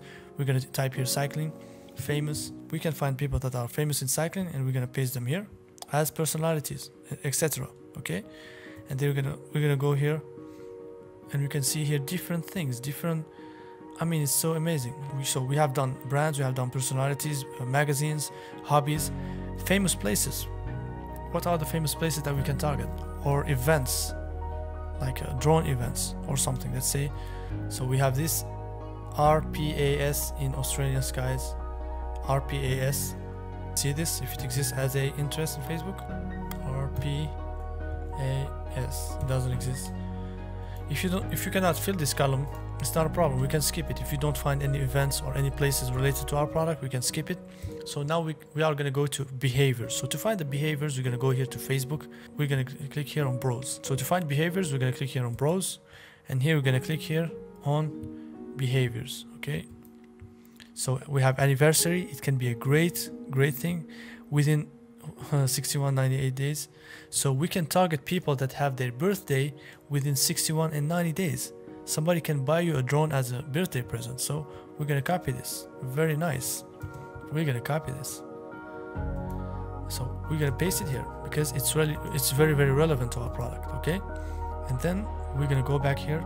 We have also purchase behavior. Let's click on it. Engage shoppers. We can target people that are used to buy online. It's an amazing target and it works most of the times. We can just target engaged shoppers. Let's go here and paste it. Engaged shoppers is a great behavior, etc. So we're gonna go here. You can see different behavior. Let's see travel. People that travel may need drones. Okay, frequent travelers. Frequent travelers is an amazing target. Frequent travelers. People need drones to shoot some amazing footage. It's a great behavior. It works a lot of time. We have tested products with this behavior. It works so well. So it's a very good behavior. Okay, we can go back here. Return travelers, frequent international travelers. Why not? All this is relevant, etc. We're gonna go here and paste it. Very nice, etc. So to paste as many interests as you can, and then you're gonna select the ones that you're gonna test first. Very simple. We're gonna select the ones that are the most relevant to test first. That's very simple. So that's how you do the interest research in Facebook ads. It's very simple. You just take the time, and then once you're in Facebook, you just do copy paste. This phase is very important because a lot of people miss the targeting. The targeting is the most important in Facebook ads. So really take the time to really understand your audience, understand your target audience, and target them with relevant terms. For some products, you cannot fill all the columns. It's not a problem. Just fill the columns you can. Put at least 4 or 5. It's going to be very good. Now we're going to find the Facebook ads hidden interest. Yes, you heard it right. Facebook ads hides interest. So I'm going to show you why. When you type, for example, general interest like dog, for example, Facebook is just going to show you 20 or 25 interests. Okay, when you scroll down, you have just a limited number of interests. Facebook doesn't show you all the interests, and they made this on purpose. They want most beginners, most people that don't have experience, to only be using the same interests. They're going to have higher ad costs. They're not going to be targeting the best audiences, the best quality audiences, and that's just going to be too saturated. So we're not going to be doing the same. We're going to be finding hidden interests. Facebook hides interests, and we're going to find them. So what we're going to do is this. We're going to open a new window, and here we're going to go to Facebook for developers. Facebook, we click on the first link, and now we're going to click on My App. So if you haven't created apps yet, you're going to create an app here. So if you don't know how to create an app, so you're going to click on My App. So normally, if you haven't created apps, it doesn't appear like this. It appears like Start or Create App. Here you're going to see it instead of My Apps. So if you haven't created apps, you can go to the Facebook Ads Business Manager setup. I'm going to show you how to create an app. It's there in the Business Manager. Okay. So here you click on My Apps. I suppose you already have it. And now you're going to land on this page. You're going to click here on Tools, Graph API. So here we're going to generate a user token. So here make sure user token is selected. Get user token. Okay, get user access token. Click on it. We have generated a user access token. Okay, we're going to copy it, and we have generated a user access token. So after generating the API, you're going to go back to the Graph API that I left to you in the spreadsheet of the Google Docs spreadsheet, and also I'm going to leave it on the video description. It's here. So we're going to copy it here. This is the Graph API token. Okay, you're going to copy it here. We're going to go to a new window, and we're going to paste it here. And we're going to go back to the access token and click here, copy it, just click. And we're going to go back to our Chrome browser. And just here after the equal sign, you just paste it here. Paste it here and click enter. Now we see all Facebook ads hidden interests. So here we have 10,000 more interests. Okay, so you see all these are Facebook ads hidden interests. So let's see.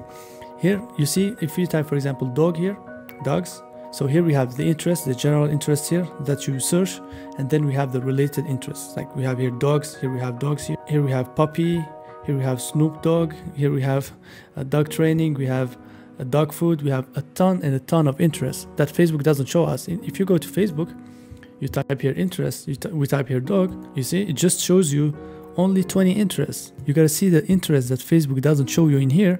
Those are the ones that Facebook hides, okay? So we're gonna go here and we find all the interests that Facebook is hiding. So we're gonna find them. Let's scroll down and see an interest, for example, dog harness. So here we have dog harness. Let's see if Facebook shows it. I think this is a hidden interest. Let's go here, dog harness. So we type here dogs. Let's see if you see dog harness. We scroll down here. We don't see it. So Facebook hides that interest. So it's a hidden interest. So now our product is not a dog product. We're gonna do here, we're gonna type drone. Let's type drone, see. But in these brackets, you gotta type the most general interest. So let's say, what is our niche? You gotta type your niche. For example, electronics or drone. Let's type drone to see if you're gonna find some interest here. So here we have unnamed aerial vehicle. We have only these interests. So we have all the interests here. So let's say parrot AR drone. So here we have parrot AR drone. Let's see if you type drone on Facebook ads, are we gonna find the same ones? So here we have drone music, drone racing, AR drone. Yes, we find it. Yes, but here we did not find this one. So there is a hidden interest in here. We did not find the parrot AR drone. This is a hidden interest. Let's see if you find it here. We didn't find it. Drone. We did not find the parrot AR drone. So that's a hidden interest. You see, it's just so amazing. So let's copy it here and see if it exists. It's for sure exists on Facebook. Let's just type it. That's a hidden interest on Facebook. You see how crazy it is? Facebook is hiding these interests so that you don't get the best results. So you gotta absolutely test this interest, because nobody's gonna be jumping on them. Nobody knows about this method. Little people really know about this method. It's really, most of them are programmers, really advanced people. But if you do this method, you can find it very easily. So we're gonna just paste this on our spreadsheet, okay? We're gonna go to our spreadsheet, we're gonna paste it here. We can, if you want, we can have a new column here. We type hidden interest, okay? So amazing. Parrot AR drone, like it's so amazing. It's a hidden interest. You can also go back to see if there are other interests that are hidden by Facebook.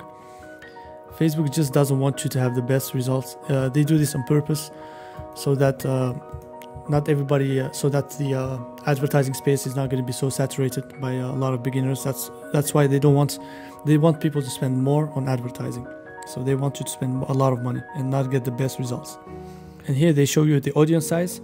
If you also don't know the audience size, you can check it here. They show you all the audience size. This is 300,000. This is, for example, here, this is 19 million. It's just so amazing. You see hidden interest here in Facebook ads easily, okay?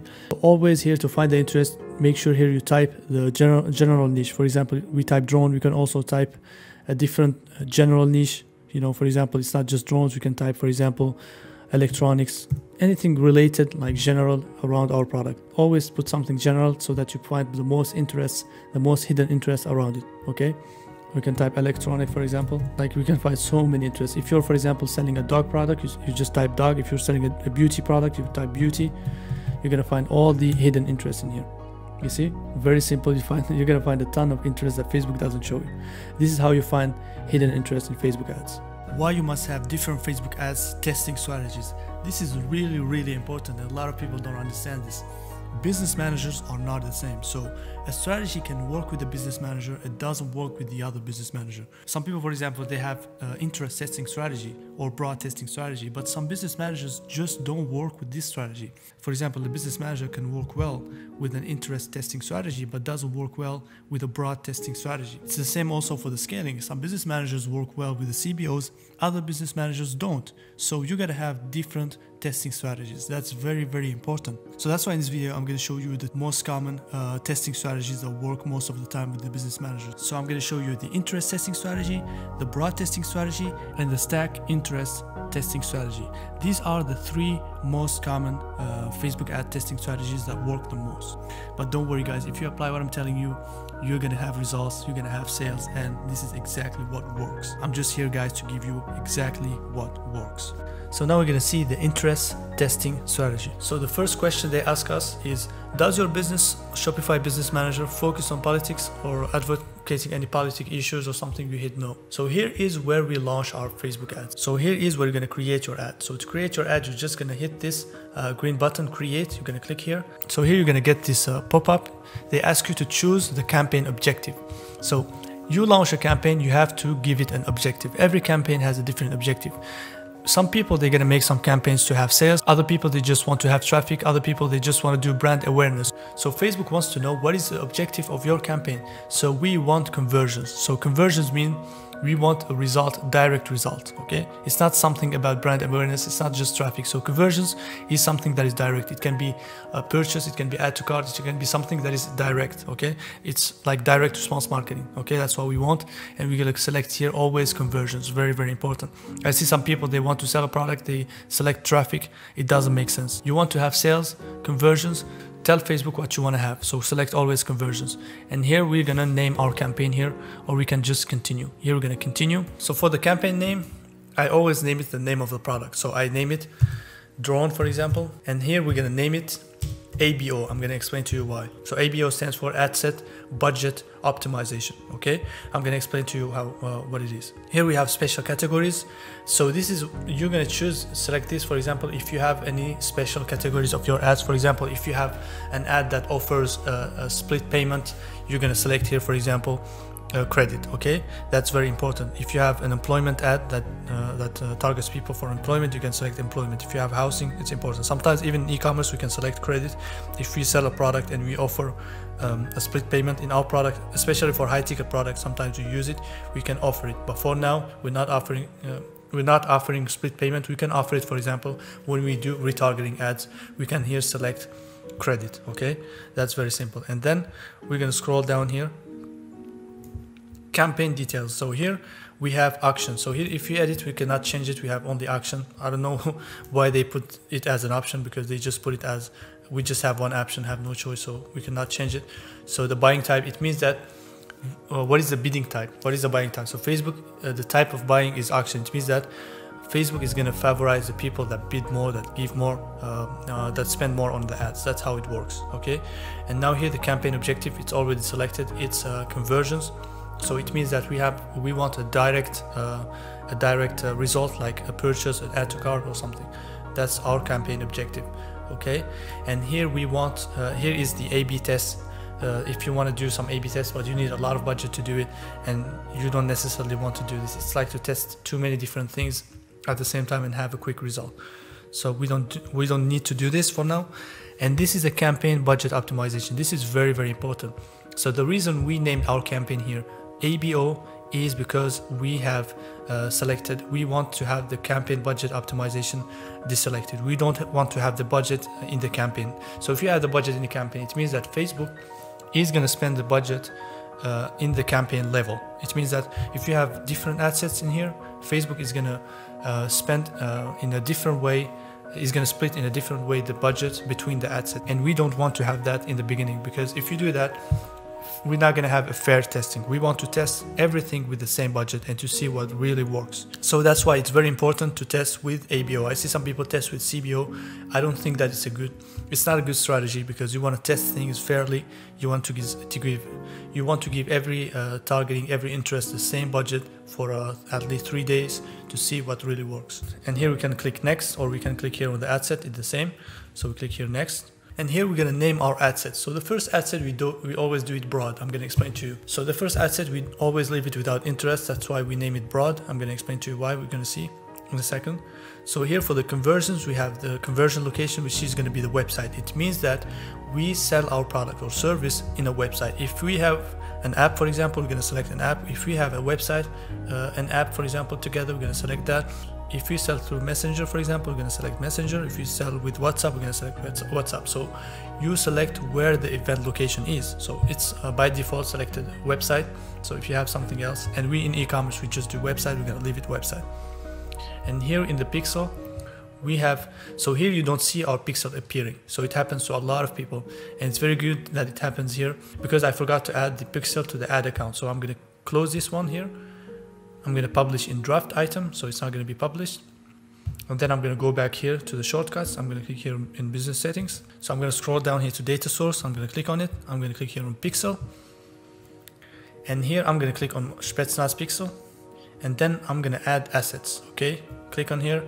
And then I'm going to click on the ad account here. And I'm going to add assets here. Click add. And here I'm going to click done on the ad account that we have created. And then here we add people and add myself and the other person. And then I'm going to select all the access, assign. And now we're going to go back to the ad account. Click here, click on ads manager. So here we're going to select here. We're going to go back to our ad account, and here we're going to go here, scroll here, we're going to see here edit. We click on it. We're going to go here and click on our ad account here. Click on it, on our ad set, sorry. And here we're going to scroll down. So here now we have our pixel that appears, okay, Spetsnaz pixel. And here we're going to select our conversion event. We're going to click here. We're going to type here purchase. And here we're going to select it, okay. We select the conversion event, which is purchase. We're going to scroll down here. Don't worry about this message. Facebook is always going to tell you, hey, don't choose purchase. It's not good. You're not going to have sales. Don't worry, it's a lie. They don't want you to have the best results. They want to make you pay more for the ads. Don't worry, always choose purchase. Even if they send you a message here or here, they're gonna put it here. They tell you, hey, don't put purchase. That's not true. You don't care about it. Okay, scroll down here. We have great results. We're always putting purchase. If you don't put purchase, you're gonna have expensive ad costs. So here dynamic creative, we're not going to check it. So here we have the optimization and delivery. We have here the cost control. A lot of people don't know about this. If we sell a high ticket product, we should definitely do this. Most of the times it works really, really well, or at least do it in split test. It means you should select here and put 10 times your price, or at least 800 euros, for example, dollars. Let's say here, we're going to put here $800, and here we're going to select the bid strategy. We're going to select here bid cap. I'm going to explain to you this. So this means that you're telling to Facebook that you're willing to pay Facebook $800 more or $3,000 more if you get good quality customers. So if you do this, you're going to have an advantage compared to your other competitors, because Facebook doesn't know if you're going to run the ads and stop them tomorrow, because you're running some ads. You spend, for example, let's say $50 a day in the testing. Facebook doesn't have any idea if you're going to keep running the ads, if you're going to run them today and stop them tomorrow. Some people do that, so he doesn't know. But if you give him this signal, he's going to say, okay, this person is willing to spend more money, so I'm going to show him better quality audience. So that's why it's very, very important to use this bid cap, especially if you sell high ticket products, because you want to spend more, you're able to spend more so that you can get more quality traffic that is going to buy your products, because one sale is going to be a very, very big sale. You're going to have a lot of profit in it. Okay, so you can do that. So you can even try to do 10 times your average order value. Let's say that you sell the product for 400. We're going to type 400 times 4, it's going to be 4,000. Let's try. Sometimes Facebook doesn't allow you to put more than 800, but let's try 4,000. If it goes, very good. Okay, let's let it 4,000. Don't worry, you're not going to spend it. So here Facebook tells you you cannot put more than $1,000. Okay, no problem. We're just going to put $1,000. We're going to put the maximum. Okay, you put here 1,000. Okay, and then we click here. Very good. Now we have a bid control here, and we have set here the bid cap. It means that it's best for controlling the bids in auction. So here we are going with the auction. It means that we want to bid with a higher price to show people that we're willing to pay more to get better results. So everybody's willing to do that, but not everybody knows about this technique. Okay, here the cost cap is just best for getting most volume. We don't care about volume, we care about quality audience. I prefer getting 100 quality audience per day than 1,000 crap audience. Okay, very, very important. Now this is a good setting to do, very, very important, and it works most of the time really, really well. Okay, we're gonna scroll down here. So for the daily budget, we're going to put here $10 a day. If you're in a tight budget, you can put $5 a day. A lot of people say $5 a day doesn't work. Facebook doesn't accept that. It's very, very false. In the testing, we can have 10 ad set with $5 a day per ad set. It really works, okay? We don't really care. So in the daily budget, we're going to put here $5 a day. So some people are going to say it doesn't work. This is absolutely false. It really works. We have even sold high ticket products with $5 a day testing. It's a testing. It's not a scaling phase. We can start with $5, see the results, see the funnel, and then we're going to increase the budget on what works the best. So $5 a day works in the for the testing. It just works. It's not an opinion, it's a fact. So we're going to set the start date for the date of tomorrow at midnight. Okay, here at midnight. Always the beginning of the day, it means tonight, but at midnight. Very, very important to start your ads in the beginning of the day. Okay, and now we scroll down here. We're going to show more options in here. The first part was the budget and schedule. Now we are in the audience part. Okay, so now here we're going to scroll down, and here we're going to edit the location. Click here.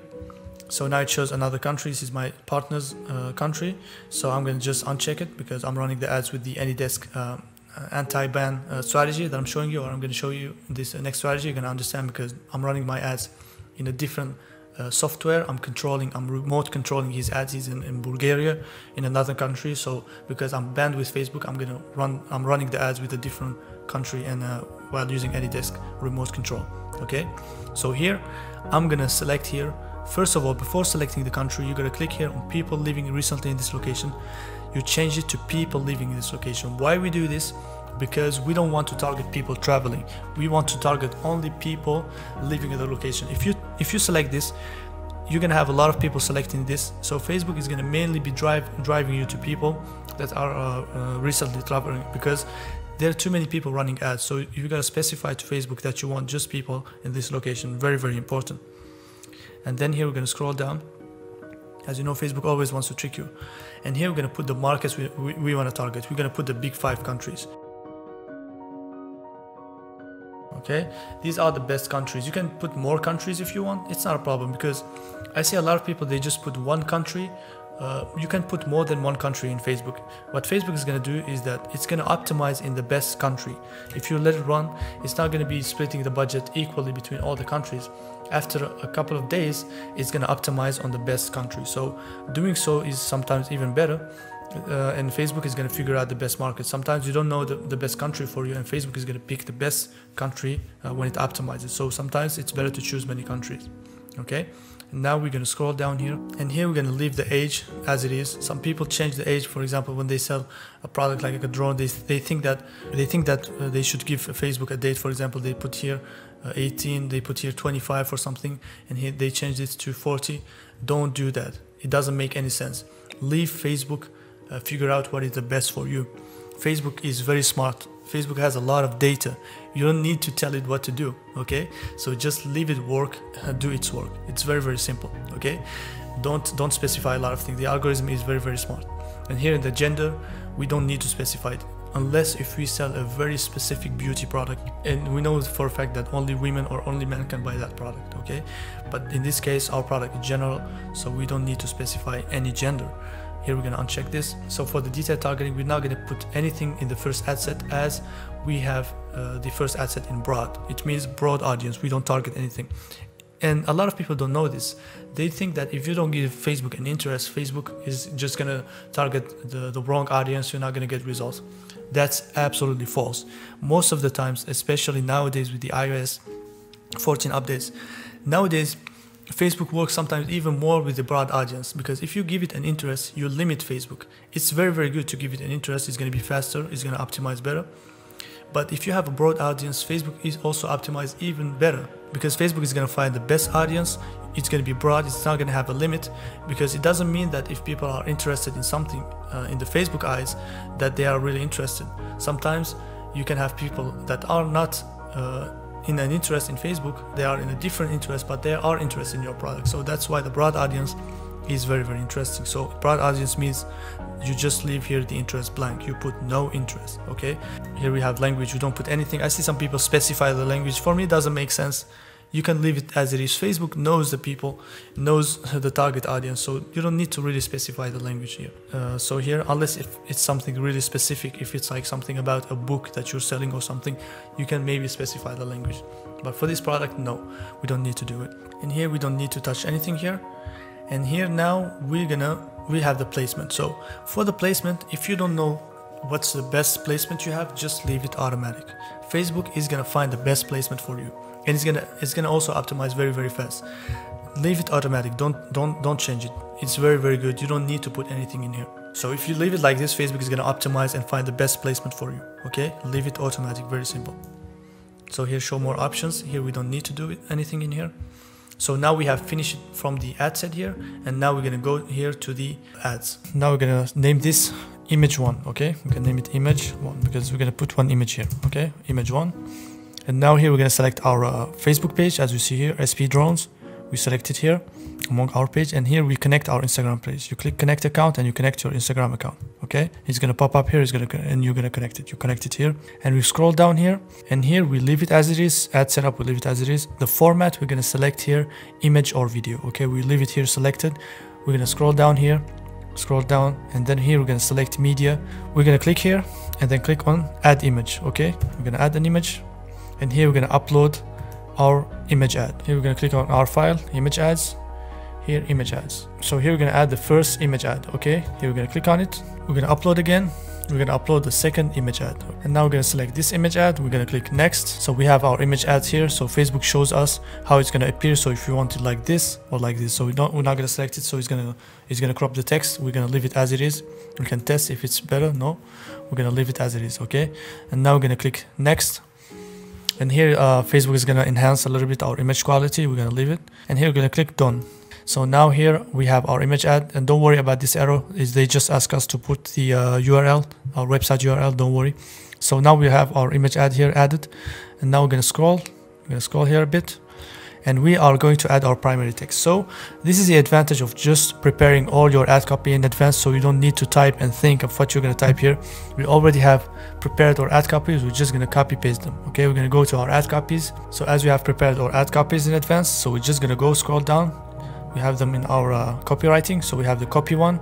We can select either. We can choose this copy or this copy. So I like this headline and I like this copy here. So we're gonna select this copy here as the primary text, and then we're gonna use this as the headline. Okay, so we're gonna go back to our ad, and then we're just gonna paste it. Okay, and here after get yours now, we're gonna paste the link. We're gonna paste our collection link, and here we're gonna copy our product page. We're gonna copy it, and then we're gonna go back to the business manager, and here we're gonna paste it. So the link here is very long. This is really not professional. So if you see it here in the ad, it looks so long, like it's not cool.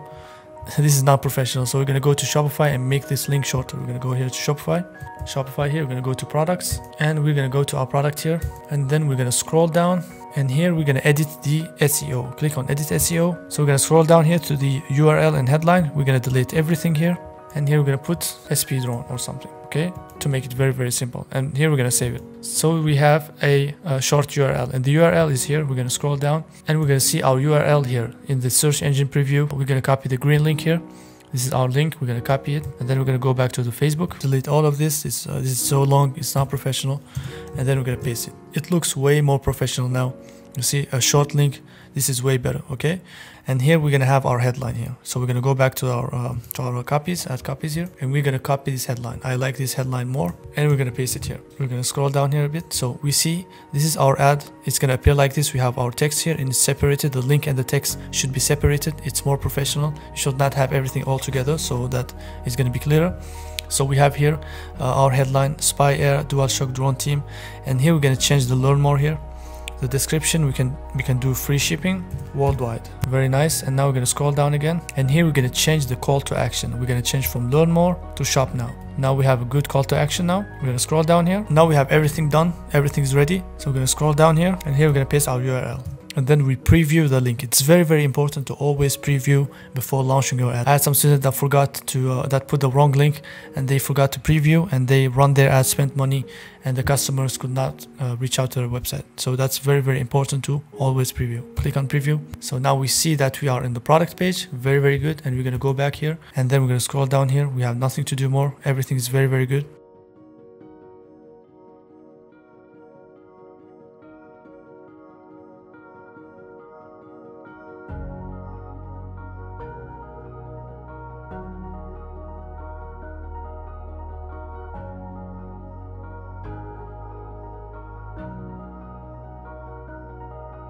So now we can preview how our ad is going to look like. So here we have our brand logo, SP drones, very nice. Here a very professional image with our logo here down. And we have our shop now, and the we have here the headline here, which is Spy Air DualShock Drone Team. And down here we have free shipping worldwide, and here we have our website URL. This is just so amazing, so professional. So what we're going to do now is we're going to duplicate this image into 2 times, okay? We're going to click here, and we're going to click here, duplicate into 2 copies. So we have 3 ads in total per ad set. That's better for the algorithm. We should always have at least 2 or 3 ads per ad set, so the algorithm is going to optimize more. We have 2 copies. We're going to rename them. Just double click, and here we're going to change the name from image 1 to image 2.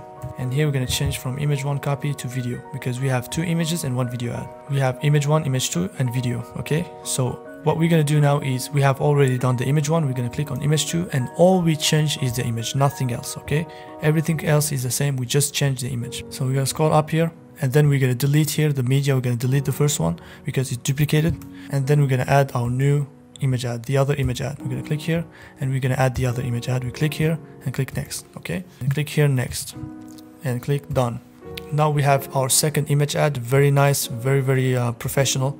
Okay, we have here the vision of the image ad, and now we're going to go here to the video ad. Okay, we're going to click on video, and here we're going to delete this image. We're going to add here media. We're going to select, instead of selecting here image, we're going to select video, and here we're going to upload our video, the 3D video we have done. We're going to select our video that we have made with the text and everything. Okay, we're going to click on it. Now we have added our video ad, but we have to change the thumbnail because the thumbnail here is not professional. So let's play the video. Let's make it here bigger. We're going to make it here bigger, expand it, and see how it looks in the ad. So the ad is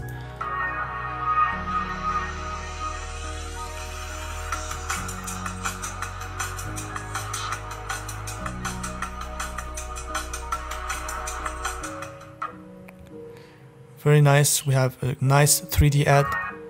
But what we got to do here is we have to change the thumbnail because the thumbnail here is not attractive. This is not a scroll stopper. And you know, in Facebook ads, we should really focus on thumbnails that push the user to stop the scrolling, because people are scrolling and then they're going to see our ad. We have to have something that is very attractive. Okay, we're going to change this one because nobody know what this is, and we're going to change it here. We're going to click here on edit, and we're going to click on thumbnails. So you have 2 choices. You have either to click here on manual, so you can choose a different image from the video, or we can upload an image. So what we can do here is we can either choose a video here, DualShock or something, but this is not complete. But I prefer uploading one of our image ads, okay, for the video ad. It's gonna be better. We're gonna upload an image here, and here we can upload this one. The image ad that we have used, we can also use it as a thumbnail because it's just gonna appear for 1 second and it's gonna disappear. It can be a scroll stopper. Okay, we're gonna add it here and continue. Very nice. Now we're gonna save it. So now we have it, so it's better. Sometimes it doesn't appear, but it's gonna appear when it's on the ad. And here we're gonna add again for the other stories and other placements. We're gonna add also that scroll stopper. We're gonna click here on thumbnail and click here on manual. We upload again. We're gonna select that image ad as a thumbnail as well. Okay, we have that as a thumbnail. It's very professional. We can click on save, and here we're gonna click again in the right column as well. For the right column, it's not really too important. We're gonna try it. Sometimes it makes error, but we're gonna click here, try to add it again, and then here we're gonna click save. Okay, very nice. So you have some errors here. We're gonna click on this error here. We're gonna click on edit, and we're gonna change here. We're gonna click on this image, okay, because it doesn't accept video. We're gonna save it, and then here, so for some placements you just cannot change them because they're very special. And as it's automatic placement, some placements just don't accept the type of image you have. It's not a problem, don't worry. Okay, for example, this placement is always showing error, and because it needs some special some placement, for example, needs some GIFs or something like that. Because Facebook has just too many placements, and so you're not gonna have all the material for those placements. It's not a problem. So even if it doesn't show up, it's gonna show on the most important placement. Facebook is gonna optimize that way. Okay, don't worry. The most important is the Facebook feed and Instagram feed. Okay, we have added our video. We have duplicated everything. Everything is nice. Everything is professional. So you see your ad is gonna appear like this, very professional, and before everything. So the thumbnail is gonna appear like this before they play the ad. It's very professional. So now we have finished all our video ads. Everything is finished, and here we have to change our call to action to shop now all the time. Shop now here. So now we have finished all the video ads and the image ads. We are going to duplicate now this ad set. We have duplicated the video. Now we're gonna go to the ad set, and we're gonna click here on the 3 buttons. Click here, and we're going to duplicate the ad set. So click here and click here, duplicate. Now we're going to duplicate this ad set into 9 copies, which is going to be in total 10 ad sets, sorry, okay? And click here and duplicate, because we're going to be testing 10 different ad sets with 10 different interests, 9 different interests and 1 broad ad set. So now we have everything here. I don't like the way they do this pop-up, this new feature. I just always close it and I do the way I know, which is here doing one by one. So here we have all the blue copies here in blue. So what we're going to do here is that we're going to add the interest we have already researched. This is the only thing we're going to do. We're going to scroll here down, and all we're going to do here is add the interest that we have already researched. Okay, so we're going to go back to our spreadsheet and we're going to paste all the interests that we have researched. So what I suggest is that we take 2 interests in each column. So we have, for example, 5 columns here, and then we're going to take 2 interests per column. Okay, let's say here in brands we're going to take, for example, DJI. We're going to go back to Facebook, and here we're going to type DJI. Sometimes it doesn't show, sometimes you got to type it many times so it shows. It's just Facebook like this, GI, okay? And we're going to select it here, and we're going to copy it here and go to the left, and we change the name of the ad set. So that's what you're going to do for all the interests, okay? For all the ad sets, you're going to just change the interest, and you go back to your spreadsheet and copy another interest here, copy it and go back to the ad set. And here we click on the other ad set here, and here we're going to paste that interest, okay?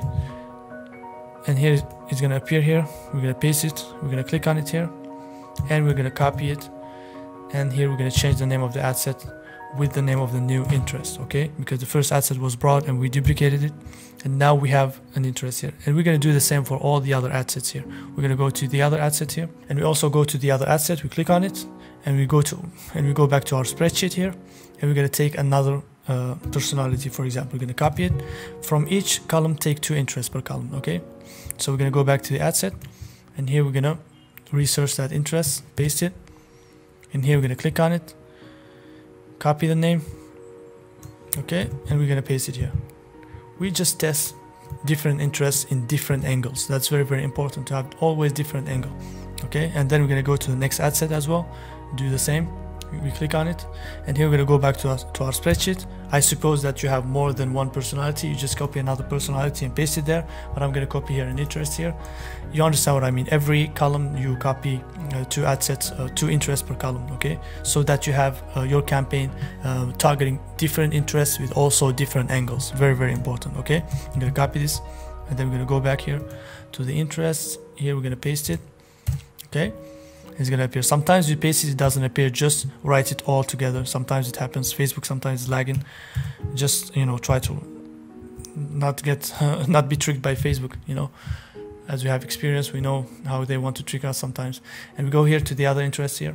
You click on it, scroll down here. You click on the other interest here. The other ad set here. And we're going to go back to our spreadsheet, and we're going to copy another one. We suppose that we have more than one, and we copy it and paste it there. But now I'm just gonna copy any random interest here to show you just the process, and we're gonna do it here, paste it here, okay?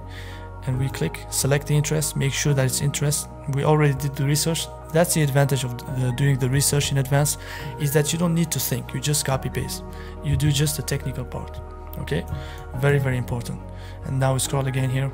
We click on this ad set. Always click on the ad set and then change the interest. Sometimes people forget, they leave the same ad set and they change the interest without noticing. Always click before and then change, okay? Click here and you paste the other interest. We go back to our spreadsheet, and we are going to select this interest and then go back to the ad set, and here we're going to search it and paste it here, and then we're going to select it. Make sure you select it. Very important that it appears here, and you copy it here. I see some people, they scroll up here to change the name, they waste time. You don't need to do that. You just go to the left and double click and change the name, okay? Very, very simple. That's what we do. Okay, now we scroll again to the next ad set. So we have added this, we have added this, we have added this one. We have this one broad copy. So always change the one with copy. Don't change the one without copy, which is the original. It's always, most of the times it's in the bottom. Okay, don't change it, okay? So we change just the copies, the duplicates. We're going to click again on the next copy. Always, when you click on something, you see it in blue. And then we're going to go back here, and we're going to add another interest, okay? We're going to add this anniversary here. So the good thing about this strategy is that you're targeting a different interest also with different angles, okay? Very, very important. So we paste this. Very nice. And then we rename this, okay? Instead of scrolling up, we just do it here. It's faster. And then we paste this. Okay, we go again to the next copy, we click on it, and then we're going to go back to the ad set here. We're going to copy another behavior. For each column you take 2 interests. Okay, and here we're going to paste it, and here we select it, and here we're going to copy it and go to the left, double click here, change the name, paste here. We're going to select the next copy here. We scroll down. Sometimes Facebook is sometimes hard to navigate the Facebook ads, so we click here and we go back here and we select the last interest here, which is this one, AR drone, which is the hidden interest. So always the last interest you select, make it a hidden interest. That's what I do usually. It's better to test different interests. Okay, some good, most of the time hidden interests work really well because most of people don't know about them.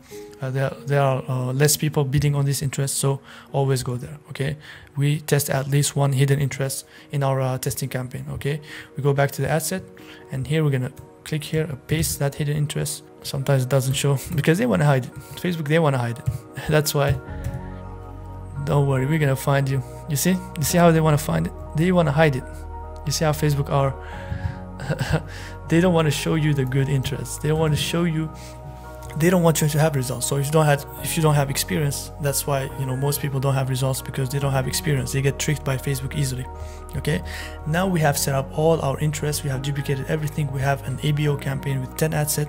We're gonna hit here publish. So Facebook is saying here your ad set may get 0 conversions based on how you have set up your ad set. You may not get any conversions. To fix this, consider making changes to your ads before publishing. This is BS. Don't listen to this. They want you to spend more money on the ads. Sometimes they show you some error message. Don't worry, just publish. Okay, so now we have our drone campaign here. So what we're gonna do now is we're gonna organize our columns. That's very, very important. Before doing everything, before the ads run, we should have our KPIs, which means our key performance indicator, organized. So a lot of people miss on this. They don't know how to organize their columns, because if you don't know how to organize your columns, you're not going to know how to analyze well your campaigns, so you're not going to make good decisions. So it's very, very important to organize your columns. So to organize them, you're going to click here on column. So what I do is I first select performance and clicks, because it's a column that contains most of the KPIs that we want, and we're going to start from there. So we're going to click here performance and clicks, and then we're going to click again here, and then we're going to edit that performance and click. Instead of starting from scratch, we want to start from something and then modify it, so it's going to be faster.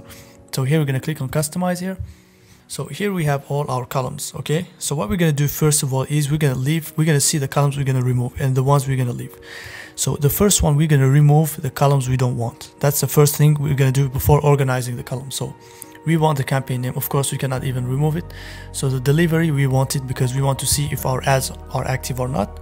And here we have the attribution settings. We don't need it. Okay, results, we don't need it. Reach, we can keep it. Frequency, we don't need it.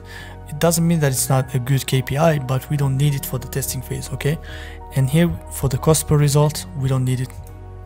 The budget, we need it. Amount spent, we need it. Ends, we don't need it.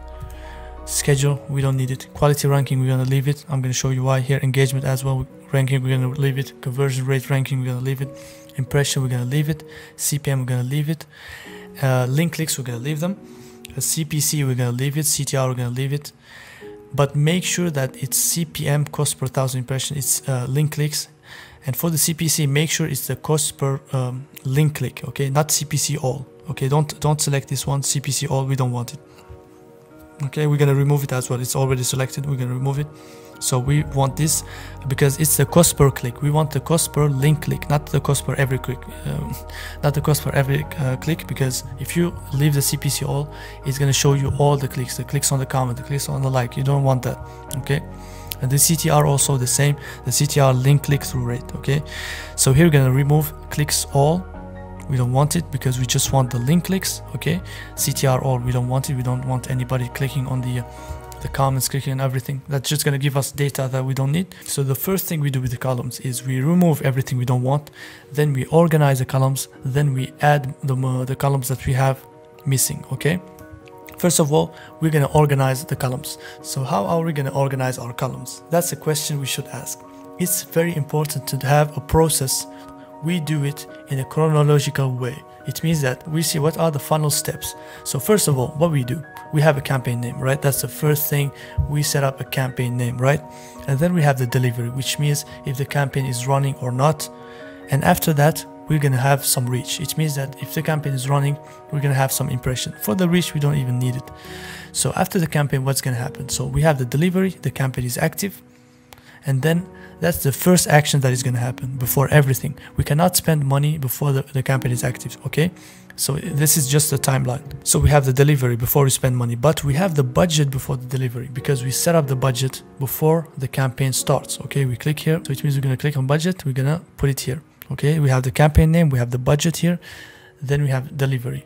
And after delivery, we have the budget. So we know how much we have spent. We set up a budget and then we have amount spent. We cannot spend money without knowing how much we spent, without setting up a budget, okay? We set up the budget before, then we start spending, okay? This is the process. This is the first action that is gonna happen, then the next action, then the next action, then the next one, okay? So budget, then after amount spent. After we spend money, what happens next?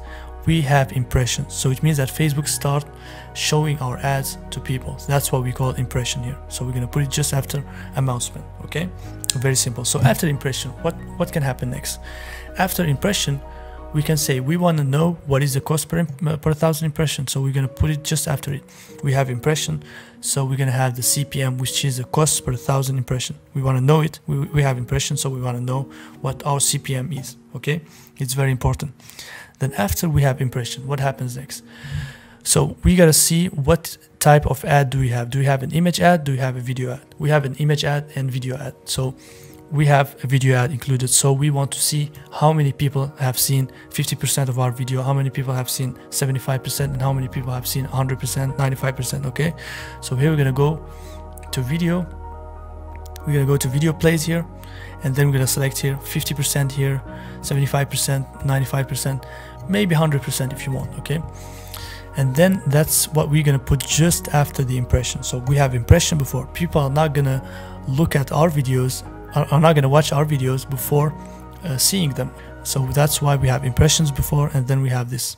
It's very important to have a process to organize your columns, okay? So to drag to organize, you're just gonna click on these buttons here, these dots here in the left, and then you drag it up, okay? You do the same here, and you drag it up, and the same here, we drag it up, okay? So we have here the delivery, then the budget, amount spent, impression, CPM, video plays, then people start watching the video. And what happens next? What happens after people start watching the video?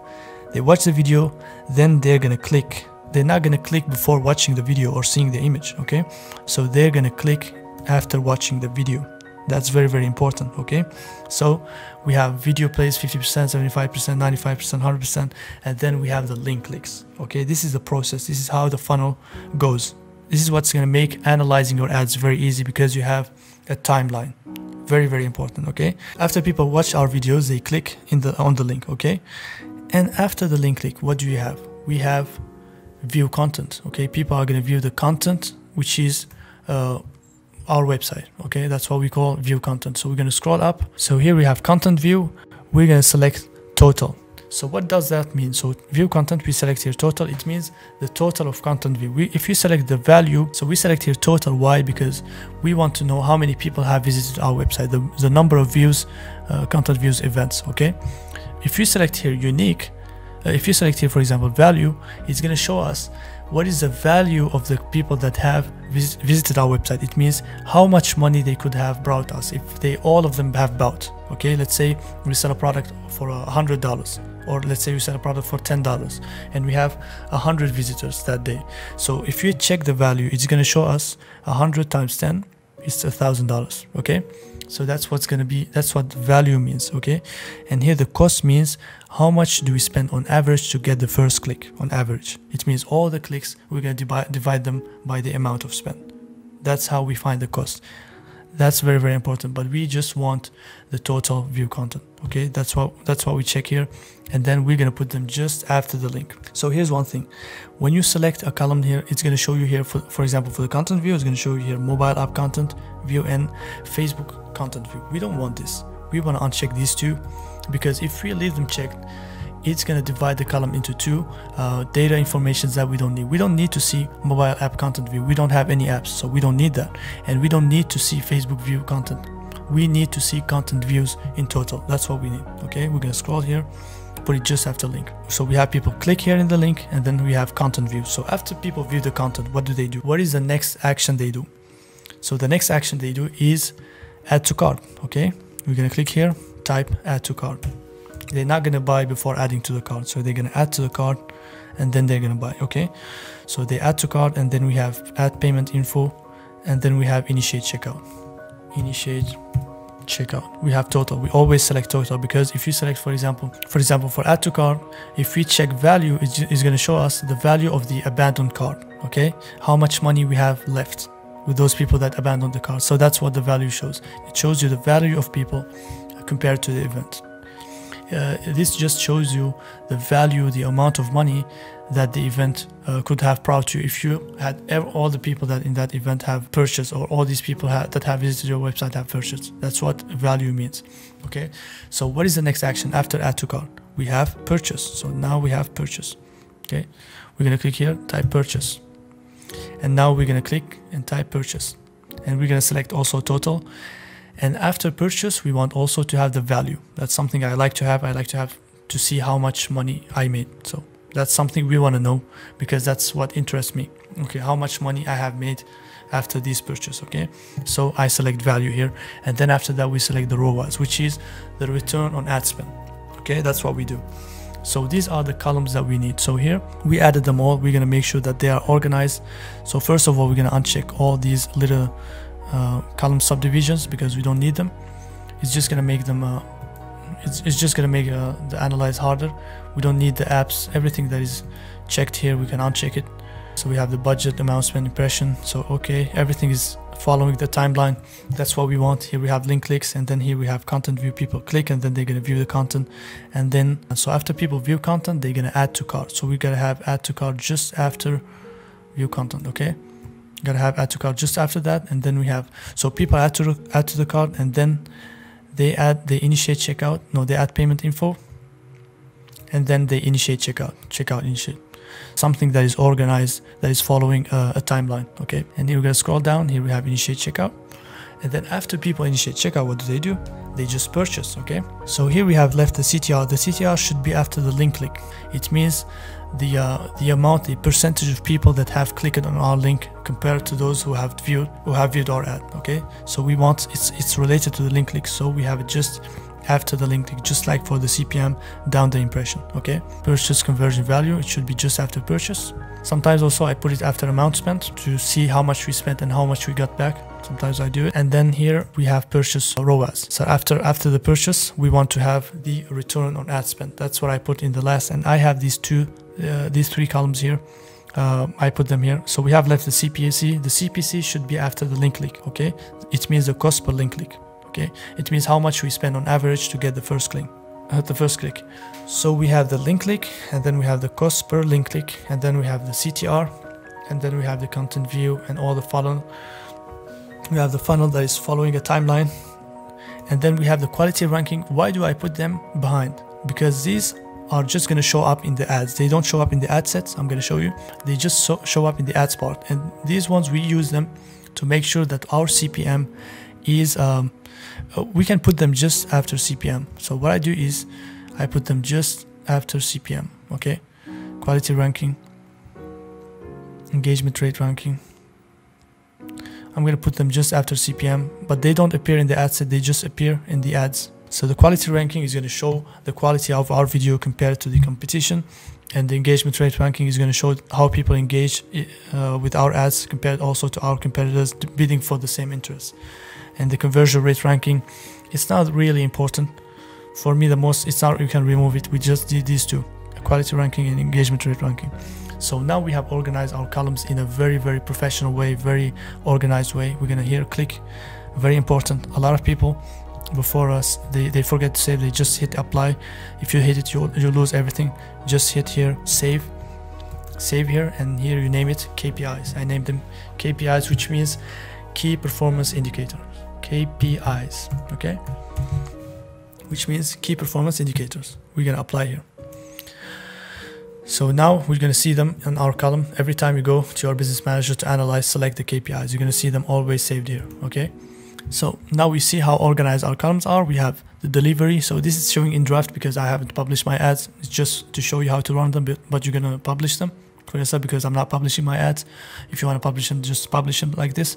So we have the budget, amount spent, we have the impression, we have the CPM, the video views. So everything is following a timeline. Like everything is organized. We spend a budget, then we spend the amount, we set a budget, then we spend, then we have impressions, then we have the CPMs, then we have people watch our videos, then they click on the link, then we have the cost per click, the CTR, then we have people visit our website, then they add to the cart, then they add payment info, then they initiate checkout, then they purchase, and then we have the purchase value, how much money we have made, and then we have the ROAS. So here, that's how we organize our columns in a very special way. Okay, and now here in the ads, that's when you can see the CPM. You can see here quality ranking just after the CPM. Why do I put quality ranking after the CPM? It's because it determines the value of the CPM. Like if you have a problem, if you have a high CPM, we're gonna know exactly why we have a high CPM, because of the quality ranking. The quality ranking shows us why our CPM is high, or the engagement rate ranking. So it's very important. Okay, so we're gonna put it just next to the CPM, and it shows up only on the video. It doesn't show up on the ad set, it shows up only on the video. Okay, so if you want to see the quality ranking, make sure that you click here on the video ad. Okay, so now let's get back to our testing phase. So this is the interest testing phase. So now our campaign is running. We're gonna leave it run for 3 days at least. Okay, we don't touch anything. 3 days, don't touch anything. Very important. Leave it run. Don't modify anything, don't edit anything, don't even look at it if you can. Okay, 3 days. The only permission you can have to touch your ad if you have CPMs that are very high. Let's say, for example, you sell a product and you have the first day a CPM of $60 or $30. Then you can say, I'm gonna stop this ad, there is a problem. Okay, because that's maybe your video that is not good, or your targeting that is not good. Okay, but if you follow the strategy I'm telling you, you're not gonna have high CPMs, you're gonna have good CPMs. Okay, it's very important to do that. So if you have high CPMs, that you can stop the ads before the end of the 3 days. If you have exaggerated CPMs, like CPMs more than $30, if you have CPMs, for example, of $70, $100, that's so exaggerated, it means that there is a problem. You can stop the ads. But something that is not related to the CPM, don't touch it. Okay, don't touch the ads, leave them run. Okay, we leave them run for 3 days. So this is the strategy. You have an ABO campaign from 7 to 10 ad sets. You run it for 7 days at least. Really, 7 days. Don't touch it because of the iOS 14. We need to run it for 7 days. Okay, so with $5 to $10 per ad set, or at least 3 days. Okay, if you cannot run for 7 days, run it at least for 3 days. But I really recommend 7 days without touching anything. Okay, so after 3 days at least, cut the less performing ad sets and add 1 new interest every day till the campaign hits 20 sales. This is very important. I'm gonna explain to you. A losing ad set mean an ad set that doesn't have, after 3 days, doesn't have a purchase, doesn't have initiate checkout, or at least add to cart. Okay, if you don't have at least add to cart, that's a losing ad set. After 3 days, an ad set should have at least 1 add to cart. If it doesn't have add to cart, we're gonna stop it. Let's say, for example, the ad set Parrot after 3 days doesn't have to add to cart, we're gonna stop it.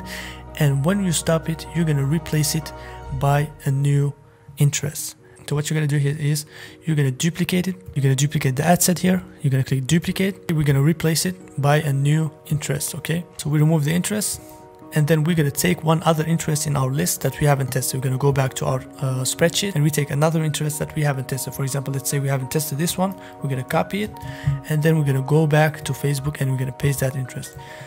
We test another interest that we haven't tested. So that's why you should have many interests, because you can test a lot. Testing doesn't mean losing money. Even if you make money, you keep testing. Okay, so that you scale. You're gonna see in the scaling, you're gonna understand more. Testing is very important. Keep always testing to be always profitable. So we're gonna copy this and we're gonna paste it here. Okay, we test a new interest every day. We replace the losing interest by a new interest. Okay, so now we replace it, and here we publish. Okay, we just replace that interest and we publish. So we have published the new interest here, which is another interest that we haven't tested, that was in our spreadsheet. And then what we're gonna do now is we're gonna check this interest, this ad set that we have stopped, and we're gonna delete it. Why do we do it? Is to avoid the Facebook bans, because if you leave too many ad sets, or sometimes if you leave ad sets that are not running, that can cause some Facebook bans. So we're gonna select it, and here we're gonna delete it. Okay, click more here, delete. Okay, delete the ad set. be careful. Always here, make sure that you're not selecting anything else to not delete something that is running. Always make sure that you're selecting just the one that you want to delete, okay? And then here you hit delete, okay? If you want to have your data, you can always screenshot it, but it's really I prefer losing the information than having Facebook bans, okay, than risking having Facebook bans. So now we have added a new interest, and then we keep it at the same budget, okay? So it means you're gonna keep doing this till the campaign hits 20 sales. It means in the campaign here, in purchase, you should have here 20, around 20 purchase, okay? You're gonna keep adding a new interest every day, replacing the losing interest by a new interest every day till the campaign hits 20 sales. Very, very important. We do it every day. So you just add one new ad set and till the campaign hits 20 sales, okay? And also after 3 days, you should increase the budget in the winning ad set. So the ad set that have one sale at least, you're gonna increase the budget. Let's say here SARM Corporation had one sale. We're gonna increase the budget here from €5 or $5 to $10. We do it every 3 days, okay? Every 3 days, we increase the budget of the winning ad interest by 25 to 50%, okay? We save it. Very, very important, okay? So you increase the budget, just let's say after 3 days it keeps winning, we increase here the budget of €10 to from €10 to 25 to €20, for example, okay? If it keeps winning all the time, we increase the budget. And then we look at the other ad set that have sales, we increase the budget as well. Let's say, for example, here the broad had sales, for example, we're gonna increase from €5 to €10 or $10, okay? And then we're gonna hit save, publish or save, okay? And here we're gonna do it to all the ad set that made sales. Very important. And the ones that just have add to cart, we're gonna leave them running, okay? So the ones that have just add to carts, we just leave them running. We don't increase their budget and we don't stop them. We leave them running because they haven't made sales, but at least they have made add to carts, okay? We increase the budget in the ad set that made sales. We leave running the ad set that have just add to carts or initiate checkouts or payment info, add payment info, and we stop the ads that didn't make sales, okay? Very, very simple. So don't forget this, every 3 days you increase the budget in the winning ad sets and you delete the losing ad sets. It's very, very important to do that, okay? Every 3 days you do it. So you increase the budget on the winning one by 25 to 50%, and then you delete the losing ad set and you replace them by a new interest that you haven't tested. And also be always keeping the eye on the new interest that you have added. If after 3 days those interests as well don't perform well, you stop them, okay, as you did for the first one, and you replace them by a new interest. You keep doing this until the campaign hits 20 sales, okay, 20 sales in total, until this ABO campaign, this testing campaign hits here 20 purchase in total, okay? So I'm gonna explain this again. So in the campaign you have 10 ad sets. So after 3 days you remove the losing ad sets and then you replace them by a new interest that you haven't tested. But don't forget to increase the budget on the winning ad sets as well. It's very, very important. Like, we have losing assets and we have winning assets. The losing ones, we stop them, we replace them by new interests that we also gonna test for 3 days, those new interests as well. And then the new winning assets, we're gonna increase the budget in them. That's how you're gonna become profitable. That's why a lot of people don't be profitable, because they leave everything at the same budget. They don't increase in what's working and they keep duplicating and testing other things that don't work. So if you keep the asset that don't work with the asset that work in the same budget, you're not gonna be profitable. You have to increase the budget in what's profitable, what have optimized it already and had some sales to be even more profitable, and then stop the ones that are not profitable and keep testing new interests. So here's the thing. You gotta treat your interests, your assets, like employees, okay? So an employee that after 3 days doesn't make a sale, you're gonna fire him, right? An employee that doesn't make a sale but at least get some customer contact or get some customer attention, you're not gonna fire him, but also you're not gonna give him a raise, okay? An employee that made a sale to the company, you're gonna give him a raise. That's exactly the same thing you gotta do for your asset. So I see a lot of people that tell you, hey, an asset that made add to cars or made sales, you got to increase both of them. No, they don't have the same value.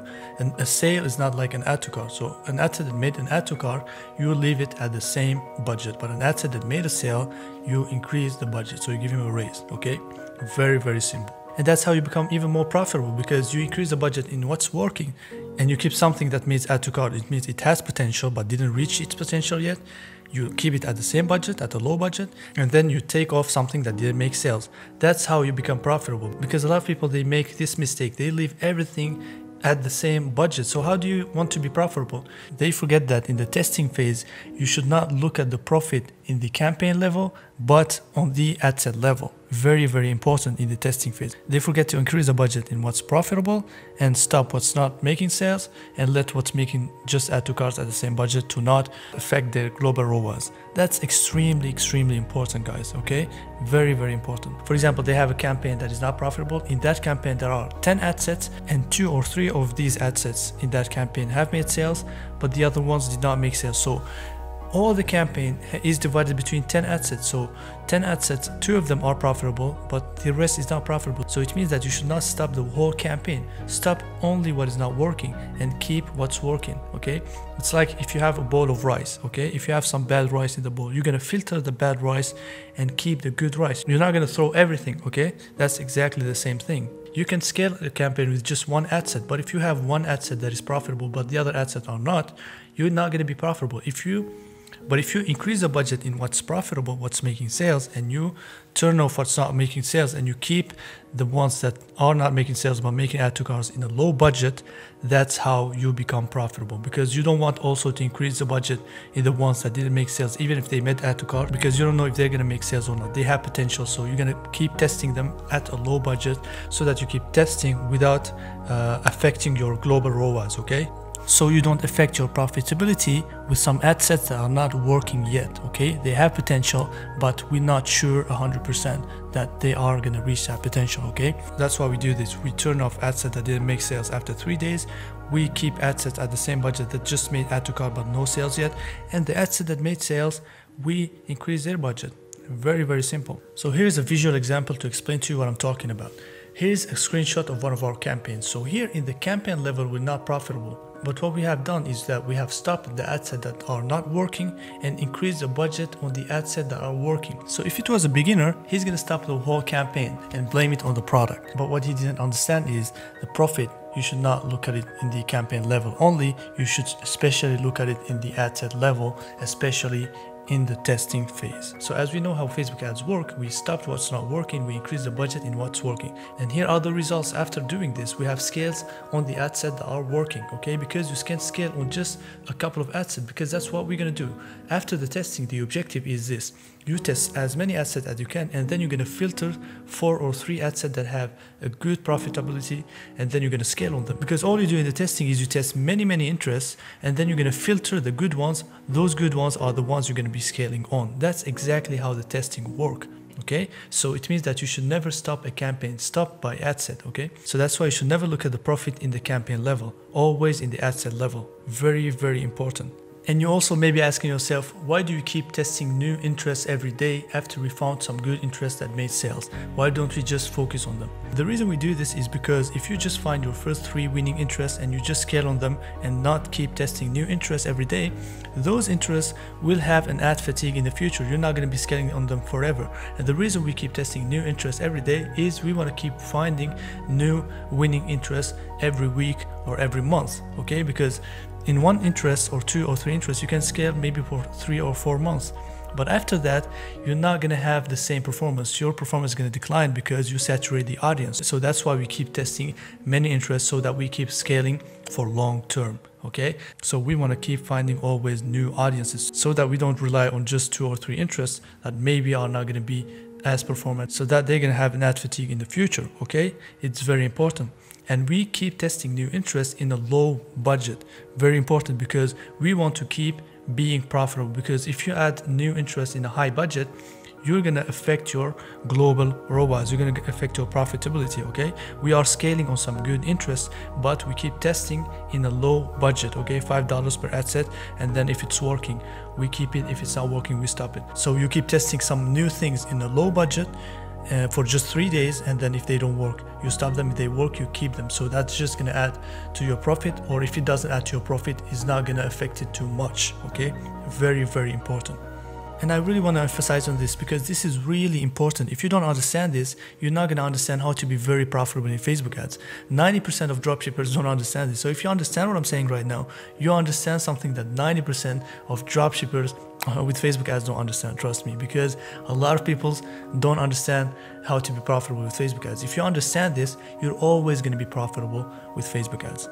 Very, very, very important. Okay, please focus on it. If you don't understand it, look at the video again and again. If you don't understand this, please, you can even book a call with me and my team. If you don't understand what I'm saying, just book a call with me and my team. I'm going to help you out. Very, very important. Let's say that this interest has been running and it has made sales, for example. We're going to increase the budget from €5 to 10 euros, or $5 to $10. Okay, and if it hasn't made sales, we're just going to delete it. Okay, if it hasn't been profitable, if it didn't make sales, or at least add to carts, we're gonna remove it. Okay, if it just made add to carts, we keep it at the same budget. So for the ad sets that don't make sales but make add to carts, we don't stop them, but we keep them at the same budget. For the ad set that make sales, we increase the budget. Okay, so we stop the ad sets that don't make sales, don't make add to carts, don't make nothing, we stop them. The ad sets that just make add to carts but don't make sales, we keep them at the same budget. And the ad sets that make sales, we increase the budget. You see, that's how you become profitable. That's how you do a good testing in Facebook ads. We keep doing this till we hit 20 sales in total in this campaign. In the campaign level here, we hit 20 sales or 15 sales, 15 or 20 sales. Okay, we keep doing that to confirm with this campaign, this is a winning product. Okay, this is how you confirm that this is a winning product. Very, very important. You just always increase the budget in what's working. Increase it a little bit. Don't increase it too aggressively. Every 3 days, increase it just by 25%. Let's say this after 3 days, again, this one has made sales. We're gonna increase it to $10. Okay, and also let's say this one had made sales. We're gonna increase it to $20. Okay, or $15, $15 or $20. Okay. We do it to all the ad sets that keep making sales. We always increase them, that have a positive ROAS, a ROAS that is above our break-even ROAS. If the ROAS here is above our break-even ROAS, we keep increasing the budget. So this is how you know your break-even ROAS. So you're gonna here put your cost of goods.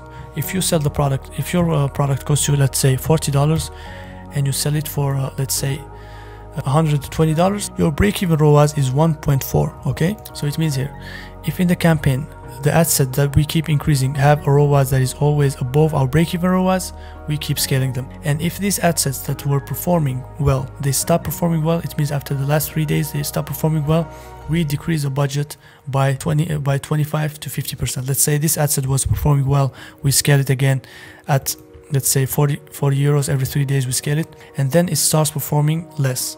In the next 3 days it starts performing less, we're gonna move it from 40 euros to 30 euros. So when I say to decrease the budget when it starts performing less, it means that when the ROAS on the ad set is below your break-even ROAS, that's when you decrease the budget. Okay, it was performing well, but at a certain budget it started to decrease. Okay, you decrease the budget to see if at that budget is gonna keep working well. If it doesn't keep working well after 3 days, again you decrease the budget till you stop that ad set. Okay, very, very simple. You just keep scaling the one that's working well. It means the ROAS is above break-even ROAS, and then when it starts performing less, you start every 3 days decreasing the budget. If it keeps performing well, you keep it at that budget. So if you increase an ad set at a budget and it stops performing well, it means maybe two things. Maybe you have saturated the audience, or maybe you and your competitors have saturated the audience, or at that budget the ad set doesn't work well. Some ad sets don't work well with a high budget. Okay, so you keep testing that budget a little bit, so you keep testing that ad set a little bit, and then once it stops working, you decrease it every 3 days. So let's say you scale it from $40 to $50. Okay, and it stops working well, and the performance at $50 decreases.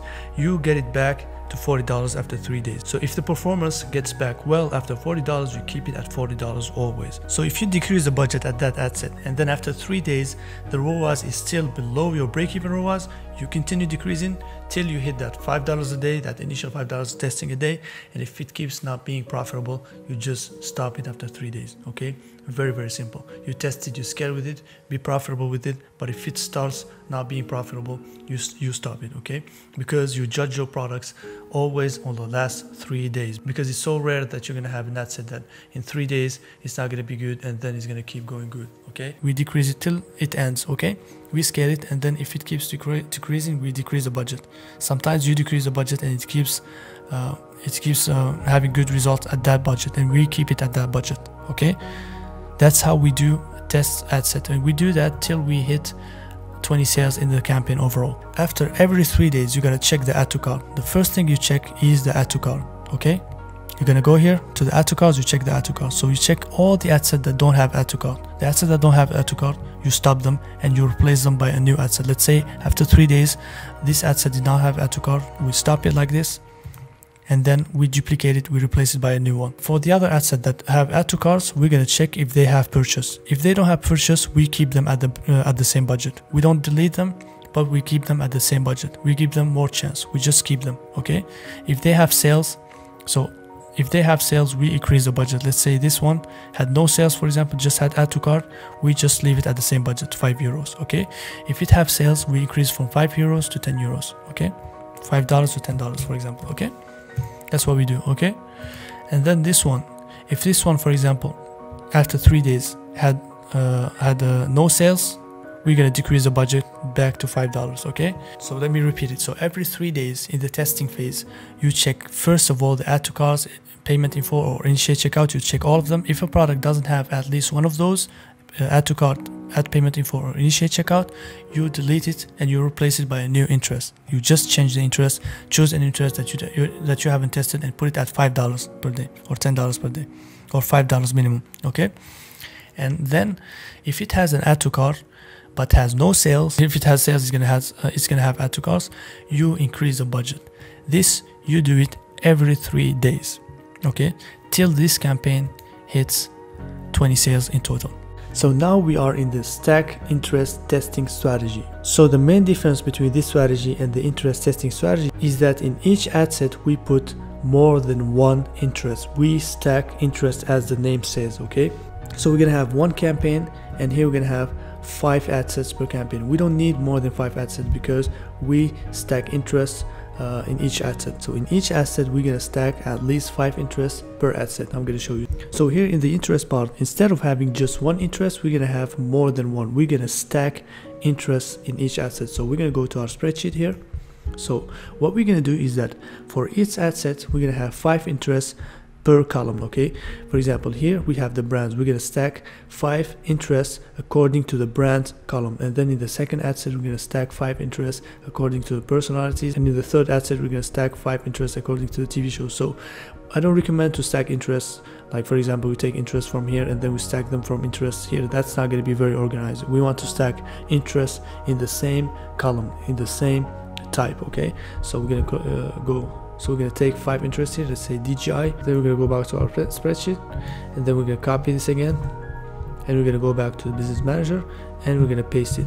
We have more than one interest. We stack interests into one ad set, interest in the same column. So here we name it stack interest brands. Okay, here we name it stack interest personalities, here we name it stack interest magazine. So for each column we stack interests that belong to the same column. Okay, we're gonna stack here at least 5. We're gonna add more interests, 3 more interests. So now we have added 5 interests per ad set. You're gonna do the same for the other ad sets. So each ad set belongs to one column. So this is the column for the brands. We stacked interests that belong to the brand column. Okay, and then here we're going to do the same, but this time is going to be for the personalities. Here we're going to do the same, but this time it's going to be for the magazine. For example, for the magazine stack, we're going to go here, and here we're going to stack interests that belong to the magazine. So normally here we're going to have many interests. As I told you in the beginning, in the interest research, you should have many interests here, so at least 5.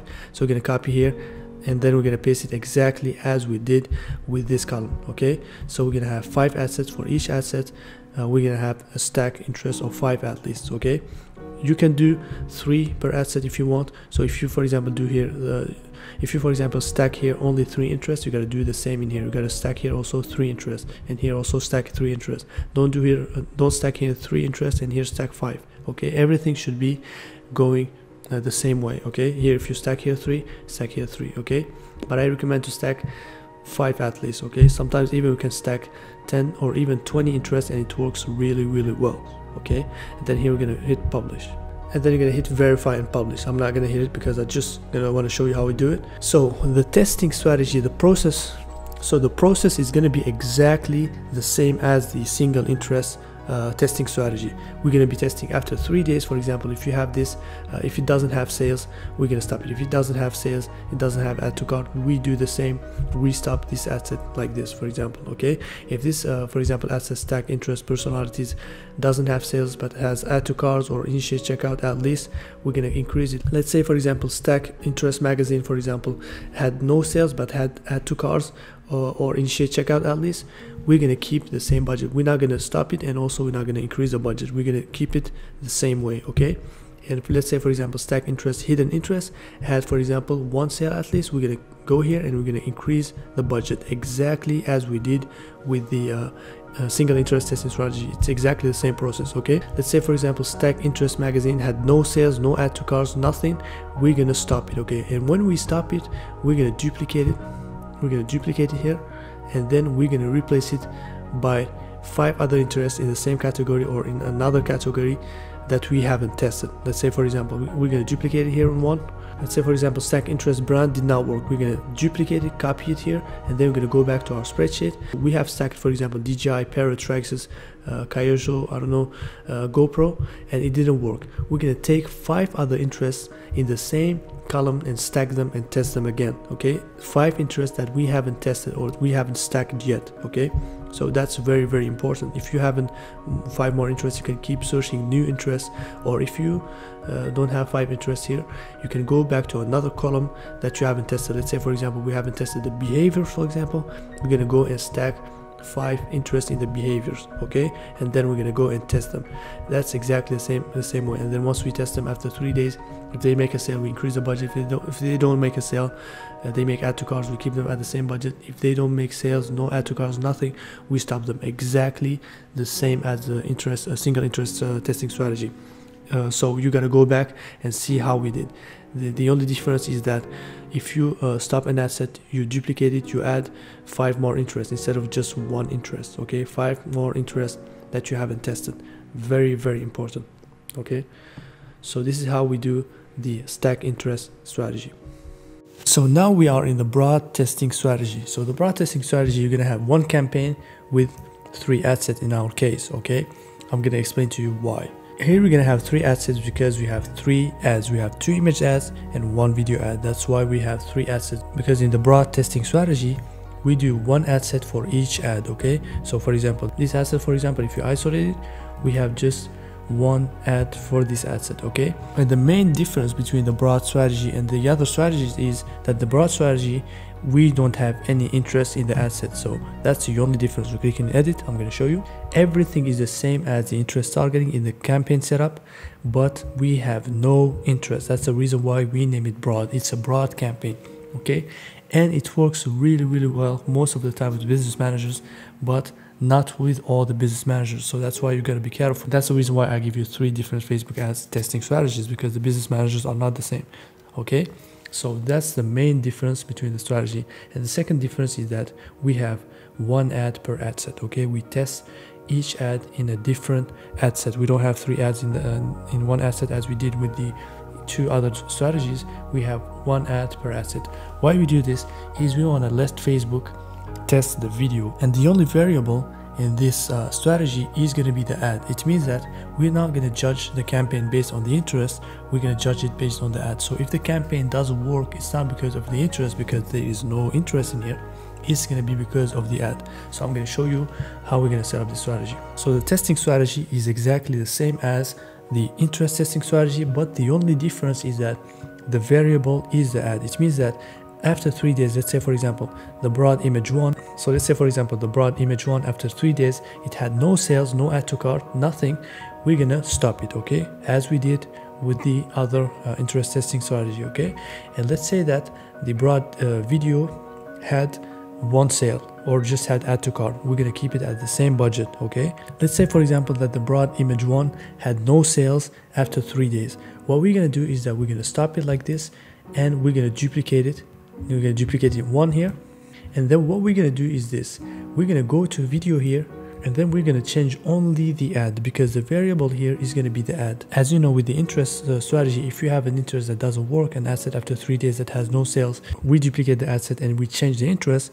But in this case, we change only the ad. It means that we're going to delete this ad here, and then we're going to replace it with a new image ad or video ad. We're going to go back to Photoshop, we're going to make a new ad, and we're going to put it here. So it means that it didn't work not because of the interest, because there is no interest. It didn't work because of the ad, because we have a broad audience. There is no interest, there is nothing that can be wrong, no targeting that can be wrong, because Facebook is going to optimize to find you the right people, but your ad is not converting. So you just gotta change the ad, replace it. That's exactly what you should do. So you should have many ads prepared so that you can change them. So if that ad doesn't work, you just go to Photoshop, make a different image ad with a different angle, and test it on broad. Exactly the same. Okay, once you add an image here, you click here, add an image, you add the different image here. I don't have it, just to show you. You're gonna have another image, change it, or another video ad, and then you add it.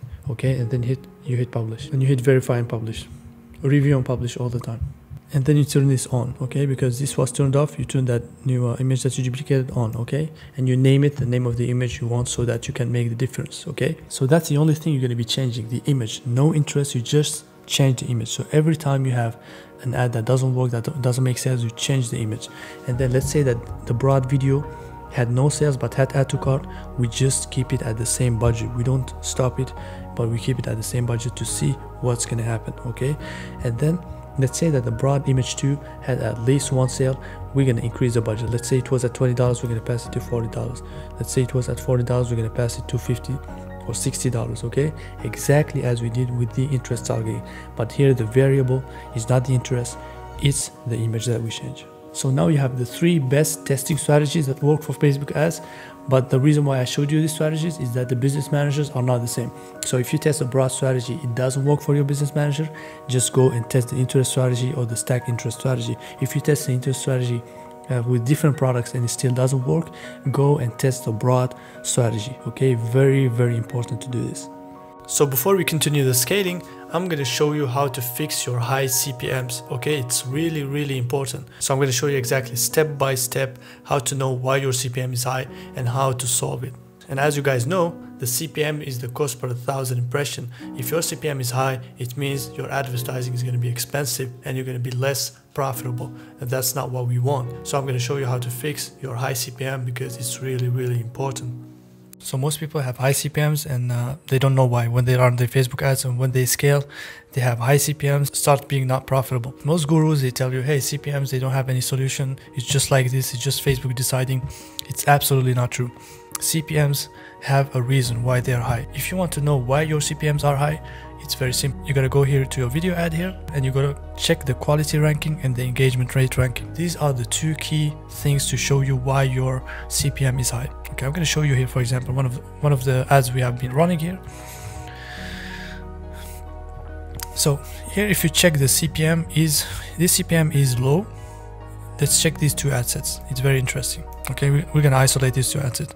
Here is a pretty low CPM, a pretty high CPM. Here is a low CPM. Let's check why this is high. This is higher than this. Okay, we go to the ad sets, to the ads. Sorry, we're gonna go here to the quality ranking. So these ad sets have exactly the same thing, but the quality ranking, if it's average, you're gonna get an average CPM. The quality ranking is Facebook ranking your video quality compared to all your competitors in the same bidding, in the same target audience. Okay, so if you have below average, your CPMs are going to go high. If your quality, the quality of your video here shows below average, your CPMs are going to be expensive. Okay, and the engagement rate ranking, if it's also below average, that plays out as well in the CPM. So most of the times, if your ad is below average, your CPM is going to be high. If it's above average, your CPM is going to be low, because if you have a good quality video, Facebook is going to show you here that your video is, it means that the quality of your video is above the average of the competitors. So it just means that you're going to have lower CPM, above average.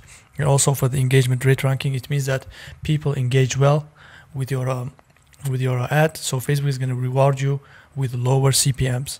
That's exactly how you determine why your CPM is high. So it means that if you have a below average here, like we have here, below average, and we have like high CPM, we're gonna here change our ad, because this is about the quality, the ad relevance. Okay, it means we have to change our creative. That's the problem. We have to have a better quality video. And here, if you have engagement rate ranking, if you have below average, we have to change the content of our ad, or our ad as well. It comes back to the same. This is how the audience engages with our ad, so our ad still plays out. So everything is about the ad. So it shows you if you gotta change your ad or not. Okay, that's how you check why your CPM is high. Is it because of the ad? Is it because of the engagement of the audience? That's how you know the cause of why your CPM is high. And now guys, we're gonna see the scaling phase. It's a very, very important phase, okay?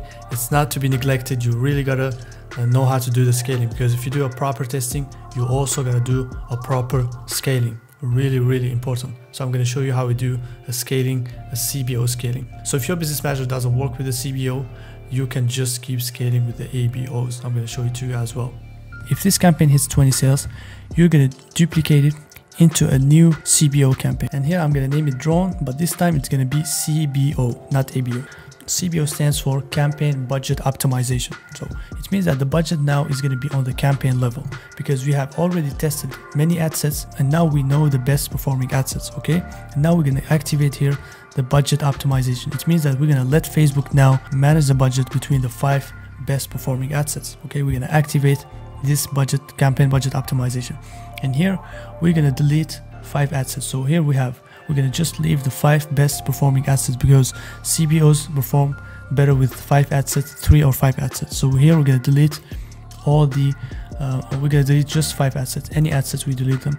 And then we're going to replace the interest by the best performing interest. Okay, we delete here this ad set, and here we're going to delete this one 5 times. Okay, we just delete 5 ad sets. Or we can go here easily.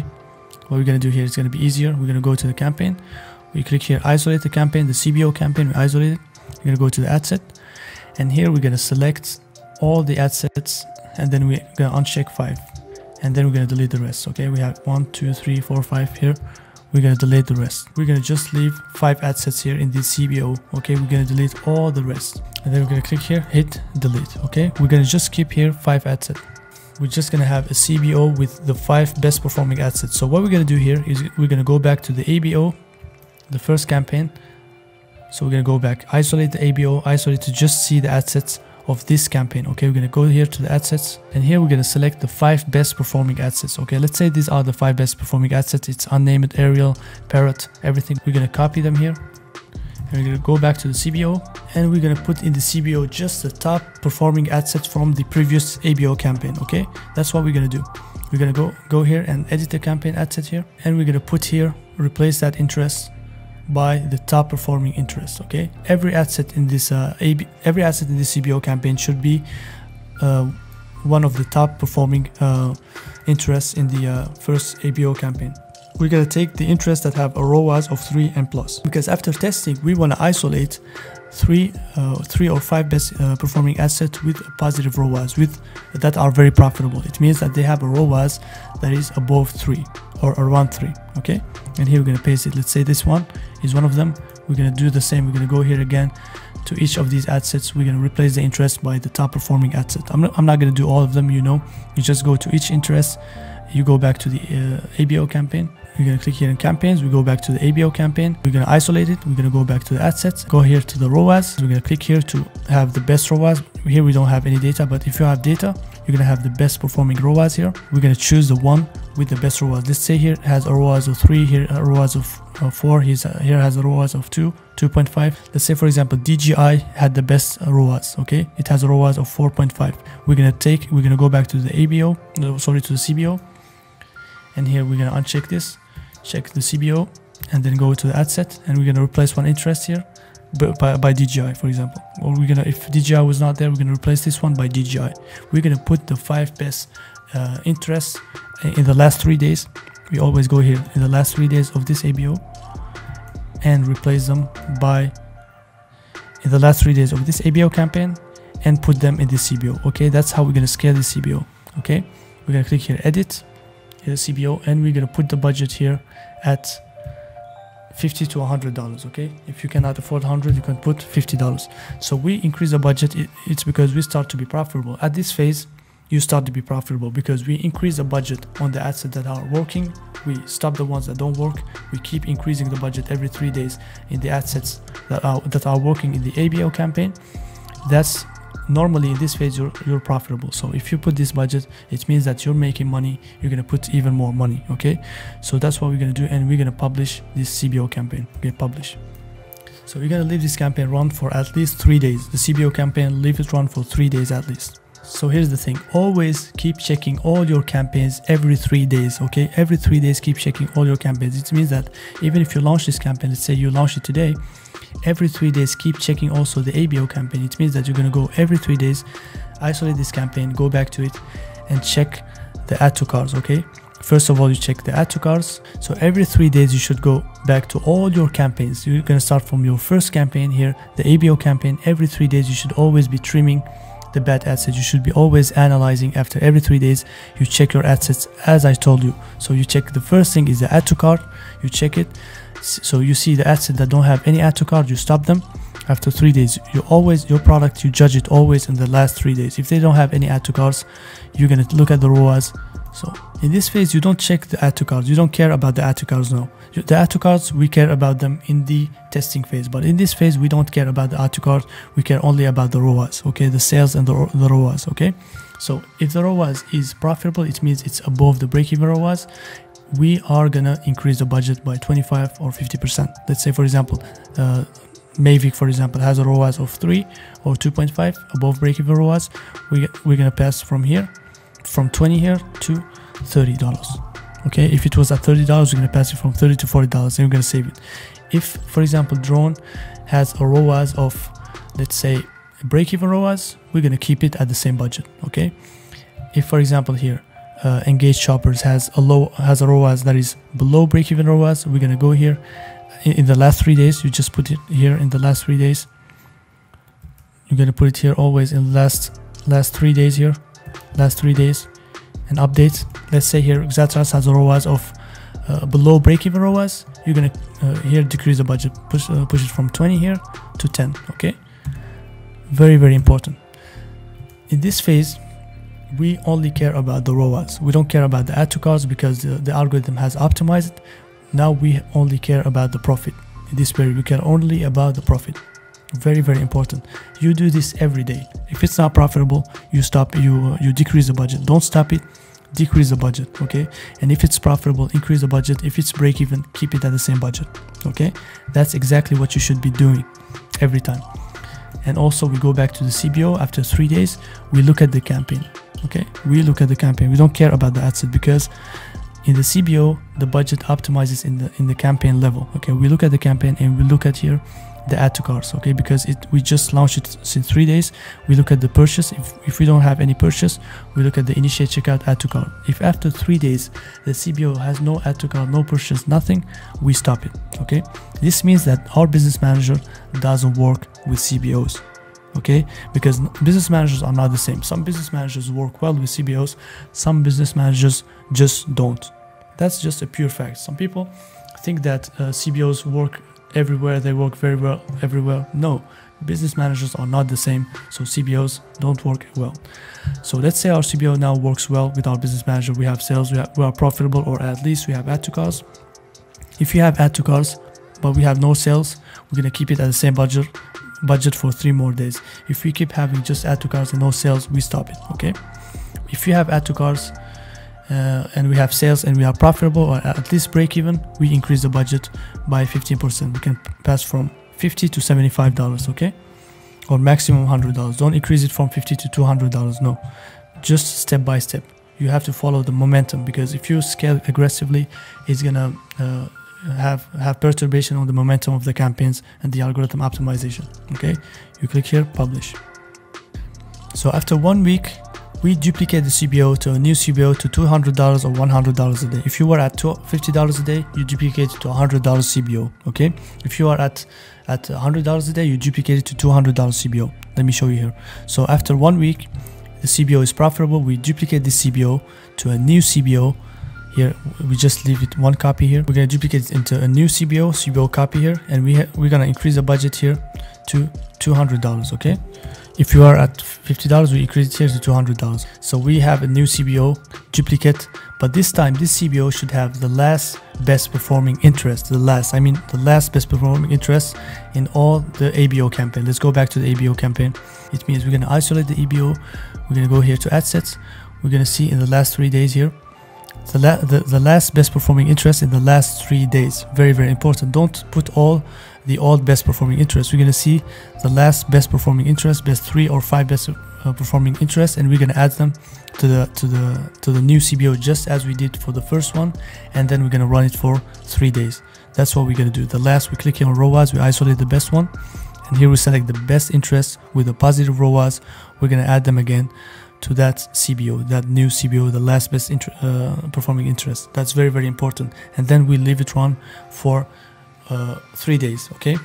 And always we keep running, we keep also analyzing all our campaigns. Every 3 days we keep analyzing our CBO. If it's making money, if it's not profitable, we decrease the budget.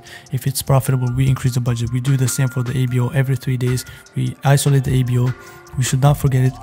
And we see the ad set that are having a ROAS that is profitable, we keep increasing them, and the ad set that are having that don't have a profitable ROAS, that have a break-even ROAS, we keep them at the same budget, and the ad sets that have a not profitable ROAS, we decrease the budget, okay? We don't stop them, we decrease the budget. At this phase, we just decrease the budget, okay? Because these ad sets were performing well, they just stopped performing at a certain budget, and then we decrease them. So let's say, for example, this for example, let's say we were scaling and we were at like $100 or $70 in this ad set, for example, and it was performing very, very well, and in the last 3 days it stopped performing very well. It's just at a negative ROAS. It means that the ROAS is below our break-even ROAS, which is 1.4. Let's say it's a 1.1 or 1.2 ROAS.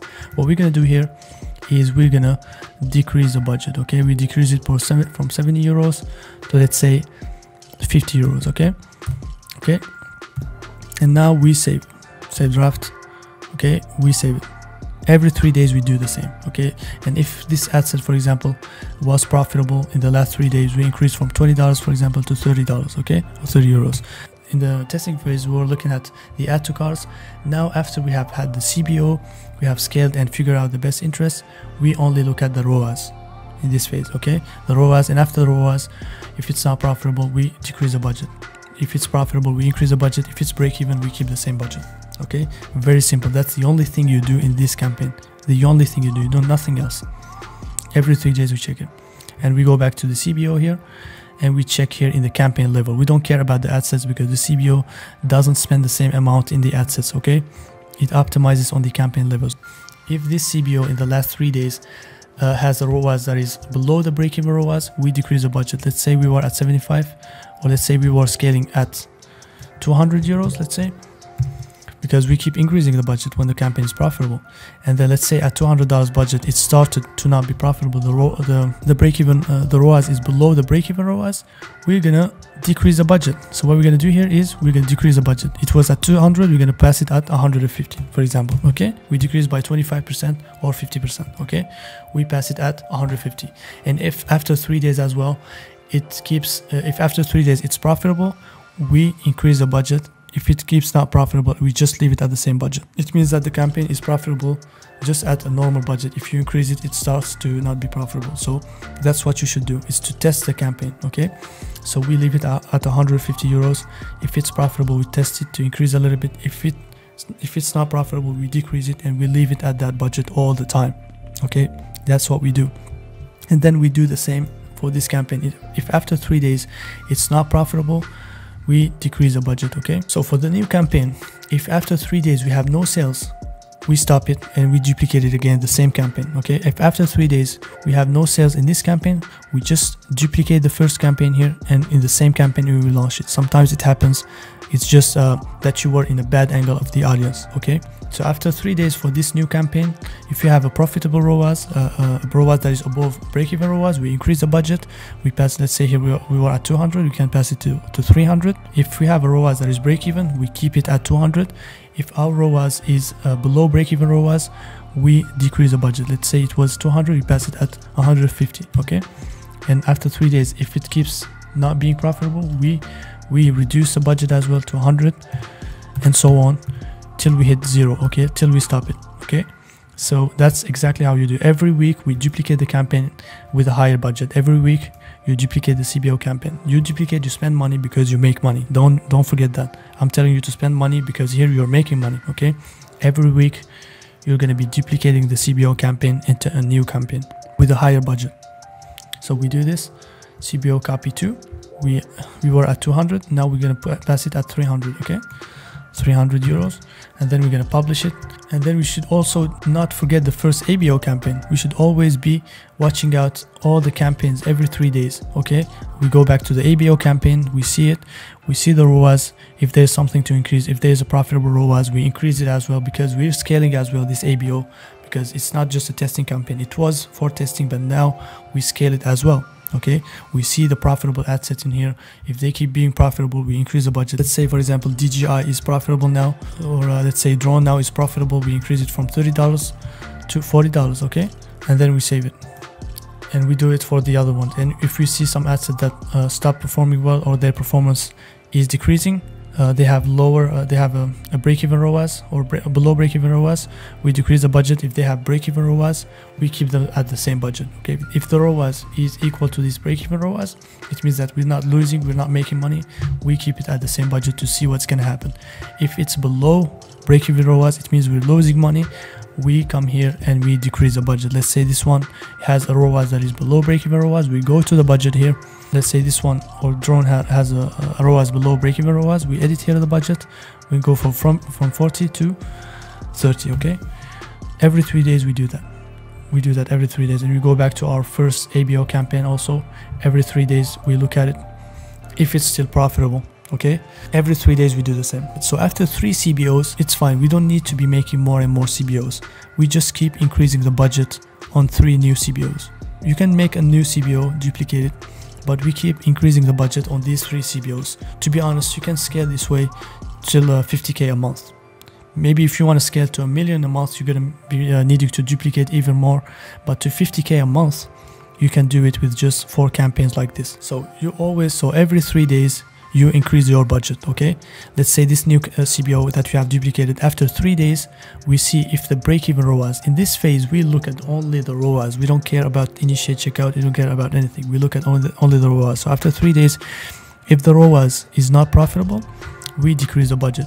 Okay, we go to the budget here, we pass it from 100 to 50. If it's profitable, we go to the budget here, we increase it from 100 to 150. This is for example, this is the new CBO. We increase it from 300 to 350 or 400. Okay, if it's not profitable, we decrease it to 250 or 200. So this is exactly how we scale the CBOs. You keep scaling, and if the performance lowers, you lower the budget. If the performance increases, you increase the budget. This is exactly how you scale a campaign with CBOs. Now we're going to see how to do the retargeting campaigns. Now here we're going to create our retargeting campaign. So to create a retargeting campaign, we're going to create the audience that we want to retarget. We're going to go here, click here, and we're going to go to audience here. So here we're going to create a custom audience. Okay, click here, and then we're going to click here the source. So the source of audience. So what is the source of the audience? Is it our website or Facebook? So we want to retarget our website visitors. Okay, so it means that we have to select the source, the website, because the source of the tracking is a website. We're going to select here, and then we're going to click next, and now we have the source here, which is the pixel. The pixel that is tracking our audience in the website is Spetsnaz pixel. Okay, and now we have to select the event we want to retarget. We want to retarget our website visitors here. Okay, now we're going to scroll down here, we select here. So we select here all website visitors. You click here, all website visitors. Very, very important. And for the retention, we're going to click here, we're going to select last 180 days. Okay. okay? We want to select retarget everybody. It means that everybody that has visited our website from the beginning, we want to retarget them, okay? And now we're going to exclude here. We want to exclude the people that purchase. So purchase doesn't appear here because it's a brand new ad account. So what you got to do is always exclude purchase. So I'm not going to be able to exclude it because it doesn't appear here. So you just type purchase and you exclude it because you don't want to retarget the people that have purchased. It's just going to be so annoying. You want to retarget those people with other offers, other products. And now we're going to scroll down and we're going to name the audience RT. So now we have created this, and now here we don't need to type any description, we create audience. So now we have our audience ready. So retargeting and 180 days ready. And also we're going to create another retargeting audience, create here, custom audience. We're going to select, and here we leave our pixel here selected, website visitors, and now we're going to let it 14 days, okay, 14 days. So we're going to retarget all the website visitors in the last 14 days. Here we're going to scroll down here, we're going to name it RT 14 days, okay? And now we're going to create the audience. And now we're going to click done. And also we're going to create again another retargeting audience, create audience. And here we're going to create here custom audience here. We're going to select here the website, and here we have our pixel selected, make sure that's the right pixel. Here the event is we want to retarget all our website visitors, and now we're going to type last 7 days, okay, 7 days. And here we're gonna create, we don't exclude anything here, we're gonna create description, and here we're gonna name it RT 7 days. We're gonna create audience here, click done. So now we have all our 3 retargeting audiences created, the 180 days, the 14 days, and the 7 days, okay? So now here we're gonna create a new retargeting campaign. So we're gonna scroll down, it's gonna be an ABO campaign. So for the budget, we're gonna put it at, we're gonna start at $20, okay? We have scaled or even $40 because we have a lot of visitors, so we want to retarget them all at once, okay?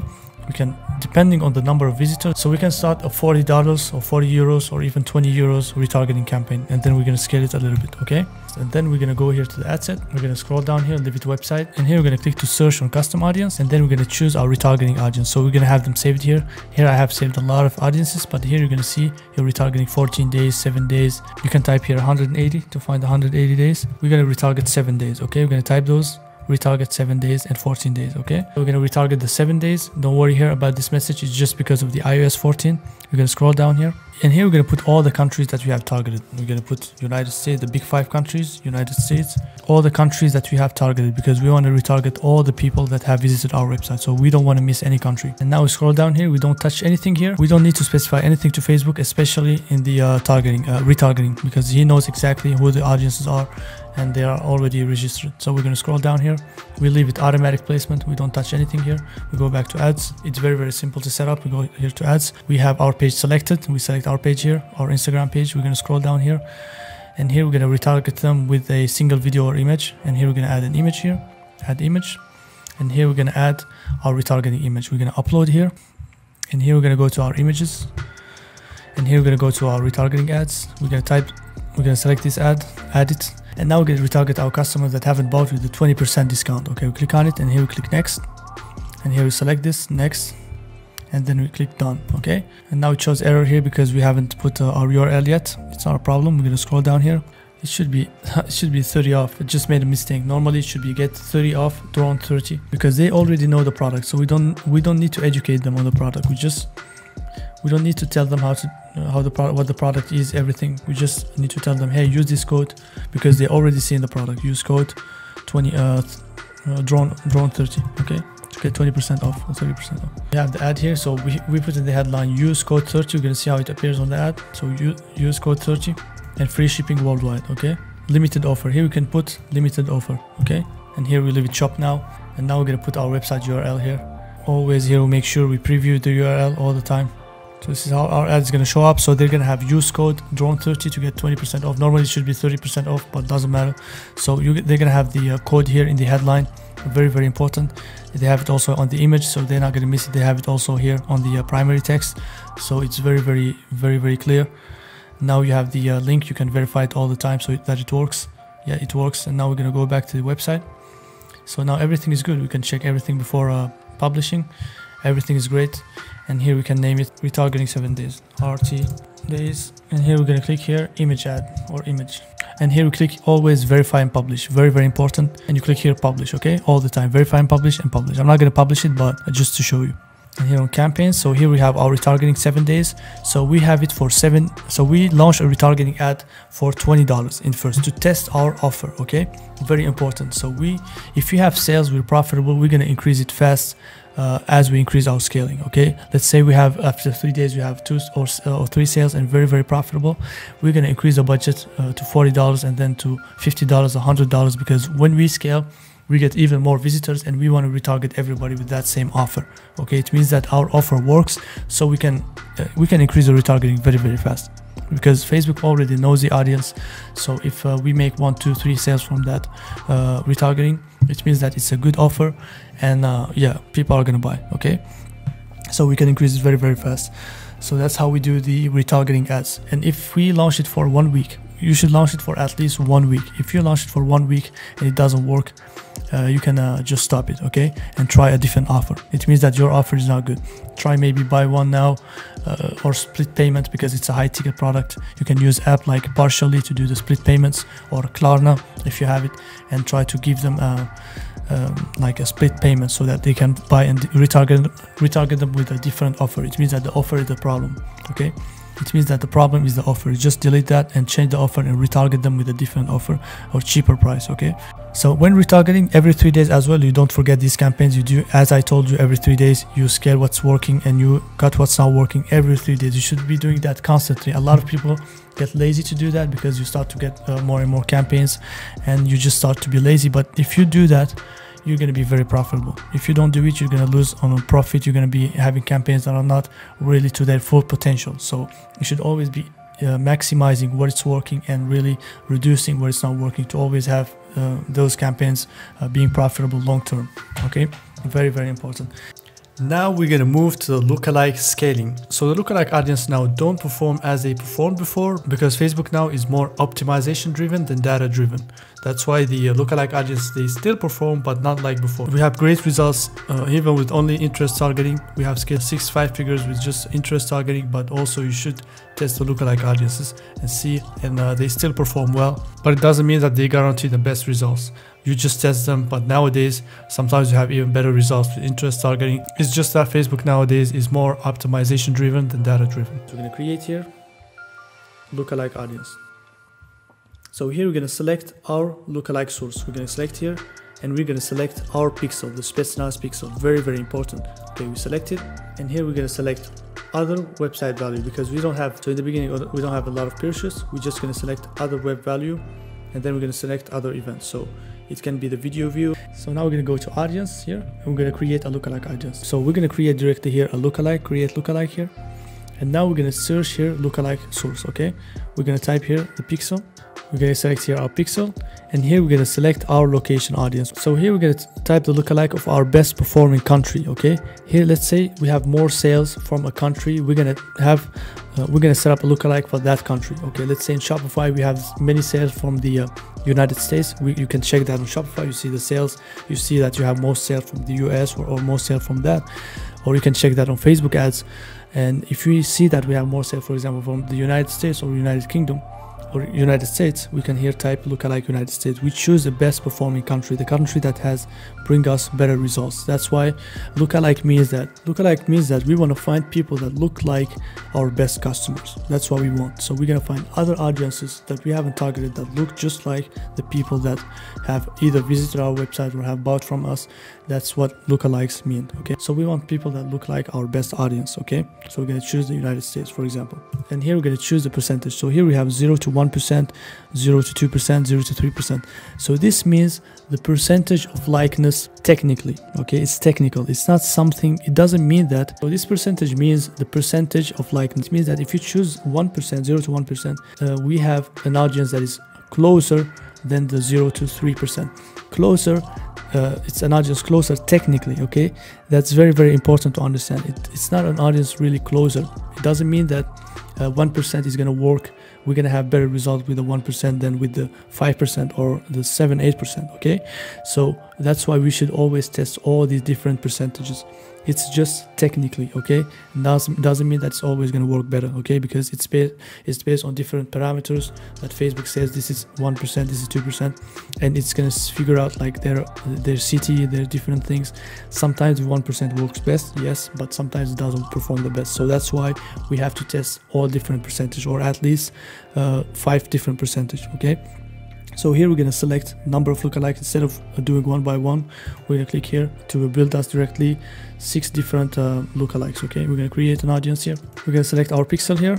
So here we're going to select our pixel, and now we're going to switch from purchase to other events, because we're not going to test first of all the purchase. We're going to test other events. We're going to test, for example, our website visitors. Here we're going to create the lookalike audience. Once we create it, because I haven't launched any ads in here, it doesn't allow me to create. If you create, so you're going to have your lookalike audiences in here. You're going to have your lookalike audience 1%. So this is how the lookalike audiences are going to look like. So you're going to have created your lookalike audience 1%, 1 to 2%, 2 to 3%, 3 to 4%, etc. So for example, we're going to launch lookalike audiences here for other events here. We want lookalike audiences first. Most of the time I test for website visitors. We're going to select here view content. Okay, we're going to select view content, but now I cannot choose it because I haven't launched any ads on this business manager. But once I click on it, I'm going to scroll down. Let's say I selected it. I'm going to scroll down, select the best country, select the 6 best lookalike audiences, and then once I do them, they're going to appear like this. We're going to have lookalike 1%, 1 to 2%, 2 to 3%, 3 to 4%. We're going to build them till 10%. It means that you're going to go here and you're going to build 6 in a row, and then you're going to go back from 6 to 7%. Okay, from 7 to 6, from 7 to 8%. Okay, 7 to 8%. After that, we're going to go back and build from 8 to 9%, from 9 to 10%. We want to test all the 10 lookalike audiences. It's very important. Okay, test them all. So once we create the audience, it's going to appear like this here. Okay, in another business manager. So it's going to appear like this. We're going to have all our lookalike audiences created. We create the lookalike audiences for the for the website visitors first, and now we're going to go back to our business manager here. Go back to our business manager. We're going to launch the ads for lookalike audiences. We're going to hit create here, create ad, or we can just duplicate the retargeting ad. So we can just here duplicate this ad. We're going to duplicate it in one, and then we're going to modify it for the lookalike audience. We don't need to create a campaign. Sometimes we can just duplicate and modify that campaign we duplicated. Okay, here we're going to name it LLA lookalike. And now here we're going to leave it as an ABO. We're going to switch from campaign budget optimization to ABO. Okay, this is going to be an ABO campaign, very, very important, and we should have done that retargeting campaign. But as it's just one ad set, it doesn't really matter. But for this, because we're going to have 10 different ad sets, so we should have it as an ABO campaign. And we have daily budget. We're going to put $10 per ad set, because these are normally high performing ad sets, because we have lookalike audiences. We're going to test them with a higher budget. It's going to be like, we're going to test them for $10 or 10 euros per ad set. So we're going to take off the retargeting here, and here we're going to select here custom audience. We're going to type LLA, the lookalike. So we're going to type just 1%. Okay, 1, and then here we're going to have the percentage. So we're going to select here lookalike 1%. Okay, very, very important. Select this lookalike 1%, and here we're going to name our ad set here 1%. Okay, we can just select this 1% here. Here, select 1% here. Let's see, and here we're going to name it 1%. And then we scroll down here. We're going to change this to our best performing country. Okay, we're going to just leave the United States. Okay, delete all the other countries. We're just going to leave the United States because it's our best performing country. And then we just leave here the United States. Okay, we take off all the other countries because we want to find people similar, look like our best audience. Okay, which is the United States. For example, if we have the most sales from this country, we put it like we put the country that is best performing. And here we'll leave the age as it is. We don't change it. These are lookalikes. We don't need to tell Facebook how to do it. We just give him the audience, and we're going to scroll down. We leave it automatic placement. And here, what we're going to do here now, we're going to put here our best performing ads. So what we're going to do here is, I'm going to publish this in draft. So we're going to go back to our campaigns. We're going to select all our campaigns. So we're going to go to campaigns. We're going to deselect everything. We're going to go back to the ads, and we're going to go to the ROAS. And in the ROAS, we're going to click here to have the best ROAS on the top. So we're going to see the best ad that has the best ROAS. Very, very important, except retargeting. Okay, if it's retargeting, we're not going to touch it. We want all the ads except retargeting, because retargeting is different thing. Okay, so let's say this is this is retargeting, for example, we're not going to touch it. Let's say retargeting has the best ROAS, we're not going to touch it. We're going to see something below retargeting that is not retargeting. Okay, let's say this one has the best ROAS, this ad, we're going to use it. Let's say it's this image, we're going to use it. We go back to our campaign, lookalike campaign, we use that ad. Okay, we're going to go back to that, to lookalike, view content, edit here, and we're going to go back to the ad here, and we use the best ad copy, exactly the same ad copy of that ad. So what we're going to do is we're going to click here and edit, and we're going to copy its ad copy as well. We're going to use everything, the same ad copy, everything for that ad, because it's the best performing ad. That's what we want to show to our lookalike audiences, to have the best results, because they look like the audiences that bought the most from us. So we're going to copy exactly the same text, the same headline, which is the name of the product, and we're going to go back to the lookalike here.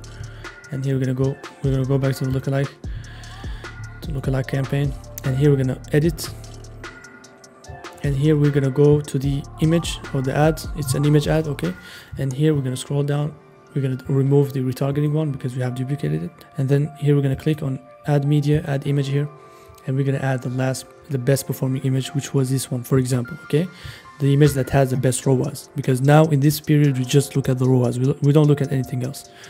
Okay, we click next here, and then we click here, done. Okay, and now we're gonna scroll down here, take off this because we don't want to use that. Okay, we're gonna put our drone name. Okay, it's here, drone name. Okay, we're gonna copy it here, we're gonna go back to the ad, we're gonna paste it here, we're gonna paste it here. Okay, we're gonna scroll down, we're not gonna say limited offer, free shipping worldwide, which was the previous description for the best performing ad. And here we're gonna scroll down here, we leave it shop now, and here we're gonna scroll down, we make sure that the link is working, everything's working, and now we're gonna duplicate this into 10 times. We're gonna test all these 10 ad sets. Okay, we're gonna duplicate it into 9 times. Sorry, it should be 9 times, so it's gonna be in total 10 ad sets. Okay, and all you do here is change this 1% here, copy, you're going to change it to 2 to 1%, and then you're going to go back here for each ad set, you're going to put a percentage. For this one it was 1%, and the second one 1 to 2%, and the third one should be the lookalike 2 to 3%, etc. till 10%. Once we have added it, for the next ad set we duplicated it, we're now going to add 1%, we're going to type 2, and then we're going to select 1 to 2%. Okay, what we're going to do is remove that lookalike, and then we're going to type 2 to find the 2%. Okay, we're going to select 2%, 2 to 3%. Okay, and then we change its name to 2 to 3%. Okay, I'm putting it in this ad set because in the other one we don't have any data. So you change the first one to the second one, and also in the third one you're going to type 3 to find the you're going to find the lookalike 3 to 4%, and then 4 to 5%, 5 to 6%. For every ad set you're going to have a different lookalike. So for the first one you're going to have the 1%, and then you're going to have 2 to 3%, 3 to 4%, till 10%. Okay, and then we're going to publish it.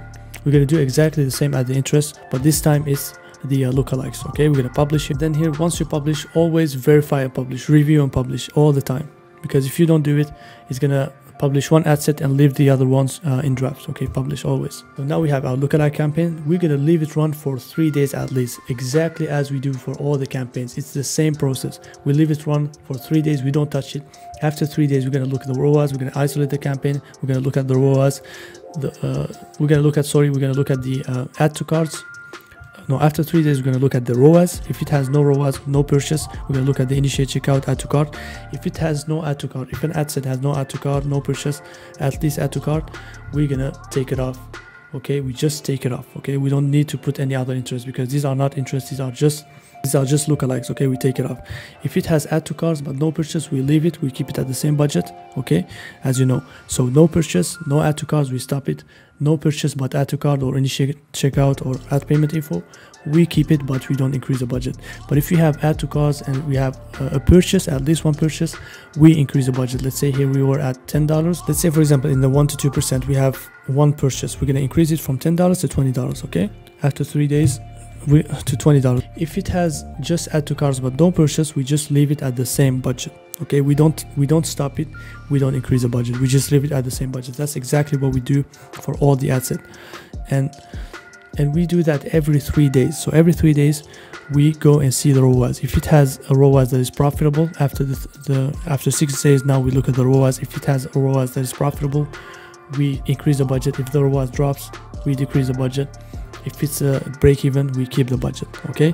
And for those ones, if you have no sales, we stop them. If you have at least add to carts but no sales, we keep the same budget. If you have sales, we increase the budget, okay? No add to carts, no sales, we stop it, okay? Add to carts but no sales, we increase the budget. Add to carts but no sales, we keep the same budget. We have sales, we increase the budget. That's how we do with all the campaigns. We do it also for the other campaigns every 3 days.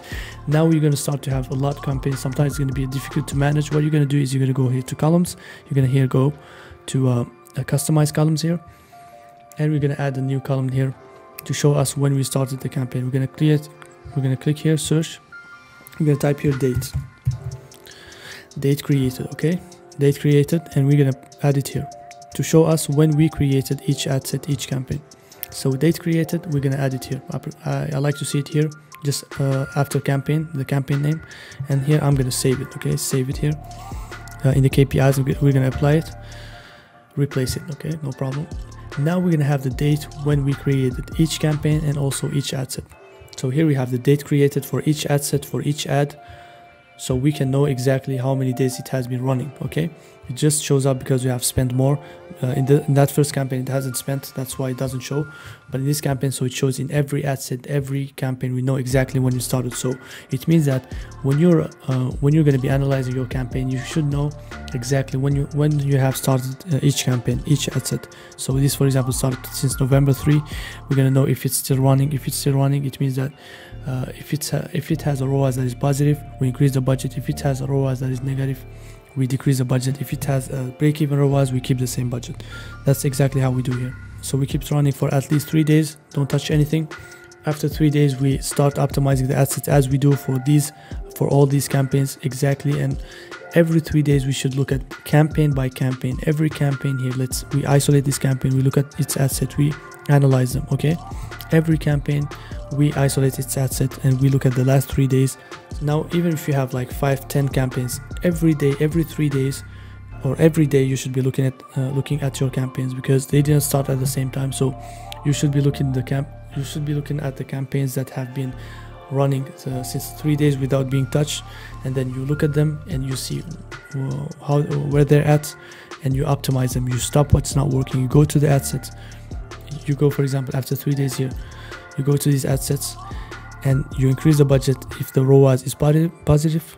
You decrease the budget if the ROAS is lower than the break-even ROAS. If it's a break-even ROAS, it means we're not losing, we're not earning money. We keep it at the same budget. Okay, very, very simple. And if we have just an ad set that hasn't made any sales and it's at a low budget, and after 3 days, in the first testing phase, it hasn't made any sales, we stop it. Okay, we just hit here, stop it. After 1 week of doing so, we're going to go back here and create a new audience. We're going to go to audience here, and here we're going to choose other event. We're going to choose, and here we're going to choose other event, and here we have run lookalike audiences for content view, and now we're going to choose, for example, add to cart, or we're going to choose, for example, initiate checkout or something else. Okay, if you have the data for it. And then we're going to do the same process. We create the audience, we do the percentages in here, we put the country here, we put 1 to 2%, we put the best country we have, 1 to 2%, create the audience, and we're going to launch the campaign exactly as we did with the view content. The same process, the same strategy with all the campaigns. Very, very simple. And now also we're going to create here custom audience here. We can create also lookalike for, I don't know, video view. We're going to select people who have viewed 50%, 75%, 95% of our video, and we're going to scroll down here. We're going to let this as it is, and we're going to name it LLA video view. And here we hit create. Okay, now I cannot create because I don't have any data. It's exactly the same thing. You hit create, you're going to have the percentages. You're going to have the percentages here as they appear here in the lookalike audience here. You're going to set 1 to 2%, 2 to 3%, create them all, or create them in one row here exactly. And then hit create, and they're gonna appear here in this audience section. They're gonna appear here. Once you go to your ads here, you just do the same process.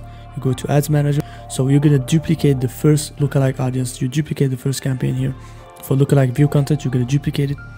So it's gonna be exactly the same lookalike as the view content, but this time it's going to be for LLA video view, 75%, 90%, okay? It means that we're going to tell Facebook to find audiences that look like the people who have watched 50%, 75%, and 90%. Now we look for people that look like the ones that have viewed our video. So it doesn't mean that the lookalike of the people who have visited our website or people who have purchased are going to perform always better than the video views. It's technical, okay?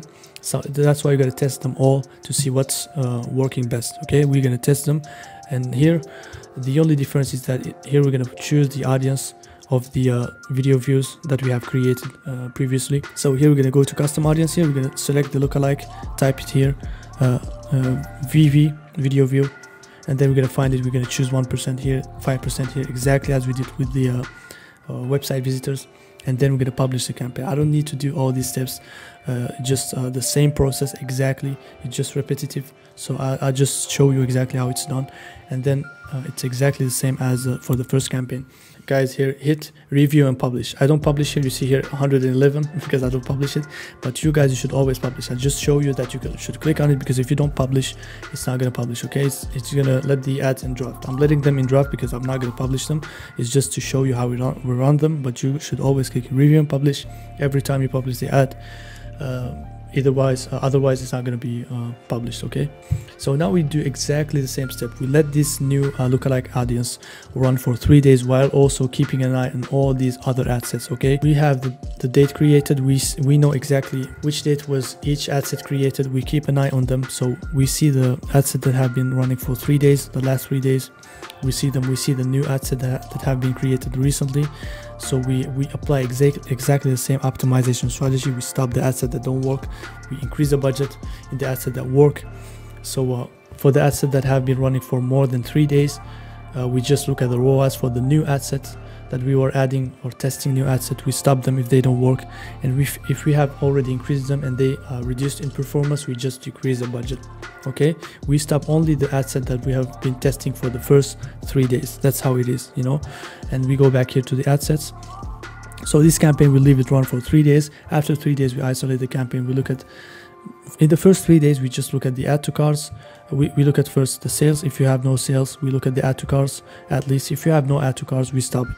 If you have at least one add to cart or one initiate checkout or add payment info, we keep it. If we have one sale, we increase the budget. Let's say this one 9 to 10% has one sale, we're going to increase it from $10 to $20. We're going to publish it, and then we're going to do the same for all the ad sets that have made sales. The ones that haven't made sales but have add to carts, we're going to leave them at the same budget. The ones that don't have any sales, no add to carts, nothing, we stop them. Let's say the 6 to 7% doesn't have any sales, any add to carts, we stop it for all the ad sets, and also while keeping an eye on all the other ad sets, you know, from the beginning. Sometimes it's hard, you know, to keep going, but you do it to really have a perfect optimized ad, to really be, you know, analyzing your ads to the science. It's very, very important. Always look at your previous LLA audience, go back to it here and go isolate it, okay, and go back to its ad sets and see in the last 3 days. So last 3 days, we're going to see the ad sets that are performing, okay, how they perform. So we look at their ROAS because we have passed the first testing 3 days. Now we're into the ROAS phase. We just look at the ROAS. So the ones that have a ROAS that is above the break-even ROAS, we keep increasing the budget by 25 to 50%. Let's say this one has a ROAS that is profitable above break-even ROAS, we're going to increase it from $20, for example, to $30, okay? And we're going to save it. And let's say this ad set has a break-even ROAS. It means that the ROAS is just break-even, not losing, not earning. We're going to keep it. We're not going to change it. We're just going to keep it at the same budget, okay? And let's say this one has a ROAS. Let's say the 4 to 5% has a ROAS that is negative. That it means the ROAS is below the break-even ROAS. For example, our break-even ROAS is 1.4. Let's say that this one has a break-even, that has a ROAS that is below the break-even ROAS. Let's say 1.1. We're gonna decrease the budget. Okay. Be careful with the tracking issues as well, because iOS tracking is not perfect. So you gotta consider that the ROAS is dropping by 30%. So if you have 1.1. Add 30%, it's going to be 1.5, so that's going to be break-even ROAS. So but if the ROAS is 0 point something, 0.6 or something, you can decrease the budget, okay?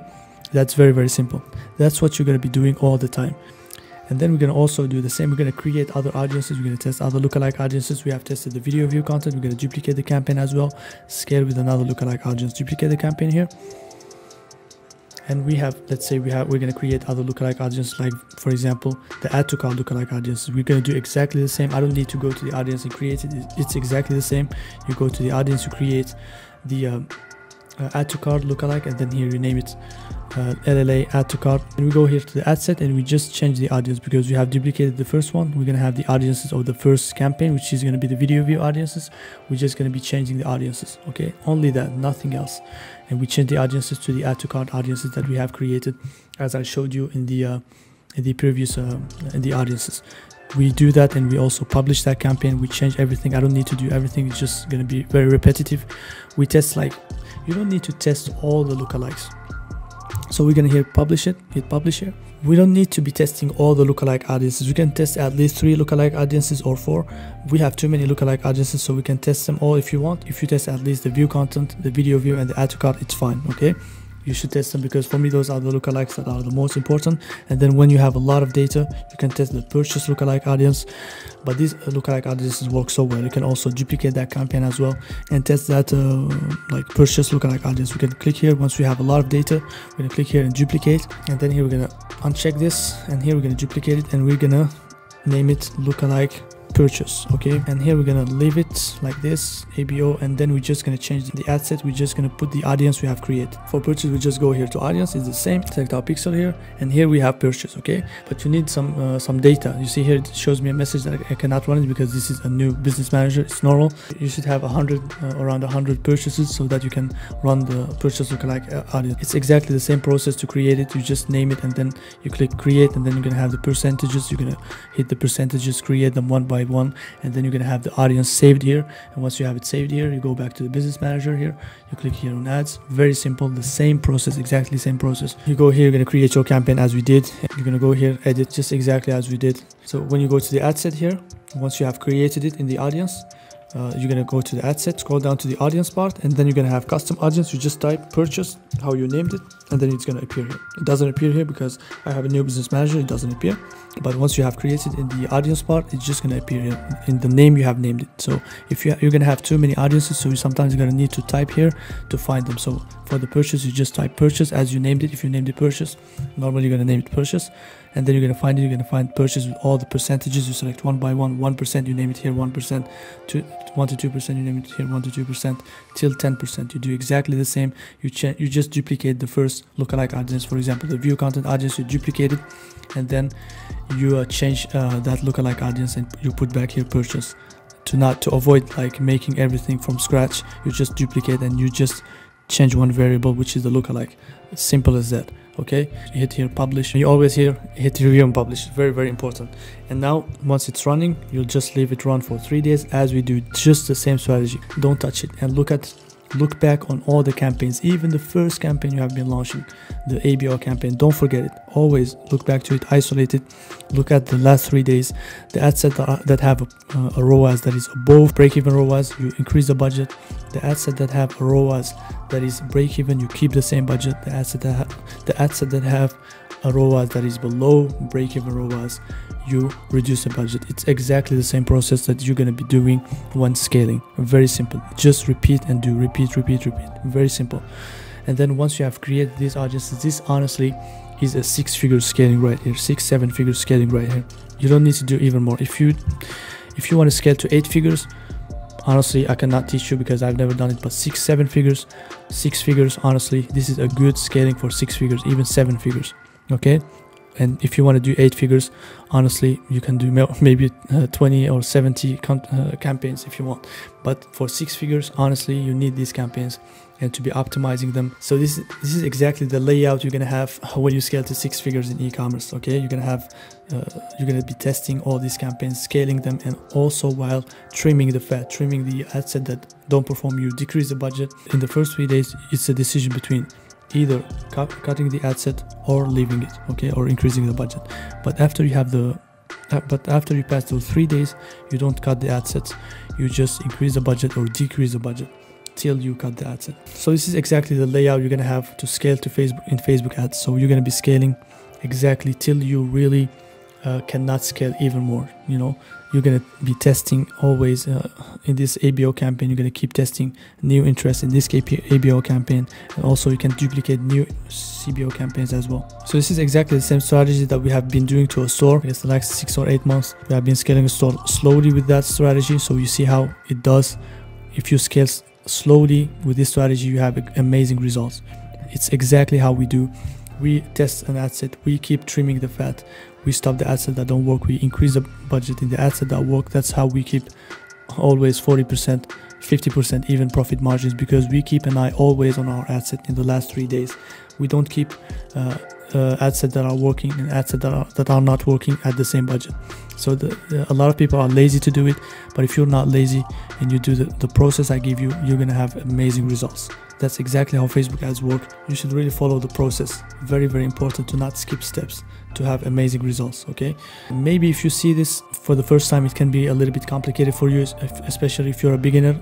Trust me, it's not complicated. It's just that you're watching it in one time. Just look back at the video many times, look at the course many times, and take notes step by step. If you have any questions, any problem with this scaling strategy, just book a consultation call with me. I'm gonna help you out. This is exactly how you scale in Facebook ads, in e-commerce, Facebook ads to the next level. You don't need 100 campaigns to scale just in this way, with simple campaigns, simple layout, something that you can master you alone. If you start doing too many campaigns, it's going to be hard to master, because you're going to be every 3 days, every day even, checking your campaigns, optimizing the campaigns every day. Once you have more than 1 or 2 campaigns, 3 campaigns, you're going to have to look at your campaigns every day, because every day is going to be the 3rd day for another campaign, okay? So you're going to be always analyzing your campaigns and, you know, keeping an eye on all your old campaigns. Don't forget them. That's very important, you know. So that's exactly how you scale in Facebook ads. So let's say that you have been scaling for 1, 2 or 3 months, 6 months, that like we have been doing that store I showed you, scaling aggressively, and now you start seeing that your performance start to decrease. You know, you keep testing new interests, and these interests also keep not performing. It means that you have saturated your audience with your creative or your video ads. So what you gotta do is this: you gotta move to the ad performance and maintenance. Okay, you gotta maintain your ads. What you gotta do is that you gotta shoot new content for your product. You gotta send your product to influencers, to like companies like Below. You can go here to Below. Like Below, for example, you can ask them to shoot you ads, new ads for your product. And after a certain time, you're gonna get ad fatigue. That's very normal. So you gotta change your creative. You gotta remake all this process. You gotta make a new campaigns, remake all this process with new ads. If you remake all this process, you already made a lot of money with e-commerce. At this point, you're gonna make at least 300k or 200k at this point. So if you make it, then you're gonna have the money also to invest even more and scale your product.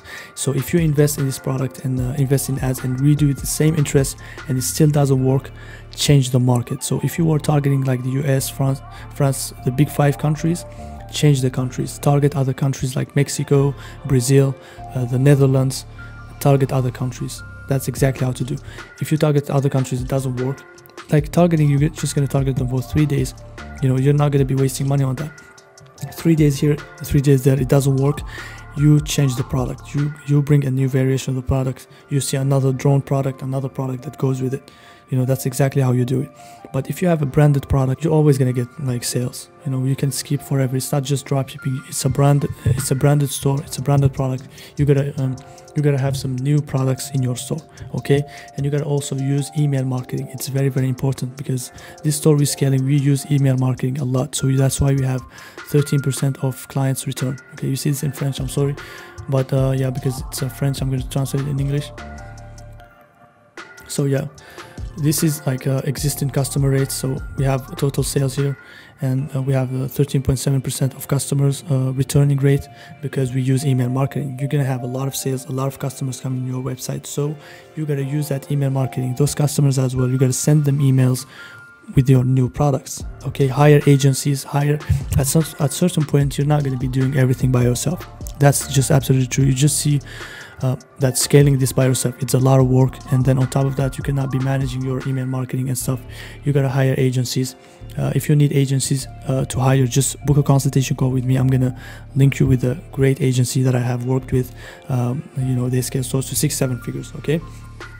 Because you cannot do everything by yourself. When you scale, you gotta be working with agencies, hire them, and they're gonna take percentages. They work percentage based with your store. Now that we have scaled the store to 6 figures, now I'm gonna show you how to avoid the Facebook bans, how to have a system to be really not scared of the Facebook bans and be running your ads non-stop 24/7, even if you're banned definitely from Facebook. I'm going to show you that in the next step. So here's how to avoid the Facebook bans with the proxy method. So you're going to go here to this website called Proxy Seller. You're going to buy a proxy. So I see a lot of people, they think that to avoid the Facebook ban, they're going to be using the VPNs.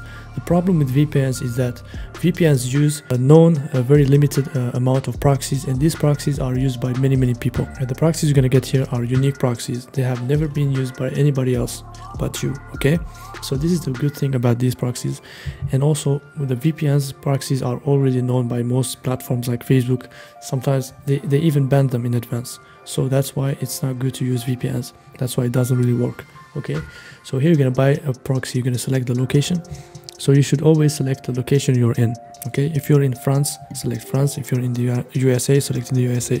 If you don't see the country you're in, select the USA, because it's a more trusted proxy. Okay, you can select it, or select the closest country to your country. Okay, so let's say I'm in the USA. I'm gonna select here USA, and then here you're gonna select here. Once you select the country, you're gonna leave this as it is, and then you're gonna select the goal here, and here you're gonna select here proxy for social network. Here you're gonna select for Facebook. Okay, click on it, and then here you're gonna get some packages. You're gonna just buy one piece, okay, which is just not even 1 cent. Okay, not even $1. I'm sorry. It's really cheap. You can buy it for 1 week. If you want to buy it for 1 month, you can have it for $1.77. It's really cheap. I suggest to buy for 1 week, so that maybe Facebook flags it or something, you don't lose that. I mean, it's really not expensive. You can take it even 1 month. Okay, click here. You can click here, buy. Okay, let's say you are in the USA or you are in France. Select France. If you're in Spain, select Spain. You select the country you're in, and then here you're gonna select the goal. The goal is going to be for social network, and here you're going to select the service. It's going to be Facebook. Okay, because we have Facebook bans, we want proxies against Facebook bans. So quantity is just 1 proxy, and here rental is 1 month. You can choose 6 months, 9 months. I mean, you don't need 9 months, just 1 month maximum. They're going to renew it automatically, so it's fine. And here you're going to have the email. You're going to put your email here, and here you're going to put your email, and here you're going to put your payment method. You can pay by PayPal, Visa, Stripe, anything you want. Okay, and then you pay. You click on pay. Okay, once you pay, you're going to receive an email. So the first email you receive is just to confirm your payment, but after 5 or 10 minutes you're going to receive the proxies. So you don't receive the proxies just after you buy, you receive them after 5 or 10 minutes, so don't worry. And if you don't receive them, you can always go back to the chat here. They have a pretty decent chat support.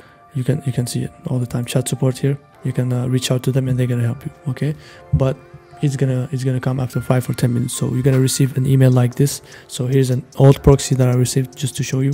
So here's a proxy. They show you the source code for the HTTPS. That's what we're going to be using, or if you want to use this.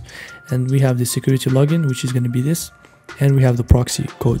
So what we're going to do now is we're going to go to a new window. We're going to search for Switchy Omega. We're going to use it to install the proxy. The proxy, you can install it in your Google Chrome, but it's more complex, so it's easier to use this Chrome extension called Switchy Omega to install it easily. Okay, I'm gonna click on it. I already added it. You're just gonna add it. As you know, add any Chrome extension is gonna appear here, and then we're gonna see it here. So Switchy Omega is here. So Switchy Omega is here. I'm gonna pin it. So I'm gonna pin it so it appears, and then I'm gonna click on it here. So I'm gonna click here on options. Okay, click on options. And now this is the interface of Switchy Omega. This is where we're gonna add and set up our proxy. Okay, and here we have HTTPS.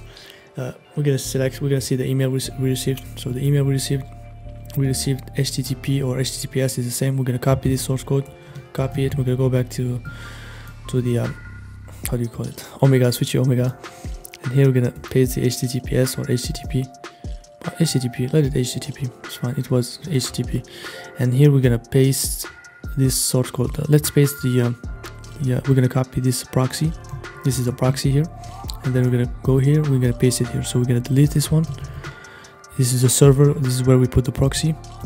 Paste it, and here we have the source code. Okay, we're gonna paste the source code, which is here. We're gonna scroll up. We're gonna just copy the source code, and then we're gonna go back to Switchy Omega and paste it. Okay, what we're gonna do is we're gonna click on this clock here, and we're gonna authenticate the proxy. So they sent us the code here. So this is what we're going to use. So this is the code I was having. I'm going to copy it. I'm going to paste it here in the username. So this is the username. So you cannot put the password first. You should put the username and then you're going to have the password show up.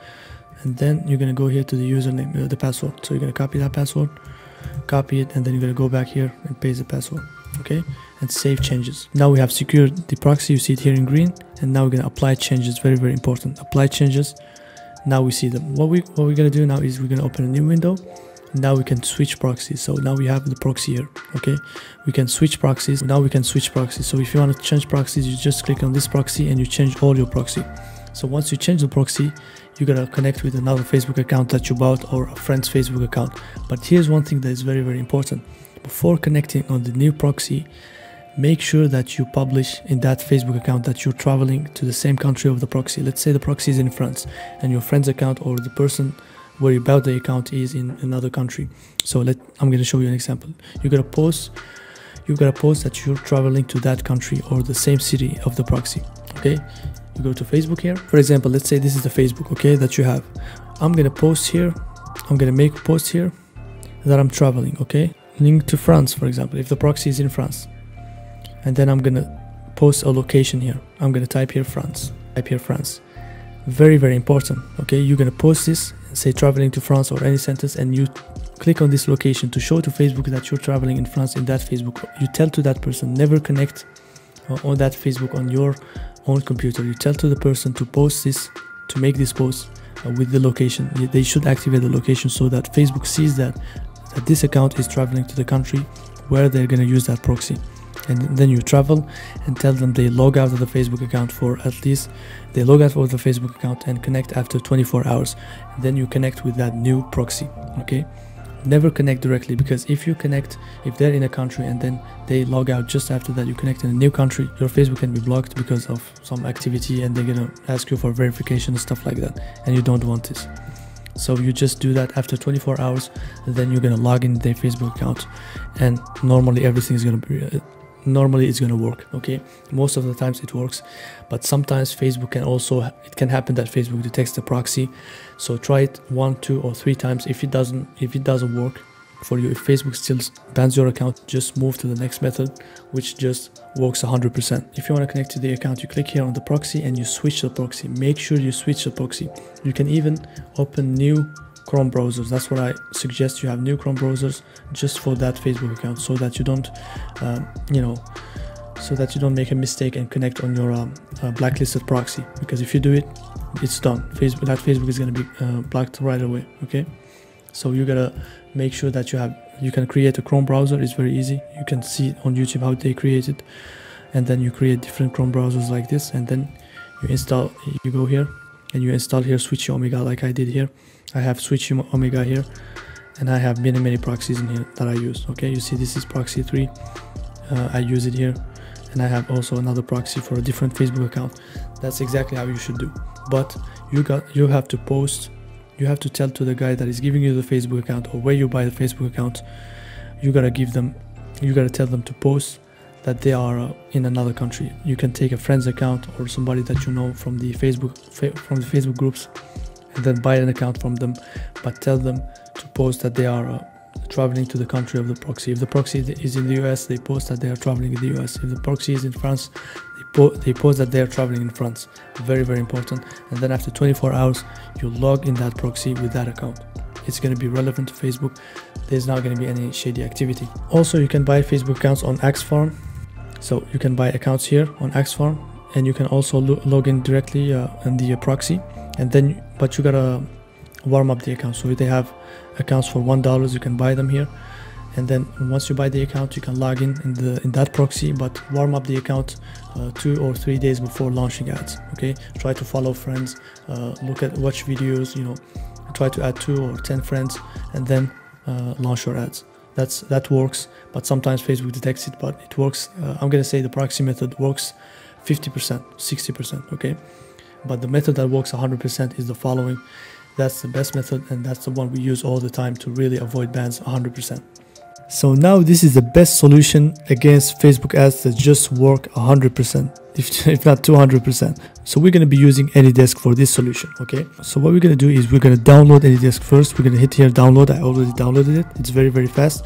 And then you're going to go to Fiverr. Okay, you're going to hire someone to build your store, okay, to build your Shopify store for you, and you're going to send him the money to buy the domain for you. You can find somebody just for €9 or $9 or even $5. You can click here on budget. You can find somebody for just like, let's say $5. Let's see if we can find it. We have even somebody that builds the store for $4. You can pay somebody for Shopify. I will do your Shopify speed optimization, improve loading time for $4. Hire this person. You don't care. Or tell them, once you hire them, you tell them to build your store, okay? So once you hire them, you're going to hire them to build your store. You're going to pay them $5 to $10 or find somebody on Facebook groups, okay? And then you're going to send them the money to buy the domain for you. That's very, very important. Don't buy the domain for yourself. Don't choose your card. Send them the money to buy the domain for you, okay? And then you offer them $100 to $200 a month to run your ads for you. It's very simple. They're not going to work. All they're going to do is this, to provide you their account. You're going to use AnyDesk app here to remote control their screen, okay? You're just going to be controlling their screen and using their Facebook account. You're going to build the business manager. You're going to run your ads from there. They have built the store for you, bought the domain for you. The only thing you're going to do is to add your Stripe and payment to receive the money on your account. That's all you care about. And if you're thinking, hey, this is so complicated, this is so that, it means that you're not a real entrepreneur. A real entrepreneur always finds solution for problems. All you care about is the solution, okay? No matter how the solution is done, all you care about is the result. This is the same result. We have scaled store doing this method. It really works, and we don't care about how it's done, okay? If you say that you don't want to do this method, it's too much work, it means that you're not for e-commerce. It means that e-commerce is not done for you, because you're always going to face problems. You're going to find a creative way to solve them. This solution works. Do it. You install this app, and then you go to Fiverr. You're going to click on 1 gig here. Like, let's say this guy, okay? I'm going to click in here, and here we're going to continue buy his gig, okay? And then once we buy his gig, then we're going to chat with him, we're going to check out, and then here we're going to buy it. Any gig, the cheapest one, okay? €6 at the end, okay? Or $6. And then we're going to go to the message, and we're going to talk to them. And once we talk to them, we're going to have their WhatsApp, okay? You should always try to have their WhatsApp. Tell them to email you their WhatsApp so that you pay them more, okay? Once you do that, they're going to email you their WhatsApp by email. Then you add them to WhatsApp, and then you tell them that you will hire them to run your ads. Exactly what they're going to do is this. You're going to tell them to install this AnyDesk app on their computer. Once they install it, they're going to give you the password so that you can control their screen. That's the only thing you need. You can either go to Fiverr, pay somebody, and they run the store for you, so they build the store for you. So you should not use your same credit card. You should not use your same IP. Of course, you're going to be using his computer, so you're going to be remote controlling his computer, so it's going to be his IP. And don't use your same Facebook pages. These things should not repeat, because if you just use your card, Facebook is going to ban you again. You should be anonymous to Facebook, so everything should be from him. All you do is control his screen, and you're going to add your Stripe and payment in that store to receive the money. That's what you care about. That's all you care about. You pay $4, and then you're going to pay them $100 a month. You don't pay them upfront. You just pay them, let's say, weekly. You can pay them $25 a week, and they do nothing. All you do is they share the screen. You control their computer. You control their computer, and they're gonna provide you their Facebook account. Who is going to refuse that? And then you're going to run your ads from their account by remote controlling their screen using AnyDesk app. AnyDesk is a very easy app to use. You just download it. You have a password. You send it to them. They send you their computer account. Once they download their AnyDesk, they're going to have a password. I'm going to show you here. This is my AnyDesk account. So this is the password that appears in my account. So if I want somebody to control my screen, I'm going to give him this password. So he's going to just connect here, and he's going to type that password here, okay? He's going to type that password here in his computer. So this guy is going to open AnyDesk, he's going to download it, and then he's going to have a password automatically. He's going to send you that password, and then you're going to paste that password and connect, and boom, you control the screen. Very simple. It's like you're using a computer that is in another country, okay? And the great thing about this is this: you don't need to warm up any account. You don't need to buy any accounts. You just have a ready old account with a real IP address, it's easier to use. This works better. This works even better than the proxy method, because the proxy, you change the proxy, sometimes Facebook can detect the proxy. In this method, there is no proxy involved. This is their initial IP address. There is nothing modified. You just control their screen, and Facebook can never detect you by controlling their screen, because there is no connection. It's you just controlling their screen. And then you're going to be able to control their screen, so you're going to use their account to build a business manager fast, and then you're going to run your ads. So everything is going to be done from their computer. Don't use your computer, never. So you hire them for that. You're going to pay them for this. You pay them maximum $100 or $250 maximum. You agree on what you want. It's going to solve your problems, and then you're going to be able to scale to 5-6 figures doing that. We have done it. It's very, very simple. So paying somebody $100 a month or $200 a month is really nothing to have results, to be able to run Facebook ads. It's really worth it. The reason why you should do this is because too many people now are running from Facebook ads because they're just scared. They're not ready to take action to really solve this problem. You gotta be the one that takes action, because nowadays Facebook ads is really empty. Like now the competition is gone. A lot of people there that were doing dropshipping are gone because of the bans, and now advertising in Facebook is even better. Performance is even better, because there's more advertising space now. So that's why you gotta really take advantage of this method, and don't let people tell you, hey, Facebook doesn't work. Facebook works even now better, because it has lower competition now. It's just because of the bans. People are banned. It's really a good thing, and now we have the solution to take advantage of the ad space and scale our stores to the next level. That's the thing you gotta do. Okay, hire somebody.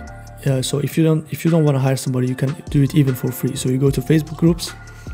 You go to any Facebook groups, you're going to go here to groups, and then here you're going to go to dropshipping groups. Let's say here, this is a dropshipping group. I'm going to click, for example, in this group. You're going to go to active group, for example, a group that has been recently active, and then you're going to post this message here. You're going to say, hi.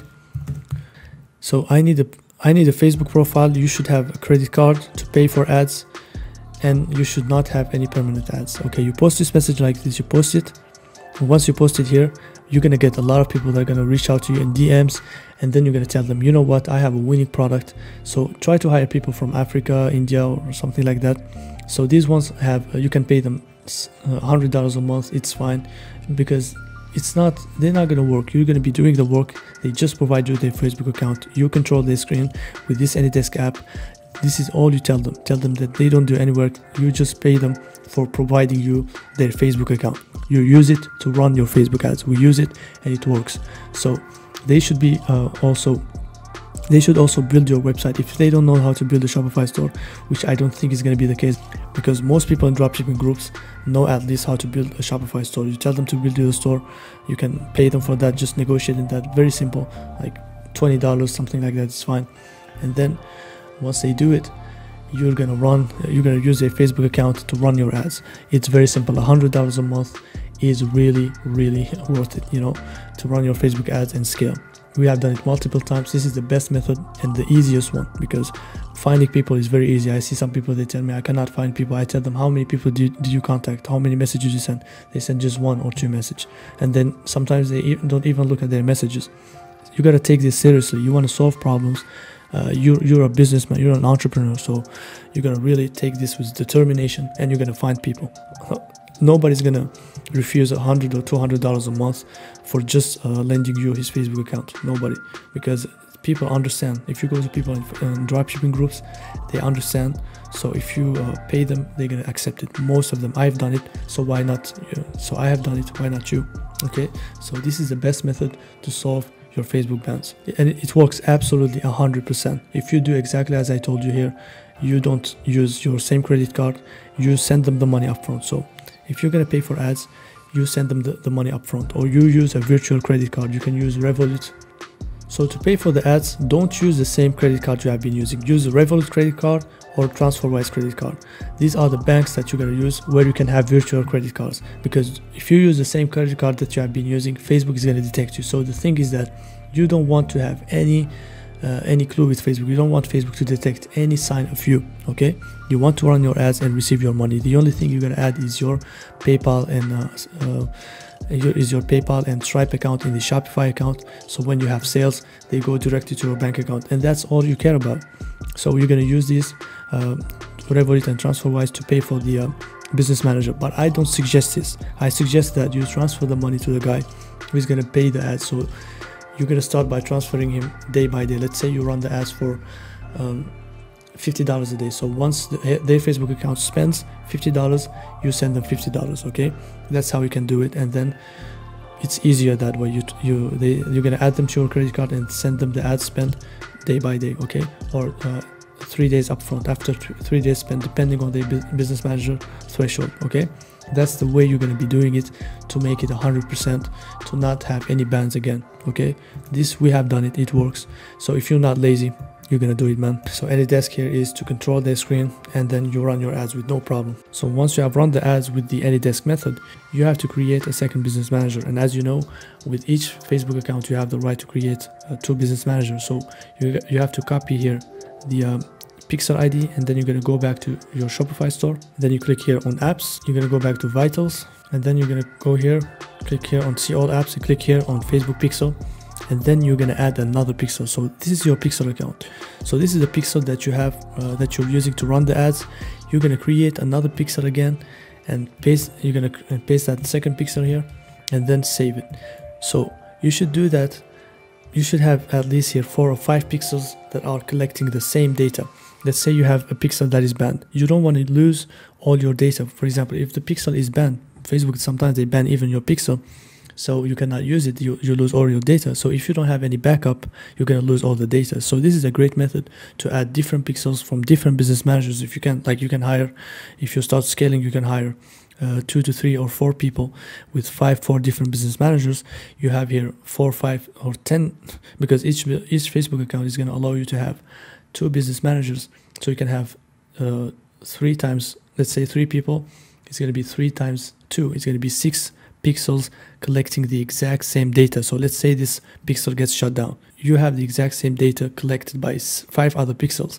So you can keep running your ads for 1 year without even worrying about the bans, because it's just so amazing.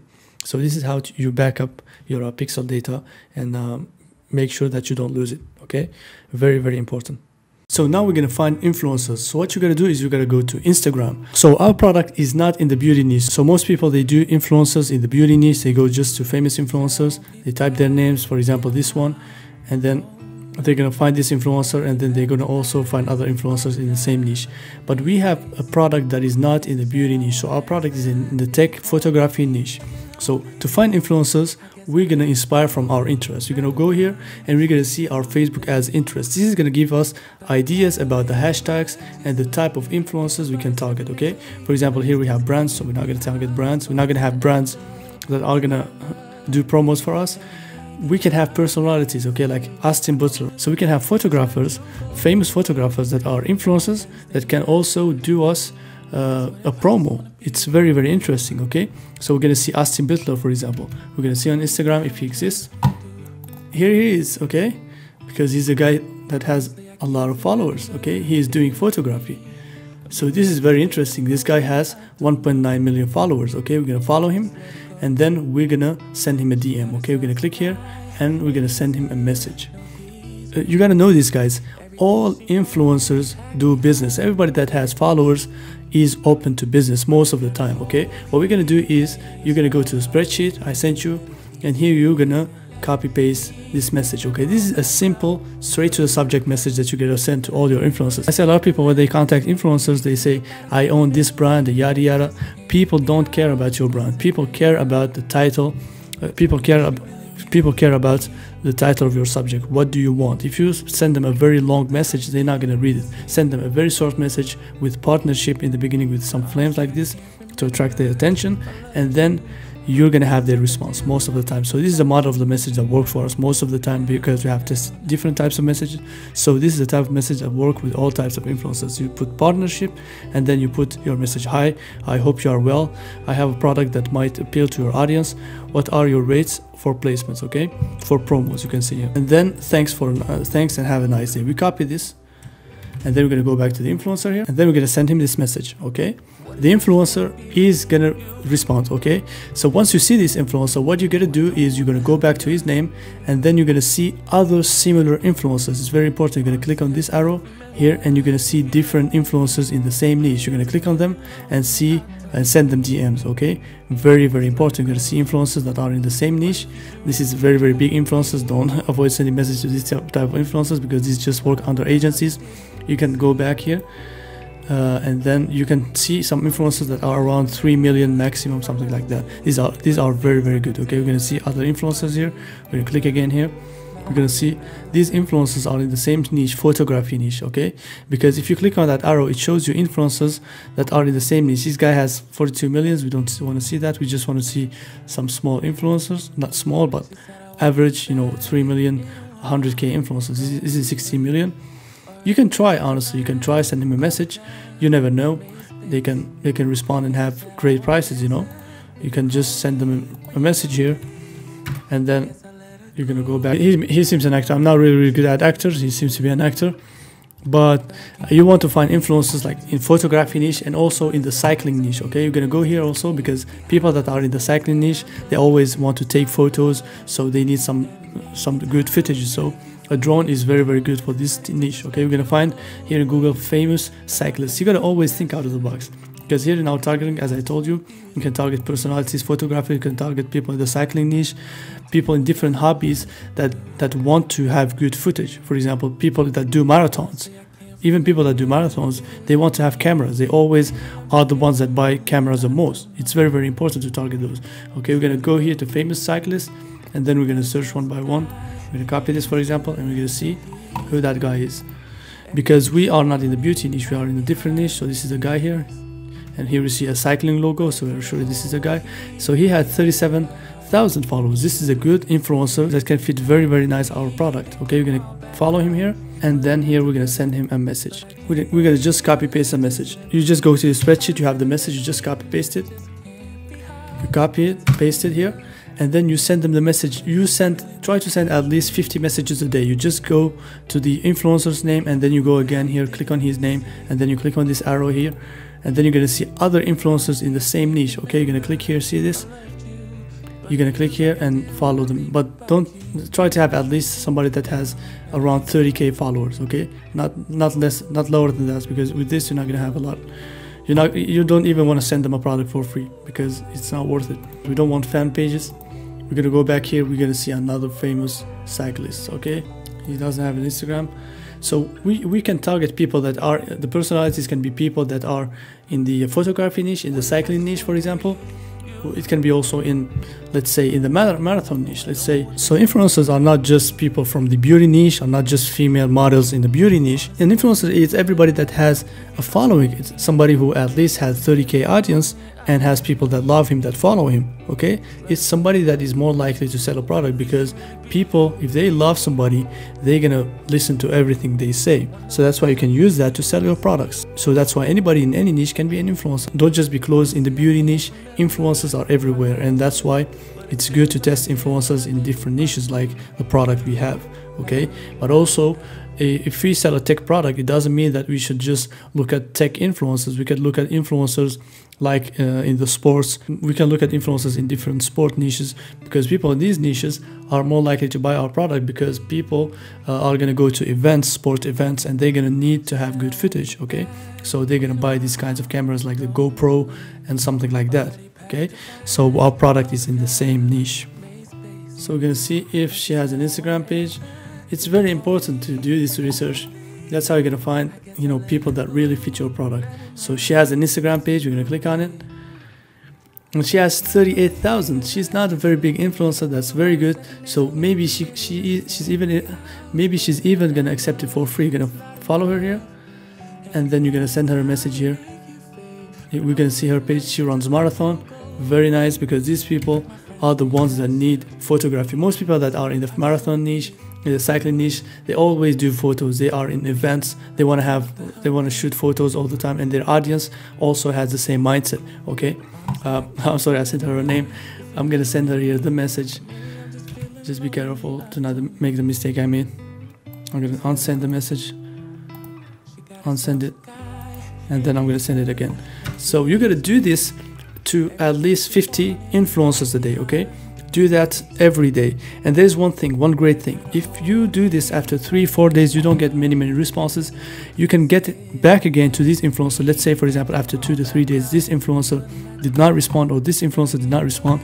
You're gonna unsend this message here, unsend it, and then you're gonna send it again. Because some people, they don't see your message, you're gonna unsend it here, for example, and then you're gonna send it again. Just paste the message, send it again. We got a lot of responses like this. You don't need to search for new influencers. You can just every day unsend and send again your message so that they see it. It's all the time like this, because sometimes they receive many messages and they don't see your message, but they just forget to reply. Okay, you just unsend and send again the message. So if you send 50 to 100 messages a day, it's very simple. Just copy paste, you're gonna get responses. It's just a game of numbers. Influencers is just a game of numbers. So send many messages, you're gonna get a lot of responses. For example, I did this DM exactly to big influencers. So as you see, they have the check mark here and they responded to my message. She had, I guess, 1 million followers. Okay, it means that this message works. Okay, this message here works. Okay, she asked me, she's in a French influencer, it was for the beauty niche, a beauty product, and she asked me what is the product, and then I sent her the product,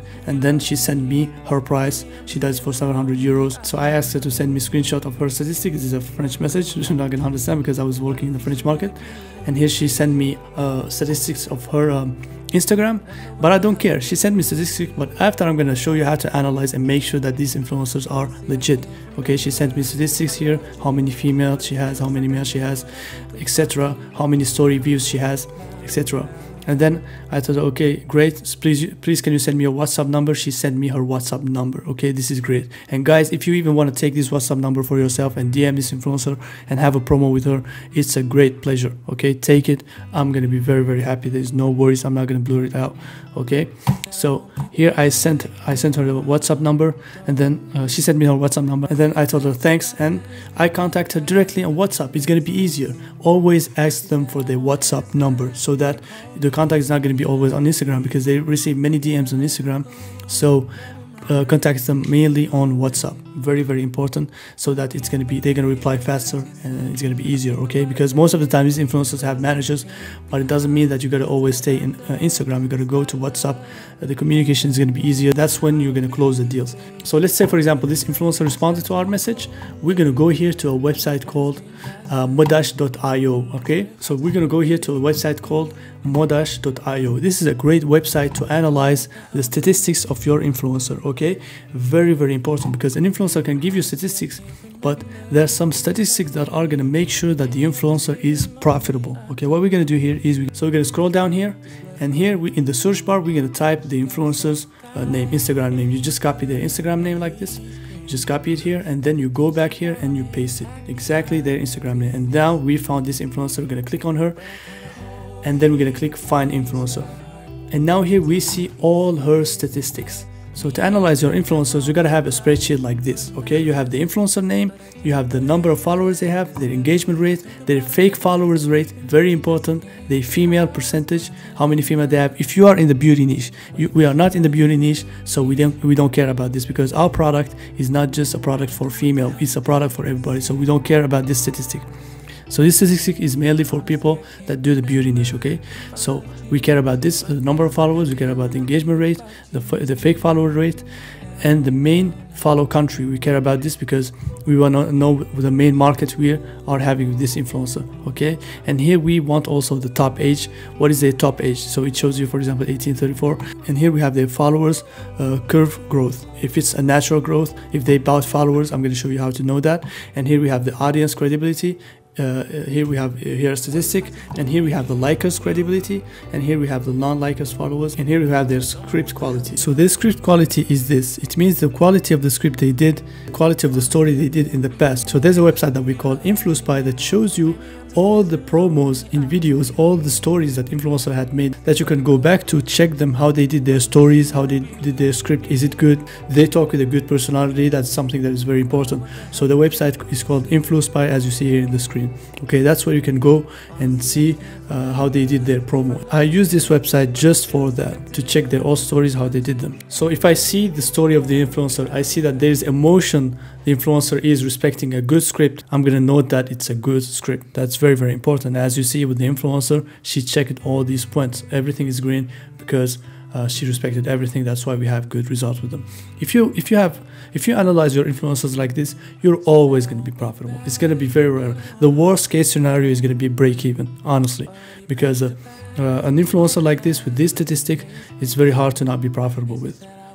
So here we're going to click show one influencer here, and here we have his Instagram. We see the profile photo, and we're going to click on it, and now we're going to see his engagement rate. So his engagement rate is very good. It's around 5%. This is a very good engagement rate. So we're going to compare it to this influencer. So this spreadsheet, I'm going to leave it to you in the Google Sheet. It's on the Google Sheet.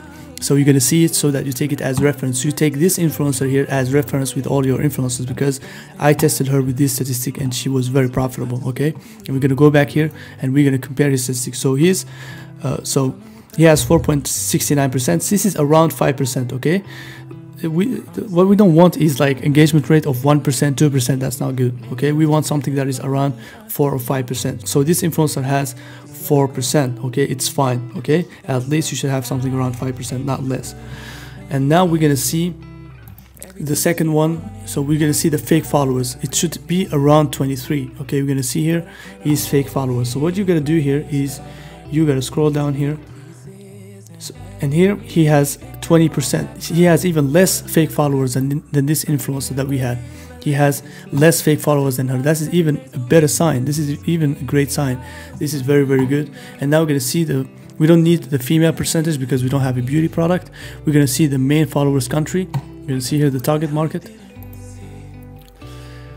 So the main followers country is the United States, Belgium, France. Okay, great. This is great. And here we're going to scroll down here and we're going to see another statistic here. So this doesn't really change anything because it's just a market.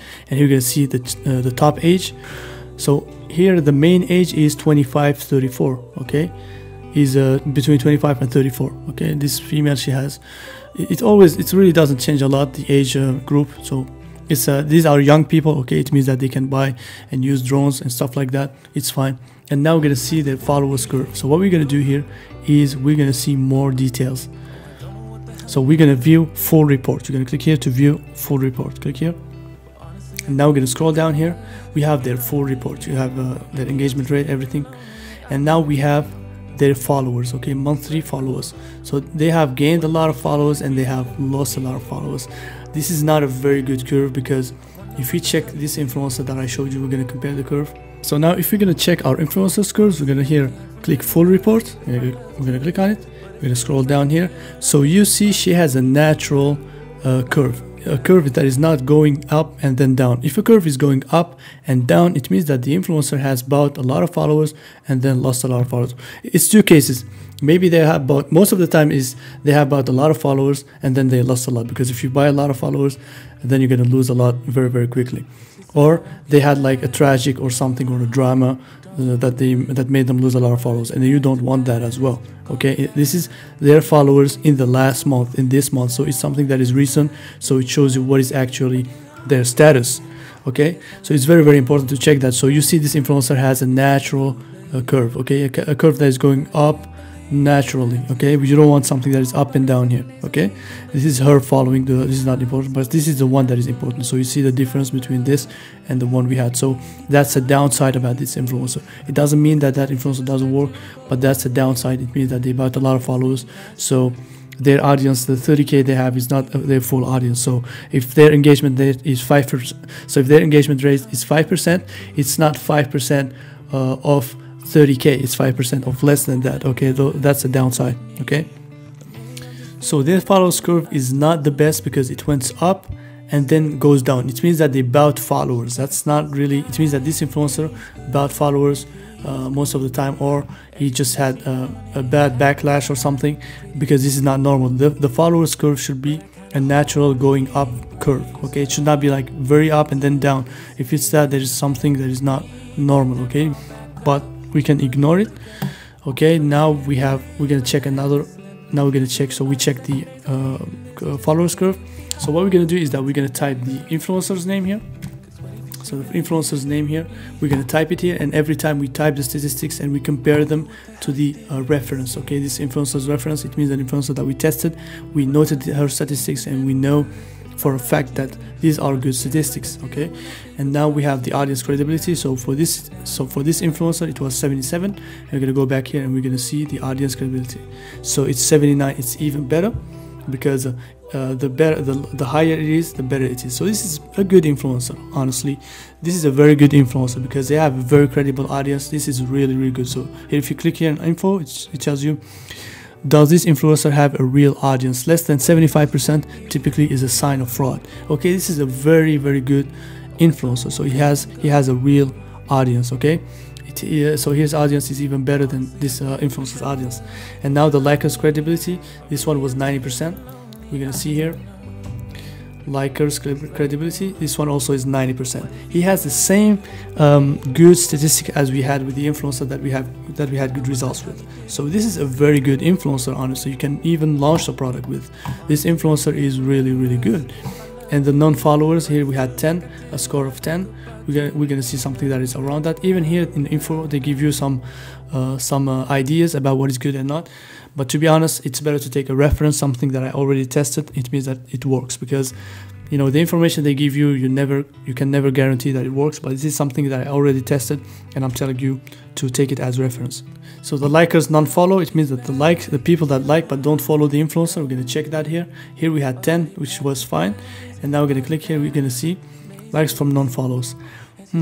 Here he has 91%. Okay, a lot of people like but they don't follow, so they buy likes. This is not something that is good, because it's not a really good sign. Okay, they have a pretty good audience, but this is a downside. So we have a downside here, which is a lot of likers that don't follow. So this means that they bought likes, they bought followers, and even you see that on the graph. So you want to see something that is natural, a curve that is going up smoothly. Even if there's a down, it's not a big down like this. This is something, it means that they bought followers. So we want to find something natural. If you see everything that is here matching this influencer statistics, it means that you have something that works, because it's tested and proven. Okay, if you have these statistics if you launch a product with this influencer, an influencer like this, as we did, you're gonna have a lot of followers, a lot of people that buy, and it's just gonna be amazing. So you're gonna make sure that you do that. But if you launch with an influencer that doesn't have good statistics, you're gonna pay money and then you're not gonna get followers. Sometimes people have 100k followers, and then you launch a product with them, you don't make even a sale. You just make one sale, or don't even make a sale, which absolutely doesn't make any sense. So if you check these statistics exactly, you're gonna make sure that the influencer is profitable. It's not just you throwing your money out of the window or testing or risking your money like this. You have a fact, you have something that really works like this. Okay, so so this list, I'm gonna leave it to you on the spreadsheet, and you're gonna check it out. It's very important. So what I do is, every time I find a new influencer, I take these influencers as a reference, or one of our best influencers, and then we're gonna go here and check here other influencers, and then we're going to compare their results to this reference. For example, this influencer, we had her results here, so she has like good engagement rate, like it is matching the reference, but her female followers were 50%. For a beauty product, this is not good. Okay, it should match this. Okay, and then here we have audience credibility. It was lower than this, it was not good. And then here we can, if it's lower than this, we can check here in modash.io. If it's also lower than what the website recommends, it means that it's absolutely not good. Let's say here, so here they say that something that is lower than 75% is not good. So this influencer is lower, it's 69, so that's not good. So the reason why we had a good influencer, because it was above 77. This is a very good website, because they tell you something that works, that is tested as well.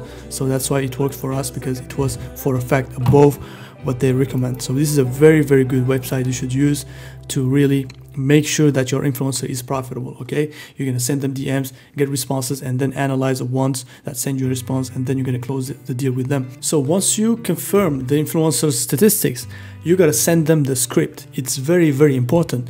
This is the script you gotta send them. I left it to you in the spreadsheet.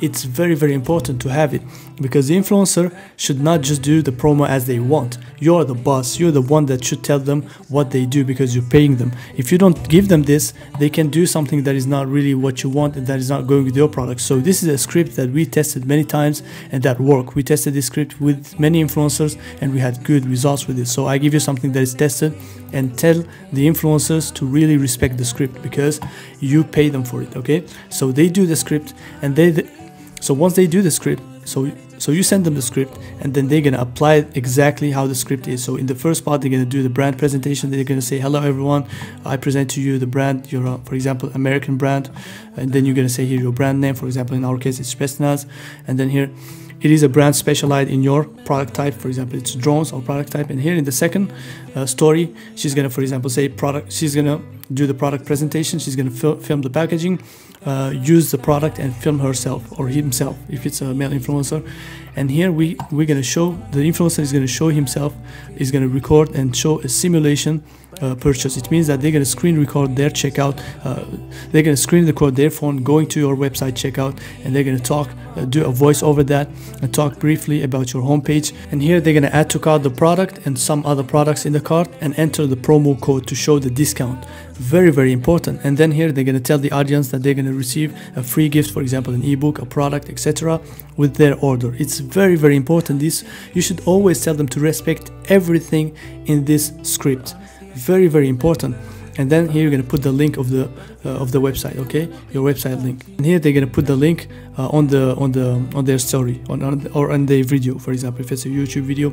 But here's Instagram, they're gonna put it in their story, Instagram story. But here's an example of an influencer that I worked with. So I sent her the DM from Instagram, and then she sent me her WhatsApp, and then we communicated over WhatsApp. So I sent her the script, and then I told her she should send me the video of her applying the script 48 hours or at least 24 hours before the promo. So she sent it to me 48 hours before the promo. This is really, really important. Don't wait for the promo so that you see if the video is well made or not. Let the influencer know that you want to receive the video 48 hours or at least 24 hours before the promo, so that if there's a problem, if she misses to say something in the script, you can let her know. Because you paid her, she should respect the script 100%. Okay, very, very important. So I'm going to show you how she did the videos, and I'm going to let you know. I'm going to show you how she did the videos. I'm going to show you that she respected the script exactly as I showed her. So this is a French influencer. Maybe you're not going to understand what she said. It's just to show you that she shows the product exactly as we said in the script. So I'm going to show you the script. She's going to show the product, brand presentation. This is going to be the first thing, and then product presentation, purchase simulation, and then here the promo code at the end. Okay, I'm going to show you here. So now she showed herself que the tout le monde a chez soi, presentation. et également de ce petit appareil que je vous ai déjà présenté, que je vais vous représenter tout de suite. Let's go. So she talked about the brand here in the brand presentation, and here we told her to show the packaging, film yourself with the product, okay, or at least film yourself with the product. And here I'm going to show you that she did that exactly. So here exactly she films herself using the product. It's very satisfying and very interesting. The followers want to see their influencers actually using the product, because many influencers, if you don't tell them that, they're just gonna film the product and not use it. That's not a good thing. Okay, always let them know that you want them to use the product, and she did it. Okay, exactly as you see in the video, she's using it and she's doing a very cool GIF, very, very nice. And then here, after showing herself using the product, we want her to do a simulation of the checkout, okay?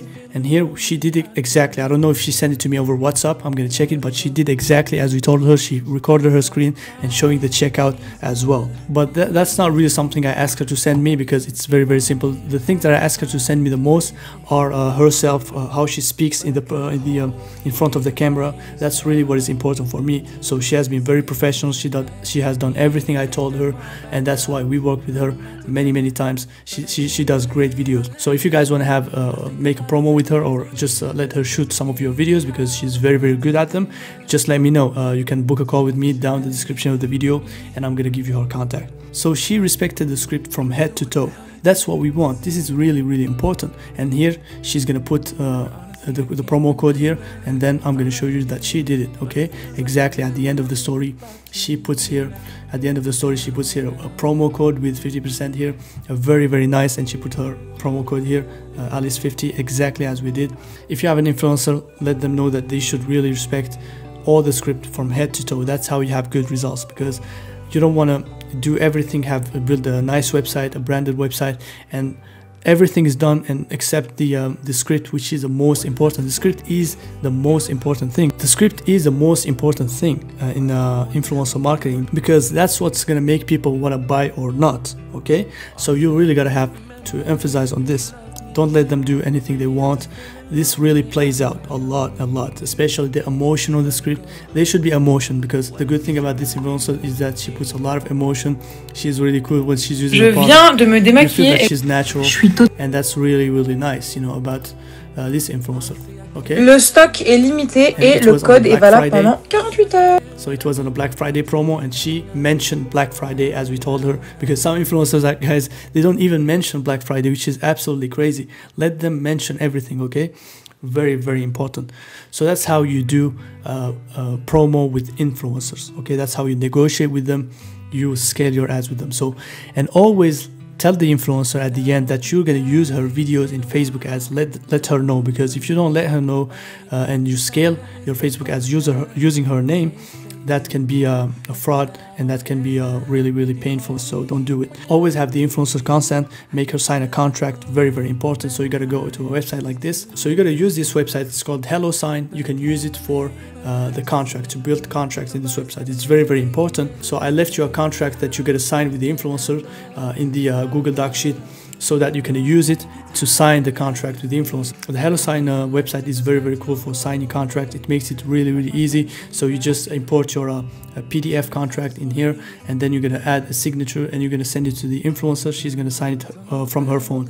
There is no pencil involved, nothing. She just signs the contract on her phone, and then you're going to get a notification that the contract has been signed and done. It's very important to sign a contract. Let them know that you're going to use their videos in Facebook ads, because you want to scale. So don't let things out. You don't just do things like an amateur. Be always professional. Sign contracts, because if you grow your brand, you make sales, and you don't have and you don't take their consent, it can be a real problem. So don't play with that. Okay. So this is exactly how you close the deals with influencers and make great profits. So I left you the contract that you got to send to the influencers in French and also in English if you want to go to the French market, so that you can sign it with them and also have their consent to use the videos on Facebook ads. It's very important, because we do everything here to scale after on Facebook ads. And the good thing about working with influencers is that you're going to have your product with an influencer. It's not like just paying other platforms and having custom content. The good thing is, if you have your product with an influencer and you use it on Facebook ads, you're going to have way more engagement. People are going to share more your ad, so it's going to make your CPMs lower. Facebook is going to reward you for that. So that's why you got to be working with influencers and combine them with Facebook ads. Even if you sometimes work with an influencer and you're not profitable, it's not really a huge problem, because you have at least her video ad that you can use full time. Okay, so that's really important. You can sometimes we use influencers sometimes just for videos. We just pay them and they don't do the promo for videos, and we pay them cheaper. That's something that is really negotiable. You can take an influencer, tell her, hey, I just want the video to use it in a Facebook ad. I don't want you to do the promo. Can you make me a price? She's going to make you a better price, and then you're going to use that video for Facebook ads and scale with it. It's very important. This influencer does it. If you want to have her make one of your videos with one of your products, because she's really good at making videos, really professional, just DM me or send me a DM on my Instagram here on the video description, or you can book a call with me, and I'm gonna help you out, me or one of my team.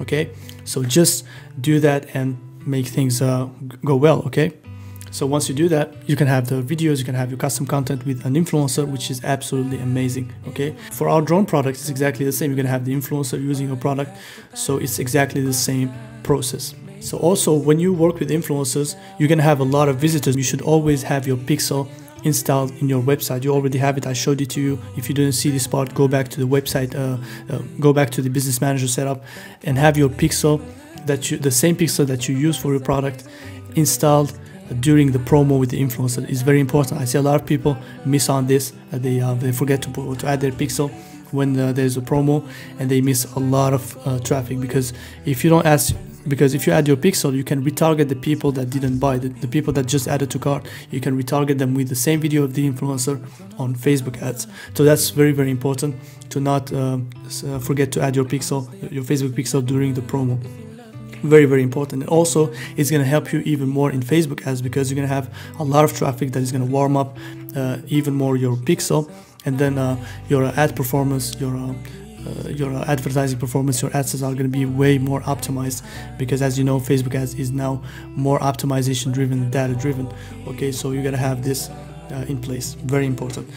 So guys, that's how you scale with the influencer. And the 10 hours, I guess 10 hours, or I don't know, 10 hours course has finished.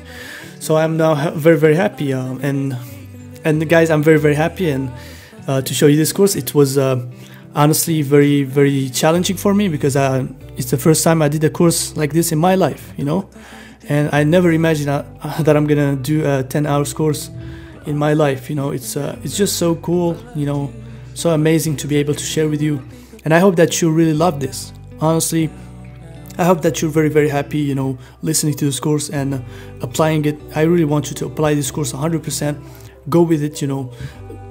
Don't be scared to really, you know, do things 100%. Okay, you should really do things 100% if you want to be successful.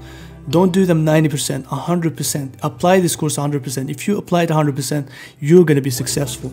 Okay, I know that some people may not apply it 100%, but I'm telling you, please do, because every information in this course is a combination of all my experience, everything that I'm going to give it to you here, so that you apply it 100%, so that you be successful. So I hope, guys, you're very, very happy, and that's the most important. We just make e-commerce to be free. Okay, that's the main goal. It's not just about being rich. We don't want to be working for a boss that we should always ask him permission to go if you want to go in holidays, if you want to see our mother. And the reason why we do e-commerce is that we want to be free.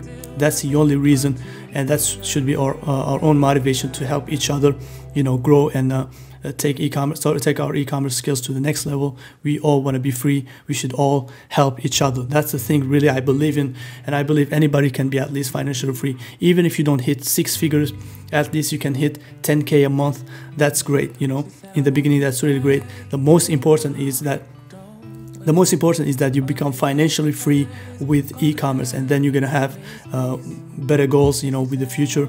Just have your first goal is to be financially free with e-commerce, and it's gonna be done. Okay, it's gonna be done. If you put something in your head, it's gonna work. You know, you should always put it in your head and never give up. You know, I don't want to just be giving you some motivation videos and motivation speeches, but this is really true. If you believe in something and you wake up every single morning for it, it's gonna happen. You know, wake up and do the right strategies. Okay, do everything, you know, you can. I did everything I can in e-commerce to live from e-commerce. Now hopefully I'm free, financially free with e-commerce, and it's just so amazing. It's also absolutely amazing to prove the people that never believed in you, to prove them wrong. You should really have a strong purpose. You know, you should not give up easily. You know, you should have a strong purpose and keep going in it, and it's gonna happen. You see, a lot of people that give up in e-commerce easily is because they don't have a strong purpose. You know, they don't have a strong why they do it. You know, if you have a strong why, you're never gonna give up. You're gonna do whatever it takes because you have a strong why. It's very, very important to have a strong why. And it feels so amazing when you see that in e-commerce, what you used to get in 1 month, you get it in 1 day. You know, it's so amazing. And the hard work in e-commerce, even if you get some stress, it's never going to be the same stress as you get when you work for a boss or when you work in a company. Most people work 30 hours a week to make other people's dreams come true. You should work 30 hours a week to make your dreams come true. And no matter who says what and what says what, that should never and never stop you. Because I really believe in the attraction law. You know, I believe that if you put something in your mind, like the nature is going to bring it to you. You see what I mean? Like the world has a sense, has a meaning. It's not just about, you know, waking up and being scared of little things. It has a strong meaning, you know, and you have a meaning in this world. We don't just do e-commerce for just making a little money here and there. We make it to make a great community that is free. That's what we want. That's what we got to strive for. That's my own why, and it's my strong why. It's never going to change. It's a strong purpose. That's the reason why I never ever give up in e-commerce, because I have just 2 hard choices. The hard choice for working for a shitty boss, and the hard choice for working myself and making my dreams come true. It's up to you to choose. Guys, it's just so amazing. It's really worth it. Even if it's hard a little bit in the beginning, don't let that set you back from really reaching these goals, because it's absolutely amazing to take your e-commerce skills to the next level, to refresh your store and see 6 figures in that store in the morning. The feeling you have is just so amazing. When you see that and you see all the hard work you've put in just paid off, it's just so amazing. And the battle, when the battle is easy, it's not good. The battle should be hard, because the harder the battle is, the sweeter the success is going to be. That's absolutely the thing. That's absolutely my message to you guys, and I want you to be very, very happy with this. And I'm very, very emotional doing this course, because it was just something that, you know, I did not believe. I really loved always to do, and I put everything in it. I was like working 20 hours a day to really finish this course, because I was not used to talk all the time in front of a camera, but I did everything I can to really share with you everything, you know, all my knowledge. You know, I didn't put any filters in this. Honestly, I shared everything I know. If I forget something, I can even edit it again and put it in YouTube to make this course even more valuable. You know, I try to share everything I know with absolutely no filters. It's really making me really even happier to see you have results. Have an amazing day, guys.